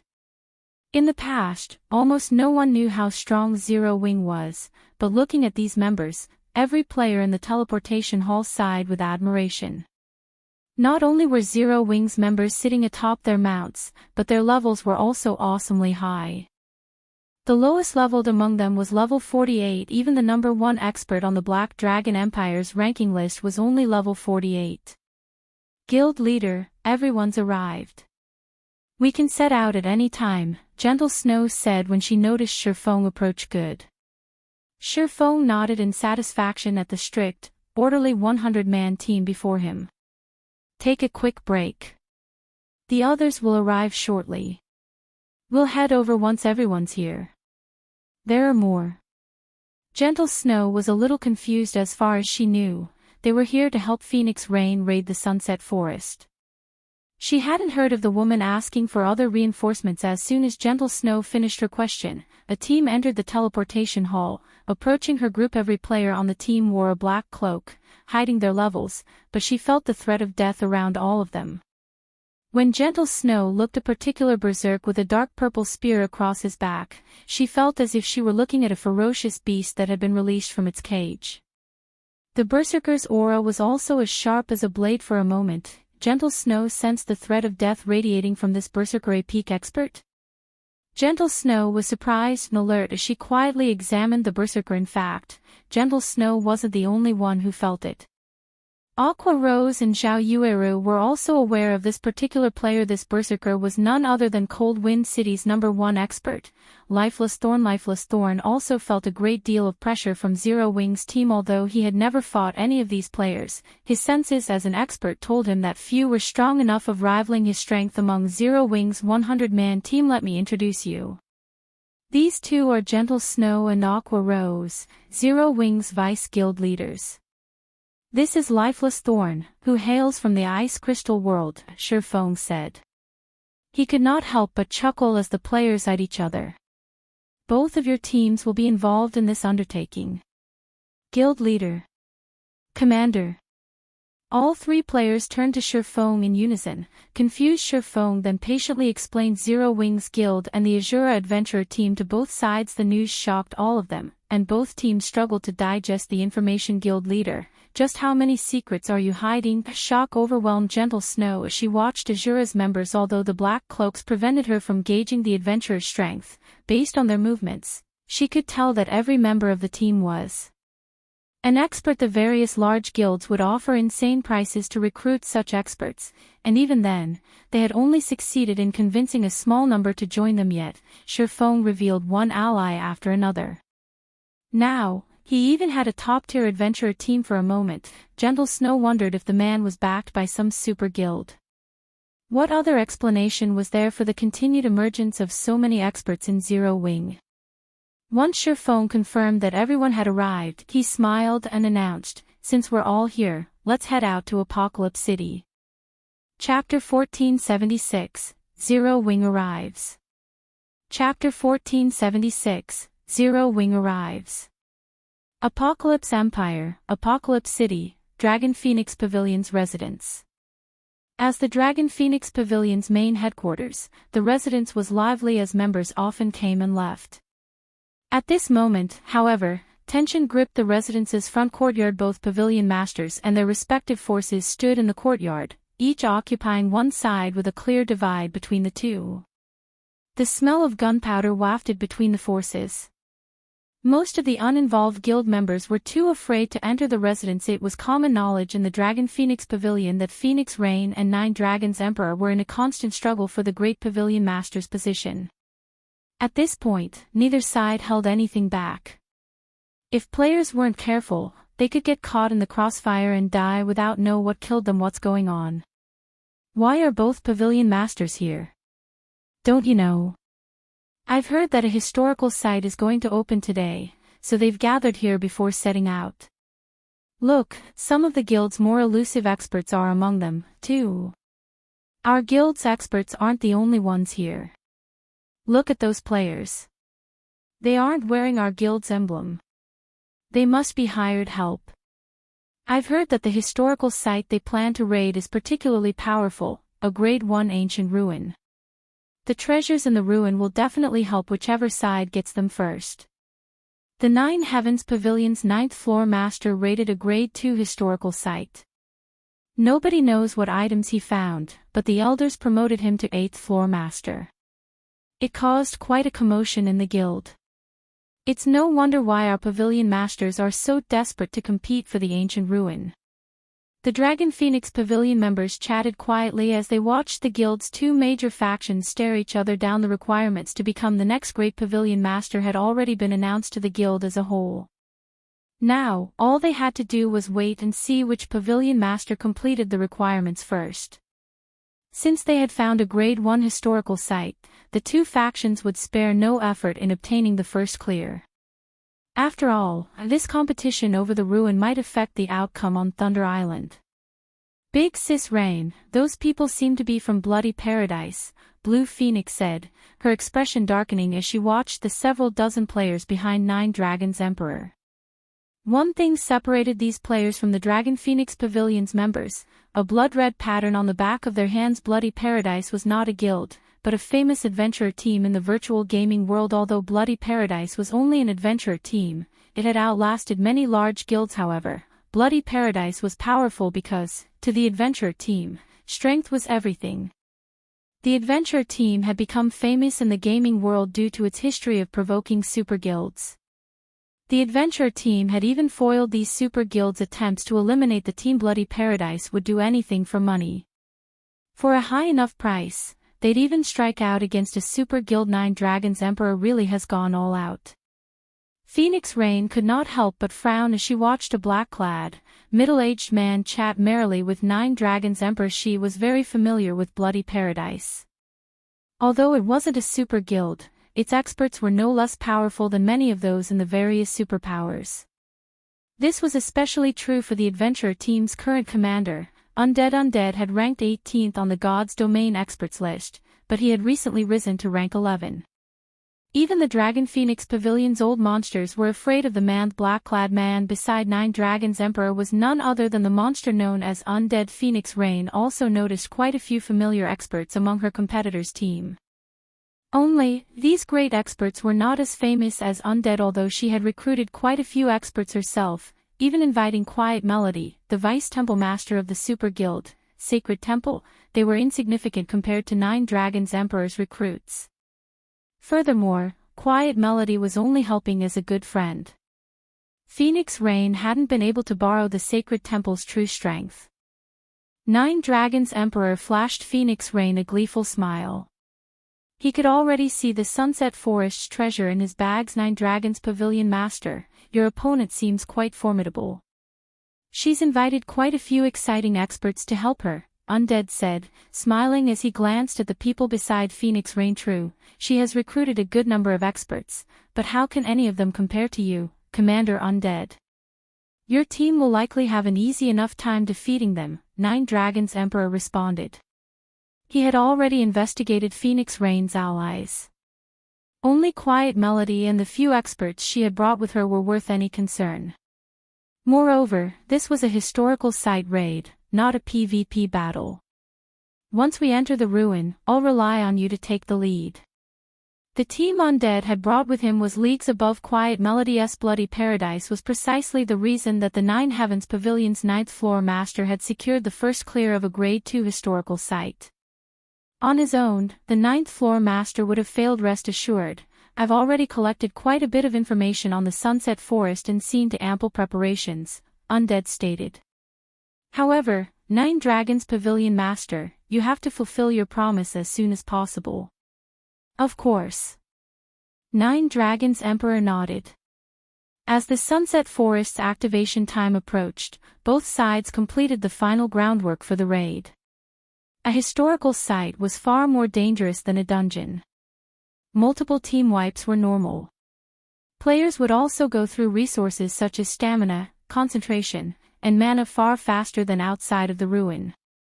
Without preparing, a team could easily waste the opportunity. Big Sis Rain, it's almost time to depart, but Zero Wing isn't here yet. Should we contact them? Blue Phoenix asked anxiously. Although every team entering the historical site would have the same amount of time, the sooner they entered the ruin, the sooner they could secure the first clear. Glancing at the time, Phoenix Rain noticed that they only had 15 minutes before the Sunset Forest opened. All right. Give them a call, Phoenix Rain said just as Blue Phoenix pulled up her communication interface. A large group of players rode through the residence's entrance.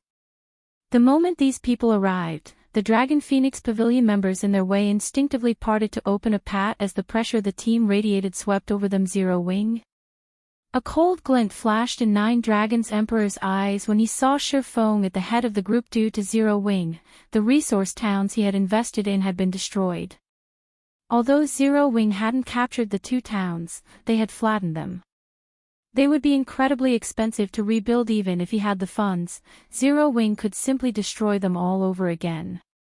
As a result, he had been forced to watch as those two resource towns had gone to waste. Nine Dragons Emperor wanted nothing more than the guild's extermination. Zero Wing's members are so high-leveled. Crap. Isn't that the Flame Witch? Look. She's Aqua Rose. Didn't she defeat the Shadow Dragon Legion? The Phoenix Pavilion Master is amazing. She actually hired Zero Wing's members. The competition for the historical site's first clear will be interesting. The Dragon Phoenix Pavilion members in the courtyard erupted into a fevered discussion as Zero Wing's members walked into their residence. Everyone had heard of Zero Wing's experts. Chapter 1477, Unknown Adventurer Team. Chapter 1477, Unknown Adventurer Team. Not only had Zero Wing's arrival attracted the guild members' attention, but the experts Phoenix Rain and Nine Dragons Emperor had hired also turned towards these experts. Most of God's Domain's ordinary players hadn't heard of Zero Wing's experts. After all, God's Domain had only launched a few months ago, and countless guilds rose and fell each day. Most players were only familiar with the veteran large guilds that had been founded many years ago, but it was a different story for players of their caliber. They were privy to far more information than ordinary players, and they were all familiar with what kind of guild Zero Wing was. Not only had Zero Wing become Starmoon Kingdom's #1 guild early in the game, but it was also one of the Black Dragon Empire's top 6 guilds, excluding the Dragon Phoenix Pavilion. Some time ago, a rumor had spread about Zero Wing's victory over the Dragon Phoenix Pavilion's Shadow Dragon Legion. The Shadow Dragon Legion was one of the guild's trump card legions and very formidable in large-scale battles. The fact that Zero Wing had defeated such a powerful force proved its extraordinary combat power. Big Sis Melody, what is the Phoenix Pavilion Master thinking? We're raiding a Grade 1 historical site, yet she invited so many players from Zero Wing. Is she so desperate for manpower? A male summoner named Lonely Fantasy asked, dissatisfied as he watched the 200 players Shurfong led. It was common knowledge that a Grade 2 historical site was more difficult than a 100-man Hell Mode team dungeon of the same level. Needless to say, a Grade 1 historical site would be a greater challenge. If that hadn't been the case, Phoenix Rain wouldn't have recruited so many experts. Meanwhile, the Sunset Forest only allowed each team 1,000 members per raid, yet Zero Wing had dispatched 200 members, taking 1/5 of the available slots. I doubt that. Rain might have her own ideas on the matter. Quiet Melody could not help but reveal a playful smile when she saw Zero Wing's members. But the guild is interesting. Despite knowing how important this is, it didn't dispatch most of its main force members. Most players didn't have a clear idea of Zero Wing's structure, but she did. She had thoroughly investigated the guild, memorizing almost every face in Zero Wing's main force. Although Zero Wing had sent a lot of players, Fire Dance, the main force's commander, Cola, Yi Wumian, and Turtledove, the three top MTs, were absent. Other important individuals such as Violet Cloud, Flying Shadow, Shadow Sword, Rampant Blade, Black Cloud, Minor Wind, and Alluring Summer weren't here either. Without these experts, Zero Wing's main force would be nothing but a joke in the various superpowers' eyes. UV finally arrived. Phoenix Rain frowned as Shifeng's group approached. Team leader Yifeng, do you plan to bring all of these members to the historical site? She could ignore the fact that Zero Wing hadn't mobilized all of its top experts, but the guild had gone a little too far if they expected to bring all 200 players to the Sunset Forest. It was not that she doubted Zero Wing's strength. Rather, it was impossible for the guild to gather so many players who qualified to challenge a Grade 1 historical site with its current capabilities. All of the players participating in this operation were top experts in their guilds or adventurer teams. In her opinion, only Zero Wing's main force members were qualified to stand beside them. This operation was of utmost importance. She couldn't afford to lose because of such a minor issue. Moreover, she had long since prepared the 1,000 members required for the raid. Zero Wing's members were nothing more than reinforcements, of course. I wouldn't have brought them otherwise. Shifeng could hear the ire in Phoenix Rain's tone. Immediately, he explained, let me introduce you. This is Lifeless Thorn, the vice commander of the Asura adventure team. I specifically invited Asura to help us. Hello. Lifeless Thorn nodded in greeting, confusion gripping his heart. Since when was he Asura's vice commander? Lifeless Thorn wasn't the only confused player. Gentle Snow and Aqua Rose shot Shifeng disdainful looks. The Asura adventure team. Phoenix Rain examined Lifeless Thorn before glancing at the cloaked players behind him. She had assumed they were from Zero Wing, but upon closer inspection, she realized that their appearances were foreign to her. She had never heard of an adventurer team called Asura yet. Shifeng had invited this unknown adventurer team to join such a crucial operation. For a moment, she was at a loss for words. Relax. I can vouch for their strength.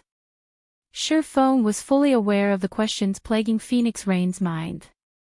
He chuckled and said, moreover, Asura will be absolutely necessary if we want to raid Sunset Forest. When he had established the Asura adventure team, his goal had been to recruit the various independent experts that detested guild restrictions. Since he didn't want others to realize how closely tied the team was to Zero Wing, he had named it Asura. After all, any adventurer team that had a guild behind it would struggle to recruit members. In addition, Zero Wing's enemies might target Asura, which would be a detriment to the adventurer team's development. He intended to develop Asura separate from Zero Wing. The Dragon Phoenix Pavilion's operation was a good opportunity for Asura to make a name for itself in God's domain, creating a foundation for the adventurer team to grow. With this, he could save himself the trouble of trying to promote the team secretly. Since they had Shifeng's vote of confidence, Phoenix Rain sized up the berserker before her. Although the black cloak hid Lifeless Thorn's name and level, it did nothing to conceal his killing intent. Even she felt slightly threatened when subjected to this stranger's aura.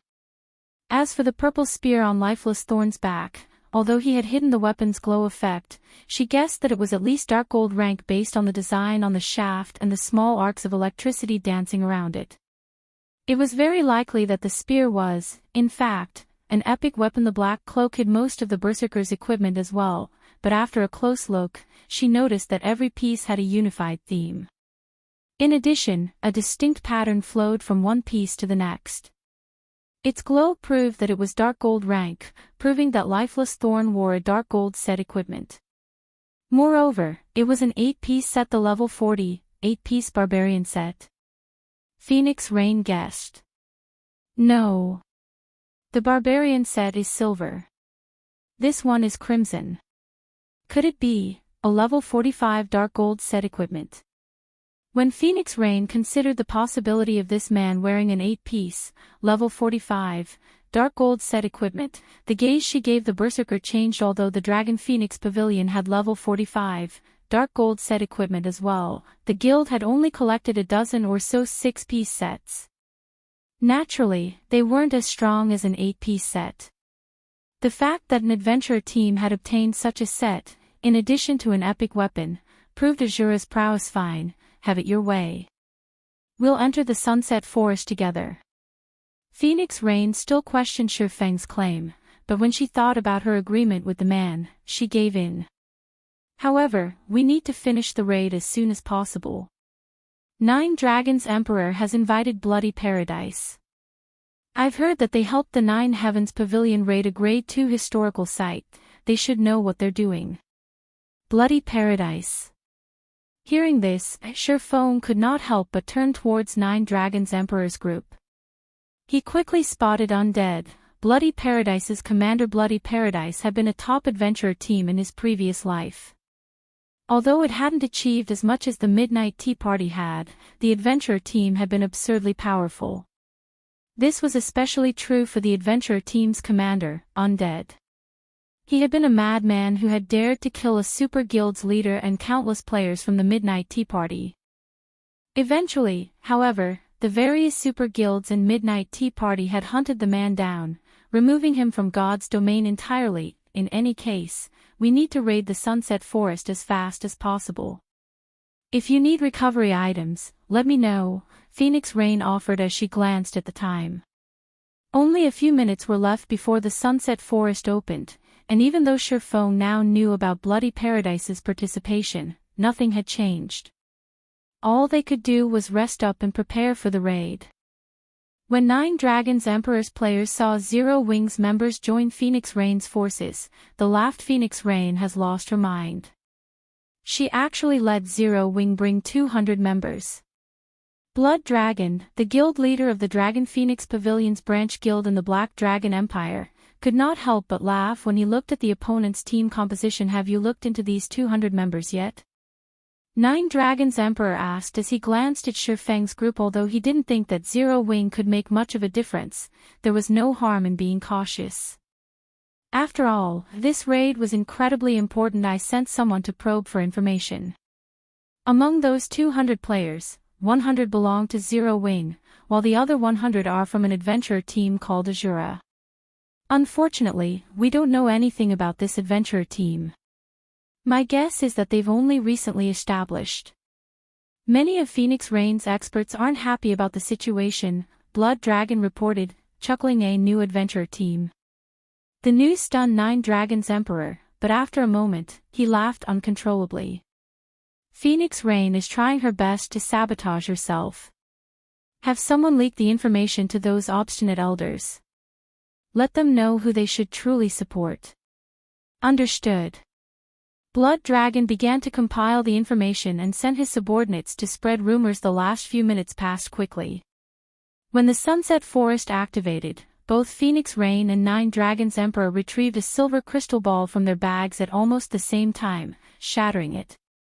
The crystal balls then opened a spatial tunnel that allowed Phoenix Rain and 9 Dragon Emperor's teams to enter very quickly. 2,000 players entered their respective spatial tunnels, vanishing from the Dragon Phoenix Pavilion's residence.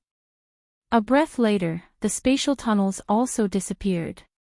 Chapter 1478, Asura's Edge. Chapter 1478, Asura's Edge. When Shifeng entered the spatial tunnel, a glaring light blinded him for a moment. When his vision recovered, he noticed that he stood in a familiar, yet foreign, location. System, you have discovered the historical site, Sunset Forest System. You will be teleported out of the Sunset Forest automatically after 8 hours. It seems we've gotten pretty lucky. We were actually teleported to the werewolf zone. After taking a quick look around him, Shifeng had a general grasp of their location. A historical site was like a special secret land. It only opened at certain times. Players had to complete the key quest each time they wanted to enter a particular historical site. In addition, players would be teleported to different locations every time they entered the Sunset Forest was massive, no smaller than a leveling map. The map was divided into 8 zones, and each time players entered the historical site, they'd be teleported to one of the areas randomly. Naturally, each area's danger would also differ. Among the 8 areas, the Werewolf Zone was considered the easiest to get through. Each of the Sunset Forest's 8 zones offered varying challenges. For example, the Swamp Zone would drag players down, drowning those who weren't careful. In the Stone Forest Zone, players weren't able to use spells. The Darkness and Hail zones were the most dangerous. Random orbs of ice would rain down in the Hail zone, claiming players' lives. In the Darkness zone, players could only see 8 yards around them, making them easy targets for monster ambushes. The reason the Werewolf Zone was considered the easiest was that its main threat came in the form of a larger monster population. The zone's monsters were also quite organized. All 8 zones had one thing in common: they eventually led to the Sunset Forest Center. However, players didn't often get that far. Once the team was accounted for, they adjusted the team's formation. Phoenix Rain sent scouting parties of assassins and rangers ahead to determine their next move. Unlike dungeons, players didn't have access to a system map in historical sites. They had to explore the available routes. This was also why the system gave them 8 hours to clear the ruin. If a team wasn't careful, they could venture into a different zone, bypassing the historical site's core. After 15 minutes or so, the scouting parties reported back with what they had discovered. When Phoenix Rain read the reports, she was astonished. "So, this is a Grade 1 historical site." Phoenix Rain frowned deeply at the reports. Their current location was extremely dangerous. Based on the scouting party's investigation, they were surrounded by werewolf caps. Moreover, a large number of werewolves patrolled the various paths leading to the Sunset Forest's core. If they tried to advance, they'd march straight into these werewolves' den. 30 werewolf squads patrolled the straightest path to the core, and each patrol consisted of around 100 monsters, led by at least one Great Lord. The more powerful patrol squads were commanded by Grand Lords. Even the weakest werewolf in the zone was a chieftain, and they were all level 52 and above. Dealing with one werewolf patrol squad would be difficult and time-consuming, much less dealing with 30. Furthermore, if they weren't careful and disturbed any of the nearby camps, they'd be overrun. Each werewolf camp had at least 11 Grand Lords, including a specialized Grand Lord. Attempting to face such a force would be suicidal. After several evolutions to God's domain, even monsters of the same rank had varying levels of strength. Monsters that failed to evolve properly tended to upgrade a portion of their basic attributes first, such as their strength, agility, and defense. These monsters were known as specialized bosses. They were much stronger than bosses of the same rank and level, but they were extremely rare once they knew what they were up against. Even Quiet Melody was shocked. She had raided a Grade 2 historical site in the past, but compared to this Grade 1 ruin, that experience had been child's play. Even extremely rare specialized bosses were common here. Although players would only lose 20% of their EXP if they died in the ruin, it would add up after multiple deaths. I see why they say that historical sites are even more difficult than 100-man Hell Mode team dungeons. This Grade 1 historical site really knows how to render players powerless. Phoenix Rain smiled bitterly. She then turned to Shifeng and asked, "Team Leader Yifeng, do you have a way to break through?" "I don't have any ideas, either. We'll have to fight our way through," Shifeng stated. Players in other areas might be able to rely on their wit to overcome the zone's challenges, but the Werewolf Zone didn't offer that option. The only way to the core was to kill their way there. "Fight our way through." Phoenix Rain rolled her eyes at Shifeng. She had asked him precisely because that wasn't possible. "Since we don't have other options, I guess we have no choice but to use the 4 Tier 3 summoning scrolls earlier than expected." To raid the Sunset Forest, she had prepared plenty of trump cards. However, she hadn't expected to use them so soon after entering the historical site. No one else on the team voiced an opinion either. With their team's strength, fighting 30 werewolf patrol squads was pushing it. They'd have to face over 20 level 55 Great Lords and several level 55 Grand Lords. There were thousands of weaker monsters as well. If they had 4 tier 3 summoned creatures to hold off the Grand Lords while they defeated the rest of the monsters, they might have a chance of making it through. It's too wasteful to use tier 3 summoning scrolls right now, Surefong commented as he stopped Phoenix Rain. That's easy for you to say. How are we supposed to get past the Grand Lords if we don't use the tier 3 summoned creatures to distract them? Lonely Fantasy snapped, clicking his tongue when he heard Surefong. However, Quiet Melody quickly silenced Lonely Fantasy, turning to Surefong. May I know if Elder Yifeng has a different plan? We'll just force our way through, Surefong stated. For a moment, the team fell silent. If they could force their way through, they wouldn't need to use the tier 3 summoning scrolls. Yet when they saw the look in Surefang's eyes, they knew he was serious. They were stunned. Team leader Yifeng, what about the Grand Lords? Phoenix Rain asked when she saw the man's expression. The Asura Adventurer team will distract the Grand Lords in our path. Everyone else can worry about the other monsters as we advance, Surefong explained. Leave them to Asura. Phoenix Rain shot Lifeless Thorn a glance. Based on the scouts' reports, 4 Grand Lords guarded the easiest path. A measly 100-man team could never deal with 4 Grand Lords at once. Besides, other monsters littered the area. We don't have any problems with it, Lifeless Thorn declared. Initially, he had wanted to veto the idea, but Surefong had sent him a whisper, instructing him to agree. With no other choice, he did as he was told. Hearing Lifeless Thorn's lack of hesitation, Quiet Melody and the others were stunned. None of them had ever heard of the Asura Adventurer team before today. Yet the team claimed that they could distract 4 level 55 Grand Lords. This was simply inconceivable. After some reluctance, Phoenix Rain eventually agreed and said, "All right, then. Let's try it. If we fail, I'll use the tier 3 summoning scrolls to assist you." Following which, the team prepared to move out. Meanwhile, Surefong made his own secret arrangements. 9. You'll tank 2 Grand Lords. Madness, you'll tank one of the remaining 2, and I'll take the last. Healers, focus on the 2 MTs, Surefong whispered to Asura's members. I'm dealing with 2. Solitary 9 was beginning to grow nervous. Relax, Surefong said, chuckling. After all, he had lent Solitary 9 the epic ranked Titan Guard. The man was also a level 53 shield warrior wearing an 8-piece, level 45, dark gold set equipment. If he couldn't hold his ground against 2 Grand Lords, he didn't deserve the equipment. A moment later, the 1,000-man team moved out under Surefang's command. First, he sent the scouting parties to lure Grand Lords' werewolf patrol squads to Asura's members. He instructed the rest of the team to focus on moving towards Sunset Forest's core. Every player in this raid was an expert. They had long since grown used to luring powerful bosses. It wasn't long before the scouts ran back with 4 werewolf patrol squads behind them. Go! Surefong commanded when he saw the oncoming monsters taking the lead. Solitary 9 ran up to one of the Grand Lord-ranked werewolf captains and executed a shield bash. He then activated charge on another werewolf captain. In seconds, he had aggroed 2 werewolf captains. Werewolf captain, humanoid creature, Grand Lord. Level 55. HP 72-000-000/72-000-000. Awoo! The 2 werewolf captains howled in anger as they swung their clubs at the shield warrior. Ping! Pang!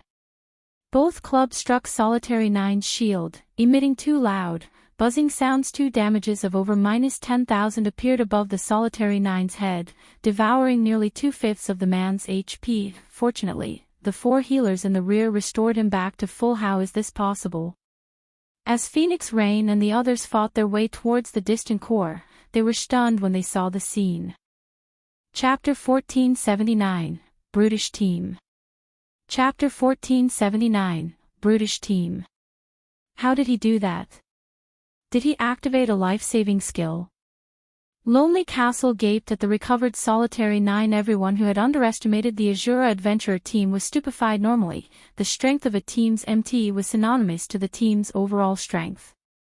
Solitary 9's performance proved that Asura's claim of being a powerful adventurer team was clearly more than just arrogance. Even the game's current top-tier MTs would lose more than 15,000 HP against a casual attack from a level 55 Grand Lord. It was the equivalent of one-third of most MTs' HP, yet Solitary 9 had only sustained a little over minus 10,000 HP from each werewolf captain's attack, which totaled less than 2/5 of his total HP. However, their shock after seeing the damage Solitary 9 had received was nothing compared to what they felt after watching the man block both attacks with his shield while their respective guilds' top-ranking MTs could block a level 55 Grand Lord's attacks as well. It normally took several MTs working together. If they sent a single MT to tank the Grand Lord, they'd send the player to his death. Even when a peak MT blocked an attack from a Grand Lord of the same level, they'd stiffen momentarily from the impact. The outcome was the same when the MT used a defensive technique. If MTs didn't deal with the momentary stiffness properly, the Grand Lord could use its high attack speed to break through their defenses, landing a direct hit. Even with a group of dedicated healers, most MTs wouldn't survive the hit. Hence, teams usually sent in multiple MTs to manage the boss's attacks and dampen the resulting impacts. Yet, Solitary 9 had blocked attacks from 2 werewolf captains, and by the looks of it, he had energy to spare. It was inconceivable. However, Solitary 9 was more surprised than anyone. I sent this shield a little too powerful. Solitary 9 could not help but glance at the crescent shield on his arm. He couldn't believe that he had just blocked 2 Great Lords' attacks without slowing in the least. Elsewhere, Dark Madness had secured his own werewolf captain. Although he had a harder time than Solitary 9, with his 8-piece, dark gold set equipment, he held his ground as he focused on his defense naturally. Shadowtooth had little trouble with his boss. Although he wasn't an MT, his attributes rivaled a Grand Lord's of the same level. At level 60, distracting a Grand Lord that was 5 levels lower than him was a piece of cake. With the 4 werewolf captains distracted, the rest of the team had an easier time dealing with the remaining werewolves. Every player that Phoenix Rain had recruited for the operation was a top-tier expert. The MTs were more than capable of holding their ground against a level 55 Great Lord, let alone high Lord-ranked monsters and below. With the MTs forming a wall around the team, the various DPS classes launched frenzied attacks at the werewolves in their way. Hundreds of spells and arrows rained down on the werewolves, killing a few chieftain-ranked werewolves instantly. As the patrol squads thinned, the team's slowly advanced melee players assist the MTs. Ranged players prioritize the werewolves directly in front of us. Don't waste your attacks.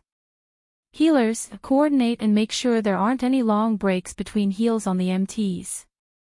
Phoenix Rain commanded hurriedly as more werewolves converged on their location. Don't prioritize the werewolf captains and ignore the mobs. Shadowtooth interjected. The mobs are increasing by the minute. If we don't clear them out soon, we won't be able to move forward. Quiet Melody snapped as she glanced at the approaching werewolf squads. She strongly disapproved of Shadowtooth's plan. It would take too long to kill the Grand Lords. They simply had too much HP. Rather than targeting the Grand Lords, they should focus on killing the weaker monsters. That way, they could break through the blockade sooner than later. I have a plan to deal with the mobs. For now, prioritize the werewolf captains, Shadowtooth said, chuckling. Even the weakest of these werewolves have several million HP. If they swarm us, the MTs won't be able to hold them back. Quiet Melody growled when she saw the swordsman's calm expression. His plan wouldn't be an issue if they were fighting common or elite monsters, but the werewolves coming at them were chieftain rank and above. Even if they bombarded those monsters with one AoE spell after another, it would do little to thin their numbers. Only large-scale destruction spells would be useful. Even then, the spells would be of limited help. If they didn't get rid of these monsters soon, the werewolves would overwhelm the team. But before Quiet Melody could respond, Phoenix Rain got ahead of her and said, "All right. You have command of the team now, Yifeng." "Rain. This is too risky." Quiet Melody spun towards her friend in confusion and shock. "I know. But I want to see what tricks he's got up his sleeve. If things go south, I have a backup plan." the Phoenix Pavilion Master softly explained while Quiet Melody had been correct about needing to deal with the weaker monsters first. There was an issue with her plan. If they ignored the 4 Grand Lords and advanced, the pressure on the team would only increase as they moved forward and more werewolf patrol squads joined the fight. On the off chance that they came across another Grand Lord squad, the team would be annihilated. Hence, prioritizing the werewolf captains was a sound idea. In addition, she could use the opportunity to gauge Zero Wing's strength. Once Phoenix Rain handed Shifeng the leadership rights, he instructed the team to focus their fire on the werewolf captain in front of him. Although the werewolf captain had 72 million HP, its HP steadily decreased as hundreds of players bombarded the monster. Most of the team members dealt around -5,000 damage, occasionally dealing double that due to critical hits. Gentle Snow, Aqua Rose, Xiao Yueru, and Lifeless Thorn, however, dealt over -10,000 damage on average. They even dealt several times that every now and again. Aqua Rose's damage was particularly frightening. She was already a Tier 2 player, and after she gained the Sea Dragon Staff, her Tier 2 spells had gained the power of Tier 3, each capable of dealing several 100,000 damage. Xiao Yueru had a similar benefit with her staff. Despite only being a Tier 1 player, her spells were on par with Tier 2 spells. With Shifeng distracting the werewolf captain, both women could attack freely, dominating the team's damage output ranking and leaving the rest of the players in their dust crap. This is insane. Their combined damage is more than the next 7 players combined. So, this is Zero Wing. Aqua Rose and Xiao Yueru's damage stupefied many of the team's experts. Even Lifeless Thorn and his companions from Asura were surprised. They had never dreamed that Zero Wing was this powerful. It wasn't long before one werewolf captain after another fell. However, a tremendous number of werewolves had converged on the team's location. The monsters had already blocked the path ahead, making advancement impossible. Good. Aqua, Yueru, you two can begin. Shifeng shouted as he glanced at the clogged path ahead. He then switched the aura of wind for the aura of fire. Aqua Rose and Xiao Yueru exchanged smiles as they cast the Tier 2 spells, Rising Flow and Frost Flame Hell simultaneously. Meanwhile, Shifeng activated Flame Domain suddenly. The werewolves blocking the path screamed in pain as their HPs plummeted. In seconds, they turned to dust when the spells dissipated. Only a small portion of the werewolves remained. Every chieftain-ranked werewolf had been eliminated, and the Lord-ranked werewolves had less than half of their HPs remaining. For a moment, both players and werewolves had fallen silent. Chapter 1480, Historical Sites Treasure.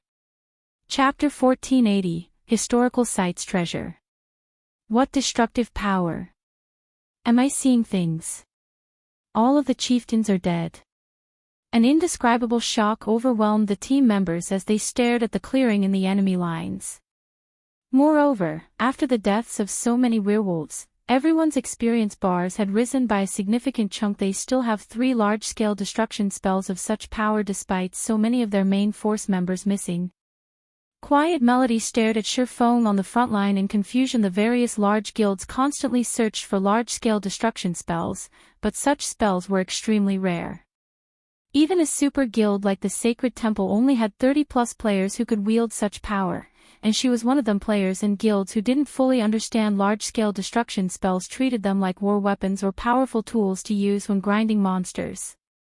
Only players who had large-scale destruction spells knew that there were differences even among them. An ordinary large-scale destruction spell might be useful against players, but even 3 of such spells might not be enough to kill level 50+ chieftain-ranked monsters and above. Only curse-grade large-scale destruction spells could achieve the feat. However, such curses were even harder to find in the Sacred Temple.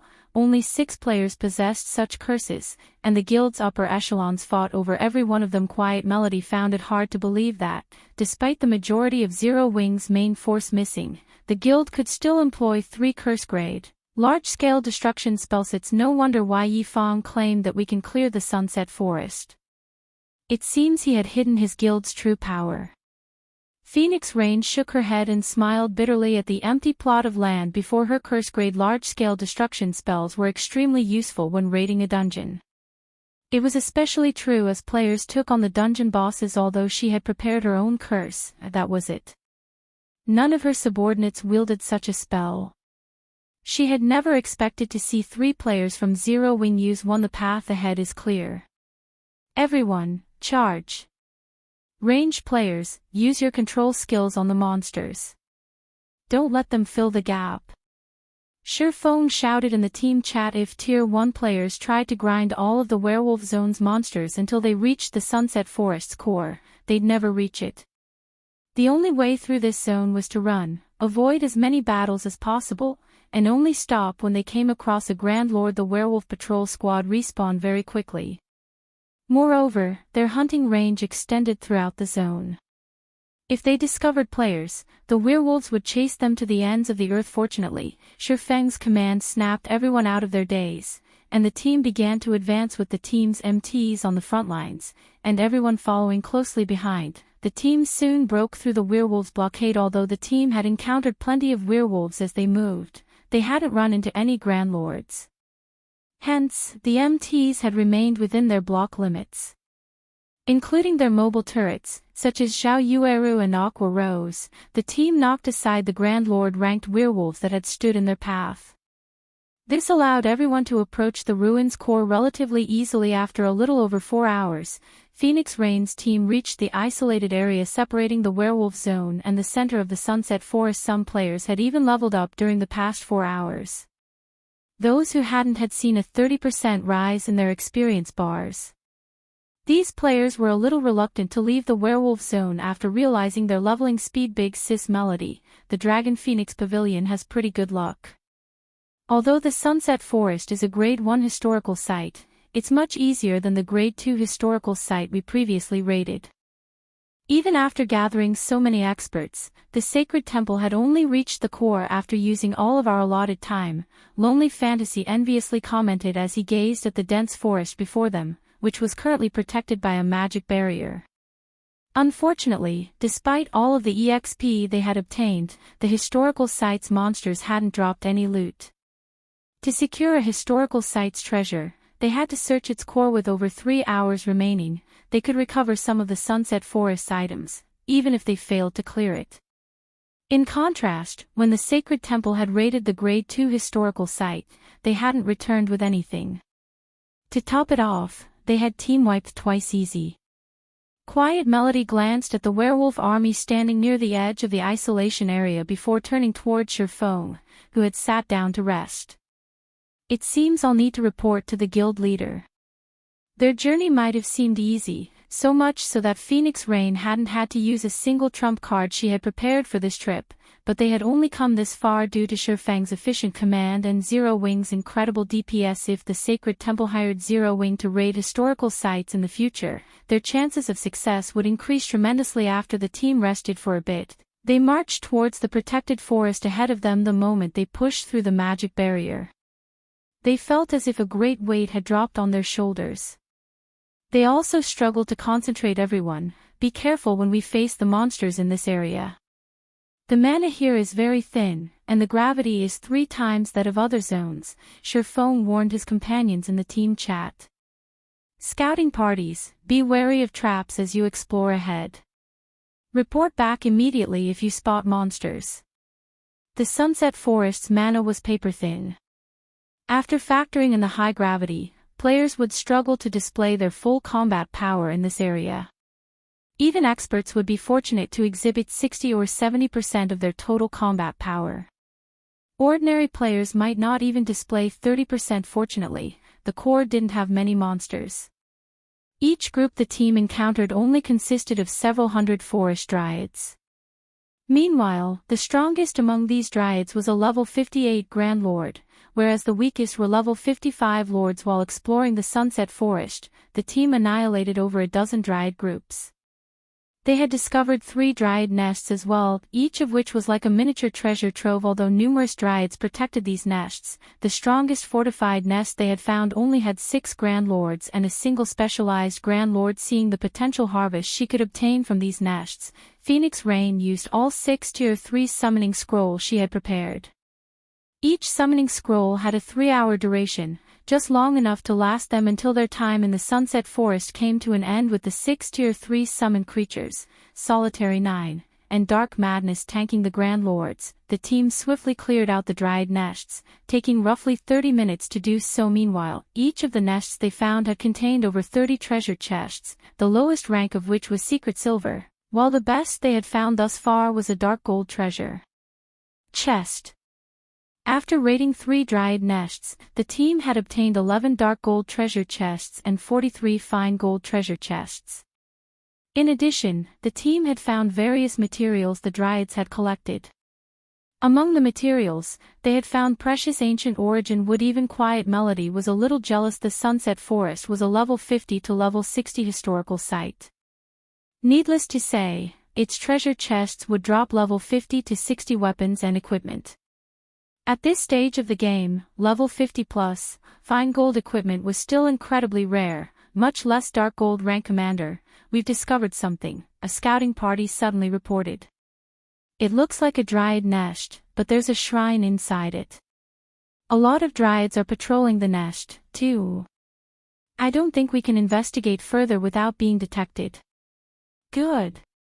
We'll make our way there right away. Sure. Phone was ecstatic. The scouting party had found the Sunset Shrine. The Sunset Shrine hid most of the Sunset Forest's treasure, but its location wasn't static. The shrine's location would differ each time the Sunset Forest activated. Every time players teleported to the historical site, they'd have to search for the Sunset Shrine all over again. Sure. Phone quickly led the team to the Sunset Shrine, but when they arrived, they gasped at what they saw. How is this possible? Didn't the record say that Grade 1 historical site's final boss is supposed to be a Grand Lord-ranked archaic species? Phoenix Rain unconsciously balled her fists when she saw the gigantic, living tree blocking the distant shrine. When everyone saw this massive tree ant, they could not help but shudder. The giant tree was the Sunset Forest's final boss, but its rank wasn't what they had expected. Rather than a Grand Lord, the tree ant was a mythic monster, the King of Trees.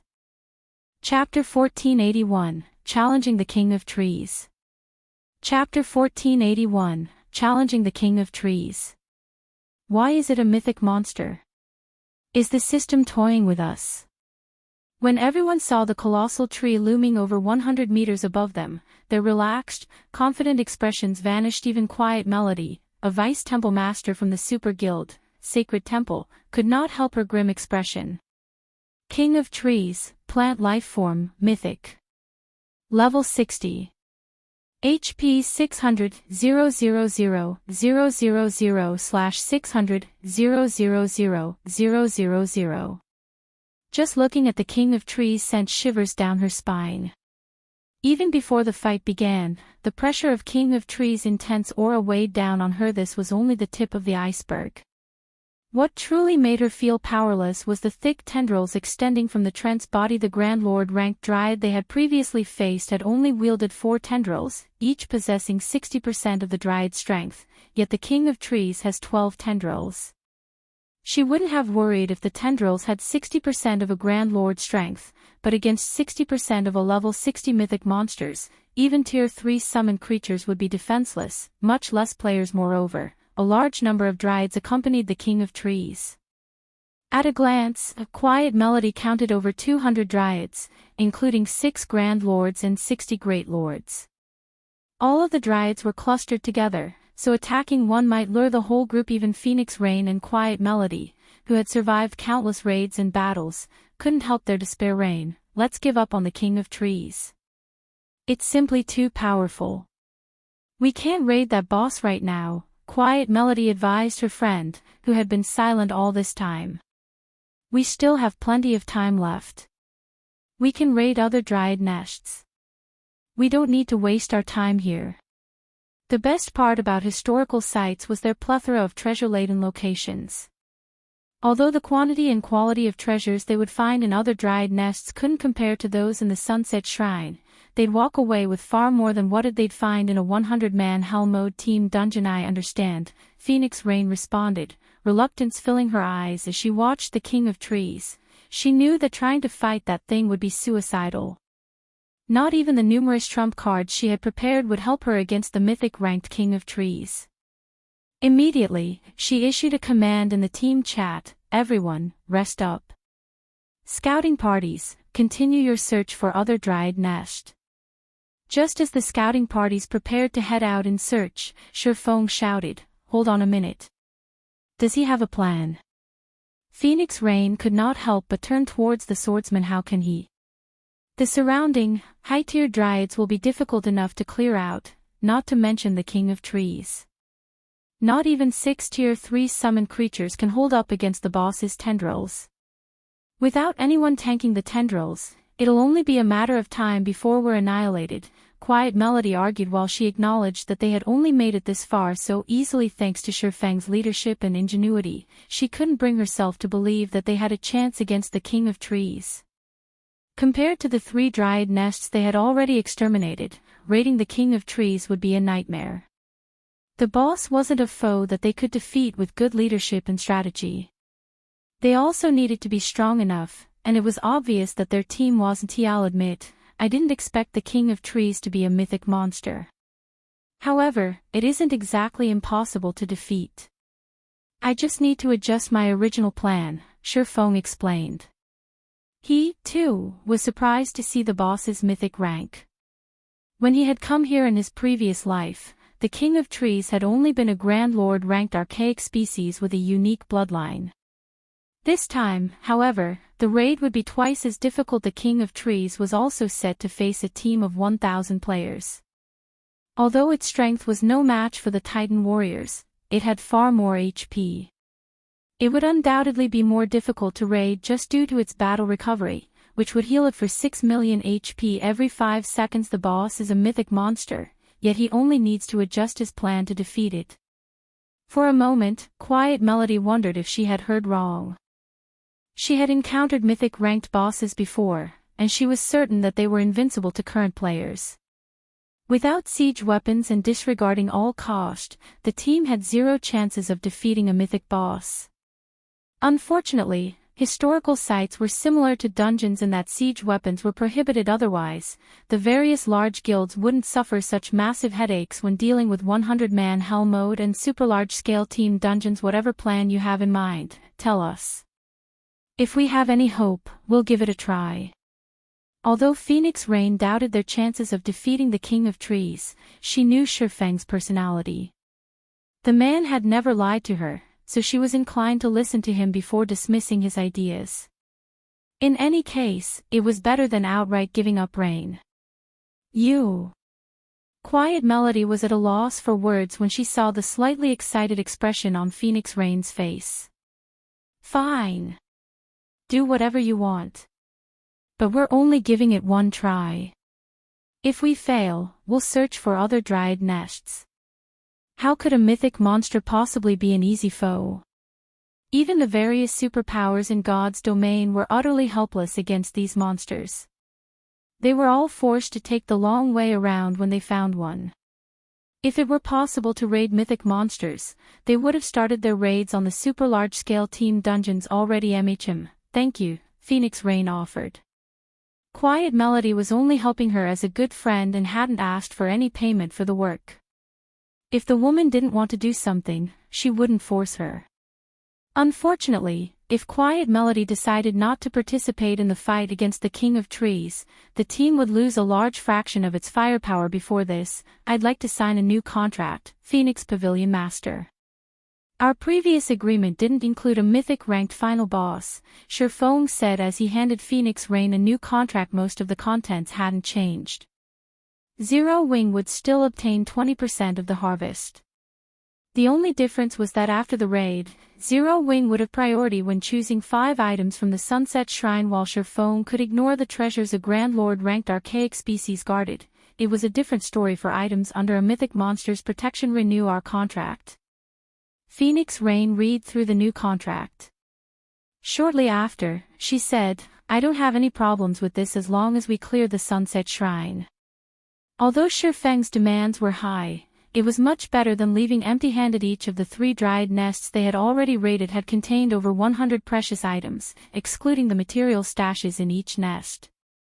Needless to say, the Sunset Shrine had far more items of even higher quality following which, the two players signed the contract once Shifeng ensured that everything was in order. He began to pull flame potions from his bag normally. Players had very little use for these potions. Moreover, they weren't meant to be consumed. Rather, they acted as a type of chemical bomb. The flame potions only had one purpose, weakening plant life forms. The effects could also stack up to 100 times, reducing the targeted plant lifeform's attributes, defense, and resistances by 30% and increasing the damage from fire-type attacks by 100% after 2 days of grinding. Aqua Rose and the others had gathered 100 flame potions. The flame potions hadn't been particularly valuable in the past, but once the public had discovered the Sunset Forest, their prices had skyrocketed. They had become a priceless tool for dealing with plant lifeforms. After distributing the potions, Shifeng had everyone lure the Dryads around the King of Trees, quickly eliminating the mobs without the threats around the boss. Shifeng delegated tasks assassins. When the raid begins, toss these flame potions at the boss. For those controlling the 6 summoned creatures, try to block as many of the boss's tendrils as possible. Ranged players, use your spells and skills instead of normal attacks as much as possible. Melee players, stay away from the summoned creatures and find opportunities to strike. MTs, split into 6-man groups. Each group will tank 1 main tendril and should have only 2 MTs with active berserk and life-saving skills at a time. Shifeng instructed. After a few minutes of planning, the assassins and MTs nervously moved into position. Lifeless Thorn and his companions from Asura were particularly anxious. They were already familiar with a mythic monster's prowess. Without a magic array to weaken the boss, it could instant-kill any player. Team leader Yifeng, everyone is in position, Phoenix Rain reported. Good. 9. Begin the raid. Shifeng commanded. Chapter 1482, Frightening Tier 4 Spell. Chapter 1482, Frightening Tier 4 Spell. Hearing Shifeng's command, Solitary 9 took another look at the towering Treant before him before lifting his shield and charging at the creature. Is it really okay to let him start the raid by himself? Phoenix Rain asked worriedly as she watched Solitary 9 approach the King of Trees. Shouldn't we send someone to assist him and split the damage? Solitary 9 looked like an ant before the King of Trees, and the difference between their attributes was just as massive. Even a Tier 3 summoned creature would sustain heavy injuries and lose a good portion of its attributes if struck by all 12 of the boss's tendrils, not to mention a peak MT. No. 9 is more than strong enough for this task, Shifeng said, chuckling. Although the King of Trees' rank had changed, its skills and attack pattern wouldn't differ.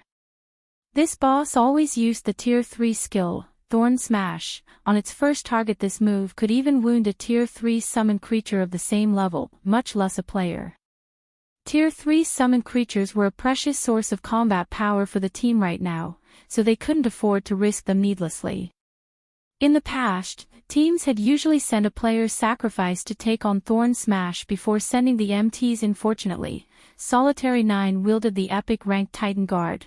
They didn't need to waste combat power by sacrificing a player. The moment the shield warrior moved within the King of Trees' 200-yard perception range, the mythic monster's 12 tendrils transformed into sharp spears and shot towards Solitary 9. The spears were so fast that they looked like 12 streaks of green light as they moved Thorn Smash. So fast. The sudden attack surprised Solitary 9. But Shifeng had warned him to activate Titan's Will the moment he was within range. When Titan's Will activated, golden, divine runes swam across Solitary 9's body. The shield warrior's eyes had turned a dark gold as well. Once Titan's Will took effect, Solitary 9 was able to shake off the King of Trees' mental pressure as he received a significant boost. Due to the upgrade to epic rank, Titan's Will now reduce the damage he received by 90%. The skill also increased his attack speed by 100% and movement speed by 30%. His starting movement speed was set to 80% of his maximum movement speed, and the skill now lasted 20 seconds rather than 15 before the King of Trees' main tendrils reached Solitary 9. He skillfully maneuvered his shield, leaving afterimages as it shifted before the shield warrior. Despite its relatively small size, the shield felt like a wall, enclosing Solitary 9 within. In the end, he fended off all 12 strikes. Boom. Boom. Boom. A series of explosions echoed throughout the forest, making the distant players' scalps tingle. He's still alive. How is this possible? He actually survived. As the dust settled, it revealed Solitary 9. The man hadn't moved an inch, and he still had roughly 10% of his HP. What destructive power! Solitary 9 gasped when he realized that he still had 6,000 HP. Sure enough, current players have no hope against a mythic monster. Despite blocking every attack with his shield and the 90% damage reduction from Titan's Will, he had lost over 50,000 HP. Even if he had activated a life-saving skill, the attack would have killed him instantly if he hadn't activated Titan's Will. Meanwhile, the King of Trees followed up with another tendril attack. Crap. Heal him. Phoenix Rain hurriedly shouted. Unfortunately, the team's healers were a little too slow. Before they had begun to cast their spells, the tendril had reached Solitary 9. However, with Titan's Will still in effect, Solitary 9's shield moved as if it could teleport, appearing between the tendril and the shield warrior almost instantly. Bang. A crisp clang reverberated as Solitary 9 was forced to retreat by 3 steps before stabilizing himself. His HP decreased once again -3,208. Even after another hit, he's still alive. The watching players gaped at Solitary 9. Surviving a mythic boss's skill was already impressive, yet he had only received a little over -3,000 damage after blocking a normal attack. His defense was ridiculous. Finally, the healers in the back responded and restored Solitary 9 to half of his total HP, yanking him out of the danger zone. Good. Everyone, move in. Shurfeng commanded. The 6 Tier 3 summoned creatures dashed forward. The assassins, who had been in stealth all this time, also dashed at the King of Trees. Once they were within 40 yards of the boss, they threw their flame potions at the mythic monster. When the potion bottles shattered and coated the King of Trees' trunk, its sturdy bark ignited. By the time all 100 flame potions struck the King of Trees, the mythic monster had transformed into a bonfire grower. The King of Trees bellowed and groaned as its basic attributes rapidly fell, and the pressure on Solitary 9 decreased. Now, he only received around -2,000 damage when blocking the mythic monster's normal attacks. Now, he could even withstand an attack from all 12 of the King of Trees tendrils simultaneously. The 6 Tier 3 summoned creatures and 5 MTs groups ran forward, each tanking one of the boss's main tendrils, further reducing the pressure on Solitary 9. However, the King of Trees was enraged, its attack speed increasing. Hundreds of smaller tendrils extended from its trunk, attacking everything in range. Each of the minor tendrils carried 35% of the mythic monster's strength, more than enough to suppress a great lord of the same level. The summoned creatures and the MT groups were in danger. When the MTs blocked the minor tendrils, they received nearly -8,000 damage. On average, each MT had to face 3 or 4 minor tendrils. Even with their life-saving skills active, the MT groups were starting to falter, and the healers struggled to keep up with the plummeting HP. Phoenix Rain's team finally understood how terrifying the King of Trees was as expected of a mythic monster. Relying on the flame potions isn't enough. Shurfeng sighed helplessly. He then used 5,000 magic crystals to activate the Ring of Gospel's World Projection. When World Projection activated, the King of Trees' attributes decreased once more. The debuff was just enough to help the MT groups hold on. Everyone, attack. When Shurfeng issued the command, he activated Phantom Kill and dashed for the King of Trees. Due to the flame potions, the King of Trees' defense had weakened significantly. When spells and arrows bombarded the boss's trunk, damages ranging from -2,000 to -3,000 appeared above the mythic monster's head. The fire-type skills and spells did the most damage, each dealing over -5,000 damage on average. Xiao Yueru's attack stood out from the rest. Wielding Frostflame's Wrath, she bombarded the King of Trees with one fire-type spell after another, each dealing nearly -30,000 damage. Just how high is her magic damage? Blue Phoenix, who stood a short distance away from Zhao Yueru, was rendered speechless. She was an elementalist and was already level 48, yet despite wielding an epic staff, robe and a pair of gloves, her tier 1 fire-type spells only dealt around -12,000 damage. She couldn't even manage half of Zhao Yueru's damage as everyone continued their bombardment, watching the King of Trees' HP steadily decrease 90%. 70%. 50%. However, as the mythic monster's HP fell, more tendrils gradually joined the fight. These minor tendrils no longer focused on the summoned creatures and the MTs, occasionally sprouting from the ground to attack the ranged DPS and distant healers. Although the minor tendrils only carried 35% of the King of Trees' strength, they packed enough power to instantly kill the cloth armor classes, steadily reducing the team's numbers. By the time the King of Trees' HP fell to 20%, the 1,000-man army had around 700 players remaining. Despicable intruders. You will only help me grow. The King of Trees bellowed suddenly. 6 more main tendrils joined the fight. Now, each of the main tendrils dealt nearly -20,000 damage to the MTs with active berserk skills.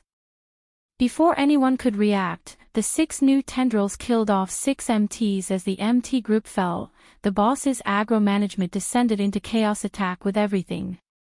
Use every skill and spell you have. Shifeng shouted. The sudden loss of an MT group made it impossible for the team to defend against 18 main tendrils. Their only hope was to throw everything they had at the boss and hope they could outlast it. Solitary 9, Dark Madness, and Lifeless Thorn no longer dared to hold back. Immediately, they activated their berserk skills. At the same time, Solitary 9 activated Titan's Heart, creating a protective shield around him that could absorb damage equal to 10 times his maximum HP. The 3 of them quickly moved into position and activated Triple Frostman. Suddenly, 3 dazzling arcs of light struck the King of Trees, pulling a pained scream from the mythic monster. At the same time, the King of Trees lost over 2 million HP, its HP bar decreasing by a sizable chunk. Likewise, Shifeng activated Heavenly Dragon's power before using one skill after another across the battlefield. Phoenix Rain activated one tier 3 magic scroll after another. As well as the King of Trees' HP decreased, it launched frenzied attacks, swiftly claiming players' lives. Although Shifeng wanted to summon his personal guards, players were prohibited from doing so in historical sites. He could only summon a tier 3 demon to assist. Eventually, the King of Trees' HP fell to 2%, but only a little over 100 players were still alive. Only a dozen or so MTs still stood against the boss, and over 70% of the team's healers had died. At this rate, the team would fall before they could kill the King of Trees. Everyone, retreat! Shifeng shouted when he realized the hopelessness of the situation.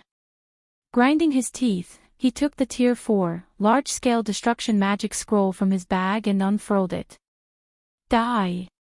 As the magic scroll unfurled, the space around the sunset shrine froze. The surrounding mana surged towards the scroll in Shifeng's hand before a golden magic array formed beneath the boss boom. Suddenly, a golden pillar of light rose from the ground, enveloping the mythic-ranked guardian boss and piercing through the magic barrier around the sunset forest. The King of Trees' tendrils, both main and minor, disintegrated. Its remaining 2% HP fell to 0 instantly. By the time the golden light pillar dissipated, nothing had remained of the King of Trees. The surviving players only saw a scorched, empty plot of land. Chapter 1483, Obtaining the First Clear of the Sunset Forest. Chapter 1483, Obtaining the First Clear of the Sunset Forest. The boss is dead. What tier was that spell? How is it so powerful? As the tier 4 spell, Titan's Wrath, dissipated, the surviving team members regained their senses. Even then, they couldn't bring themselves to believe that the King of Trees was dead. By the time the team had taken the King of Trees down to 2% of its HP, it had deployed well over 1,000 minor tendrils on the battlefield. With the remaining 100+ members on the team, it would have been impossible to wipe out the boss's remaining HP before the mythic monster annihilated the rest of the team. And yet, just as the team was about to wipe, someone bombarded the King of Trees into oblivion. Why wouldn't they be shocked? Was that some sort of trump card Zero Wing had kept hidden? Phoenix Rain stared at the empty plot before her in shock. She had never expected Zero Wing to have a Tier 4, large-scale destruction magic scroll at this stage of the game. Tier 3 magic scrolls were extremely precious.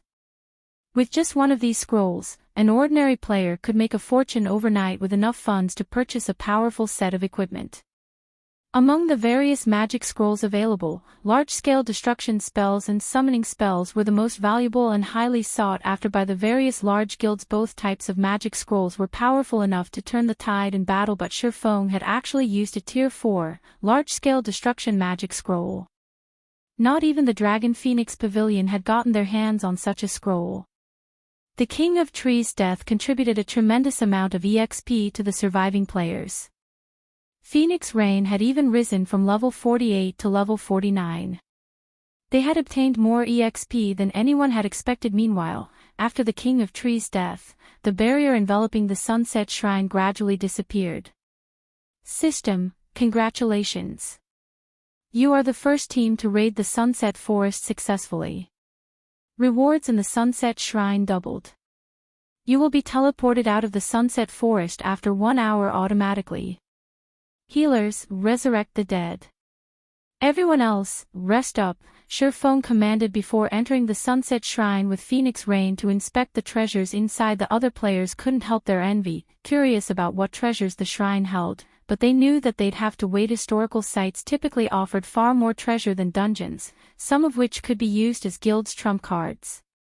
Naturally, these guilds would have more of an advantage if fewer people knew about these items. As for Shifeng, not only was he Phoenix Rain's ally, but he had also signed a contract with the Phoenix Pavilion Master.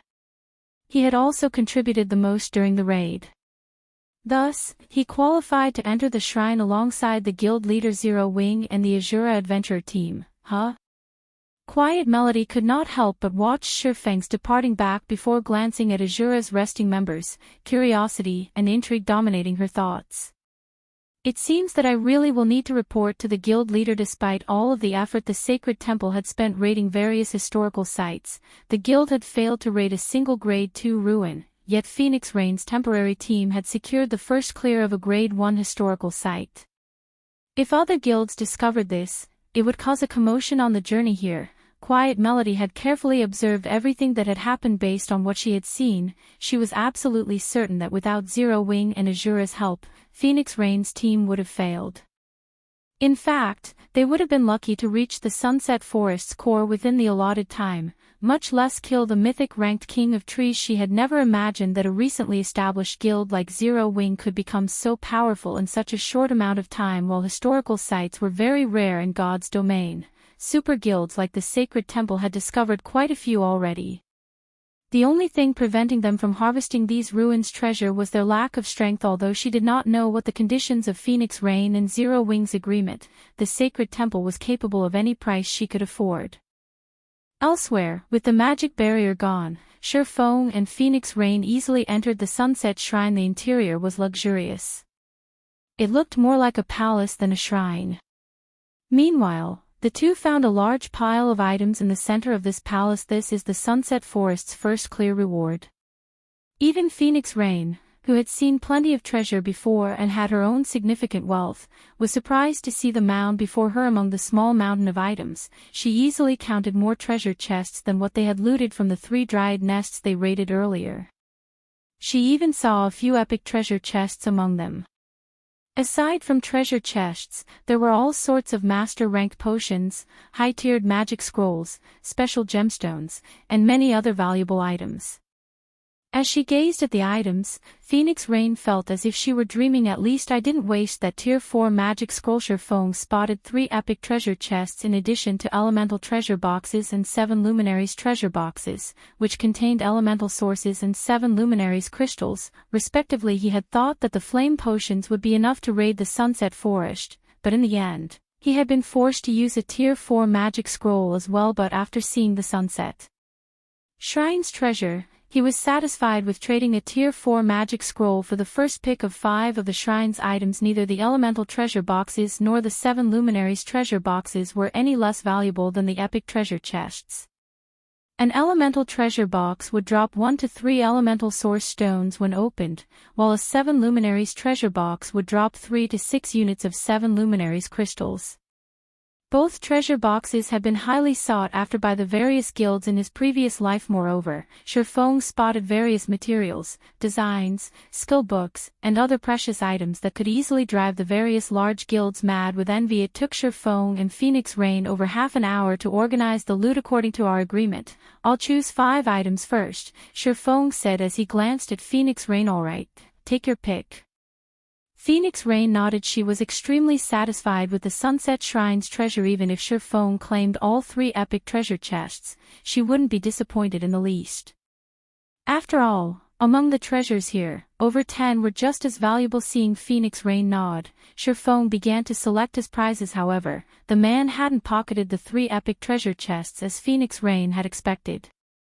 On the contrary, Shifeng didn't even glance at the treasure chests. Instead, the first items he claimed were the 2 elemental treasure boxes. While current players might realize how valuable elemental sources were, he did. In fact, elemental sources could be strategic tools in mythic monster raids. Hence, he had to prioritize these items. After selecting the elemental treasure boxes, Shifeng chose the Sunset Potion recipe, an advanced alchemy recipe unique to the Sunset Forest. The recipe usually had a very low chance at appearing in the Sunset Shrine. When consumed, the potion would have the penalty of a single death. It was a super potion with a 24-hour cooldown. Avoiding death was incredibly difficult in God's domain. Each time a player died in the field, they'd lose an entire level. Hence, the Sunset Potion had been highly regarded in the past.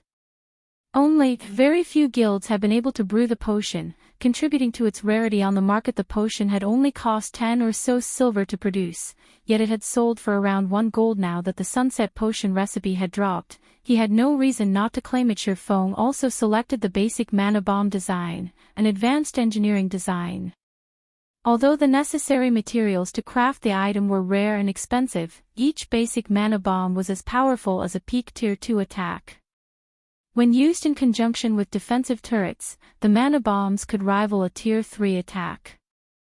The design was far more valuable than an epic weapon. For Shifeng's 5th choice, he selected the only epic item throughout the hall, the 7 Luminaries Bible. Chapter 1484, 7 Luminaries Bible. Chapter 1484, 7 Luminaries Bible. These are the 5 items that you want. Phoenix Rain was a little confused as she saw Shifeng's choices. Setting aside the 7 Luminaries Bible, although the recipe and design for the Sunset Potion and basic mana bomb were valuable, both were very difficult to produce. There was no doubt that the item's production would be slow and limited. The rare materials for the basic mana bomb were particularly expensive.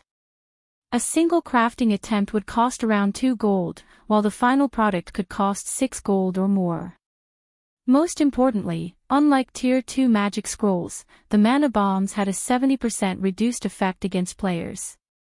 This impacted how useful the mana bombs could be. Generally, players would only want such an expensive tool to deal with enemy players. Unless necessary, most players avoided using such costly items against monsters. Even if Zero Wing crafted the basic mana bombs, the guild would only make a small profit from them. It would take ages before Zero Wing could earn enough money to make up for the loss of an epic treasure chest. The various large guilds' experts were already reaching level 50 and obtaining their Tier 2 classes. Because of that, most guilds were focused on converting their resources into items that would increase their experts' combat power, helping them overcome their promotion quests. Yet Shifeng did the exact opposite by investing his resources in items that wouldn't yield short-term profit. He had even chosen 2 elemental treasure boxes, which only confused her further. Shifeng simply chuckled at Phoenix Rain's question. Others might have a hard time using these items to increase a player's strength, but he wouldn't have any issues. This was especially true for the basic mana bomb. Although the production cost was high and it wasn't particularly useful against players, its effects would be miraculous against certain monsters. Moreover, he had chosen the 7 Luminaries Bible, the most valuable item the Sunset Shrine had to offer. He was more than satisfied with his share. 7 Luminaries Bible, epic rank item. Contains the records of magic arrays the gods had left behind. Sacrifice a sufficient amount of mana to activate the recorded magic arrays. The 7 Luminaries Bible would, at most, amount to some epic toll or magic array with indefinite uses to other large guilds. Moreover, even the strongest magic array within the Bible was intermediate rank. It could barely suppress a Grand Lord, yet it required a tremendous amount of mana to activate. Activating one of the 7 Luminaries Bible's intermediate magic arrays cost 2,000 magic crystals. The basic magic arrays cost 500 magic crystals to activate. Honestly, one could easily purchase a stronger array with so many magic crystals. The only benefit of the 7 Luminaries Bible was its variety. Players wouldn't need to search high and low for a specific kind of magic array. There was nothing else special about the item. What everyone didn't know was that the 7 Luminaries Bible didn't consist of a single volume. Rather, there were a total of 7 books. Only after gathering all 7 volumes could one display the 7 Luminaries Bible's true power. The various superpowers had clashed often to obtain more of the Bible's volumes in the past. They had discovered that one could use advanced magic arrays once they had collected 2 volumes. While intermediate magic arrays were rare, players could find them if they put in a little effort. However, the same could not be said for advanced magic arrays and above. In addition, the materials needed to craft advanced magic array scrolls were exceedingly expensive. Meanwhile, these arrays could even suppress mythic monsters, which would, in turn, increase players' chance of obtaining precious items. One could just imagine how valuable an advanced magic array could be if they could use it indefinitely for the cost of magic crystals. God's domain's current superpowers hadn't discovered this secret yet. Otherwise, Phoenix Rain would have mourned the items lost. Once Shurfong had chosen his 5 items, Phoenix Rain organized her harvest. They had obtained far more than she had expected. After opening the 3 epic treasure chests, she had gained 3 epic items and 1 epic ranked, growth-type shield. She was ecstatic over the outcome. With an epic shield, the raids on the various team dungeons would be much easier for her team. She had also gained a large number of level 50 dark gold and fine gold weapons and equipment. Since level 50 was a major turning point in the game, level 50 equipment attributes were 2 ranks higher than that of level 45 equipment. Level 50 secret silver equipment could rival level 45 dark gold equipment. She now had enough level 50 secret silver, fine gold, and dark gold equipment to fully arm a 100-man team. As long as she gave these pieces to players who had items that reduced level requirements, they could improve their equipment right away. The shrine had also contained a large number of rare gemstones, all of which could visibly improve players' combat power. Meanwhile, the contest on Thunder Island prohibited the use of magical tools. This included items like the Bible of Darkness. Players had to rely on their own strength during the contest. This was also why 9 Dragons Emperor had spent so much money to gain Bloody Paradise's help in the Sunset Forest. When Phoenix Rain tried to hand 20% of the harvest to Shurfong, Shurfong refused the items.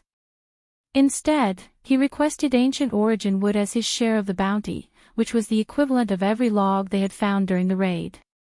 With the Ancient Origin Wood, Zero Wing could begin producing advanced speedboats. Since Phoenix Rain needed the weapons and equipment, she saw no reason to refuse him. Once they had finished distributing the loot, Shurfong and Phoenix Rain called everyone into the shrine, leaving the Sunset Forest through the teleportation array inside. They then split their party to prepare for the contest on Thunder Island. However, Shurfong planned to make his way to Ocean Viewing Town with his cargo of Ancient Origin Wood, intending to begin the advanced speedboats production. By the time Shurfong and the others had returned to the Dragon Phoenix Pavilion's courtyard, news of their success in the Sunset Forest spread to the various superpowers. Although the system wouldn't announce a historical site's first clear to the local region, it was difficult to keep a lid on the matter with so many participants. Besides, Phoenix Rain had borrowed experts from a few other guilds for the raid. What? You're saying that Phoenix Rain obtained the first clear of a Grade 1 historical site? Since when had the Dragon Phoenix Pavilion grown so powerful? That's a Grade 1 historical site we're talking about. Zero Wing and the Asura Adventurer Team. Where is this Asura Adventurer Team from? Why haven't I heard of it? Go. Send someone to investigate this Asura Adventurer Team. When the various superpowers upper echelons read their subordinates' reports, they turned their attention to Zero Wing and the Asura Adventurer Team, particularly Asura Zero Wing's prowess was no longer news to these superpowers. If they were familiar with the Dark Arena, they had heard of Zero Wing's experts. There was also the old news of Zero Wing's 1,000-man army defeating the Dragon Phoenix Pavilion's Shadow Dragon Legion, proving that Zero Wing had an incredibly powerful team. However, the Asura Adventurer Team was a different story. With the Adventurer Team being so powerful yet unknown, it had become a target for recruitment. Meanwhile, Nine Dragons Emperor's team cleared out a dryad nest in the Sunset Forest's core. Of the original 1,000 team members, less than 700 players remained standing. The survivors fought desperately to hold back a Grand Lord-ranked dryad. Quick! Take these dryads down. We don't have much time left. Nine Dragons Emperor anxiously shouted. He had used many of his trump cards just to get his team to the central area. Even then, he had spent more than 6 hours doing so. Once there, they had spent quite some time exploring the area before they had found a dryad nest, but they hadn't expected the dryads to be so difficult to deal with. In addition, the nest they had found had been guarded by multiple Grand Lords. Even after activating all of their Tier 3 summoning scrolls, they were at a disadvantage. Pavilion Master, a report just came in from Sun Dragon. Blood Dragon announced. What is it now? Out with it. Nine Dragons Emperor frowned. They had very little time remaining. If they didn't eliminate these dryads in time, they wouldn't return with a single treasure. Sun Dragon has informed us that Phoenix Rain has already obtained the Sunset Forests. First clear, Blood Dragon replied, struggling to believe the report. Chapter 1485, Taking Shape. Chapter 1485, Taking Shape. Blood Dragon's response stunned Nine Dragons Emperor on the spot. Impossible. Nine Dragons Emperor shouted. I know what Phoenix Rain's team is capable of. She'd be lucky to reach the forest's core. How could she possibly obtain the Sunset Forest's first clear? They were from the same guild, so he knew practically everything about Phoenix Rain's capabilities. Even if she had some unknown trump card, she could never defeat the historical site's final boss. He was only confident in doing so because he had an advanced magic array and the aid of Bloody Paradisia. As far as he knew, Phoenix Rain didn't have an advanced magic array. Sun doubted the information as well, so she used multiple sources to verify the claim. She even obtained a video recording of the raid, so there is no mistaking the information, Blood Dragon explained. One of the reasons for her success was a tool called the Flame Potion, which significantly reduced the boss's attributes. In addition, the Asura Adventurer Team has a super powerful MT that tanked the weakened boss by himself. In the end, Zero Wing used a Tier 4 magic scroll to finish it off. Lucky bastards. They actually found a way to weaken the boss. Nine Dragons Emperor fumed when he saw the video Blood Dragon had sent him. A trace of envy flashed in his eyes. However, he sneered and growled, just you wait. You may have secured the Sunset Forest's first clear, but I'll teach you that your struggles are futile soon. Blood, notify Sun and tell her that she proceed with the plan. Contact Beast Emperor as well and tell that old bastard that I'm running out of patience. I don't want to see Zero Wing prance about any longer. Understood. Blood Dragon shuddered when he heard the cold determination in Nine Dragons Emperor's voice. Elsewhere, Shurfeng arrived in Ocean Viewing Town via a teleportation array. The town's player population had increased significantly since his first visit. He saw countless players forming teams and parties as they prepared to set sail for the islands to grind and level. He also spotted a few merchant fleet representatives conducting their maritime transportation business transport from Ocean Viewing Town to Sandy Bay Town. Special price right now. Only charging 15 silver per person. Less than 1,000 slots of bag space free of charge. 5 silver for every additional 1,000 slots. 3 silver for each non-backspace item. Transport from Ocean Viewing Town to Coral Harbor. Only charging 20 silver per person.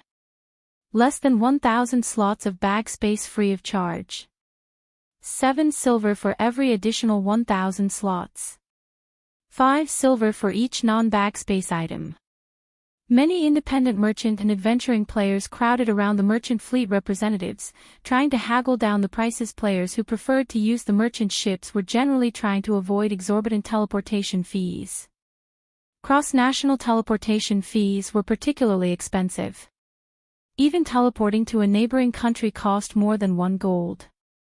It wasn't unusual to pay 2 or 3 gold when traveling farther. It was cheaper to hire a ship. This was especially true for players transporting non-bagspace items. Although the maritime transportation system in Ocean Viewing Town wasn't yet perfect, it had begun to take shape. These people sure are taking action quickly. Glancing at the various merchant players, Shurfong easily spotted over 5 merchant fleets. It seems that I'll need to produce the new type of cargo ships as soon as possible. Maritime transportation had been very well developed in the past. It had also generated a frightening amount of wealth for players. Hence, the various large guilds had established their own merchant fleets and contested over territory at sea. Initially, Shurfong had been satisfied with the development of his naval forces, but there were plenty of capable players in God's domain. In the end, many players had quickly discovered this business opportunity. At the moment, these merchant fleets were renting ordinary cargo ships from NPCs. Each ordinary cargo ship could only carry 35 people, and the cargo ship's item space was limited. Each ship could only carry 30 non-bagspace items at a time. He had previously spent 30,000 gold to purchase a special medium shipyard. As long as he had sufficient materials and engineers, he could begin constructing the new cargo ships immediately. Not only were the new cargo ships 15% faster than ordinary cargo ships, but they could also carry up to 40 people at a time. Meanwhile, Shurfong had both engineers and materials available to him. He could start producing the ships as soon as he desired. Once these new cargo ships were built, he'd make a fortune off of them, whether he rented them out or used them himself. Following which, Shurfong contacted Melancholic Smile and had her dispatch a large number of engineers to Ocean Viewing Town. Previously, the Candlelight trading firm had lacked both quantity and quality of engineers, but now they had become a holy land for lifestyle players in Starmoon Kingdom. Since the trading firm constantly recruited lifestyle players, they had a large collection of engineers. Right now, even if the trading firm only dispatched a small fraction of these players, they would be more than enough to operate a large shipyard, not to mention a medium shipyard guild leader. Do you really intend to use such a precious material to construct the Flying Eagle speedboats and new cargo ships? Burning Abyss was astonished as he gazed at the ancient origin which Shurfong had placed before him. As a master engineer, he had researched the various materials available in God's domain. This was especially true for the materials useful to engineers. He knew that ancient origin wood was a top-tier material meant for ship construction. Using it to construct bronze speedboats would be a waste, much less constructing an advanced speedboat. The new cargo ship was even less valuable than an advanced speedboat. Just use it for now. I don't have any higher ranked designs on me at the moment. Shurfong was just as reluctant to use the wood. After all, ancient origin wood was a precious material that could only be obtained from the Sunset Forest. When used to construct ships, not only would it increase the production success rate, but it also had a chance of strengthening the ship with the power of ancients, enhancing the ship's quality. It was incredibly extravagant to use it to construct a ship that wasn't even bronze rank. However, he couldn't care less at the moment. Ship designs were extremely rare. He had been fortunate enough to obtain the design for the Flying Eagle speedboat and the newly developed cargo ship, following which, Shurfong handed Burning Abyss the basic mana bomb design and instructed him to produce the bombs. He was happy enough to let the advanced engineers take charge of producing the speedboats and the cargo ships. There wasn't a need to involve a master engineer like Burning Abyss in the project. The basic mana bomb was a different story. Despite only being basic rank, the design and advanced engineering design. If he left it to the advanced engineers, their success rate would at most reach 30%. If Burning Abyss crafted the bombs, however, his success rate would be at least 50%. Letting Burning Abyss produce the bombs would save on cost and materials. After all, the required materials were both rare and expensive. What an intricate design. I never knew magic arrays could be used in such a way. After glancing at the basic mana bomb design, Burning Abyss was captivated. I'll leave the shipyard's management to you. As for this design, you'll learn it. If you have time, try to produce as many of the bombs as you can. I have an important use for them, Shifeng said, chuckling at the engineer's starstruck expression. Guild leader. Burning Abyss was stunned when he heard Shifeng's instructions. However, he was instantly overjoyed and excited. Even after becoming a master engineer, he had only been promoted to chief engineer in the Candlelight trading firm. In the end, he was only one of Zero Wing's core members, but it was a different story if he were allowed to manage the shipyard. It was the equivalent of becoming one of the guild's upper management. Countless lifestyle players dreamed of such status, following which, Shifeng handed a portion of the shipyard's authority to Burning Abyss.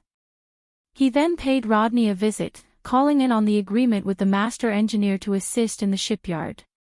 Not only would Rodney's presence increase production success rate when crafting ships, but production speed would increase as well. As Shifeng finished with the shipyard's matters and prepared to lead Gentle Snow and the others to Thunder Island, Aqua Rose gleefully walked up to him, whispering, "Guild leader, Summer just contacted me. She says that she successfully class-changed into a dragon slayer. Moreover, Kola has also completed his class change. Should I have them head over?" Chapter 1486, Assembly of Experts. Chapter 1486, Assembly of Experts. They're done already. Shifeng was a little confused. As far as he could remember, the Dragon Slayer class change quest wasn't an easy one. Alright, tell them to hurry and join us. Honestly, he had been somewhat worried about having sufficient strength for the contest on Thunder Island and had even considered recruiting Owl's help. However, it seemed that wouldn't be necessary. Kola's success in becoming a Tier 2 Dragon Slayer Knight alone would boost the team's overall strength, not to mention Alluring Summer, who was now a Tier 2 Dragon Slayer Mage. Both basic attributes and skills would undergo a qualitative transformation when players reached Tier 2. Kola also had the epic ranked Dragon Scale Shield. Had he been present during the King of Trees raid, the raid definitely would have been a lot easier. He wouldn't have needed to waste an incomparably precious Tier 4 magic scroll. Hearing Shifeng's answer, Aqua Rose immediately contacted Alluring Summer and Kola, telling them to gather in Ocean Viewing Town. Guild leader, if we don't leave soon, I'm afraid we won't make it in time. Gentle Snow said worriedly as she looked at the time. It would take quite some time to travel from Starmoon Kingdom to the Apocalypse Empire. Thunder Island was located in the Sea of Death's inner region, very far away from the Apocalypse Empire. There weren't any teleportation arrays connected to the island, so players had to rely on other means to reach it. In fact, the various major powers participating in the contest for Thunder Island's authority had long since set out. Phoenix Rain and 9 Dragons Emperor had only delayed their departure to obtain the weapons and equipment from the Sunset Forest. As soon as Phoenix Rain had cleared the historical site, she and her subordinates rushed towards the island. Since Shifeng had wanted to begin producing advanced speedboats as soon as possible, he had made a trip to Ocean Viewing Town with the ancient Origin Wood. Otherwise, they would have left for Thunder Island with Phoenix Rain's group. As a result, their group was far behind schedule. Furthermore, the Swift Dragon speedboat could only accommodate 30 people, half of their planned 60-man team. The rest of the members would have to sail on advanced speedboats. If they left right this instant, they would barely make it in time for the contest. If they waited for Kola and Alluring Summer, they'd likely be late. Relax. We have enough time, Shifeng consoled her, smiling, following which, Shifeng led everyone to Ocean Viewing Town's harbor. Half an hour later, Kola and Alluring Summer finally reached the harbor atop 2 majestic thunder wolves. The moment Kola and Alluring Summer arrived, they attracted a lot of attention from the players at the harbor. They were difficult to miss. Both of these players radiated intense auras from atop their mounts. Guild leader, we're sorry for the wait, Kola apologized as he stopped before Shifeng. It's fine. It's about time to set out, Shifeng said, nodding. He then invited Kola and Alluring Summer to the team when Lifeless Thorn and his companions from the Ice Crystal world saw Kola and Alluring Summer. They were astounded. They had already been shocked by the strength Zero Wings members displayed. They hadn't expected the guild to have even more experts lifeless. How confident are you of defeating those two? Cleansing Whistle whispered as she looked at Kola and Alluring Summer personally. Cleansing Whistle doubted that she was a match for Kola or Alluring Summer. Just by standing so close, she felt an intense wave of danger from them. The guy. Maybe. The other one. I don't know. I'd have to fight her to find out, Lifeless Thorn said, fighting spirit illuminating his gaze as he watched Alluring Summer. He had struggled to find anyone who could offer a good fight back in Cold Wind City. When Shifeng had said that God's Domain's continent had plenty of experts, he had assumed the claim was meant to excite him. But looking at it now, it would seem that the swordsman hadn't lied. What? Even you aren't confident of winning? Cleansing Whistle could not help but turn to look at Alluring Summer in shock. Based on her observations during the raid in the Sunset Forest, she knew that Gentle Snow, Aqua Rose, and Zhao Yueru were powerful. Although other experts from Zero Wing had been present, it was obvious that they were significantly weaker than the three women. Hence, Cleansing Whistle had assumed that Lifeless Thorn would rank among the top 5 in Zero Wing. Unfortunately, it didn't seem like that was the case. When she thought about how Zero Wing had at least 5 experts who were even stronger than a monster like Lifeless Thorn, her shock was natural. However, Cleansing Whistle felt pretty lucky about the situation. She had been Cold Wind City's #1 swordsman. With no suitable rivals, she had to rely on herself to improve. Now, however, she met a group of people who were much stronger than her. They also had an expert swordsman like Shifeng. If she fought alongside these powerful people and leached off of their experiences, she could grow stronger far more quickly. Cleansing Whistle wasn't the only one with such thoughts. Solitary 9 and Dark Madness were just as pleased as Asura's members subtly watched Kola and Alluring Summer. Shifeng arrived beside the harbor and pulled a crystal bottle from his bag. He then began to chant an incantation. Runes lit up and danced around the crystal bottle. A short moment later, dark fog surged forth, expanding to cover a large area of the water before Shifeng. The scene attracted a lot of attention. What's going on? Is that guy summoning a mysterious iron speedboat? That shouldn't be possible. No speedboat is that big. It must be a cargo ship. I've seen someone release a cargo ship before, and it definitely wasn't that large. While everyone discussed the disturbance, the cloud of dark fog expanded up and out. Soon, the fog dissipated, revealing Shifeng's ship. This ship was a silver sailboat, double the size of ordinary cargo ships. While it was docked, it dwarfed the nearby ordinary and advanced speedboats. What? That's a sailboat. How is this possible? Everyone was stupefied when they saw the one-horned sailboat. As naval players, they had spent most of their gaming career in God's domain at sea. Although they weren't well-known experts, they understood ships just as well, if not better, than the various large guilds. A sailboat could send tremors throughout the Apocalypse Empire. It could definitely overturn the current hierarchy of the Empire's naval powers. Even a bronze speedboat was no more than a fly to be swatted in the face of a sailboat guild leader. Since when do you have a sailboat? Could it be?